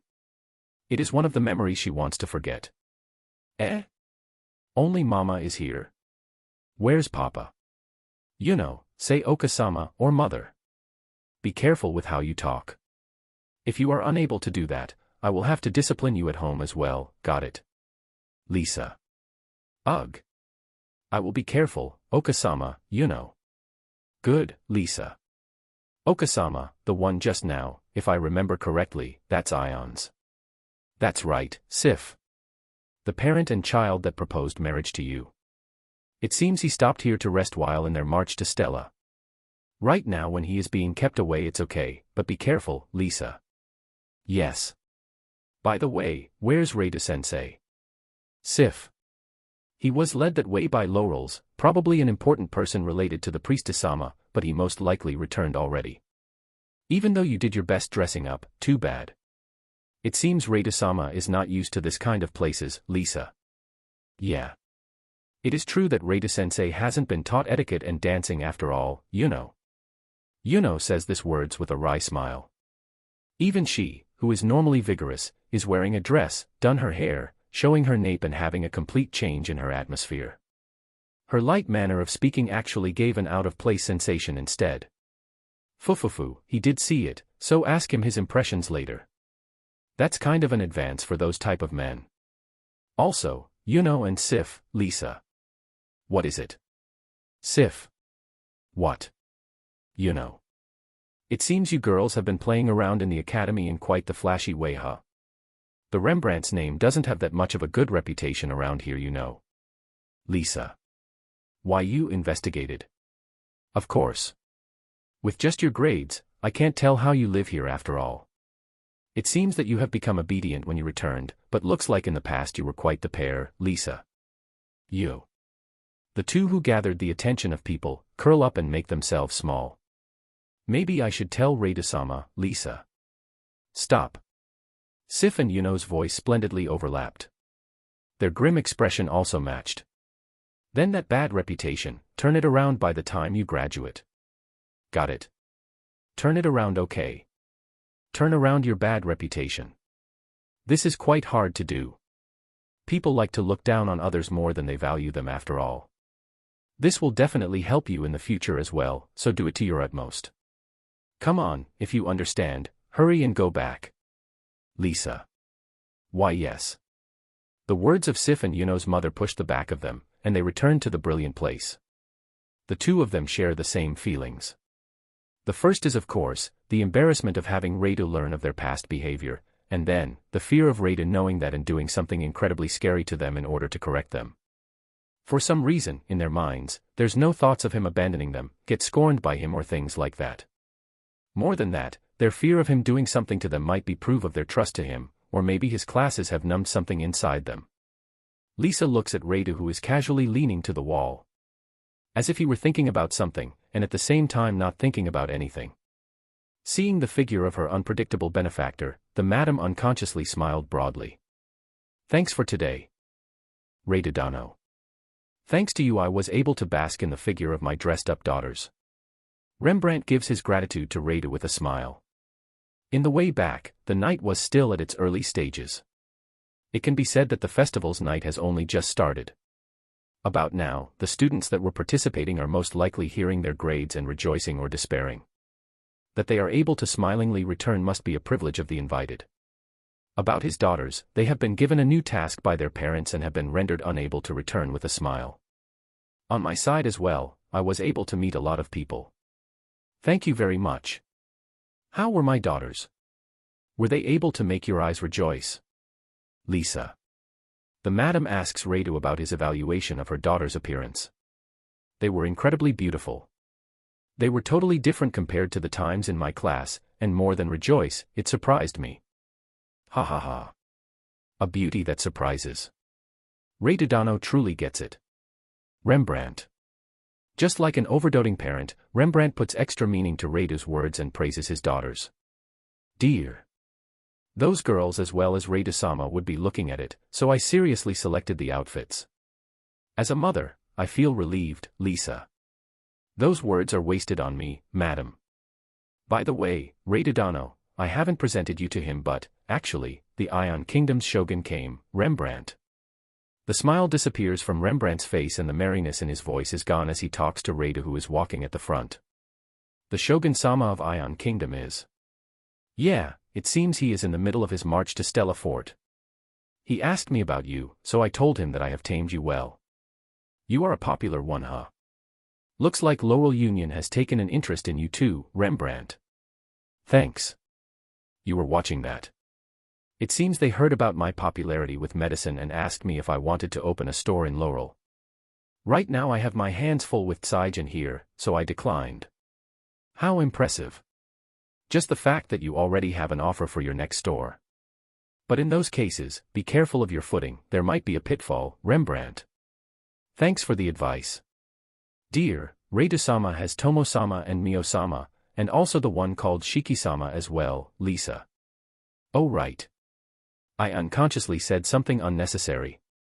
Sorry for being so nosy, Reidudano, Rembrandt. No, don't mind it.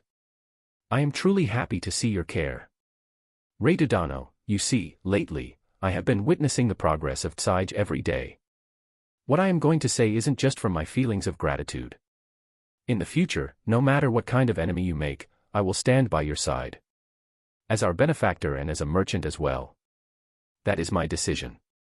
That's why, when you are troubled by something, don't hesitate to say it. I will become your strength, Rembrandt. When Rembrandt finished what he said, Reidu, who was walking in front of him, stopped his feet. There's two reasons. The first is because of the gratitude he felt from the words of Rembrandt. And the other reason is because of what was in front of his vision. Several students in their uniforms. They were clearly showing hostility. And it was precisely directed at Reidu. Rembrandt also noticed that abnormality and stopped his feet. Oi, Reidu. I don't remember giving any student permission to call me without honorifics. I am certainly Reidu, but are you calling me in that way fully knowing that I am a temporary teacher? Of course. I won't let you say you have forgotten about me.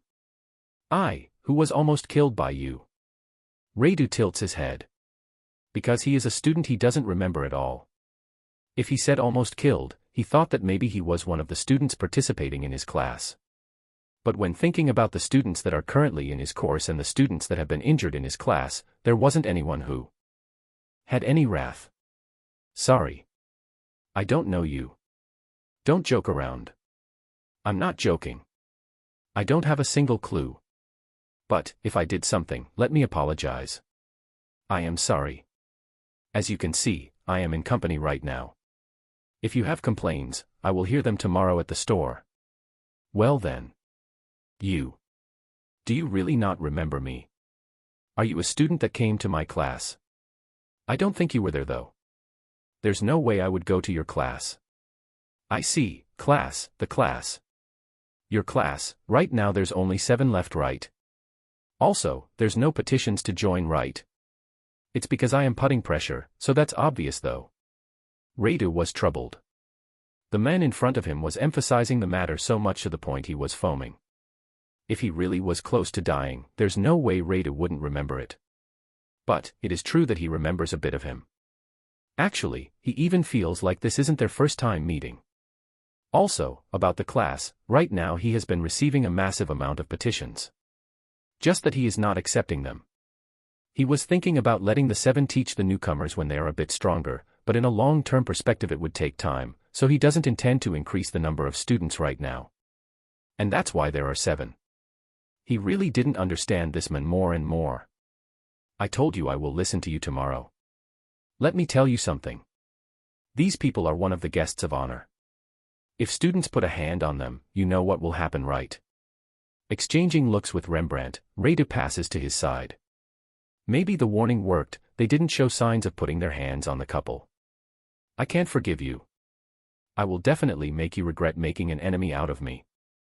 In the tournament tomorrow, I will first crush the bunch that are taking your classes. No matter the way. It will spread in an instant the fact that you are incompetent. I see. Do whatever you want. Radu continues with his back turned, writing to the man that is still clamoring.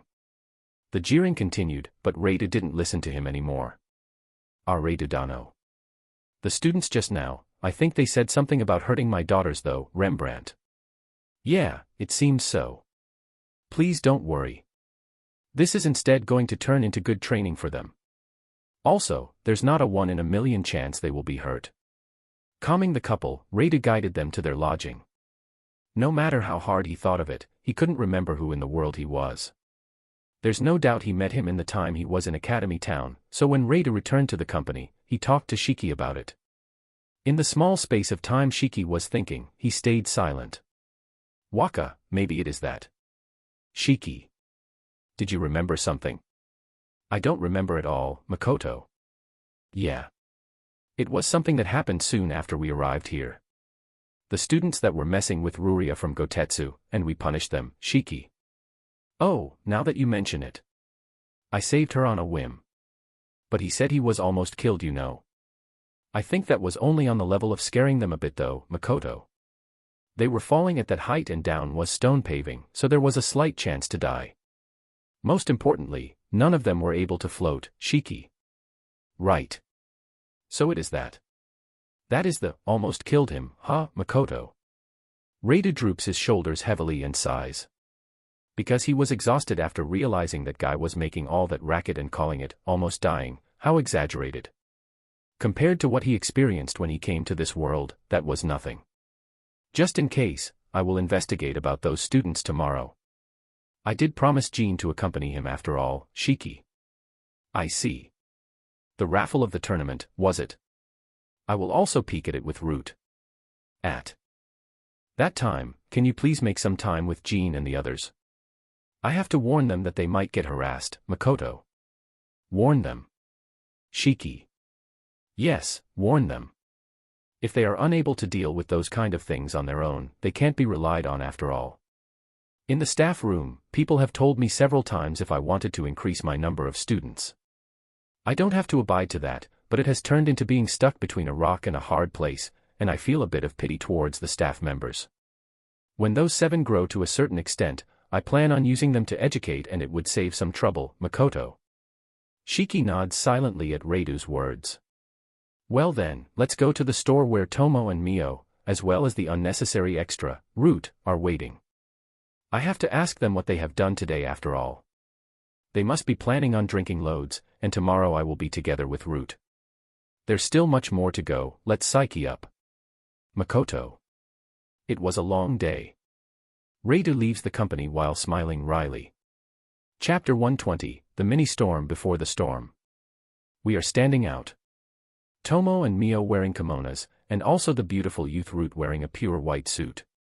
No well, in public he is calling himself Falls it seems. Oh well, no problems if I just call him Guildmaster. Anyways, being with 3 people like that, even I stand out more than necessary. I am aware that people are not thinking about a double date when looking at this composition of 2 men and 2 women. First of all, Root is perfectly beside me, so the composition is slightly strange. And because of it, Mio, who is walking a bit further behind, is quite angered. It seems she lately, not only screams or tries to attack, but has learned to also get angry in silence and watch with cold eyes. I don't really need a growth in the variations of anger though. The four of us are heading to the event that is grabbing the attention of everyone, the raffle of the martial arts tournament. Right now it is not the main part of the event today, and yet, the number of people is incredible. The path I normally thought of as wide, right now, it is taking me my all just to walk. The tournament is actually beginning tomorrow. Thinking that way, I can tell that the number of people will increase even more compared to today, which is only to debut the students participating in the tournament. Quite the ability to attract customers. I can understand why placing a selling cart here costs a lot more than in other roads. Looking at this amount of people, I honestly thought that it was great the Kuzunoha company didn't put a selling cart as well. Seems like I still need that resolve as a merchant, huh? This is quite nice. Walking alongside the person you like this. Please lay down the pervert remarks, Master Dano, Makoto. How cold. I was sincerely confessing my feeling though, Root. Also, the eyes in the surrounding hurt, so can you please stay further away? Makoto. This is a due privilege. I don't have any intentions to give it away or withdrawing it. Today I have all morning free, so it is fine to look around with whoever I want, Root. Yar. Maybe Root has been accumulating stress for being called here and there every day by guests. Last night, when I returned, the three of them were splendidly drunk. I was wondering this at that time in Gotetsu, but why is it that every single one of them gets drunk in the school festival? Root should be immune to alcohol as well, but he had a slightly red face and was laughing. They were practically drinking till morning, and it seems that they were having a match on who would be beside me. It would be quite the problem if they fought up front, so even if I say match, they decided on a peaceful way. At first, I thought about deciding it with a rock, paper, scissors, hit and put on, but the part about hitting worried me, so I changed it to look that way. What a great choice of me. And so, the winner was Root. It is certainly true that his privilege is justifiable. The two that lost are walking behind us, alongside each other. 0AQ4XFX.GIF, rock, paper, scissors, hit and put on. And yet, for some reason, when I clear my ears to listen to the surroundings, I can hear people saying that Root is bringing along two girls to watch the participants, and that he was forced to have me accompany him. What false accusations? Totally false accusations. Are you telling me the difference in appearance is so big that they are ignoring the fact that he is walking alongside me? I can't handle the humans' messed up sense of value. They should look at the situation more honestly. So, Laurel really has learned kanji. In that case, maybe they know Japanese to a certain extent, Root. They call it the writing of the wise. It seems they have some part of Japanese inherited, but it has changed quite a bit and can already be called something different, Makoto. A change on the level of a dialect. Root. Not on that level. Right, there's a good example. Like the Latin language we have in Earth, Makoto. What is that? Root. It means that it works for a certain part of people, but it is normally considered the language of scholars. When writing it in a document, there's the chance a part of the people will understand it, Makoto. That's a word I totally don't know of. Just what kind of Japanese did you make contact with? Root. Well, I am always told I am normal, including you, Makoto. I am really supposed to be in the normal category though. About Latin language, I only know of the name. That should be normal. And in conclusion, is there the chance that they understand Japanese if it's spoken to them? Makoto. So you decided to stop thinking about it again, huh? You better fix that habit of yours. Think about the questions properly and find your own kind of answers. Leaving aside if it's correct, the regrets are few. About the Japanese you are worrying about, there's no problem. As long as the heroes don't teach it, there's no chance for this world to learn Japanese. Laurel is using a special thought transmission to talk with guests of another world after all. Also, in most cases and in a short amount of time, they are able to use common language with the blessing of a spirit, Root. A special thought transmission, huh, Makoto? Have they been living with Japanese to the point that they have developed a technique of it? If you are thrown into an unknown world, you won't know left from right. Having a place that welcomes you is a good thing, that's for sure, but... By the way, the knowledge of Laurel's magic is being used as a basis for the highly efficient thought transmission of the demon race. Since you made contact with a demon general, as expected, you are interested, Root. Why yeah, Makoto. Is that so? I was thinking about something totally different though. But well, it seems he really does know quite a few things. And he hasn't told the humans about it. He is probably leaking a bit of information, but as always, he is one person I don't understand his objective. He said he treasured the world, so he made the Adventurer Guild. But he said he treasured it in past tense. Might just be how he phrased it though, however, strangely, it still remains in my mind. The question of, what is Root treasuring now? If I asked him, I feel like he would answer with it's you, so I don't have much expectations though.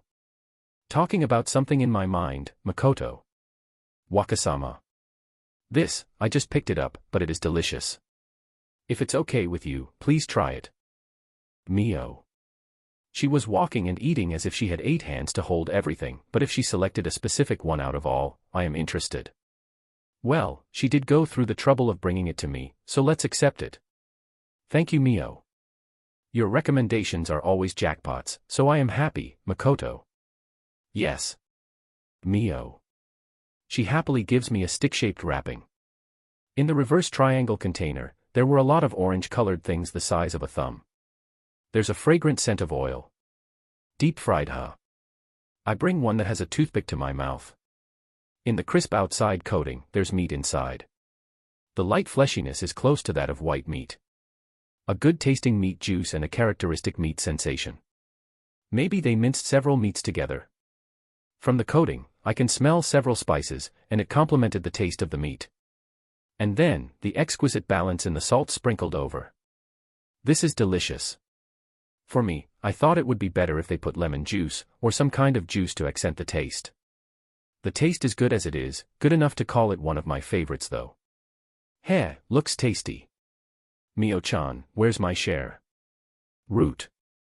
No way I have it, you pervert. I don't remember giving you permission to call me with Chan. Mio. Reitudano, I borrowed your toothpick. Fumo, the meat is common, but this is the first time I have tasted this method of cooking. Yeah, it's delicious, Root. Do you want to die this instant? Or do you want to die this instant? Mio. Mio, you are saying the same thing. The toothpick I had was taken by Root in one breath and he stole one of the meats that was inside the container. What quick work. It has such a nice smell, so forgive him for taking only one, Mio. Thanks to you I have been able to find another food I like so much after all, Makoto. You like? Then, next time, I will be lining it up in the dining table as well. I will show you that I candy so wa. Mio. I will be looking forward to it. At that time Makoto. I will try using lemon salt or juice to put on scent to it. That's how you like it, right? Mio. How did she know? Did it show in my expression? I'm a bit embarrassed. Master Dano, what are you staying silent for? Tomo. Tomo, who was munching all this time, voices out. Is it because Root is unusually silent? Tomo has been 20% eating and 80% drinking. Today again, she is already drunk. Her time here has been drinking in the morning and finishing the day with more drinking after all. Great to see she is enjoying it. The composition of 2 in the front, 2 at the back has now changed into Mio, me, Root and Tomo. I was just remembering something. A long time ago, my lover told me that he wanted to eat fried white meat. There was a time I used this meat to painstakingly cook. He praised me saying that the taste was really similar. It pained me, Root. He praised you, right? Then, weren't you happy? Tomo. I was aiming for the same taste. I was unable to fulfill his wish. It pained me. You also wouldn't want to be called samurai-looking or samurai-like, but a samurai, right? Root. I see, Tomo. Wakasama.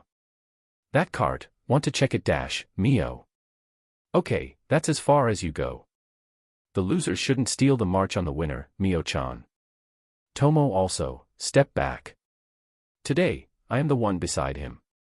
Even in the venue, you two should understand your standing, Root. Ku. TCH. We already arrived at the venue, huh? Shiki is supposed to be here already. When I am together with this three, the time passes fast. I was also able to see a fun combination play of Tomo and Mio.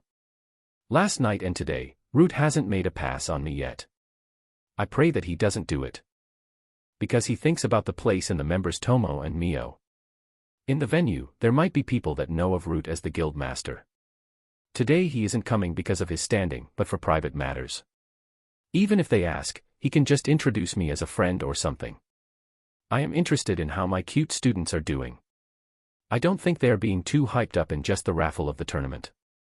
Well, if on the contrary they were unhyped, I can meet with them for the sake of hyping them up. And so, we enter the venue. Chapter 121, Conditions and Follow-up. Ho, so these are Waka's students. Oh, those two there, I have seen you in portraits. You must be the daughters of Rembrandt-jana, Tomo. Why yes. Nice to meet you. My name is Sif Rembrandt. Sif. I'm the little sister Rembrandt. Nice to meet you. Nice answer, Ja. As expected of the Rembrandt household, Ja. No. This is our first time meeting face to face, but we are Tomo. Kuzunoha Company's Tomo-sama and Mio-sama, right? I have heard about you from father. I am honored to meet you, Sif. We entered the venue and asked Shiki the place where Jean and the others are and headed there. Root originally planned on coming with us, but he used the excuse that he forgot work he had to do and that he would be yielding me to Tomo and Mio. Even I can tell that he was lying. He clearly found someone, and to meet with that person, he separated. That guy, he has some objective. No doubt that's one of the reasons why he is talking to me. But there's clearly other reasons he hasn't told me about. If I am able to ask the core of the matter, he might tell me. On the contrary, if I were to ask him what he is planning, what is his objective, or vague things like that, he would definitely not tell me. Anyways, after separating from Root, I brought Mio, who is at my left, and Tomo, who is at my right, to where Shiki and the students are. And so, Tomo is looking at the students I give classes to in an amused way. The 7, no, excluding the Rembrandt sisters, the 5 probably felt uncomfortable by the gaze of Tomo. This is their first time meeting Tomo and Mio after all. I hope he didn't call me greedy though. But I am happy that you know my name. Leaving aside Mio, I am not inside that much, Tomo. Father said the two of you are the pillars that support Reida-sensei and the Kuzunoha Company. That man, he does get it, huh? Leaving aside that I am being put in the same standing as Tomo-san, he understood that we are the two pillars, so I will let it slide, Mio.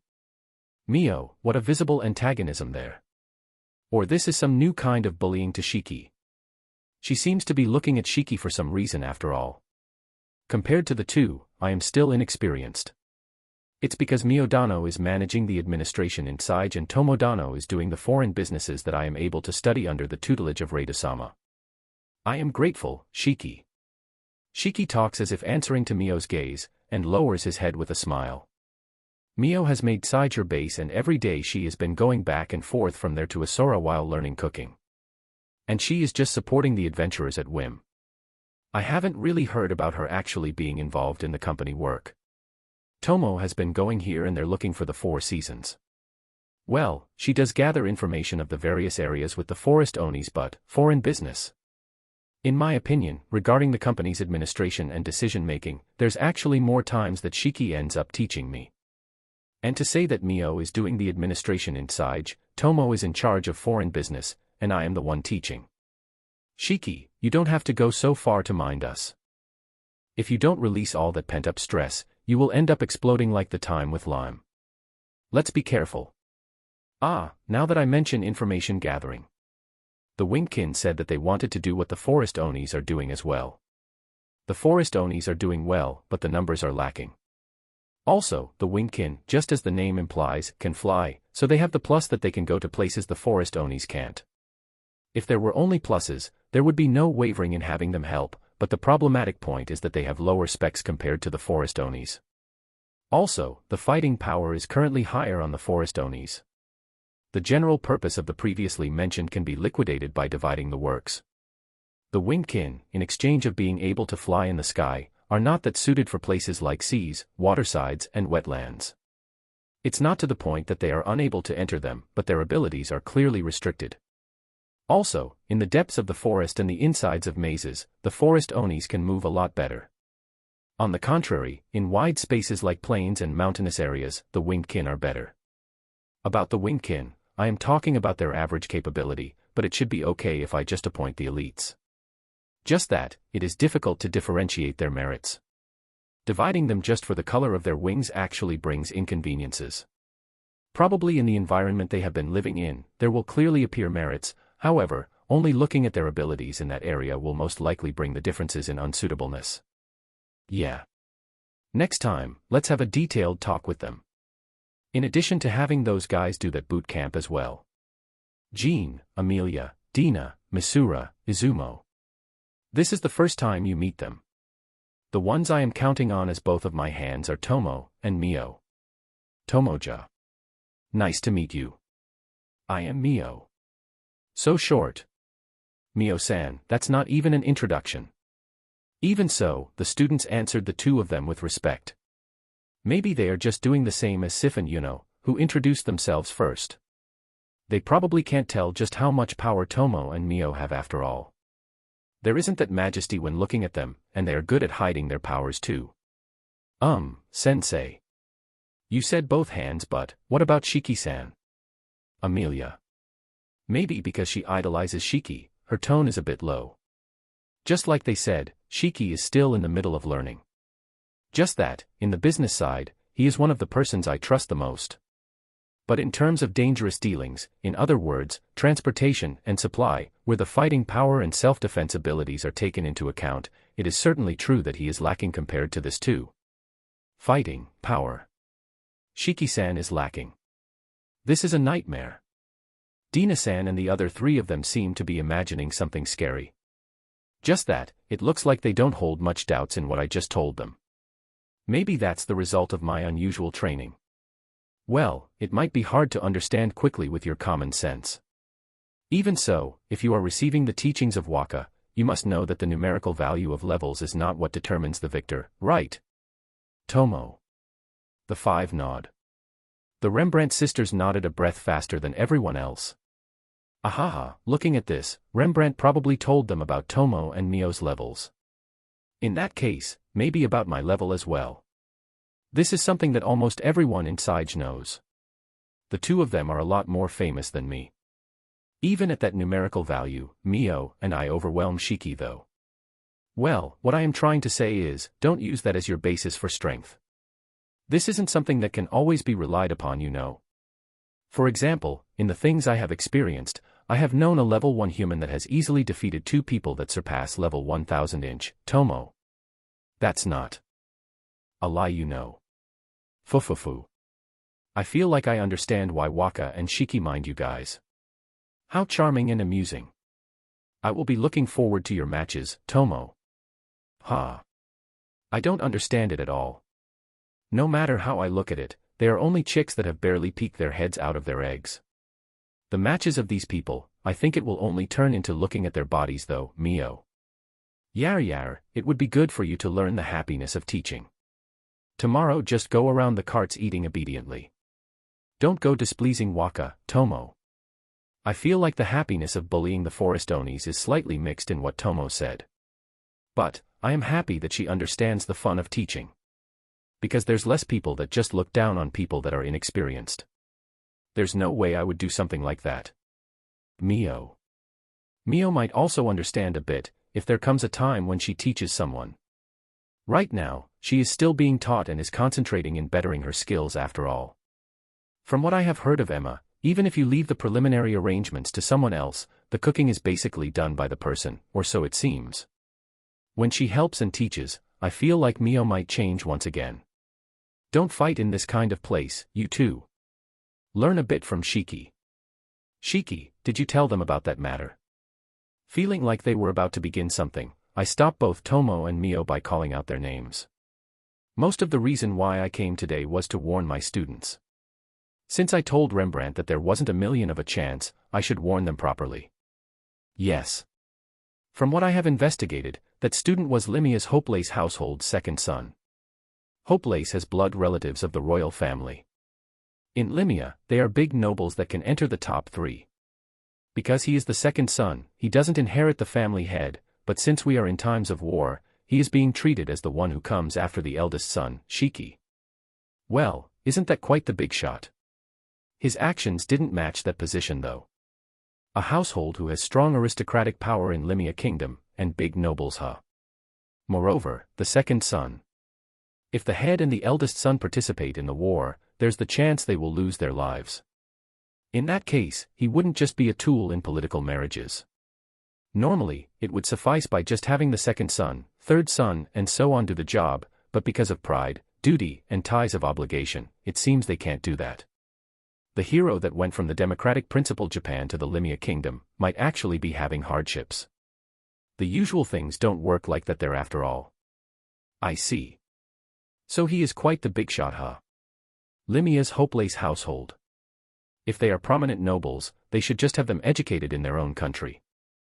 I was thinking about having Jean and the others deal with whatever came, but it seems the situation has changed a bit. If he uses something that has way too much difficulty, I will deal with it.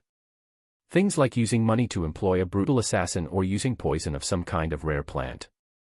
Reita-sensei really gets involved with troublesome people a lot, That Jean. Can you please stop those eyes I have gotten used to this as well. Jean. That unfaltering attitude is truly good. I think you have already heard, but the harassment that you receive, you will have to cope with it. Also, it seems everyone passed the preliminary contest, but I hope you didn't go all out. Of course no. We all passed with only half of our strength. Oh. Everyone is pushing their chest out. I expected it, but it seems that they didn't have to fight with their all in the preliminary contest. The people that participated in it have quite the high level, but well, that's obvious. Splendid. Well done, everyone. What is it? Aren't you happy? Normally, when sensei praises us, there's something else. They are being pretty cautious of me, I probably went with the same pattern too much since the blue lizard Kuan. Well, even so, I can't suddenly change. I also want to watch how they fight in the festival and decide if I can add more students, so I should be a bit strict. It is a bit sad to take this kind of attitude after praising them though. You have good intuition. Well, I have not been watching the other students in detail, so for the preliminary contest, I mostly heard about you guys from hearsay. Even so, I could clearly tell that you guys were being way too overconfident. And so, I have decided to establish a restriction on you guys. Shiki will tell you what point each of you have to follow by thought transmission later. Follow those and enter the finals. In this school festival where there are a lot of visitors, they won't begin the tournament by doing the preliminaries of the people that want to participate. In the time of the preparation period, the preliminaries were already done. They first have to show their abilities to the academy in order to even be shown to the visitors. In that point, Jean and the others were able to show enough ability and were able to advance. As expected, they wouldn't mess up in the first step, so I didn't go watch. I had Shiki tell the students, in order, the prohibited points.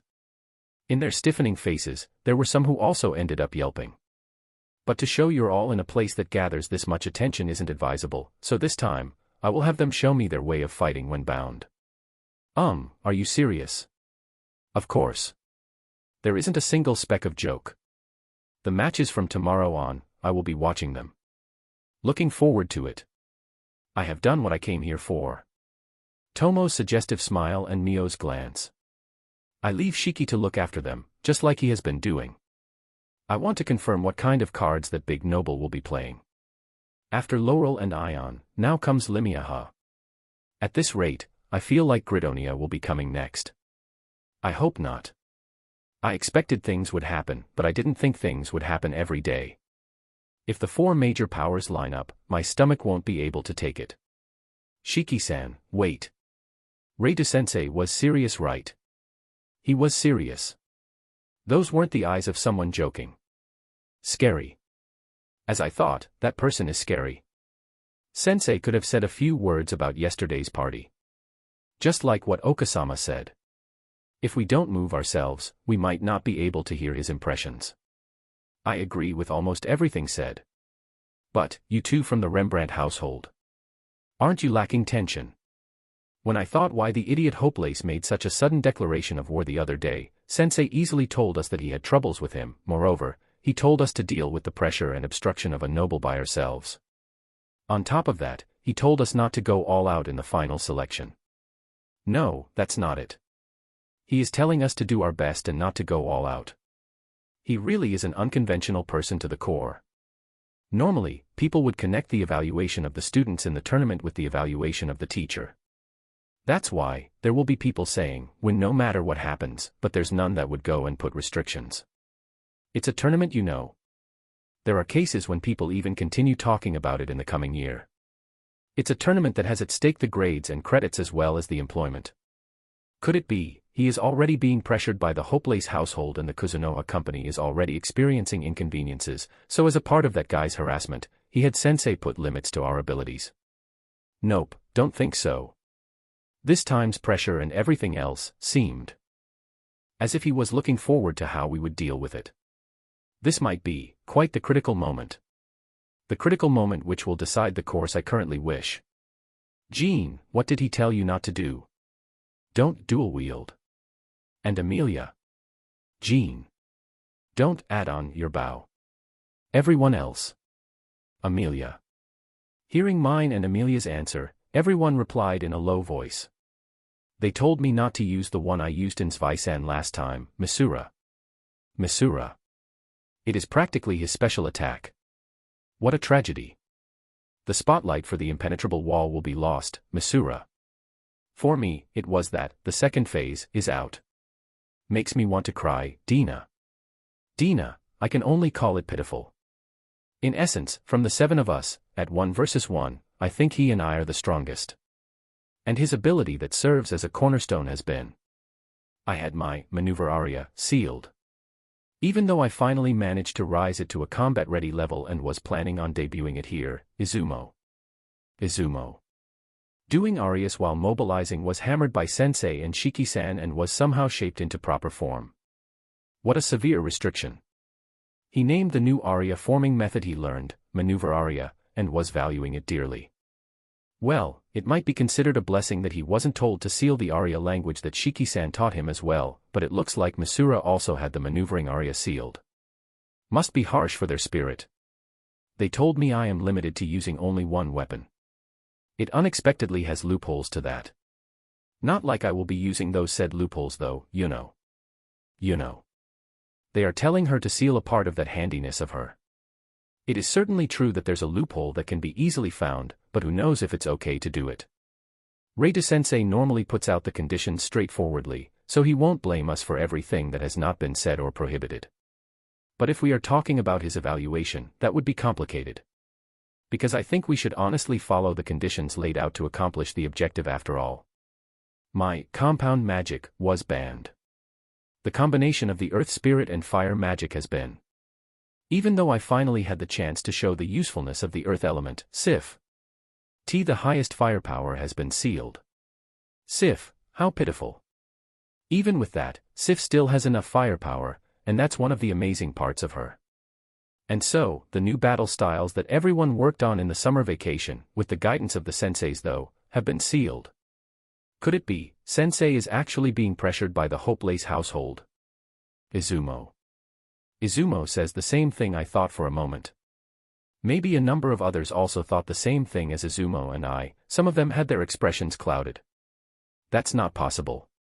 Shiki-san. With words filled of confidence, Shiki replies. Mine is just a thought and a denial without conviction. The denial of Shiki-san held clear conviction. Reita-sama told you that you guys have been pretty overconfident lately. After all, you have enough leeway that you can do pointless talking with our employees, Shiki. I have no rebuttal for that. As long as they have seen us doing it, there's no other choice but to earnestly apologize. Just think of it as a small test and cheer up, Shiki. Test. What a peculiar way of phrasing it. Shiki-san. What do you mean by test? It intrigues me a bit, Jean. Oh, what have I done? I made a small verbal slip there, Shiki. Verbal slip, huh? Probably not the case. They thought of teaching us something from the very beginning. If it weren't for Shiki-san, we probably wouldn't have even noticed anything. Sorry. Please continue spoiling us with that kindness. Does it have anything to do with what Sensei said about restrictions and tournament? Jean. There's no guarantee that he will answer, but I can't help it when it is in my mind. I can already feel how my enthusiasm for this tournament is increasing. More than before. Can't be helped, huh? Keep this a secret from Reida-sama, okay? If you guys are able to show a good fight with the conditions stated, Reida-sama is thinking about increasing the number of students after the festival ends. Do you understand what that means?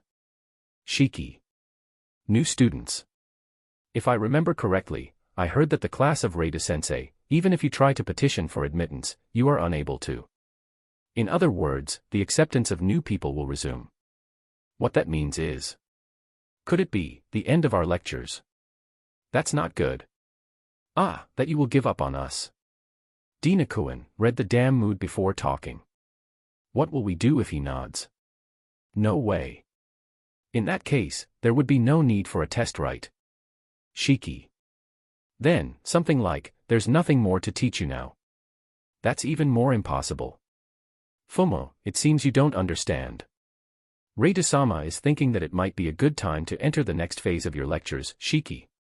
While showing amazement at our bad ability to understand things, Shiki-san told us.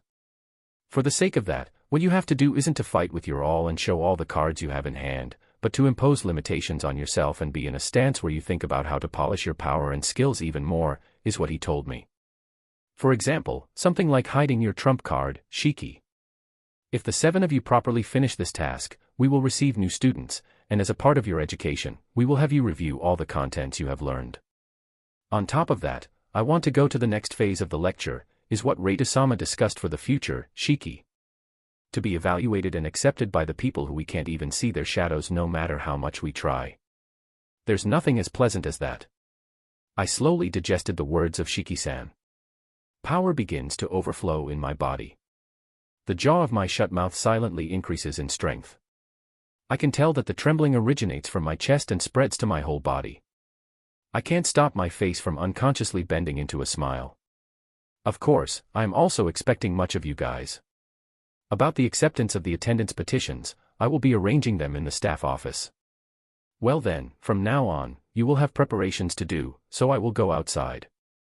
Right, let's see, for the ones that have time after this, please let me invite you to lunch, Shiki. Saying so, Shiki-san leaves while maintaining his gentle smile. I already don't care if there's restrictions. That lecture has a next phase. We have obtained enough qualification to be tested. Do a good fight. Do what I am able to, everything I can. I shouldn't have asked. Now my tension is at its max and it's already turning into very bad levels. I feel like vomiting, Misura. Opposed to the people getting hyped, there's Misura, who voiced out words lacking tension. No, well, he is tense, but the content is just. Misura, I understand how you feel. Honestly speaking, I think there will be harassment and we will most likely be pressured as well, so I really understand your feeling of having your stomach hurt. After hearing that talk, the option of half-heartedly washing it away or giving up has cleanly disappeared. How rough, Amelia. On the contrary of Amelia's negative words, there's a battle-ready smile showing in her face. We can't show an unsightly fight. After going with Shiki-san for lunch, how about we all gather? Dina. Just like Dina said. I am in the mood of doing whatever I can. In the school festival, the students that are merry are many, and we probably enter the category of quite serious. Just by desperately trying to reach them, our abilities increase. There aren't many things that can compare to this narcotic-like fun. I think that it can't be helped that we are serious about it. Wani-chan, not only Sensei will be watching, but Tomo-san. And Mio-san as well. Oto-sama and the others are coming too. Isn't this amazing? I'm already so overwhelmed, you know. Even so, the only choice we have is to do what we can. In a different sense, we are already in the path where we just have to give up, Sif. Looks like the Rembrandt sisters are getting crazy tense because of the onlookers. Before Reida-sensei came, they were able to relax to some extent though. It seems the big noble of Limia doesn't have much influence in Sage, so the two who don't have plans on going to Limia after graduating, don't feel much pressure. Thinking that way, these members, who are all scholarship students and don't have any connections with the Limia nobility, might be quite advantageous. Ah, right. Hey, Sif, you know. There's something I want to ask, Amelia. What, Amelia-senpai, you know. The Tomo-san and Mio-san that sensei presented us, are they really stronger than Shiki-san? Honestly, this may be off the point since I don't even know how strong Shiki-san is, but I don't think there are many who have that degree of power, you know. Amelia. Exactly what I wanted to know. The two of them silently nod at the question Amelia and most likely everyone had in their minds. If Reida-sensei said so, then there's no mistake. Shiki-san is not registered in the Adventurer Guild, so I don't know his level, but those two, Sif. Sif's eyes were gazing far away and were wavering. We were only told by Oto-sama to not be rude to those two, but those two are famous people in Sage that everyone knows and, you know. Yuno talks with an expression that one can feel passion similar to that of admiration. What is it? Is it at the level of Ace from the remote town? For the close aides of Reida-sensei, I feel like that degree is a bit too weak though. While saying this should be kept as a total secret, the sisters look at each other's face and do a big nod as if being resolute. Level is over 1,500. The words of the sisters cleanly overlap. Silence took over. The words that were said in a low voice so that only the ones here could hear were in the common language we are used to hearing, and yet, it didn't register in our brains properly. What did she say? Chapter 122, The Interlude's Footsteps. I want to take a small moment to thank all donators again. Arigato. I feel like doing another fast release week or weeks. I will be announcing the moment I plan on doing it, as it is extremely time-consuming, so preparations for that moment are needed. You are making a scary face there, Princess Lily. It looks like the face of someone having business with me. Did I hit the mark? Falls Dano, why ISS the head of the Adventurer Guild involving himself with a merchant like that? Can you please tell me? Lily. After separating with Radu, the person Root met was Gritonia's princess. Not as the head of the superior dragons, but as the head of the Adventurer Guild. He made contact with Gritonia, princess, not as the myriad color dragon, Root, but as Falls. After the two exchanged something resembling a greeting, Lily takes out Root as if urging him, and brings him to a place with no one around. On top of that, by making probing eyes, finally, the real conversation began. Hey, you know that he is a merchant? Radu-kun, the head of a company that opened a store in this town. It has been one of my favorites recently, Root. I won't ask you to correct that rude way of speaking this late, but that doesn't mean I will also permit lies. Falls Dano, what is your real relationship with that man? Lily. To the broke-down words of Root that one wouldn't be able to imagine were directed to a princess, Lily shows her displeasure in her face while inquiring his true motives. Her way of speaking is also one that can be scolded upon when using it on someone that has the power to affect the whole world. Maybe. It's because they can act this way and no one else would know cause of their current location, or it might be because the relationship between Root and Lily was originally like this, who knows. It is true that it's my favorite though, Root. Is Kuzunoha Company using the guild as backing? Lily. No way. The Adventurer Guild doesn't belong to any country, power, or noble. It's an organization that provides support to everyone that is accepted as an adventurer, Root. Root speaks out one of the basics of the Adventurer Guild. Of course, there were no lies in those words. The woman in that company whose name is Tomo, the hero of our country, is interested in her. She also possesses strength I can't ignore, and personally, when it comes to his wishes, I have a hard time refusing. In this occasion, I don't mind if you just tell me information you are able to disclose. That place, is there a need to crush it? Lily. To think that your mark was Tomo. The Empire's hero is also an interesting lad, huh? The answer for your question is, nope nope.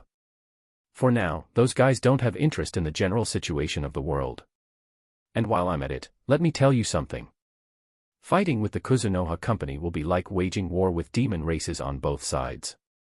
Even if it's the major power Gritonia, I don't recommend it, Root. They have connections with the demon race. Lily. Just a way of putting it. It is certain that they are able to be at least that much of a threat after all.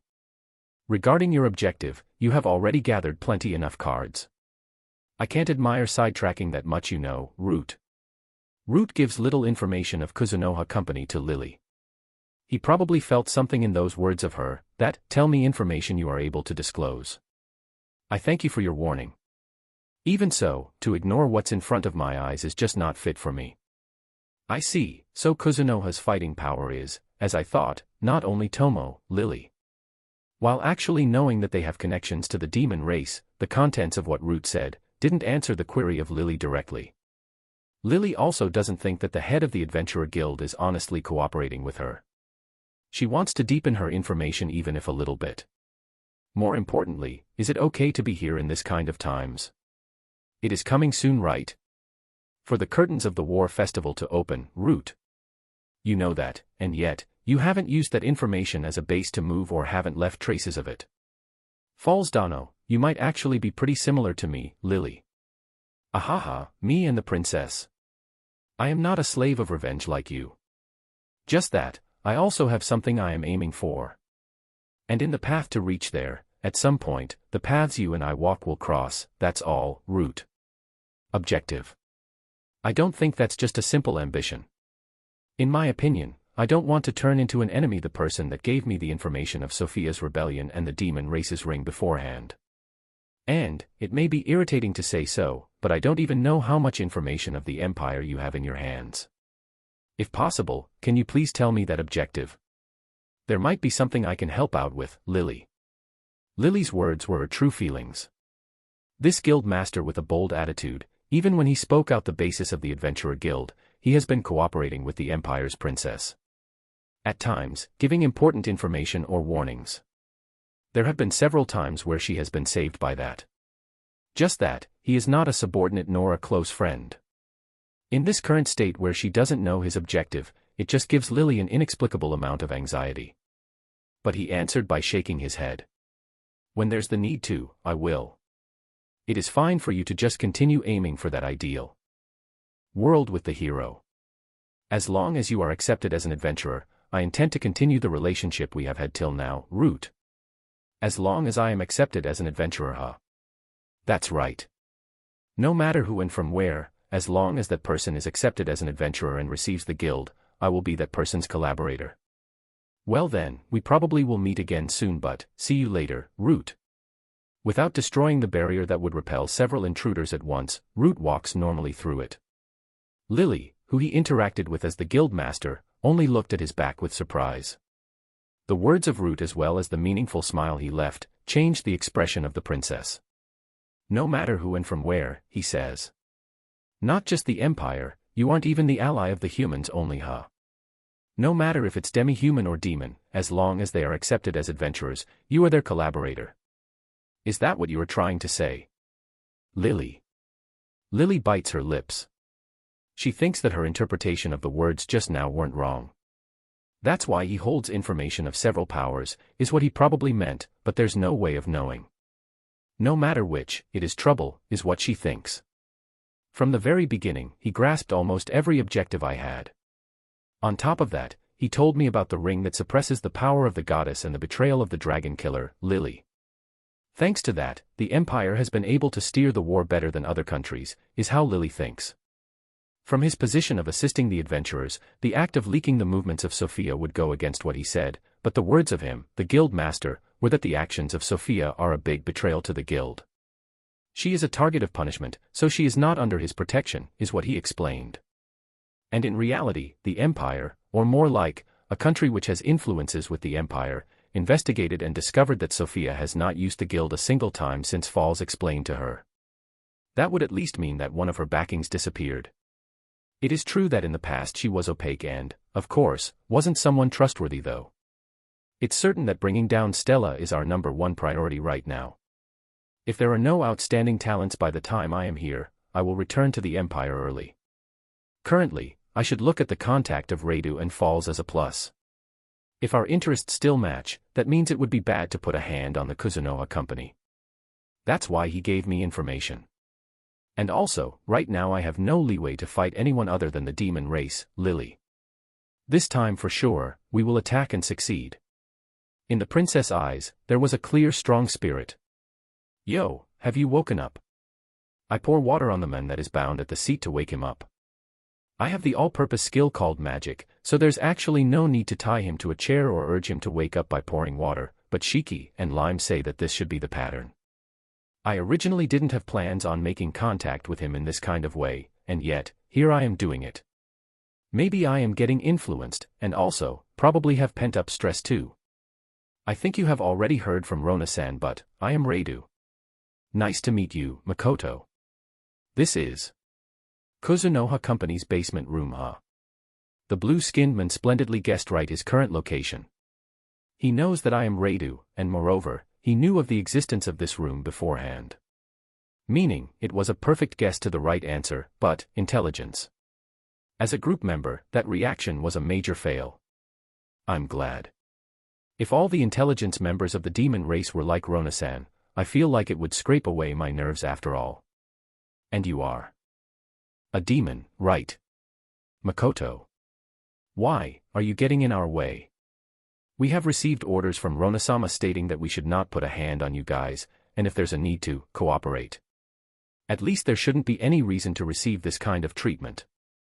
No need to be scared. In the times I am here, the things you think don't happen that much, Makoto. If I am not here, the danger increases in an instant though, the basement room. Maybe it is because he knows dangerous types of information. The young man with a fit body despite his small build, had his eyes blurred with fear. Even if he is a subordinate of Rona-san, he is a newcomer, huh? He doesn't give me that uncomfortable feeling that Rona-san gives out. So he was told that by Rona-san, huh? True. Since the time she left the academy, no matter if in public or in the shadows, there was no instance where the demons did something to us. That's why, even when I noticed several presences of demons, I tolerated them since they had no evil intent. That thinking didn't change even when I saw the infiltrated demon escorts of the big shot of Laurel, Saritz. What do you plan on doing to me? I want you to hear my request. It would have been fine to call Rona-san for that, but I was in a bit of a hurry. I apologize for my rough method. One of our employees got the meaning of politely wrong, you see. Sorry, Makoto. Request. A request for cooperation. In the time of the tournament and until it ends, I want all the demons in this town to leave. Just that, Makoto. I can't decide that on my own discretion. Also, you said all, but in this town there are several demons that have different views from us. It is impossible to bring them as well. Maybe it is the truth or a lie. If it is a lie, this is probably a means to make it look as if some of the others are outsiders with different affiliations, in order to leave several comrades here. For now, I should have all the ones posted on us depart, and the ones who are remaining, it is fine to just be cautious. For the meantime, it is okay if the demons affiliated with the demon lord just refrain from doing anything on their own convenience. I look at Lime. Maybe he understood what I was trying to say. He looks back at the demon. Waka thinks that it is fine to just have the ones posted around us withdraw. We infer that there's 13 comrades of yours out there. That's the amount of comrades we want you to at least withdraw, Lime. You said that this can't be decided by your own discretion, but please decide it. Right now, we don't want to have troubles with you guys. I don't know about the future, but right now that's the case. If you acknowledge it, we will soon release you, Makoto. The intelligence member retained silence for a moment after seeing my attitude. It took a bit after before he folded to our request and promised that he would get in touch with them. It is effective when you threaten them with force, Wakasama. If I knew this would happen, it would have gone smoother if I just brought the talk to Rona-san. Well, I didn't want her questioning me, so I chose this kind of method though. Why did it turn out this way? Makoto. I unintentionally said something out of my way like, who would be able to incapacitate him the fastest and restrain him, and we ended pumped up. I am sorry, Lime. Stalking boasting, no, capture boasting. A conversation of intelligence members, huh? I can't understand how that conversation made them pumped up. It seems this time Lime won. What was wagered was the payment of a meal. How peaceful. Since it turned out this way, I should at least contact Rona-san to say a few words. Shiki, I count on you for the preparations. Make sure to makes it in time by the tournament. I will go talk to Rona-san for a bit, Makoto. I return to my room and finish changing. Last night I slept early and woke up early by the time it was still dark, so my consciousness is still clear.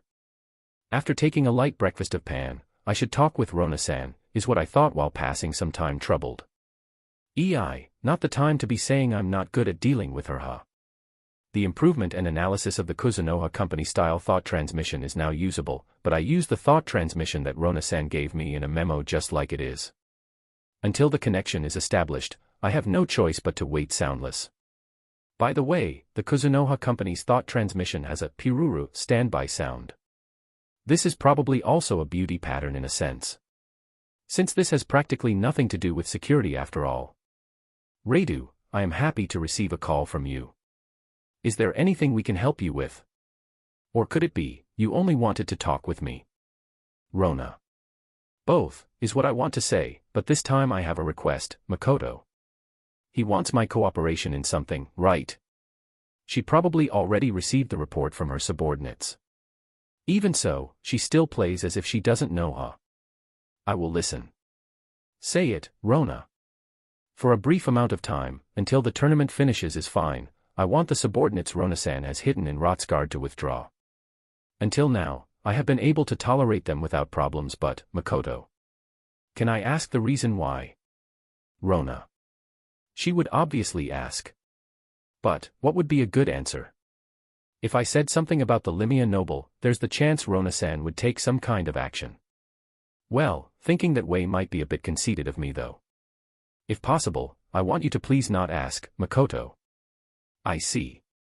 But to do it by today would hard, Rona. I can't talk about it in detail, but part of it is for Jean and Amelia's sake, Makoto. It might have been a short time, but they are acquaintances that took the same class as me. If that's the case, I will push myself the most I can. The payment will be meeting the Demon Lord once, how about it? Rona. Got it. Someday, at a time that fits your convenience, Makoto. Ufufu, I will do my best to create some time, okay. Well then, I will have all my subordinates in Rotsguard, it was somewhere around 10 right? Until the school festival is over, I will have them take a holiday, Rona. 13, I'm counting on you, Makoto. To mess up the numbers, I am a failure as a superior. Please keep what happened here a secret from my subordinates, okay? Ready to know, Rona. Understood. Well then, with this, Makoto. Call me again, anytime you want, okay? I will be waiting, Rona. Just as I thought, this is tiring. After the thought transmission was cut off, fatigue attacked my body in an instant. Having the conversation proceed strangely smoothly was unpleasant instead. It felt like she was appealing that, I am good-willed and trying to sound out my intentions. I don't like that. But with this, I can concentrate in the follow-up of the students. I wondered what would happen if I brought out the name of Jean and Amelia, but it seems it went better than expected. Maybe the demon race didn't plan on doing anything in this period of time. If it's just meeting the Demon Lord, it isn't something I can't pay. If I meet him, her and it's a crazy good person, I even think I wouldn't want to make him, her my enemy. What's left is the Hopelace household, huh? Limia is the country where the hero is, so it is hard to do anything rash. Luckily, the king himself came here, so I want to believe that he won't do anything crazy. Please restrain yourself to a level where we can resolve it in a peaceful manner. At any rate, Hopelace, huh? I feel like I have heard that before. To stand up in the middle of a strategy meeting. You are beginning to resemble Sophia, Rona. Don't joke around. Can you please not put me in the same category as that traitor and battle junkie? More importantly, the preparations on your side are proceeding right. Rona. There's an important meeting that's being done all morning. This has been a regular scenario in Stella Fort recently. The demon general Rona left her seat, something she normally doesn't do, and just like that, without returning to the meeting, she placed an elbow on the ramparts of the fortress and looked far away as if thinking about something. In the top edge of the fortress walls, the place where the archers and magicians are located to attack, is also normally used as a place for the soldiers to rest. In this time when they are training, it is also a place that no one is in. Rona has been here for quite a long time, and it is because that man has been basically living with her in that place that he was able to know her location. The other demon general stationed in Stella Fort, Io. After the meeting finished, he came to this place and called out at Rona's back. Of course. And, it seems you were in thought transmission though. Io. How sharp-sighted. Men that mind the thought transmissions of women are hated, you know. It was from the person I reported before, Radu. I thought he would have a bit of troubles in Rotsgard, but it seems that's not the case. Rotsgard and Radu, I couldn't ignore those, Rona. My life is devoted to my lord and the nation. I don't care what women think about me. Will it affect the strategy? Io. Hearing the name Rotsgard and Radu, Io's expression clouds. He is the person that Rona said in her report to be careful of, and in the upper stratum of the demon race, he is pretty known already. It was hinted that there's the chance he could become a powerful cooperator, so a prompt decision was made that they shouldn't show antagonism towards them. None. At most, I was a bit angered by the fact that he knew the exact number of people concealed. Also, the incompetency of my subordinates. I have already finished what I had to do, so there's no problems in having them withdraw, Rona. Turning around her body, Rona leans her back in the place where her elbow was placed, and looks at Io face to face. He requested the withdrawal of the personnel in Rotsgard, huh? Could it be he really noticed something? Also, it seems you accepted those conditions, but if things continue, it would go against his request, right? Io. That boy doesn't have means to gather information from the demon race camp. Also, he only asked me to withdraw my subordinates. Even if I am here and do something, it wouldn't go against my promise with him, right? Rona. Narrowing her eyes, Rona lifts the corners of her mouth and laughs. The expression of the woman that thinks up schemes. A portion of people would find her charming, but in the eyes of a militaryman like Io, it wasn't a likable face. What an unpleasant woman you are. I pity that young man called Radu, Io. I will take that as a compliment. I think you already understand this, but this will decide it, Rona. No need to tell me. It's only been half a year. I am not going to underestimate them. No matter how much Hibiki, the Limia hero, has grown, I will just crush it, Io. The four-armed giant has an expression as if anticipating the growth of his enemy that he hasn't met for half a year. And the ring. Io. Of course, it has been changed from the early stage prototypes to the middle stage prototypes. It's about that goddess. With this, we will be able to seal their powers again. And so, after a few steps more, Rona. The humans will steer clear from the wastelands for certain. By the plans of Demon Lord Sama. After obtaining the divine protection of the spirits and a rich land, we will finally be able to receive the spring of this world with enjoyment, Io. The ring that seals the powers of the goddess was already perfected by the hands of the demon race. Just that, after using it once, there's no guarantee the goddess camp will not counter it. Because of those fears, they first manufactured a small version to seal the power of the goddess and check if it worked. When the demon lord confirmed the results, he told this to the demon generals and acknowledged the development of a middle stage prototype that will negate the countermeasures for the early stage one. It is a tactic that was born by the information of the goddess countermeasures for the early stage rings, provided by the high spirits of fire and earth. On top of that, to make sure that they make a countermeasure for the early stage prototype, they leaked out information of the ring to a part of the humans beforehand and manipulated it in a way that it would reach the ears of the goddess as well. The trap of the meticulous demon race was about to bear its fangs. Chapter 123, Noble's Way of Fighting.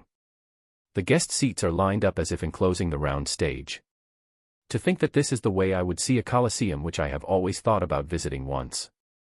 You can't predict what life will bring you. It isn't the famous Roman type though. At the outskirts of the academy, there's a giant arena for the tournament. It surprises me to see this enormous construction, which could pass to history in the future, as a facility of the school.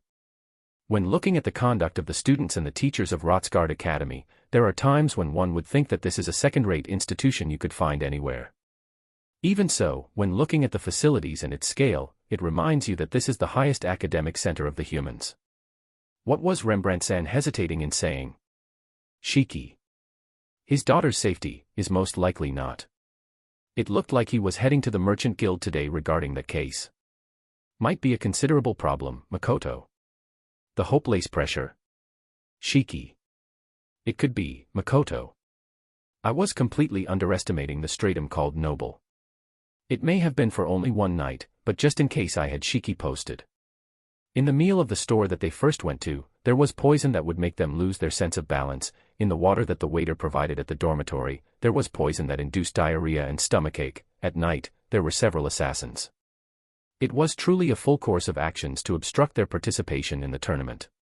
Listening to the report, while it was in the range of my expectations, it still amazed me quite a lot.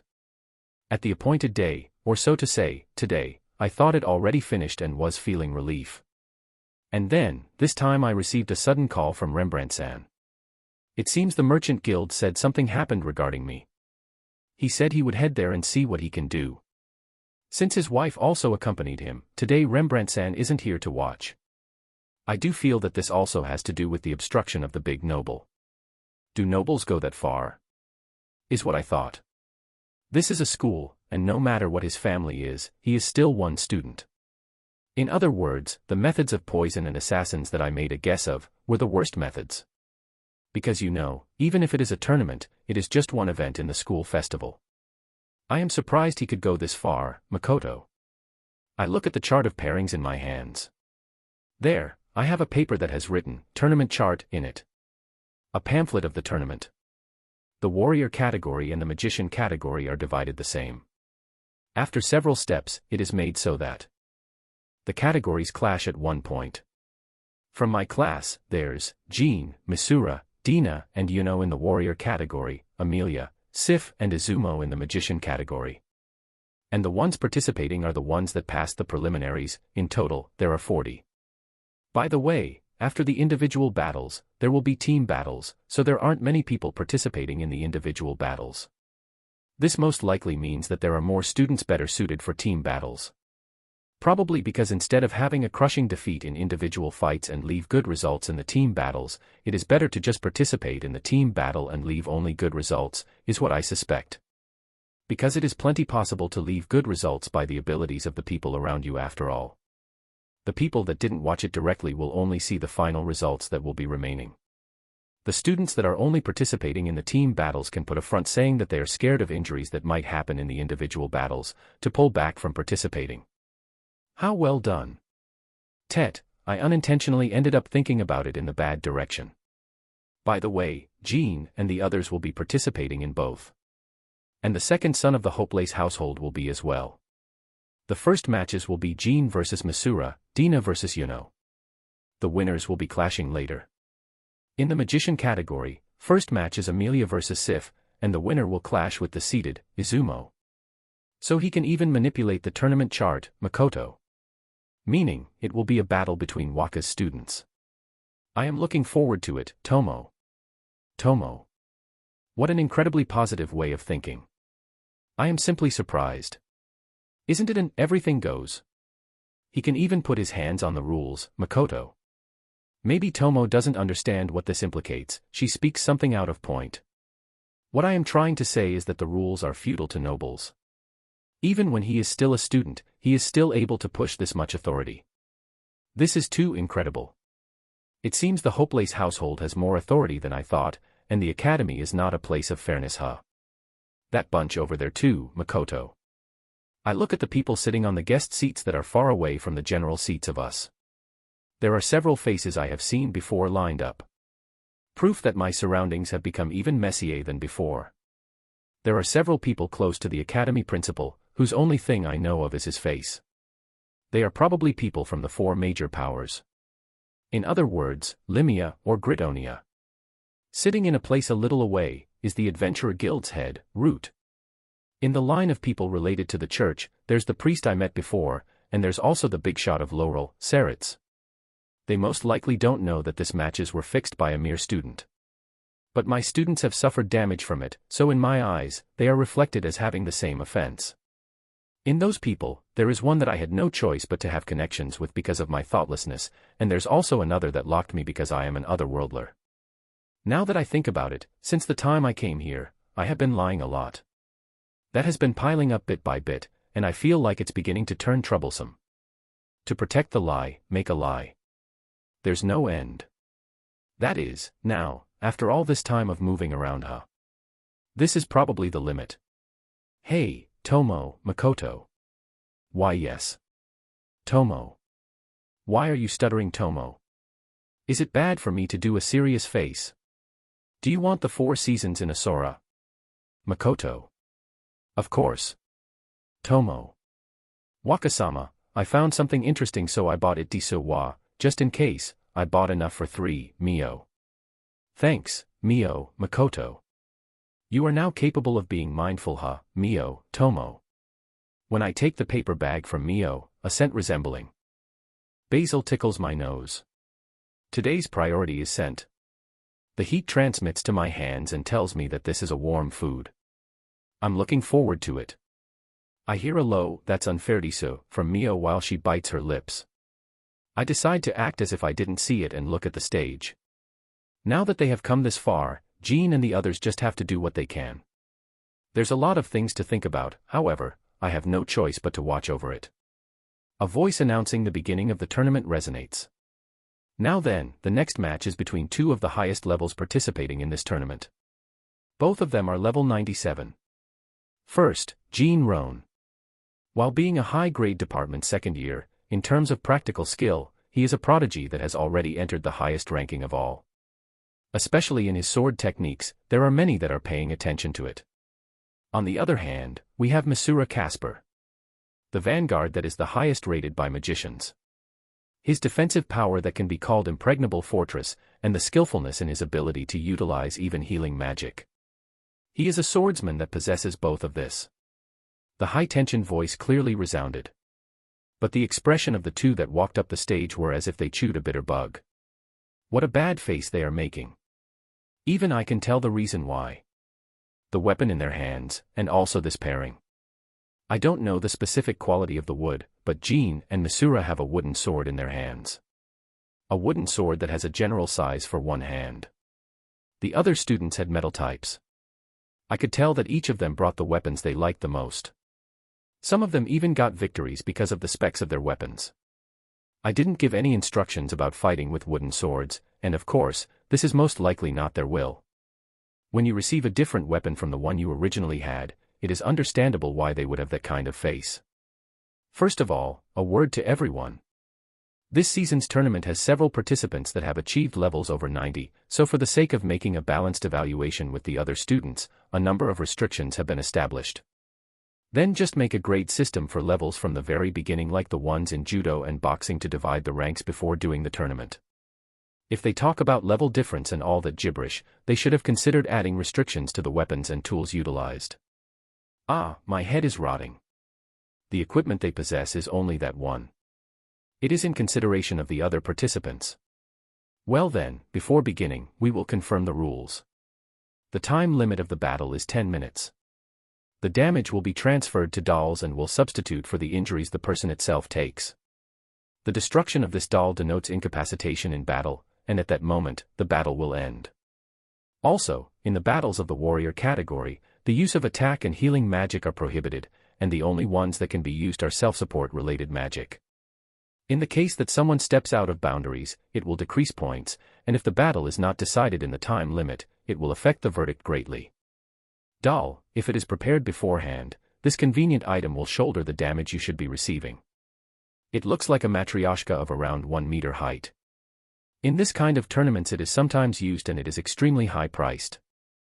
I thought this was a tool that might increase in effectiveness when used in real combat, but for the doll to be useful, there's the need of adjusting the place, and in terms of the effective time, it has a lot of restrictions, so it is in essence impossible to use in real combat. In this case, they prepare the high-priced doll and make a connection with it and the arena that will be serving as the stage, and while at it, they do the procedures between the students and the doll. And by doing that, it seems it is possible to shoulder the damage for around 15 to 30 minutes. In the case that there's surplus of damage, an overkill, the remaining damage will return to the person itself, so just in case, there's 3 dolls prepared for each person in each match. The vivid depiction of a bourgeois academy. In other words, if only one of those are destroyed, it means you lose. At any rate, this rules are like bullying Misura. Don't use healing magic, finish the fight fast. Both of those are heavy constraints for Misura. In comparison, Jean practically doesn't have anything binding him. Also, Jean is not the type to be merciful, so it will be a fight with him on the offensive till the fight ends. The verdict will also turn to, obviously, Jean. Well then, Jean Roan versus Misura Kasuba, battle start. The spectator seats were slightly quiet, but when they received that signal, it changed into a high-volume roar. With the improved eyesight I wouldn't be able to fathom in my previous lifestyle, I can tell that the two of them are doing some kind of talk. Jean immediately closed the distance and swings downwards at Misura. The unreliable wooden sword that is several times thinner than what he normally uses, was stopped by Misura. As expected of Misura, who has the highest defensive ability, he didn't break his stance even with the sudden attack. A combo of attacks that are fit to be called a rush were coming one after the other with low amounts of intervals towards Misura. Just as expected, against Jin's swift attacks, Misura can't throw an effective attack and is being forced to just defending. The conversation probably went, "This is also a part of luck, don't think badly of me, and, even so, I won't slack." Well, what to say, this is quite the simple and one-sided match, huh, Tomo? Tomo looks at the development of the fight with bored eyes. There's no doubt that this isn't a show one can consider interesting. But, in terms of technique, the people that specialize in swordsmanship and close combat should have something to look at. The way of chaining attacks, way of blocking, those kind of things should make minute differences. In terms of body, I will take back what I said, but as I thought, if I was told this is something a lot of people gather to watch, I still wouldn't be able to understand Iso wa Mio. Sadly, it looks like it showed as a boring exhibition for Mio. Misura's fighting style is centered in defense. A plain style to the taste of professionals. That she took back what she said, must be because she got a bit of a better opinion regarding their technique. Compared to the time they began taking my lectures, it was clear that the two fighting right now have a more polished thought process, and in my eyes, it is actually a pretty worthy watch. Shifting their bodies, opening the distance, Jean and Misura are truly fighting while thinking thoroughly. They are probably better than me at instant decision-making already. They have incredibly good wit after all. In the eyes of the spectators as well, they can tell that the speed of this fight is several times faster than previous ones. Furthermore, the movement of their body is smooth and varied, so at the beginning, there were quite a lot of cheers. But the attack turn of Jean isn't ending, so it slowly turned into booing directed at Misura. This is pitiful. Misura is a boy that has the ability to even handle Jean using dual swords. Moreover, even in lectures or in his free time, he is doing mock battles. In terms of swordsmanship sense, he is without doubt higher than Jean. The experience is clearly defining his abilities and he is able to defend. For example, when there's a combo of more than 3 attacks, Misura chooses one of the attacks accurately to repel it. In that framework, in that flow, his eyes that are able to see through the core of the attacks can be considered one of his strongest weapons. He also learned how to parry strong attacks in the fights with Svai-san. A discrete stock in his growth. Misura is properly killing the momentum of Jean with the way he moves his body and the way he takes his distance. Even with that much flow and momentum killed, the attacks still continue probably because it is Jean. That guy also has the wit and instincts of a beast, and he mixes both to push his sharp sense of the sword. Well, if I had to evaluate with only this match, I would praise Misura. Both of them can't do a winning move, so they have no choice but to clash a lot. The booing towards Misura gets higher. The match is already not about victory or defeat, and has changed into something similar to military exercises where both fighters confirm each other's movement, power, and techniques. There are several people that have already noticed this. The moment Tomo noticed that change, she narrowed her eyes and let out a "ho" as if in admiration. Looks like she sensed it. Even though it is an incredible fight, there's something out of place. The impressions of the many people around are just as it looks. Those harmonious movements that give a strange out-of-place sensation are probably noticed only by people that have seen military exercises before and people like Tomo, who have a decent amount of technique. By the way, I am of the former type. I have seen several serious military exercises with swords. Jean and Misura are giving the same kind of atmosphere. I feel like Mio is also able to tell. She is watching the match with a bored look. The fast food in her hand and the match, her interest is probably divided 80% on the food and 20% on the match. Even so, the reason why I feel like she might respond with the right answer if I asked, is because Mio's intuition has a scary rate of striking home. The match is over, huh? Like this, the winner will be Misura, Makoto. Right. In the end, there were practically no effective attacks. Jean, who has been in the offensive, will win by verdict, but in terms of the fight, Misura is the winner, Tomo. Winning the match but losing the fight, huh? And yet, the venue is treating Misura as a coward. Ahaha, that Jean, he is making a pretty easy to understand face. Misura is also showing his sense of achievement through his face, Makoto. Well, compared to the idiotic matches until now, I have enjoyed myself a lot more. As expected of Waka's students. After all, the ones until now have been mostly, prepare their stance, attack, block or evade, fix their stance, counterattack. Their actions and the execution of their next movement was so obvious that the stupidness was shooting out full throttle. Honestly speaking, with that level of skill, just by having a good weapon, the match is decided. In a sense, I was watching with opposition, Tomo. Exactly. Jean and the others said that recently it has become hard to hide their strength in the other classes. I understand the reason why now. If they were to make those kind of movements in those classes, they would definitely stand out. It seems they were taking me into consideration. It makes me happy to have good students, Makoto. That's a good thing. Fumufumu, for the time being, I will think of a reward for Misura. About. Well then, who should it be? Tomo. You are rewarding him with a slap. Just as expected, Jean won by verdict.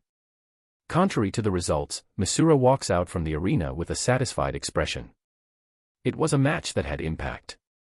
Even if he will be involved with Tomo, no doubt it will turn into good experience for him, so when the school festival is over, let's make some time for that. The next match that my students will appear in is the Magician category, first match, and in the next match of the Warrior category. It doesn't feel like it will be taking that much time, so maybe I should just stay watching like this. Chapter 124, Amelia vs. Sif. Honestly, the Magician category matches were worse than the Warrior category. Chant aria, release. That's all. Every single one of them didn't do any decent moving. They activate the barrier tool that they brought in advance, chant arias, and release it, everything else the same. If your spell's power is strong and it manages to pass through your opponent, it is practically your win. The one who received the spell will not be able to properly concentrate, and since the aria won't be able to finish properly, that person will just sluggishly escape. I felt like I was watching a speed-talking contest. Seeing this, I can tell that Sif was pretty competent the first time she participated in my lecture. This is an academy that gathers the excelling warriors and magicians, right? Please try to be more decent, like, seriously. Like, both Tomo and Mio laughed out loud. At the first match, they went silent, at the next one, they couldn't hold it in and burst it out, then, they held their stomach and laughed. As the matches continued, they even made eyes as if questioning the sanity of the participants. Waka. This is a fight where magicians compete with each other, right? Tomo. Most of the kids look like they are somewhat serious. Disowa. They are doing it seriously, right? Mio. It looks serious. It doesn't even amount to a show, but the surrounding guests are really happy and cheering, Makoto. My head hurts. In other words, it's not that this year is especially bad, but that this is the average level each year. I don't want to believe that there's a person wanting to employ any one of them after looking at this. If it were me, I would have failed every one of them after 5 minutes of beginning. Could it be? Waka's students will also be like that. Tomo. I can't bear to look at it. It is so bad that I even forgot the taste of what I am eating for a second, Mio. Even if they are people in charge of providing firepower from the back, this is just. The sound itself is flashy, but it feels like I am watching a command-style battle. The warrior category is at least better than this. This is just spectating batteries. In terms of what's fixed and manual procedure, I thought this kind of things would be criticized. Well, there's the plus that it provides stability and quality though. Oh, they moved. Tomo. Finally, it seems we will be able to watch a decent magician fight. Disowa, Mio. The fight of the two began. Amelia and Sif. Sadly, the winner is already settled. With this stage and rules, and also thinking about the capacity as a magician from the two, even if a miracle occurs, Amelia has no chance of winning. In the first place, that girl hasn't brought her main weapon, which is the bow. Because aside from the staff that magicians use as intermediary, they can't bring any other weapon. Also, Sif's power is purely in a whole different level. If Rembrandt-san were to come and see it, he would be relieved and be able to continue spectating without worries. The grounds turned silent in an instant. Well, no surprise there. They thought those two would activate their barriers, but Sif suddenly pointed her staff at Amelia, and Amelia faced Sif and charged. Sif's staff is not the one she brought from home, but a thin wooden staff that screams, "I am a practice staff." At least it does have a jewel at the tip that serves to control magic power, not that good though. I think that Amelia's charge is a good decision. If you think about it even for a little, it is obvious that you can't beat Sif in a normal fight. The specialty of Sif is firepower. She can also do support in the battlefield by using the earth spirit, but normally she uses the fire element, which she is more compatible with. The fire element has a lot of attack methods for single targets and area of effects to begin with, but in the present where she can combine it with the earth spirit magic, that firepower is something to watch out for. I can say for sure that the one who increased its single attack firepower the most in my lecture is Sif. Things like magma, I honestly feel like that's cheating. The first time I saw a lava bullet, I even thought it was a meteor. Amelia grasped that the aria of Sif was of fire element, so she charged, and that's why it's praiseworthy.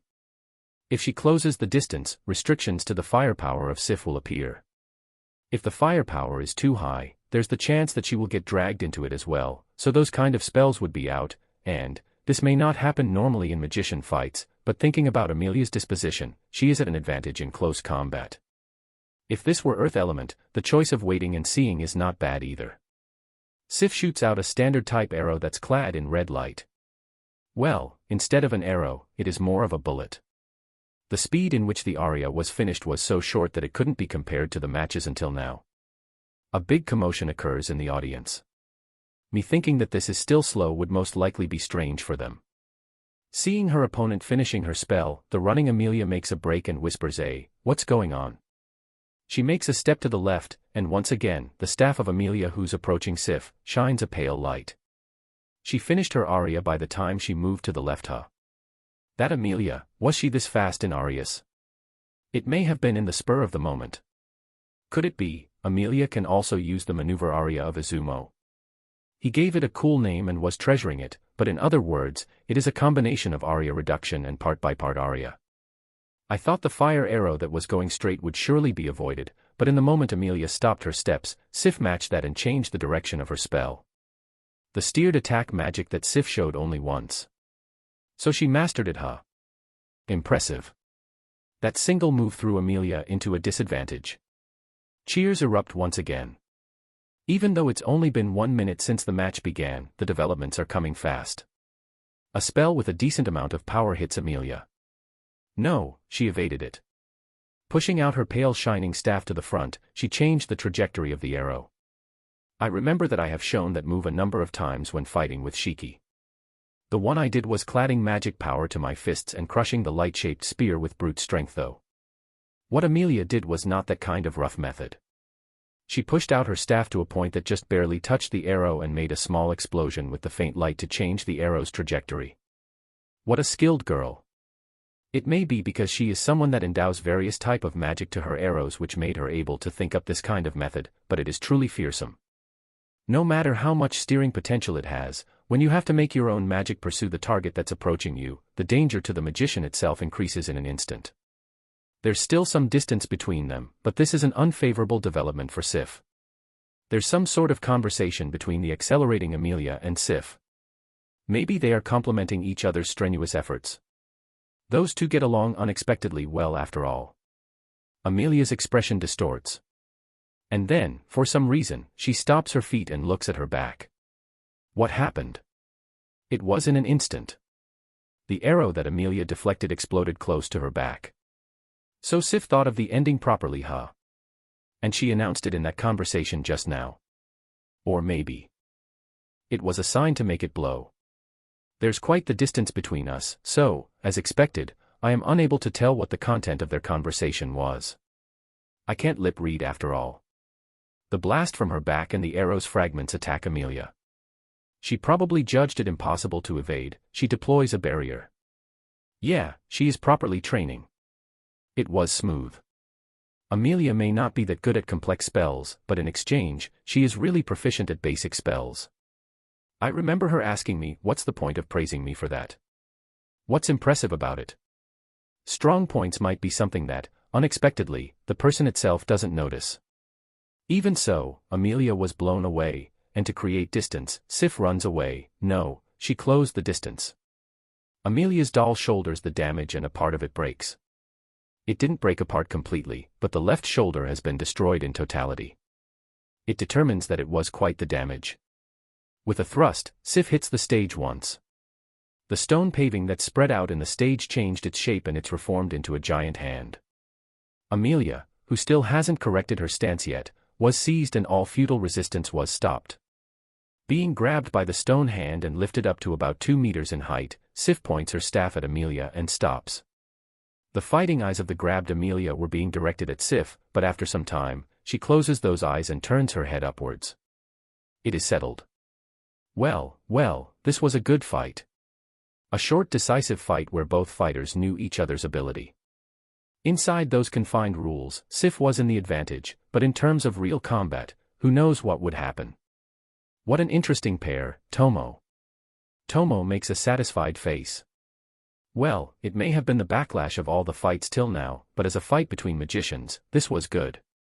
It was a short way to the conclusion that took less than 3 minutes, but the two of them did well.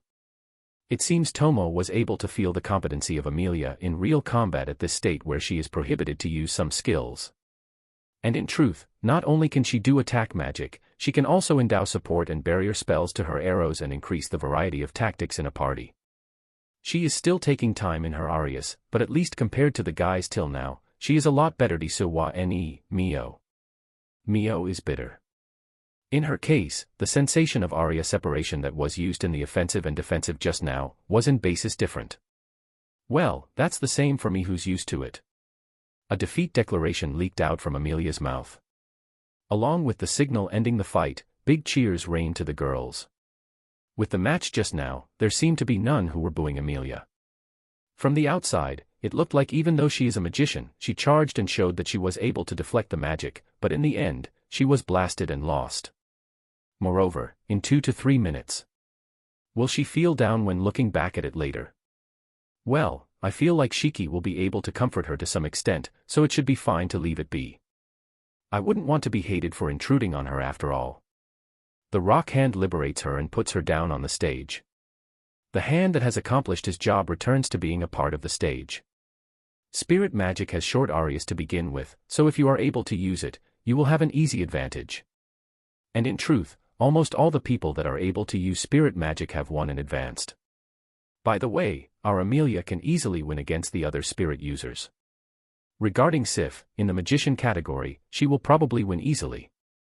While watching over those two walking down the stage, I couldn't help but pity Izumo who's going to be fighting Sif next. The guest seats were beginning to fall silent.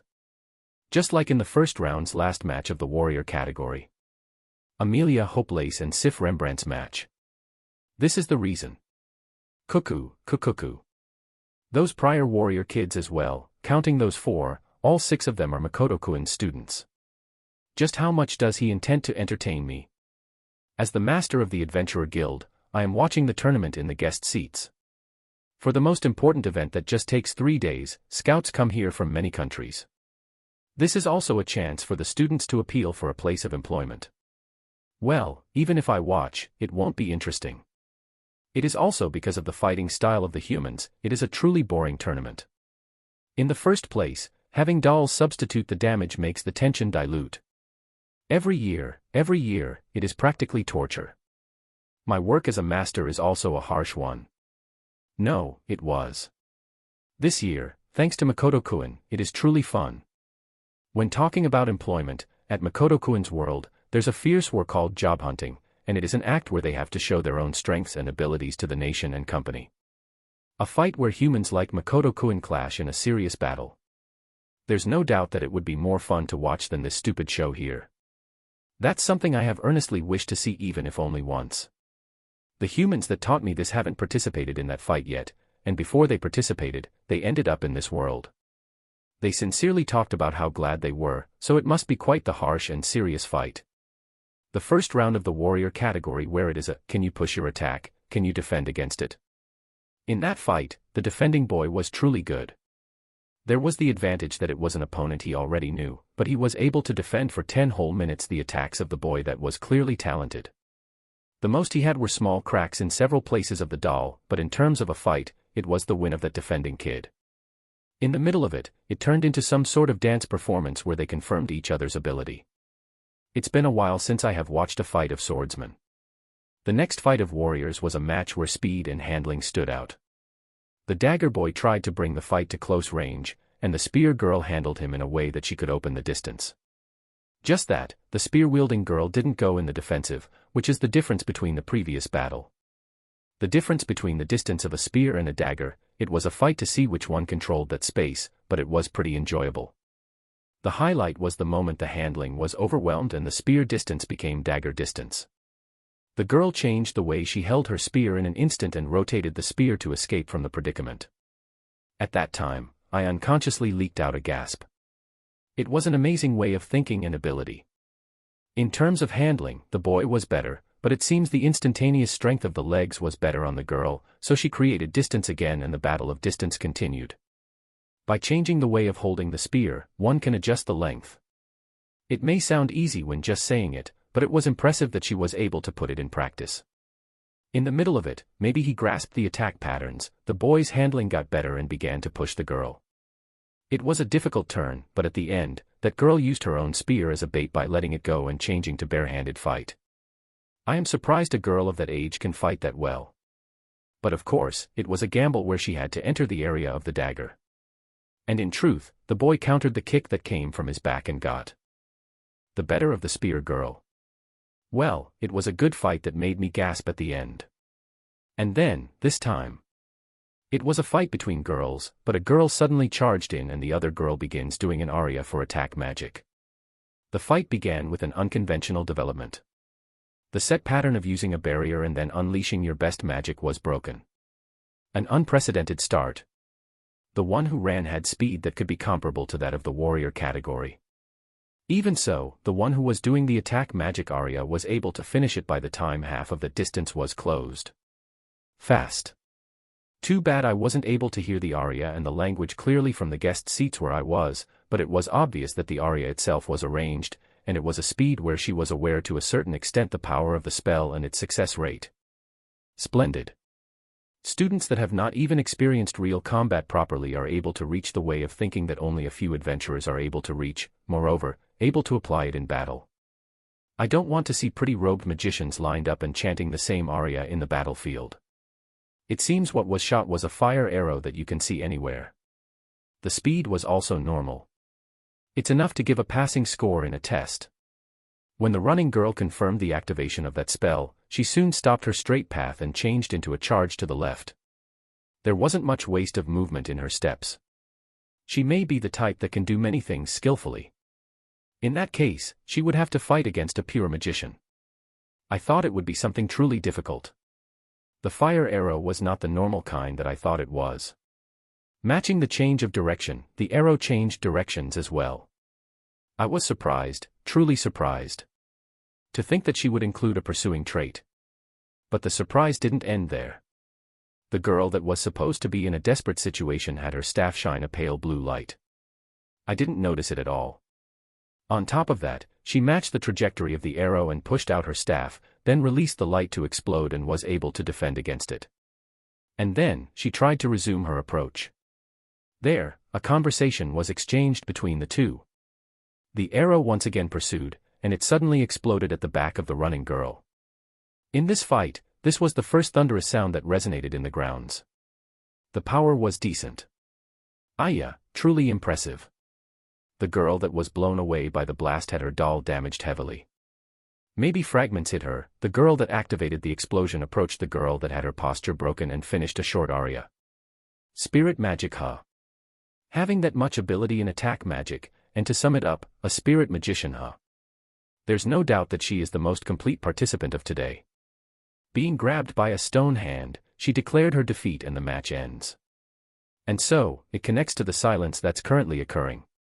Counting the warrior category fights a while ago, this is truly discomforting. Really?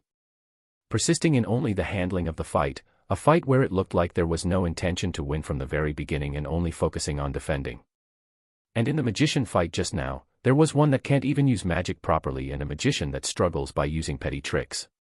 To think that I would witness such a fighting manner, just what is the Academy thinking? The student that won is the ill-reputed Rembrandt daughter. Even though she is not even a noble, she lives in the noble's dormitory, a wannabe. She must have bought a tool that reduces the length of Arius with her gold. When I thought they finally opened their mouths, they began criticizing those splendid fights between the students. With those words as the fuse, more criticism came from others. Those are the nobles of Limia. How stupid. Are they throwing the excuses that they thought up among them and their own henchmen? Including the bias in this tournament and the importance they put in weapons, these pigs truly have no saving. If they yield to gold and authority intervention, he, who wished to make an independent education facility, will lose his footing, and yet, why is it that humans don't follow the true nature of things, but instead put more importance in their greed and what brings benefits for themselves? This time, it seems the one who did several secret movements was Limia's Hope Lace. That was the reason why the Limia nobles were making so much noise. Makoto-kun, just how were you able to get in trouble with another household that's so far away? Even if their second son is attending here, this is a huge academy. There aren't many chances of meeting. But the flow of these conversations are truly unpleasant. The kids that finally gave color to this spectating, let's protect their honor for a bit. Please stop, it is unsightly. Stop it, bunch of idiots. I was beaten to the punch. Princess Lily Ann. Limia's king. This is quite the unusual pair giving their opinion. When the noisy bunch were directed these words, the people related to Limia and Gridonia fall silent. Most of the people complaining were Limia nobles, so the criticism to the students soon stopped. Their fights were truly magnificent. For people that have levels over 90, they showed strength fit for that number, and trying a new way of fighting is something important. The usual way of fighting that can be seen every year like the ones the other students showed, it would only be destroyed the moment they oppose the demon race. I feel that they are promising kids that can hold the future of us humans. They should be praised, and in no way should be looked down upon, Lily. After their utterance, the princess and king look at each other and didn't say anything else, but when the king nods once, the princess begins to talk. And in response, the Limia nobles asked, "But princess, that kind of fighting style is vulgar and cowardly. In no way is it a fighting style a soldier and knight should. Then, what about our country's Hiro-sama that repels the demons by capitalizing maneuverability in the sky? Is that fighting style also cowardly? Are the knights and soldiers that had their lives saved also cowardly? The foundation of your words itself are wrong. Including the match of just now, they thought properly and are increasing their own strengths, that's it. That's not vulgar nor shameful, and not to mention, cowardly by no means. Why is it that you can't understand that, no matter if it's slowly, the Empire's army is learning a certain new way of fighting, and that's the same that's happening here? Lily. Princess, what you said is related to secret intel. How stupid. The kingdom that is fighting alongside us, the Empire, have already learned how much of a threat the demon race is with our own bodies. If we are changing tactics to cope with them, it shouldn't be secret intel, but information that all humans should be sharing. You and the people that were making stupid talks as well, revise your way of thinking. Limia King, I am sorry for disturbing you when you spoke, Lily. Saying things you don't actually feel. If the arrival of the hero were a bit faster, maybe those words of the princess just now would actually be from the bottom of her heart. But he is no good, huh? If the perfect hero of Limia would have met the wild group of the wasteland. Well, Princess Lily is already in a spot she can't come back from. It's already too late. In times, the madman's words sound more upright than any other. Just like hers just now. No, I was thinking almost the same thing. Don't mind it. Listen well, formality and tradition won't reduce the number of casualties in the battlefield. We can't protect both. Don't mistake the things we really have to protect and the things we don't have to protect. The 3 matches you repudiated were all matches that stirred my heart. I unconsciously thought of the fighting style of our country's hero Dano. The utterance of you bastards can be taken as insults to our hero Dano. They were truly unpleasant words. An insult to the hero Dano that is exposing herself to danger in the vanguard. Even if you are nobles in our country, no matter how much time passes, don't go changing pride for arrogance. There were no objections to the king's words, huh? The Limia nobles have all turned stiff. Nevertheless, what an unexpected speech. The church-related people and the people from Laurel that were listening also looked surprised. From what I remember, he himself should be the old type of king that sticks to pride. He did look like he was extravagant. That perfect hero, it seems she also changed a bit the way the king thinks. Well, I don't think she would be able to make him have doubts of the monarchy system, but seriously, can't underestimate that hero's influence. Is the ideal she is aiming for a democracy government? Most of the humans that fall to these world believe that this is the best type of government after all. I don't understand why they have that way of thinking. Maybe they received that kind of education. Let's try asking Makoto-kun next time. Well then, it turned silent. I should say something as well or it will give a bad impression to Makoto-kun. In his case, I can't predict with whom or what he is connected with after all. In this time where the tournament has begun, I am busy most of the time, so there will be less chances for me to help him. It may be rude of me to say my part after the king and the princess, but I also want to say it. I can't help praise the way they fought as splendid. I am of course a devout follower of the goddess, but the power and technique they showed, and also the magic, people that use to their utmost every strength they have and improve it, for me, I even think that they would be able to easily defeat people that have only received the blessing of the goddess. If those kind of people were to receive the blessing of the goddess on top of that, they might be able to show a fight that would put the demons in the dust. But well, in my case, I would want them to be the next era of adventurers and play an active role in it though, Root. I don't consider that Falls Dano is denying the goddess at all. I can tell that those words are purely from your expectations of them. Just like what you said, if they were to obtain the blessing of the goddess, they would be able to increase that power even more. I am sure of it. This is my first time seeing students fight in this kind of way, so I am unable to evaluate them right this instant though. The Archbishop of the church that is close to the Limia King provides some cover for me, while advocating for the students and basically taking a position of being in favor. When I follow the gaze of him, there's the Rotsgard Bishop. I see. He is asking the reason why they didn't know the existence of those students, huh? They have been appointing new people a lot lately, so that responsibility should go to the previous bishop that's already dead. That woman, so misfortunate. She will probably get scolded. And that said bishop was eliminated in Makoto-kun's place. Well, the previous bishop was the one who dealt with the management of that organization in Rotsgard. It seems the other related party Brait Sensei that was in the academy was eliminated as well. Even if they haven't gone to the light yet, it would still create sparks, so I think that Makoto-kun is doing pretty well in his commitment to dealing with troubles. It seems the second round will be beginning soon. I am also looking forward to lunch, but I am truly looking forward to the tournament as well, Root. I say some light words to disperse the heavy atmosphere. As expected, I want to spectate comfortably. More so because I know that it will be worth the watch. If possible, I wanted to sit together with Makoto-kun in the general seats and enjoy the show, but well, that's impossible. Fufufu, at this rate, I can expect a lot from the third round as well. If the students in this academy learn, even if a bit, from the fights just now and get their mindsets reformed, the founder of the academy would definitely be happy. I remember the face of my past friend and narrow my eyes in nostalgia.